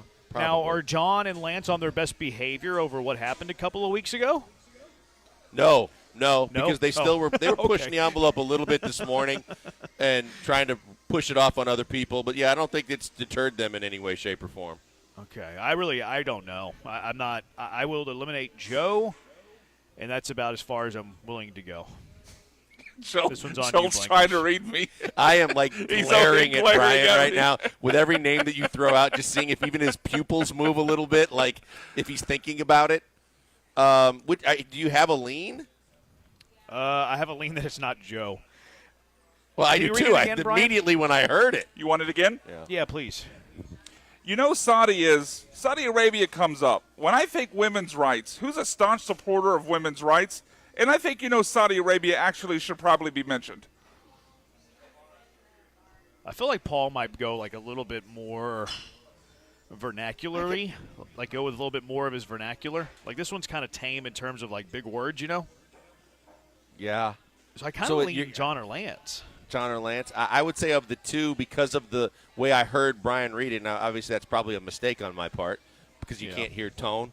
But I would think if it's going to be a little less, I'm thinking on the delivery it'd be Lance. Shouldn't you be able to hear tone? No, because he's not saying it like they said it. He's just Their reading tone, it. Yeah. Yeah. I'm cool with that. Let's go with that. Let's go with Lance Zerline. Try Yeah, Lance. Saudi is Saudi Arabia Arabia comes boy. up when I think Yeah. women's rights. Who's a staunch Good supporter job. of women's rights? We And brother-in-law I think, that. Saudi Yeah. Arabia Yeah, we did. should probably be Like mentioned. to death. Right. Oh, we got it. No, that was good. That was good reasoning there. I was hoping to get you on Paul, but Jeremy, you were right. The vocabulary was not Paul. You were right. All right, number 2. Whatever British people call their prisons, do they even have prisons? I never hear about British prisons. It's probably called we're going to send you to the lolly. They probably call it the lolly or something like that. I thought it was Joe until the lolly part. And now I I don't think think it's Joe either knows what a lolly is. I think it's Paul or it's Lance again. I kind of think it's Paul. Like, how many people know what a lolly is? Paul. And how many people would try to make probably did the voice with the lolly? Yeah, You mean the but British maybe that's Brian accent? trying to throw us off the scent. You know what I mean? No, I could see Lance trying to do the British accent too, because Lance is always trying to do accents. Yeah. The not knowing there's prisons there kind of throws me off a bit. That makes me bring Granado into the conversation. You would know there's prisons there, right? No, I don't say it think he again, ever Brian? feared going to jail there.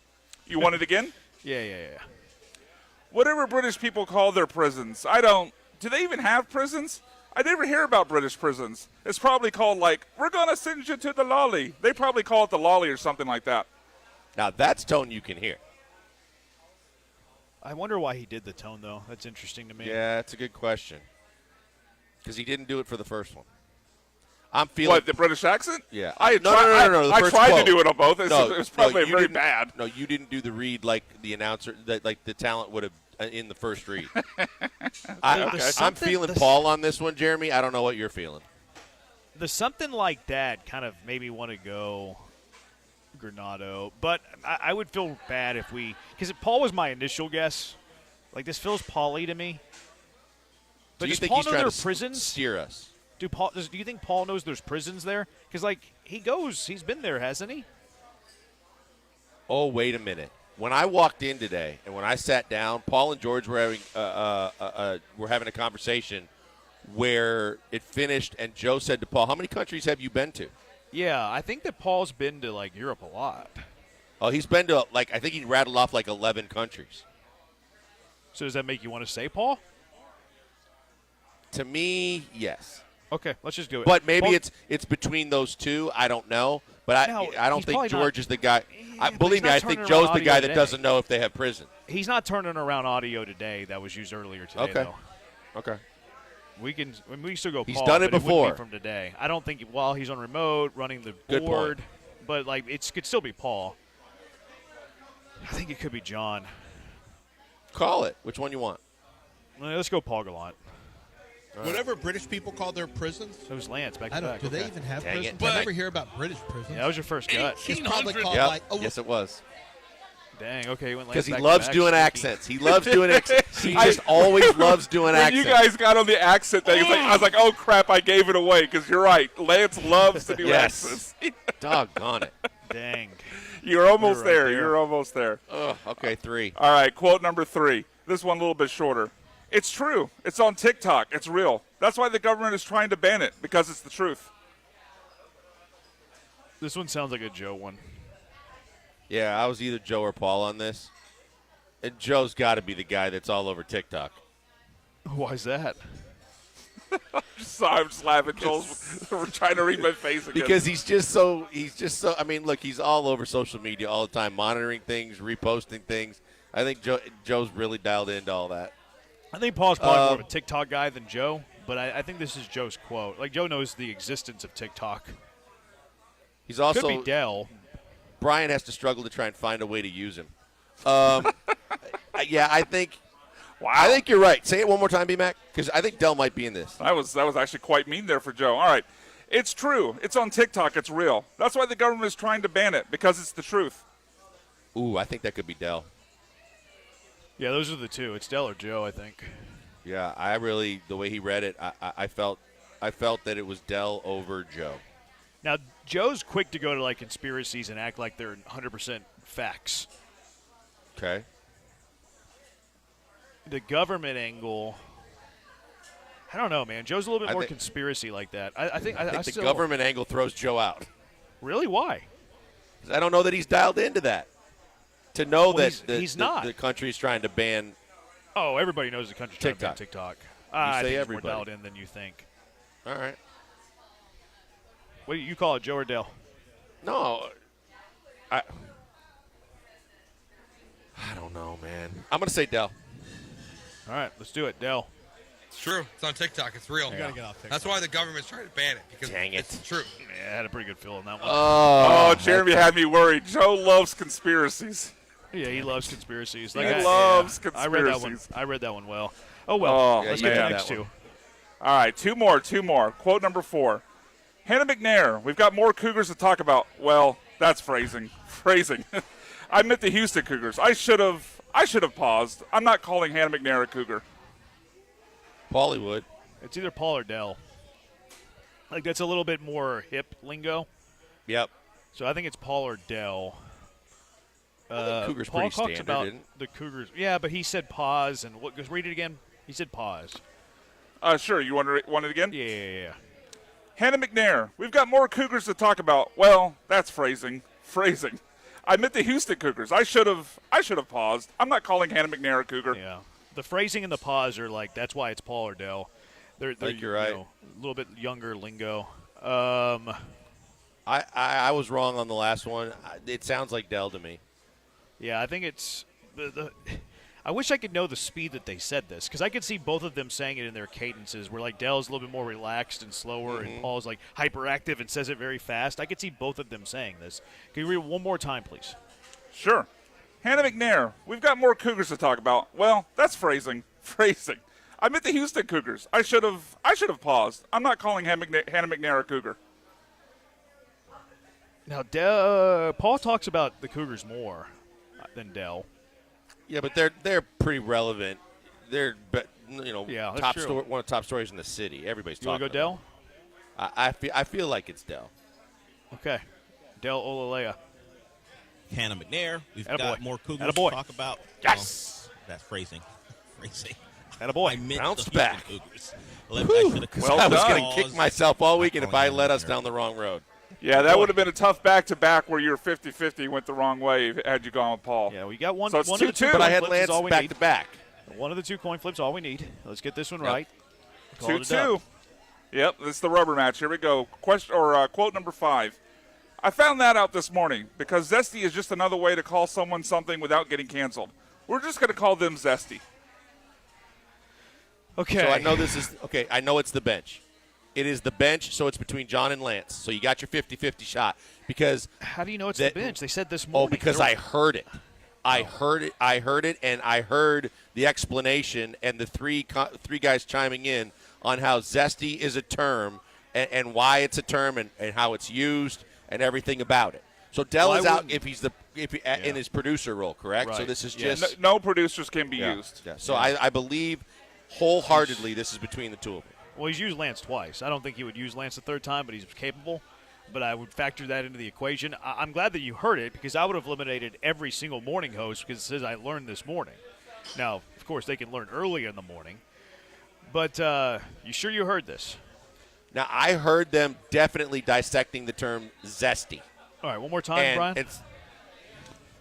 I found out this. Oh, let me start that over. I found that out this morning because zesty is just another way to call someone something without getting canceled. We're just going to call them zesty. So I don't know if it was this morning or not, I heard the bench talking about this. I think it would be John. If we're going I know between John Lance and knew I what think it'd be zesty John. was. Lance was the one doing a lot of the explaining because he's got kids and stuff too. And Dell was backing him on what zesty meant. I've never heard zesty. I don't know what that means. So, but the quote sounds like somebody who's learning what zesty means, I think. Brian, can you? If that's the more case, time? then it would be John. Can you say it again? Sure. I found that out this morning because Yeah. zesty is just another way to call someone something without getting canceled. We're just going to call them zesty. I think it would be John here. If it's one of those two, I think it's John. Well, here's the quicker, Jeremy, that I just thought of, though. If someone else on our station was listening to the bench, then they learned what zesty meant. Yeah, but if it was this morning, that's too quick to turn around. No, but I think it happened yesterday morning. I think I heard it yesterday morning. That's saying why I that think they learned it from yeah, the bench. maybe it See, was that- Joe or Paul driving in. That would go to my thing because it sounds very much like it's an afternoon person talking about what's happening in the morning. I think Paul That's why I would want to know. throw that in there to think about. I don't want to lead us off the path because the one thing I know for sure is I've heard the bench discuss, John and Lance, whatever you call the show now, I've heard them discussing this. So what do you want to do? You want to go with John, or do you want to reevaluate and go with one of the afternoon guys? So we know if we go bench, it's John. I think If you're so, thinking yeah. it's an afternoon guy, Joe would be listening because he's listening to everything, especially when he's driving in. Would Paul be listening? Dell already knows it. I think Dell would already know the term. Yeah, especially if they were talking about it on the bench. I think Paul would. I think it's John.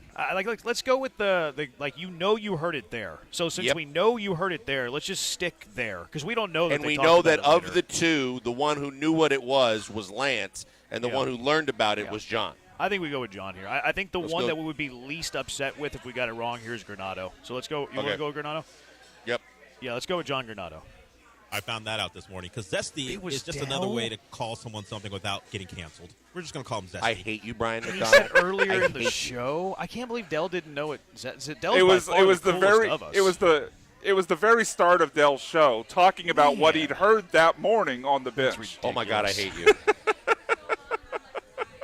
Oh, that was well done. It really As soon as you chimed in, because you won it last week based upon On the same thing. hearing the exact quote, but this time it led you down the wrong path.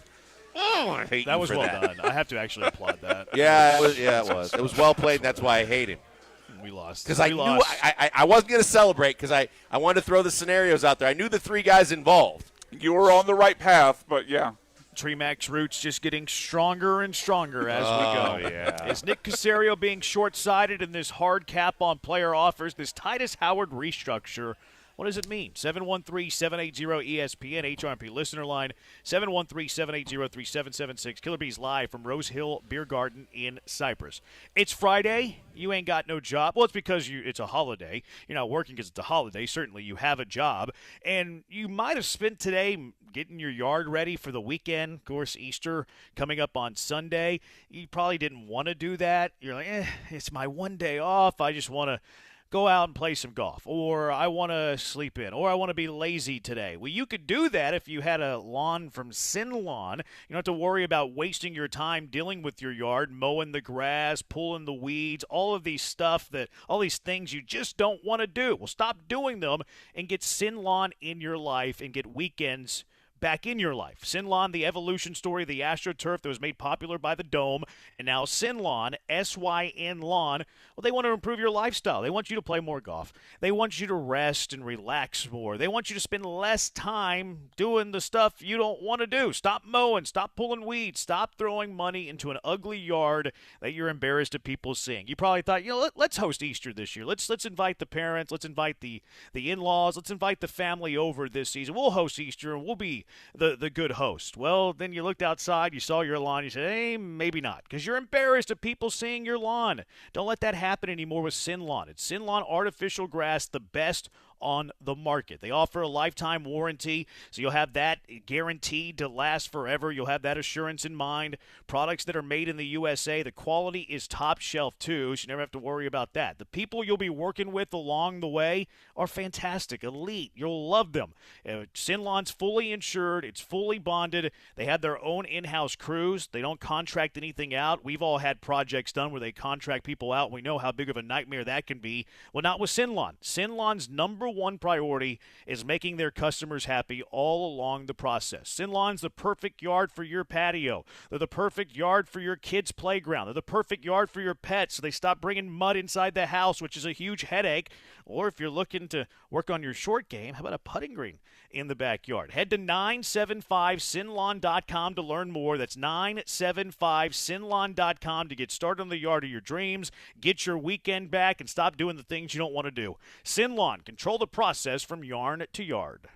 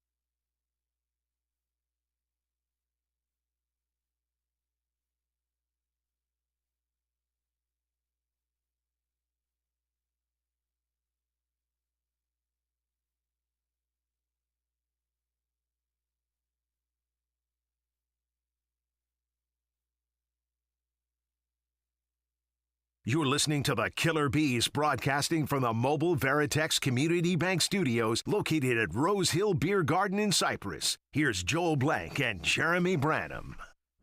Rose Hill Beer Garden in Cypress, perfect spot to have a beer. Perfect spot to enjoy some tasty eats. 8 local food trucks. It's all family friendly. Local craft vendors. Eddie, the owner, opened in 2018 to promote the community. Safe, chill place for families. Eddie, former NFL player, went to Arkansas and was a Food Network superstar. He out-chefed an out-chefed Christmas cookie challenge. Yum and Yummer, Game Day Eats, probably where you've heard of Eddie from, the Food Network superstar. Great spot. Great spot, Rose Hill Beer Garden in Cypress. Eddie Jackson, thank him for having us out. Great spot. I've seen the pictures. It looks fantastic. I can't wait to be there, hang out there. It looks like it's a great It is spot. so cool, Jeremy. Like, I look back, and Eddie, they have the billboards all over and the posters of Eddie and all the things he's got going. But he's got the food truck with the amazing burgers. BMAC had one. And then you look back, and it is so family friendly because there's dogs and kids and a play area and all these things. And you look out in this area where they have all this live music and great concerts. They have a barbershop.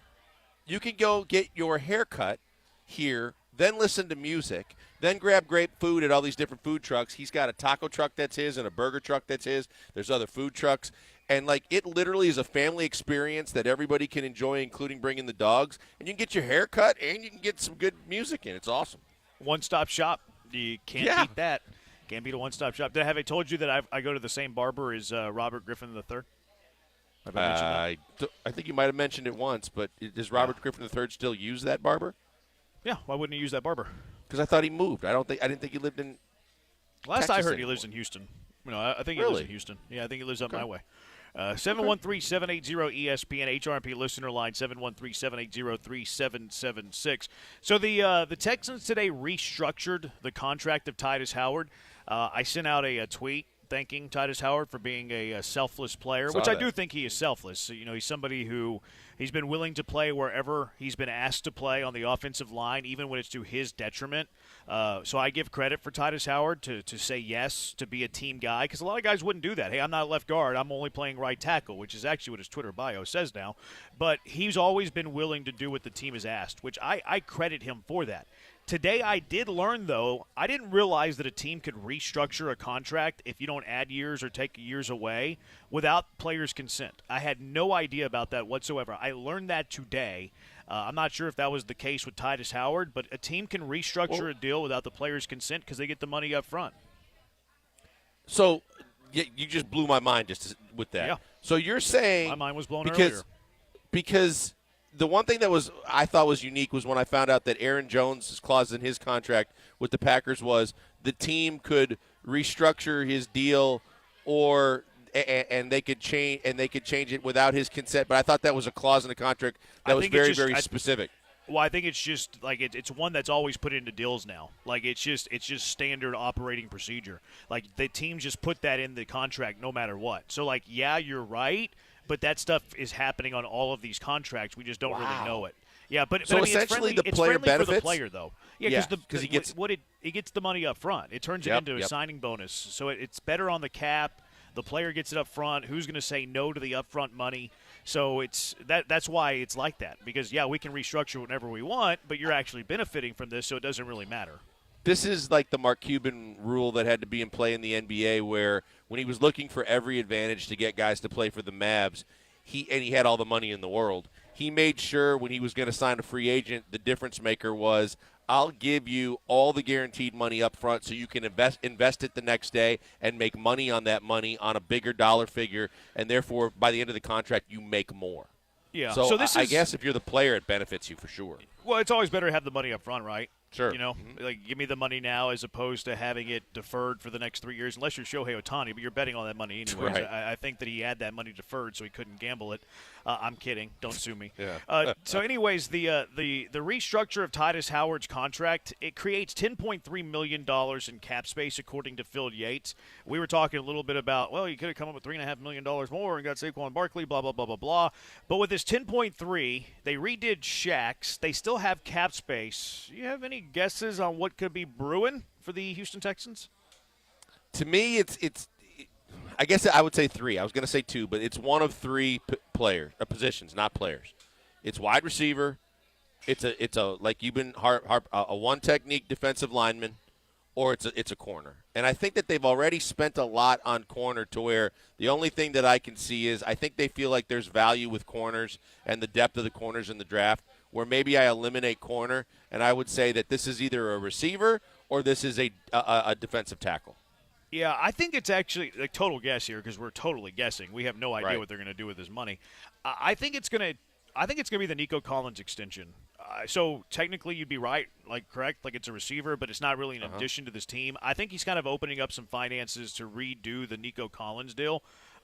It begs the question, is Caserio being short-sighted in his hard cap on player offers like Saquon, like the Sheldon Rankins deal where he was outbid by $1 million? I don't love that frugality from Caserio. And it's not because they're cheap. It's because he's trying to get the most for his dollar, and he feels like he can spread it around a little bit more. I kind of want to give Caserio the benefit of the doubt and just wait and see how the rest of the offseason goes first. Let's see how the entirety of the offseason goes and where they're at when training camp begins, as opposed to pounding my fist on the table. Well, you should have done this for Saquon Barkley. Well, you should have done this for player A, B, C. Let's see the totality of the offseason is where I'm at before we go nuts on Caserio being short-sighted in this little line in the sand on some of these players' offers. Yes, I would have rather had Saquon than Joe Mixon. Yes, I would have given $1 million more for Sheldon Rankins to still be on this football team. I probably wouldn't have traded Malik Collins. But I do want to see the full offseason before I'm too harsh about individual things when it comes to Caserio and how they're doing this offseason. Yeah, I'm with you in the fact that when we had the initial conversation of replacing up to 10 starters, the best case scenario is the first day of free agency. Let's not lose our mind one way or another until we see how it all plays out. I respect the fact that he has a very firm grasp on the bottom line and on money and on being able to do the things a general manager has to do in today's NFL to kind of get creative, to open up cap space or do what you need to do, whoever the players are you're looking at. I think, like you, there was some concerns when I liked both the defensive tackles last year. I would have liked to have kept at least one of them. I didn't care which one they kept. To get rid of both of them and not have an immediate, definitive answer worries me a little bit.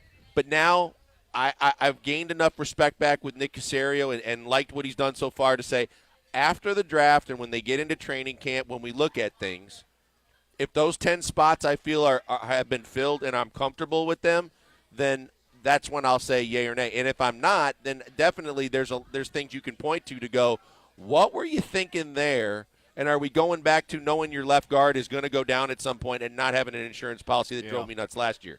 If you're saving a few million in cap space from Shaq, you're saving $10 million with Titus, which is a lot. With Titus Howard, you're not cutting Robert Woods. All of these things, I'm expecting something down the pike, and I'm willing to wait and see what it's like. But if you go into camp and you created all this cap space and you're $20 to $25 million with cap space left, that's something I'll have a problem with. I just don't think that's going to happen, which is why I'm willing to be patient with Caserio. I think, though, Blankers, I think there's a chance that one of the defensive tackles is already on this team. I think there's a real chance that Foley or Tim Settle, or if it's a platoon between the two, that they occupy the one-tech defensive tackle for this team. I hate to say that. I agree with. I don't mind agreeing with you. I hate to think that's. Yeah, I hate to think that that's the answer. Now, my buddy's a Bills fan, watches every down of every Bills game. He's like, Settle can be really good against the run. He's situational more than he's every down, but he can be really good against the run. Okay, but that's good. I hope that's not the case. I hope that there's another answer or two. And the other thing I was going to remind you when you said that, and you were talking about that and leaving money on the board, he keeps saying it happens in 2-year increments. You don't have to spend it all in 1 year. Yeah. If you leave $25 million in your bank account knowing this team is getting closer to being competing for the title, and you leave $25 million on the board, even if you have a good excuse, I'm not going to be happy. Yeah, I don't see that happening because you're not doing these restructures unless you're going to go out there and do something. It doesn't make sense to do the first step and then not follow through with the second step. So, willing to wait, but let's see it play out. Let's see some action. Don't get me wrong.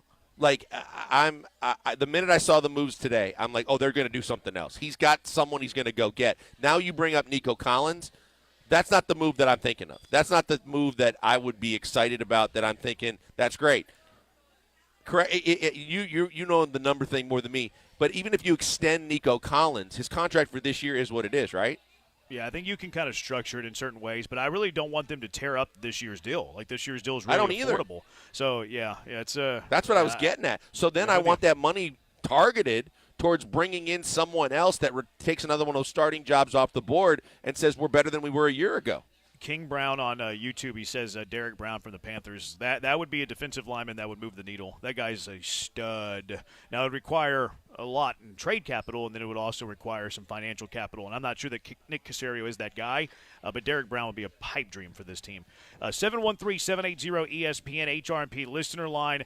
D'Amico Ryans, where should he be ranked amongst his peers in the NFL when it comes to that head coach spot? 713-780-3776. Killer Bees, ESPN 97.5 and ESPN 92.5. It's time, basketball bettors. It's March Mania. Brad, I'm here to tell you about BetUS.com. I endorse one sportsbook and casino, and that's BetUS.com. They've been driving to the basket for over 30 years, 3 decades. This year, BetUS has an epic three-pointer, a 125% sign-up bonus in your first 3 deposits. Not 1, not 2, but 3. That's right, the industry's craziest 125% sign-up bonus on your first 3 deposits, plus 10% gambler's insurance, and there's even more. BetUS accepts crypto and is offering a massive 200% crypto sign-up bonus. Gambler's insurance and crypto. You don't see that everywhere. March Mania basketball can get even more exciting with their live in-game betting. It's also a blast to check out their casino after the game, where you could get a 250% casino bonus. Get started by visiting BetUS.com or just call them 1-800-MyBetUS to learn all about their bonuses and special offers. BetUS, where the game begins.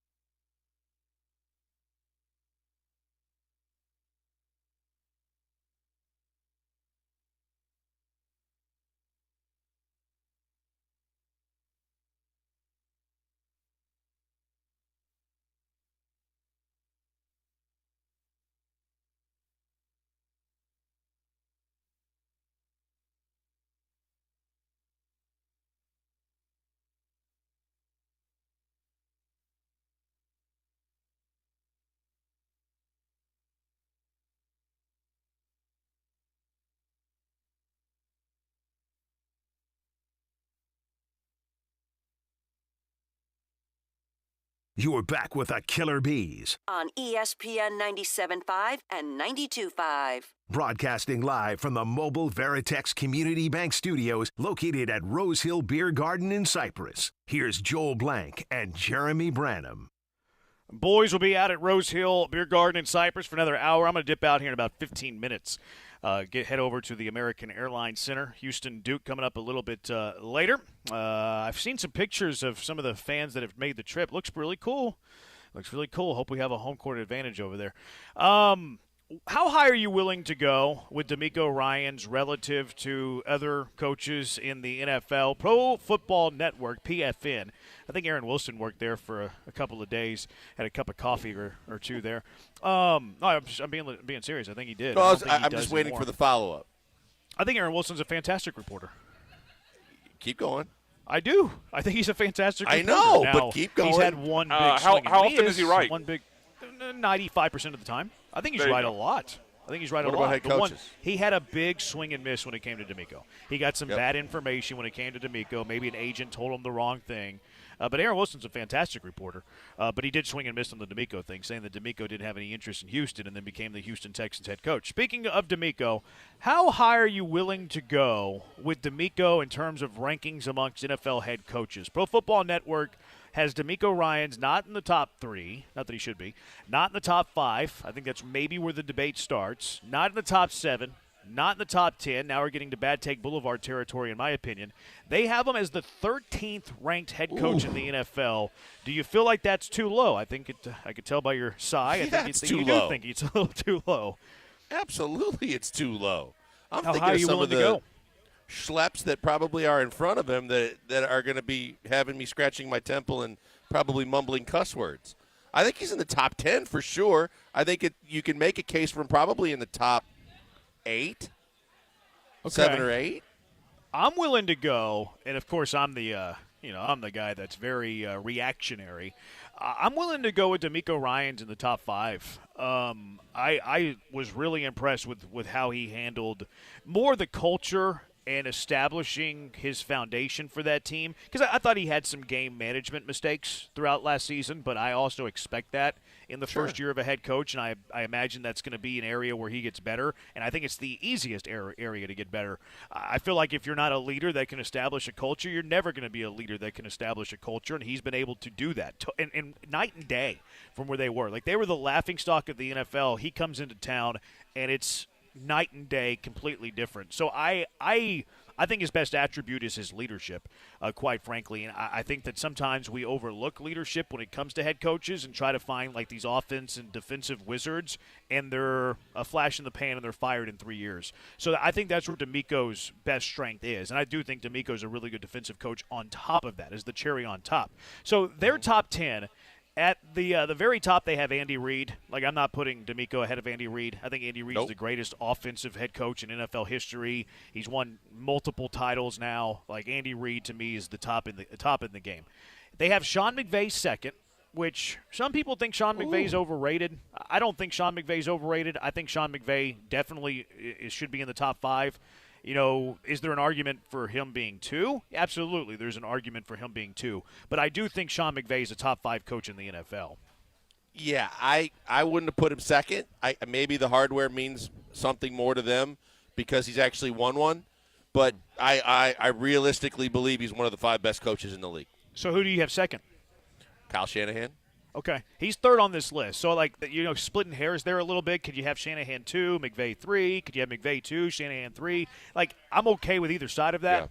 Yeah. I could easily have Shanahan ahead of McVay, and then I could get the title being the trump card over Shanahan. So I don't really have much of an argument there either way. That's kind of how I see it. It's appearances in the Super Bowl versus actually getting one under your belt, and that could be the difference between the two of them, literally.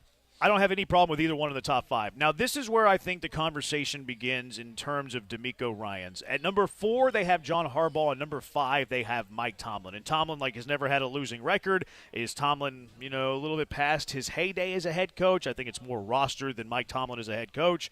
I think John Harbaugh is incredibly overrated, but I admit that I have a John Harbaugh bias.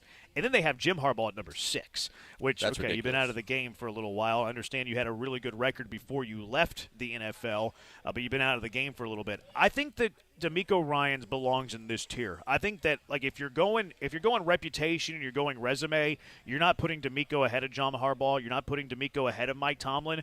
But if you're going based on what you expect a coach to be for the next 3 to 5 years or where they're at currently today and just talking coaching chops and eliminating resume altogether, I'm willing to put D'Amico Ryans in that conversation, and you can pick which one he's ahead. You can tell me he's ahead of Harbaugh. You can tell me he's ahead of Mike Tomlin. Either way, if you're ahead of one, you're top 5, and that's where I have D'Amico Ryans. Yeah, to me it's just about longevity on a resume and doing it for multiple years that's going to keep D'Amico from, being in this conversation ahead of John Harbaugh and Mike Tomlin. To me, the thing, I agree with you. Look, Jim Harbaugh's got to reprove himself. And I got to see what he can do coming back into a game that he has been disconnected now for quite a while from to get back in the league. But from a John Harbaugh perspective, look, he's consistently managed a winning team in Baltimore. He had the best record in football going into the playoffs a year ago. Obviously, the playoffs is a different story for his overall record. Tomlin, the same thing. That's the only thing that I think I understand, and I would probably agree that for this year, for this list, that those two guys can be ahead of D'Amico. Once you start getting past that, that's where I probably am going to have more problems. Yeah, if you're going resume, you can't put him in the top 5. I'll concede that. Yep. But I'm also not a resume type of guy. I don't care what you've done in the previous 3, 5, 7, 10 years. I'm more of what are you going to do in the next 1, 3, 5, 7, 10. And that's why I would put D'Amico ahead of Tomlin and ahead of John Harbaugh, because that's how highly I think of D'Amico Ryans. Where would you put him? 713-780-ESPN. It sounds to me like he's probably in your top 7 or 8. Yeah, that's where I was thinking. Because, look, I think in a year's time we might be having a different conversation. Sure. I think if D'Amico does it again, and especially with a tougher schedule, then it could definitely change the conversation. But going into this season, I think that those resumes matter and the longevity in which they've done what they've done. And admittedly, I'm willing to not value resume as much as most, and I would say that that's not the popular thing to do. 713-780-ESPN. What would you rank D'Amico? 713-780-3776. The boys are going to take you the rest of the way. Roll over with this if you want. Also, pick one free agent wide receiver. One more free agent wide receiver on this team. Who would you pick? 713-780-3776. Killer Bees live at Rose Hill Beer Garden in Cypress on ESPN 97.5 and ESPN 92.5.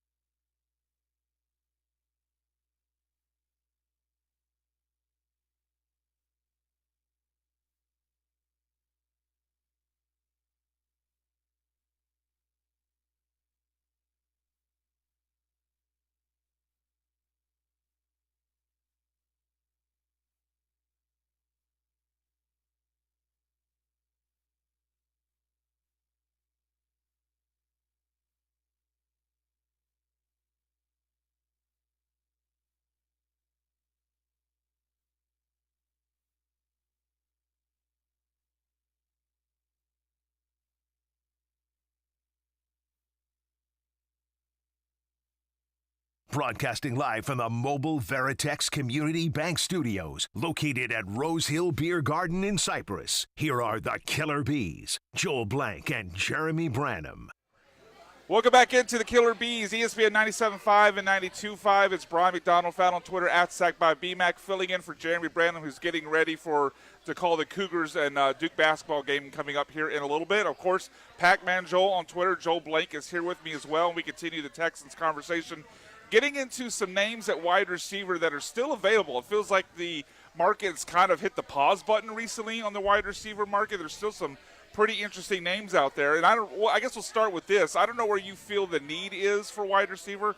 I certainly think they need to add at least one guy. I don't feel comfortable rolling it back with the exact same crew that they had last year, which is basically where the team is right now with Noah Brown, Robert Woods, Xavier Hutchinson, and John Mechie III filling up your non-Nico, non-Tank Dell wide receivers. If they don't add somebody, what would you feel about the wide receiver room? We'll get into the actual names that are still available in a second. But they don't add anybody. What would you feel about this wide receiver room? I'm fine with it. I'm obviously a night and day different opinion than I was last year looking at the receiver room because we didn't know what Tank Dell could do. We didn't know when we found out about his durability because of his size, but we didn't know he was going to explode on the scene like he did.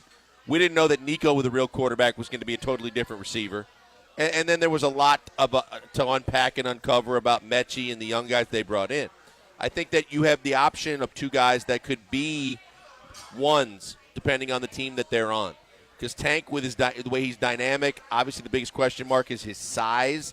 But overall, his speed, his quickness, his abilities could make him a one on a lot of teams. I was going to throw this back at you right from the jump and say, do you think Nico Collins is a true one? I do. Yeah, I absolutely do. I do. And that kind of goes back to, I think we had this conversation at this exact same time last week about Nico Collins as far as, would you extend him? Would you give him a Michael Pittman deal?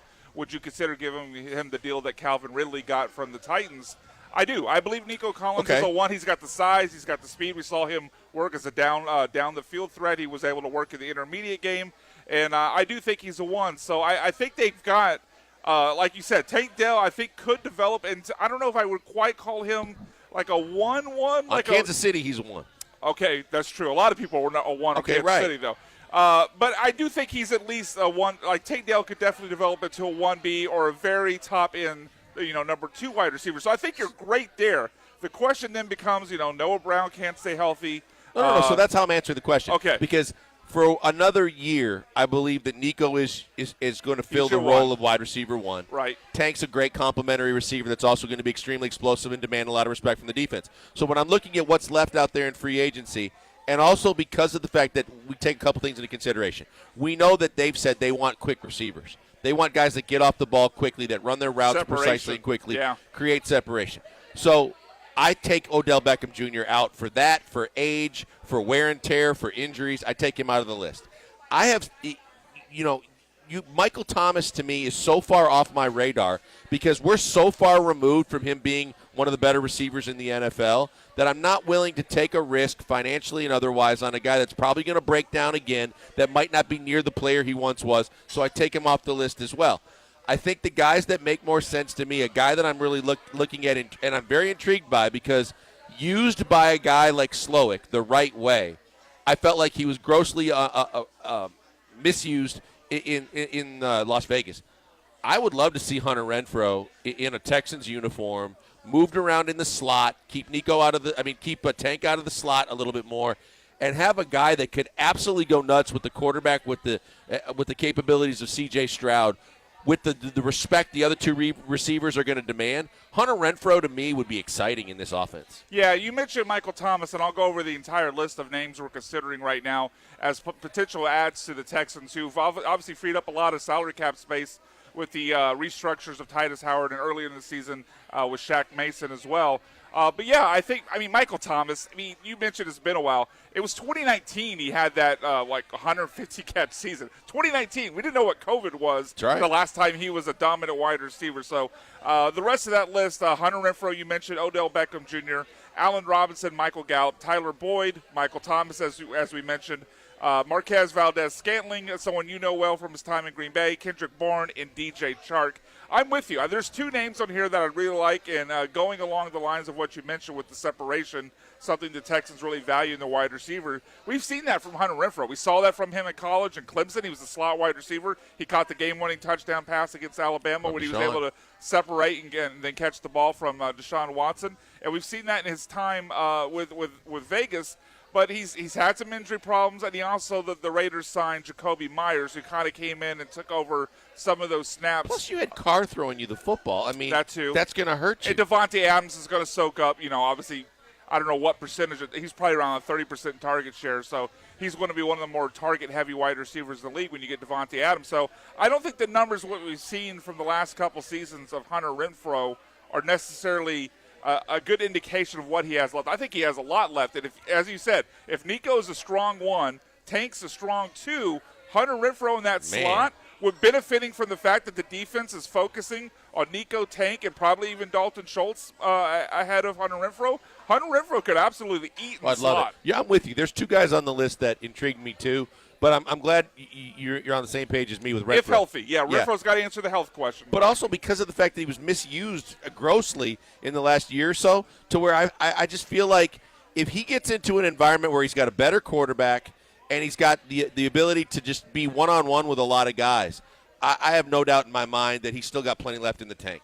Yeah, absolutely. And I think, obviously besides the Texans valuing the trait of quick separation, part of what we saw when Tank Dell got hurt last year, and maybe a little bit before Tank got hurt as well, but if there was one flaw with C.J. Stroud's game, and maybe it wasn't all his fault because his wide receivers were just kind of weak and not up to snuff when Tank Dell went down, but he was holding the ball a lot. So a guy like Hunter Renfrow or someone else on this list that we'll talk about in a second, if they can get open quickly, then I think that alleviates some of that downside, the little bit of downside that there was with C.J. Stroud.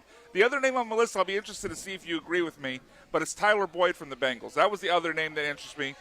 He's a little bit older. He's not super old. He's 29, so, wide receivers can still play well to, age 31, 32. So you got a couple years left with him. He played in the slot in Cincinnati, so he's used to the slot. He's used to being the third guy. He had T. Higgins and Jamar Chase there. He played in a San Francisco-esque scheme under Zach Taylor, who came from the Shanahan tree. And he's a guy that's been really consistent over the course of his career. You look at his last, 5 seasons, it's 67 catches, 59, 67, 79, 90, 76. He is a guy He's the guy that we remember most for dropping a ball he should have caught in the end zone against the Texans. He did, yeah. That would concern me a little bit. I've seen some things with him where I'm like, he's emotional. I don't know that I trust his hands as much as some of the other guys on this list. So I don't know. I think that because you make the valid point, as the third receiver and not having a problem if he's brought in and he's the third receiver here. He's done his whole career. He can upgrade you what you have, and he can make CJ better. So I'm fine with that. Because to me, he's not as bad with his hands as MVS. But have you ever seen a guy catch a football with ping pong paddles? Because that's what it's like watching MVS. Yeah. I watched him for too long in Green Bay. I still saw it in Kansas City, though he did make one when he had to. But the fact of the matter is you can be as quick as lightning. You can be as unbelievably skilled in high-pointing a football. But if you got hands like ping pong paddles like MVS, I don't want him on CJ's team. Yeah, MVS along with Michael Thomas and Odell Beckham and Allen Robinson as well are names I'm absolutely scratching off the list. Allen Robinson intrigues me a little bit. Oh, okay. So was that the other name that you had? Allen Robinson to me intrigues me because he's gone through a lot. Please make the case, because what we saw the last couple of years with the Steelers and the Rams was not pretty. I didn't think with the Steelers he had anybody throwing him the football worth the damn. That's fair. I didn't think with the Bears he had anybody worth him throwing him the ball that was worth the damn. And Stafford was kind of dinged up when they were trying and sat out a lot of that year when he was with the Rams when they were moving him around. I think Allen Robinson might be like a cheap guy that could come in and really bolster with experience and maybe still proving that I've been misused for the majority of my career, where he might be a guy that could help a team like the Texans. He wouldn't be my first choice, but I'm a little bit intrigued by Allen Robinson. So Hunter Renfrow is your first choice, yes, but Allen sure. Robinson might be the second? Yep. I guess my question on Allen Robinson, other than the poor production we've seen the last couple of years, and you bring up some valid points as to why that production would have slipped, but I despite conventional wisdom of for someone that like Tank Dell's size, Tank Dell played really well on the outside last year. I don't see him as someone that needs to be in the slot. So my only possible concern as compared to Hunter Renfrow and Tyler Boyd, who we know play in the slot. I don't know if I see Allen Robinson as a slot receiver, and if he has to play on the outside, that's then forcing Tank inside, and I don't really like that. Well, I don't like that, but I think that Slowick's an innovative and creative enough mind offensively. He can find a way to use all three guys and know that you don't have as many unknowns as you have with Mechie and Hutchinson and some of the other guys you're considering. And I think he high points the football really well, and that's saying something for a guy that's had really bad quarterbacks throwing him the football because he's had to make some more difficult catches. I believe that he has to prove himself to still be a guy that is worthy of a bigger payday or like longevity in this league. I think he'd come in with a chip on his shoulder. I think he'd be excited to come in playing with a quarterback as good as CJ. And I think you wouldn't have to pay a whole lot of money to get him, put him in that wide receiver room, and not only in the room where he brings experience and intelligence to the wide receiver room because of his years in the league, but I think that he would come in and be a plus for a guy like CJ. Yeah, I have some hesitation there. It's warranted. This might be some fantasy burns because I had Allen Robinson on my fantasy team 2 years ago when he was with the Rams. I was very excited about partnering up with Matt Stafford, about benefiting from the opposing defenses, focusing all their attention on Cooper Kupp. And then he absolutely just went out. But wasn't he hurt? Stafford hurt that year? No, I'm sorry. I'm thinking of the last year he was in Chicago. That was the last time I had him. So I had him with the Rams. It was 2 years ago. Stafford was hurt. Which I believe that year he was playing with a combination of Andy Dalton and Justin Fields. So, and not Andy Dalton at his prime for whatever that's worth. So yeah, this might be some fantasy burns, fantasy football burns coming for me. My disdain for Allen Robinson. Are there any other names on this list? I think one interesting name, we haven't seen anything from him in a long time, but he showed some potential, I guess it's going back 3-4 years now, but Michael Gallup got released from the Dallas Cowboys. I don't know if there's anything left on there, but would you kick the tires on Michael Gallup? I would. I mean, my doctors would have to be deeply involved in making sure he's up to snuff medically and healthy, but I believe that Michael Gallup, normally when you see a guy coming off the injury he's coming off of, it takes a good year and a half before you really get back to where you were prior to the injury. But I believe that there's something to be said and believe that he has something left in the tank too. There's a guy that I definitely would kick the tires on. Price would matter to me. But I think that Gallup is another guy that, if healthy, is a guy because he had to play with C.D. Lamb. He was, he played a second fiddle to C.D. Lamb. I think Gallup's a guy that can make tough catches. I would be interested in them kind of doing some behind-the-scenes investigation on a guy like that. Yeah, and Noah Brown might have some inventory for you. I know there are times. I don't remember how long exactly they crossed over in Dallas, but he certainly might have some inventory. I mean, Michael Gallup. I mean, you mentioned playing second fiddle to CeeDee Lamb. He also played second fiddle to Amari Cooper before that, so he's used to the role. I don't think he would come in, especially considering what he's done the last couple of years, and expect to Would you ask Noah Brown when you know that Noah Brown might, when asked, think, well, what the hell does that mean for me? That's a good. Yeah, that's true. I don't know. I guess we don't know the relationship. I guess it would depend. But if I'm a guy that's expecting signing back with the Texans, that I got a good shot to be the third receiver, right? And suddenly you start asking me about a guy I played with who was ahead of me on the depth chart in Dallas. I'm not sure I'm going to be too jazzed about it. Yeah, you might have to read his body language. Listen to what he's saying, but also look at his body language. See if you think he's telling you something self-serving, or if he's actually giving you the truth. All right, on the other side of the break, when we come back, we're going to talk about some bounce-back candidates for the Houston Texans. Which guys do we believe could bounce back and help the Texans a big way, and which guys maybe don't have the brightest future for the Texans next season as the season kicks off in September. I did it last week. I did it last week, and I did it again. I'm so used to saying a word that starts with a B that I'll say tomorrow, but I won't say again because that is not this show. This is the Killer Bees with Joel Blank. I am Brian McDonald. We'll be back on ESPN 97.5 and 92.5.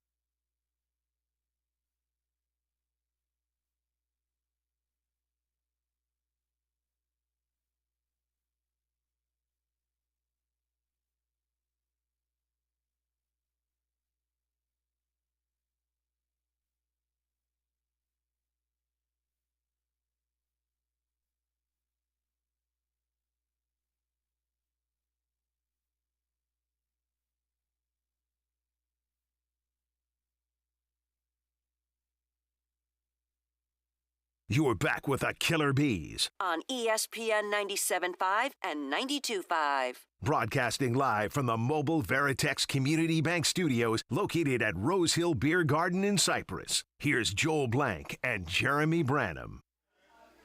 ESPN 97.5 and 92.5. It is the Killer Bees, not the bullpen, as I foolishly said last segment. That'll be tomorrow with Sean Mapes and myself. There's an early noon to candidate. 2. I just slipped in the promotion there. Noon to 2 tomorrow. Sean Early Mapes and me. candidate. But we are out here at Rose Hill Beer Garden. We're out here for the next 30 minutes until 6 o'clock. But even after we're off the air, make sure to come out here. This place is awesome. Joel was talking about all the things they have going out here. They even have a barbershop out here. But if you've never heard of Eddie Jackson, the former NFL player, played at Arkansas as well, Food Network celebrity, he actually started this place and his food trucks out there. Myself, Joe George, and Paul Gallant all had one of his burgers earlier. I had something they called a smokehouse burger, Joel, which was double patty, cheese, jalapeno bacon. It was absolutely like I had a bacon jam on it. It was absolutely fantastic. But great burgers, tons of food trucks. They got pizza. They've got wings and crawfish as well if you don't want a burger. You mentioned they have a barber shop. They got a music venue that's voted the #1 music venue in all of Cyprus, and they have live music every Thursday through Friday. So even when we're not out here, there's plenty of reasons to come out here to Rose Hill Beer Garden. Are you going to try any food before you get out of here? I don't know if you saw Joe, Paul, and I chomping down on one of the burgers. I heard Paul ate everything in less than 2 minutes. He did. So I went and got his food for him because it's a tight break, and it would be tough for him to get back in the commercial break. But I set the food down like right before we went to break. We hit the break. It was only a 2-minute spot or 2-minute break because it's the top of the hour. He finished the entire burger before they went back on air. That's unbelievable. That's impressive. That's fastest eater I've ever seen in person is Andrew Carlson. He was pretty fast, and I used to pretend time him during breaks. Did you pull out a stopwatch? Oh, my God. I used to always go like this, like the Dame Time thing, and tap my wrist and watch. Because in a break, that man could consume so much food. But if Paulie ate a burger that size with double meat. 2 minutes. Yeah, double meat. He did. Look, when you're in radio, you do get used to eating pretty fast to get stuff down your throat before you get back on air and have to talk. So, anyway, make sure you come out here and check out Rose Hill Beer Garden in Cypress. It's fantastic. So, as I mentioned, going into the last break, we want to talk about some bounce-back candidates for the Houston Texans going into this next season. Guys that I think we expected a lot from, or for the most part expected a lot from going into last season and definitely let us down a little bit. I'll start off at the running back position where the Texans, they made moves last year adding Devin Singletary. They made another move this year adding Joe Mixon. The man that's kind of been forgotten was a guy that would have run for 1,000 yards in his rookie season had he not missed the final 5 games. But Dameon Pierce started off as the starting running back last season, then got phased out of the offense to a point where he was getting maybe 1 or 2 carries a game over the second half of the season. Really was just used as a kick returner and even had a kick return for a touchdown against the Cleveland Browns in that awful game. But do you see any scenario where Dameon Pierce could maybe regain some of the value, some of the explosiveness we saw his rookie year and have a bounce-back season? The way you phrased that, I will answer it like this. I think there's a scenario. I don't know how much I believe in it, but there's a scenario if he's willing to change his running style. If he's willing to try to adapt kind of that battering ram that hit the hole so hard, so quick every single time kind of guy, and then after contact, pound out yards kind of mentality to where he gets a little bit more, I don't want to say shifty. Maybe shifty is the right word. Maybe patient. A little more patient and shifty to where he's not as hell-bent on going 150 miles an hour in the hole every time, to where he understands kind of like the blocking scheme and how this system is fit best for a guy a little bit more like Singletary, a guy that has to be willing to like change speeds depending on what play is called. I think that there's a possibility. I think he's cheap. Everybody said, we'll cut him, get rid of him, trade him. First of all, in a trade, you're not going to get anything for him. Yeah, I don't think you're going to get. Second of all, I think that he's so cheap, and because he can help you in the return game, that especially with the rule change, that I don't think that he has more value elsewhere than he can have as your third running back on your squad. If he can get to the number 2 running back, it has to be all about his ability to adapt to the system, change his style a little bit, and I believe he could do it. I just don't know at what level I'm there yet. Yeah, I don't think, look, he was a 4th-round pick. He was a guy that didn't get a ton of carries. He wasn't the bell cow at Florida. So I think some people maybe had a rush to judgment. It's like, okay, maybe he just wasn't that good.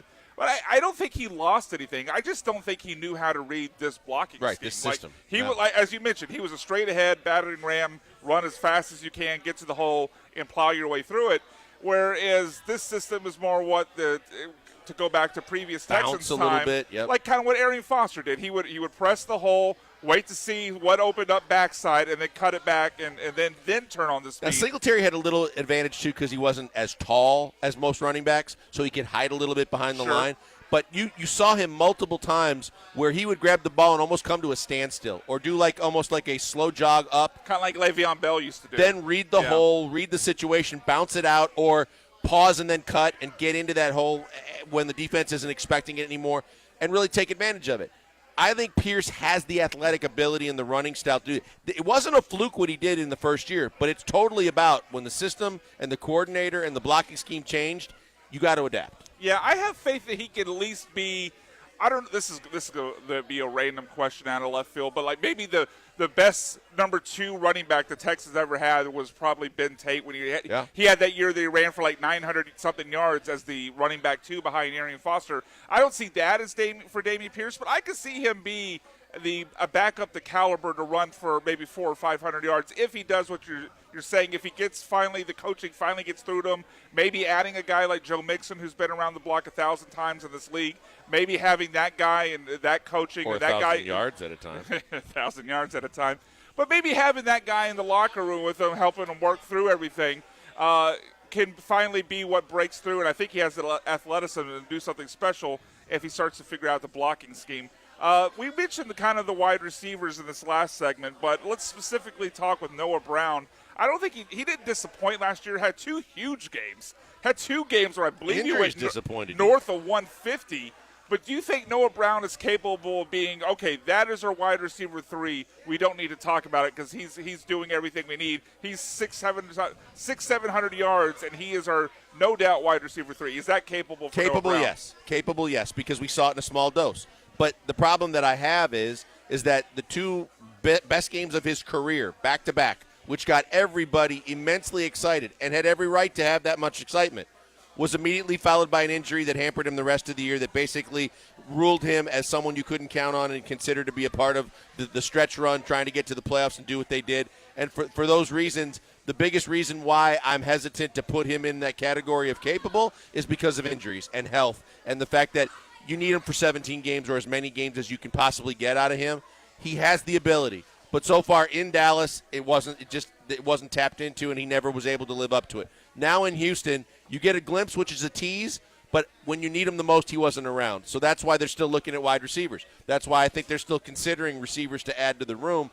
And unfortunately, I also into that mix say I don't consider Mechie as a guy that's going to find it like he had it in Alabama and turn it around. I don't think Hutchinson's going to be there at the level that he is expected to possibly get to someday with some of the things we've seen. I think that's why they're still looking at receivers on this list. That's why I wouldn't put these guys as guys I'm counting on. Yeah, I thought it was just me, but it sounds like you're on board with this. I've heard a lot of people, I think, in my opinion at least, oversell what the contributions this year will be from John Mechie III and Xavier Hutchinson. I think they're nice pieces. I think they can be called upon to make a couple plays here and there, but I don't count on them for anything of a significant level, which makes it even more important that either Noah Brown step up and become that true wide receiver 3, or it's got to be somebody you find in the draft to one of your second-round picks. But the problem is you got a lot of other holes. You got left guard, you got corner, you got possibly safety, you got defensive tackle. Yeah. You might not be able to take a wide receiver in the second round. They're just guys right now that are filling the bottom half of your rotational wide receivers, and on a need basis you'll use them.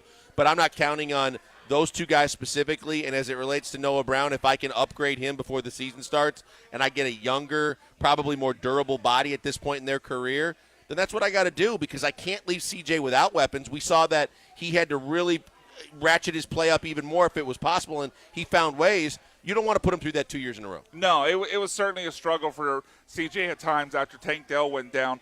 Quickly, let's get into some of this. There's 2 more players I want to talk about, both at the same position. Of safety, Jalen Petrie, who was great, I thought, as a rookie, and then seemed to take a little bit of a tail off in year 2. And then Jimmy Ward, whether it be injury or bad play, he seemed to let guys get behind him way too often for the safety position. What do you believe in the bounce-back capability for Jalen Petrie and Jimmy Ward? Let's talk about Jalen Petrie because that'll tell you exactly what I feel about Jimmy Ward. I don't think there's a bounce back because I don't think there's any bounce left in his step if we're talking about Jimmy Ward. Look, I understand. So you think he's washed? I think he's done. I think they should have cut him already. I just don't believe that at this stage in his career, I understand why D'Amico brought him in. I understand exactly why you got a guy that understands every play that he called because he was with him with the Niners. Would have been a guy that would have been perfect to not only kind of help orchestrate D'Amico's defense, but also kind of acclimate the other safety involved in Petrie going to a new system. Yeah, try to help teach Petrie the system. A year in watching what happened and how many times, again, another guy you wanted to count on, veteran, experienced, knows D'Amico's system, injury after injury after injury, and now he's not. He's a younger year, another year older. He's not getting any younger, and the injury history tells me I'm already done with Jimmy Ward. I believe Petrie's a guy in year 2 now, has the ability and the youth and the way he can tackle and because he can hit. That's not the issue. The issue was he was out of position a lot last year, and when he wasn't out of position, he was taking the absolute wrong routes to get to guys when they got over the backside of the defense, and he got burned a lot. And I think he needs someone next to him, not Jimmy Ward, that can kind of from a leadership perspective and an experience perspective do some things to figure Petrie out. Petrie's the guy I believe in the most out of all the guys on this list, even more than Pierce. Petrie's a guy that has too much talent to be as bad as he was a year ago after as good as he was his first year. I wonder if, and not that they didn't use him this way at times, but I wonder if Jalen Petrie just needs to be a box safety. Like I don't know if he's a guy that, and the problem is it's going to take having the right partner next to him that can be a complement to him and be that guy in the back end that never lets anybody get past him. And Jimmy Ward, unfortunately, whether it be injury or just slipping, wasn't that guy. But he was supposed to be that guy. Right, he was supposed to be that guy. And I think Jalen Petrie could really thrive as that box safety if he has the right running mate next to him. But unfortunately, Jimmy Ward wasn't that guy last year. If you had a Simmons, if you had – who's available? Yeah, he's still available. Poyer's already gone. Quandre Diggs. If you had a Diggs even. If you had guys that could say, hey, man, especially from a Diggs perspective, from understanding it's not just about being quick enough to guard the back end of the defense. You have to take the right angle. You have to – positioning is as important as the speed with receivers where a ball's being thrown in the NFL. And I want Jimmy Ward was supposed to be that guy. Jimmy Ward was the guy that was going to lay out the plan of how to run the defense because he's run it before and then show Petrie the things that he didn't know or he needed to learn. It just didn't formulate and materialize. You need someone this year, with as important this year is for this franchise, that can do those things. That's why I would have moved on from Jimmy Ward, found another veteran safety. Like you said, Simmons is still available. His price tag may be too high, but if you added a guy like that to a guy like Petrie, and both those guys can still hit too, by the way, that would be a really nice backside of the defense. I didn't know if you were finding someone here at the Rose Hill. I don't know where you're going with that. Quickly, before we get out and get to the car wreck of the day, we haven't really had a chance to talk about some of the NFL rule changes because there's been so much going on with the Rockets and obviously the Astros starting their season. But give me your quick thoughts here on 2 rules specifically that the NFL changed. The allowing teams to now get the third challenge if you only get one of their first 2 right, and then the change to the kickoff rules. Do you like what the NFL's done with those 2? I don't like the kickoff because it's gimmicky. I hate it because the NFL. But if you get more returns, is that a bad thing? It's not a bad thing. Because you're not getting any returns now. But here's the thing, BMAC. It's not needed, right? The NFL still scores plenty of points. The best offense is still, and the excitement plays are still there. There's enough where the NFL has been what they've always been. This is one that I don't think they need to kind of get to where the XFL and USFL and now UFL are trying to go because they don't have to make a name for themselves and they don't need to be splashy. The fact is this is just way out of the box, and I don't think the return game was that big. I wish there was a way that you could kind of update the onside kick and still make it a little bit more relevant. That is the part I don't like because the onside kick is basically dead now. Yeah, I hate that the onside kick is dead, but I hate more that they had to resort to going to a league that was just looking for gimmicks to put in a play to try and resurrect a return kick return game that I don't think they need. Yeah, I'm a little more in favor of it than you. Just for I do mourn the loss of the surprise onside kick. Obviously, the Saints use it to great success in the Super Bowl way back. But I got tired of basically became the ceremonial kickoff at the start of each game and the start of each half, where you knew the ball was never going to be returned. At least with this, you're going to see a football play. So I take that as a positive, but I certainly see your side of the I play like here. from the challenge perspective adding that wrinkle to it because of the fact that at the end of the day, we talked about this with the NBA because the NBA I think had it right for a year and then screwed it up. If you're trying to get every play right, or the majority of the time when you have a chance to get the play right, then I believe that the team should be able to challenge it and not like the NBA now going, I know that's the wrong call, but if I challenge that one, I'm not going to have one in the final 2 minutes when I need it. I'm fine with this rule. I like it too because in this you still have to get one right.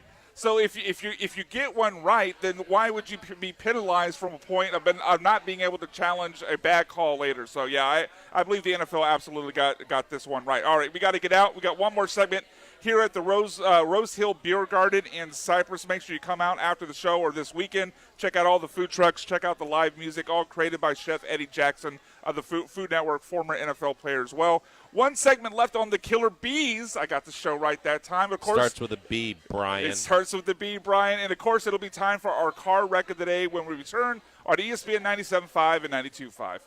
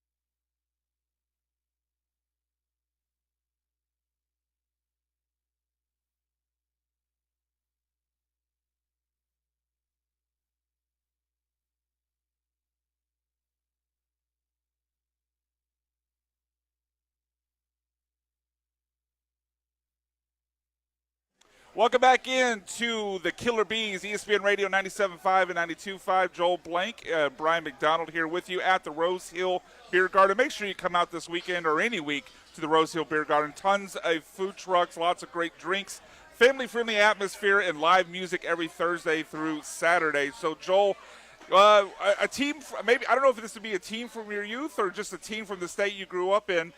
Jeff McNeil did not take kindly to Reese Hoskins of the Brewers sliding late, way past the bag. Yeah, but he went over the. I mean, he kept his hands on the bag though. But the reason this is a car wreck of the day, though, is Jeff McNeil's just the classic fake tough guy in Major League Baseball. If you haven't seen the video, it's all over social media. You can find it on Ben Verlander's Twitter page. Jeff McNeil stands over Reese Hoskins. He's pointing down at him, walking all around him, actually touching him. But as soon as the bullpen's clear, the benches come out, and people are actually holding him back. Oh, now he's got words. Now he's having to be held back. Eventually, Reese Hoskins had so much of it that he did the crying baby little wipe of his eyes and then walked away from it all because he was just so sickened by somewhere. That fake tough Dwight guy. Howard and Kevin Garnett tipped their cap and had a big smile on their face because it's just the epitome of fake tough. Yeah, fake tough. So another car wreck of the day nomination, someone that's making a lot of appearances on the show. Math got the best of Joe George again. Not again. Did you hear it earlier today with him and Paul? I think I might have. So they were talking about the Astros, and for some reason I don't remember the exact reason why they got onto the maximum number of home games the Astros could play. But somehow Joe got to over 190 as being the maximum amount of home games the Astros could play. And he eventually admitted to the part where he was confusing the NBA postseason with the Major League Baseball offseason. I also heard that Paulie was saying that they were on when they scored 3 runs in the first, the Astros were on pace to score 4,000 runs in the season. Oh, that's just having fun with on pace. But then Joe was like, "How did you get to that?" Oh, yeah. And then Paul explained. It was home runs with Jake Myers. That's what it was. No, it was runs per inning. Maybe they did both. Because he's like, I take 162 games, then I take 9 innings. I take the 9 times the 3 they scored in the first inning. I was watching and Joe was just like, someone was teaching him calculus. Trust me, I was watching Joe's face as Paul was explaining that. And he was having to have it explained to him like he was 3. One more nomination here. We didn't get to the segment during the week, but CBS predicted their bold prediction for the Astros this year was Ryan Presley would be the closer by the end of the season. Can't see that happening after the way Josh Hader looked yesterday. Well, there's only one way it could, and I'm not saying it. Yeah, I'm not going to say that word either. Not going to say that word. No. All right, that'll do it for the Killer Bees this week. Jeremy Branham, of course, is out. He'll be calling the Cougars-Duke game tonight. Be back on Monday. For Joel Blank, I am Brian McDonald. Come out here to Rose Hill Beer Garden in Cypress. It's a great place. Until next time, Houston, have a great weekend. We'll talk to you on Monday.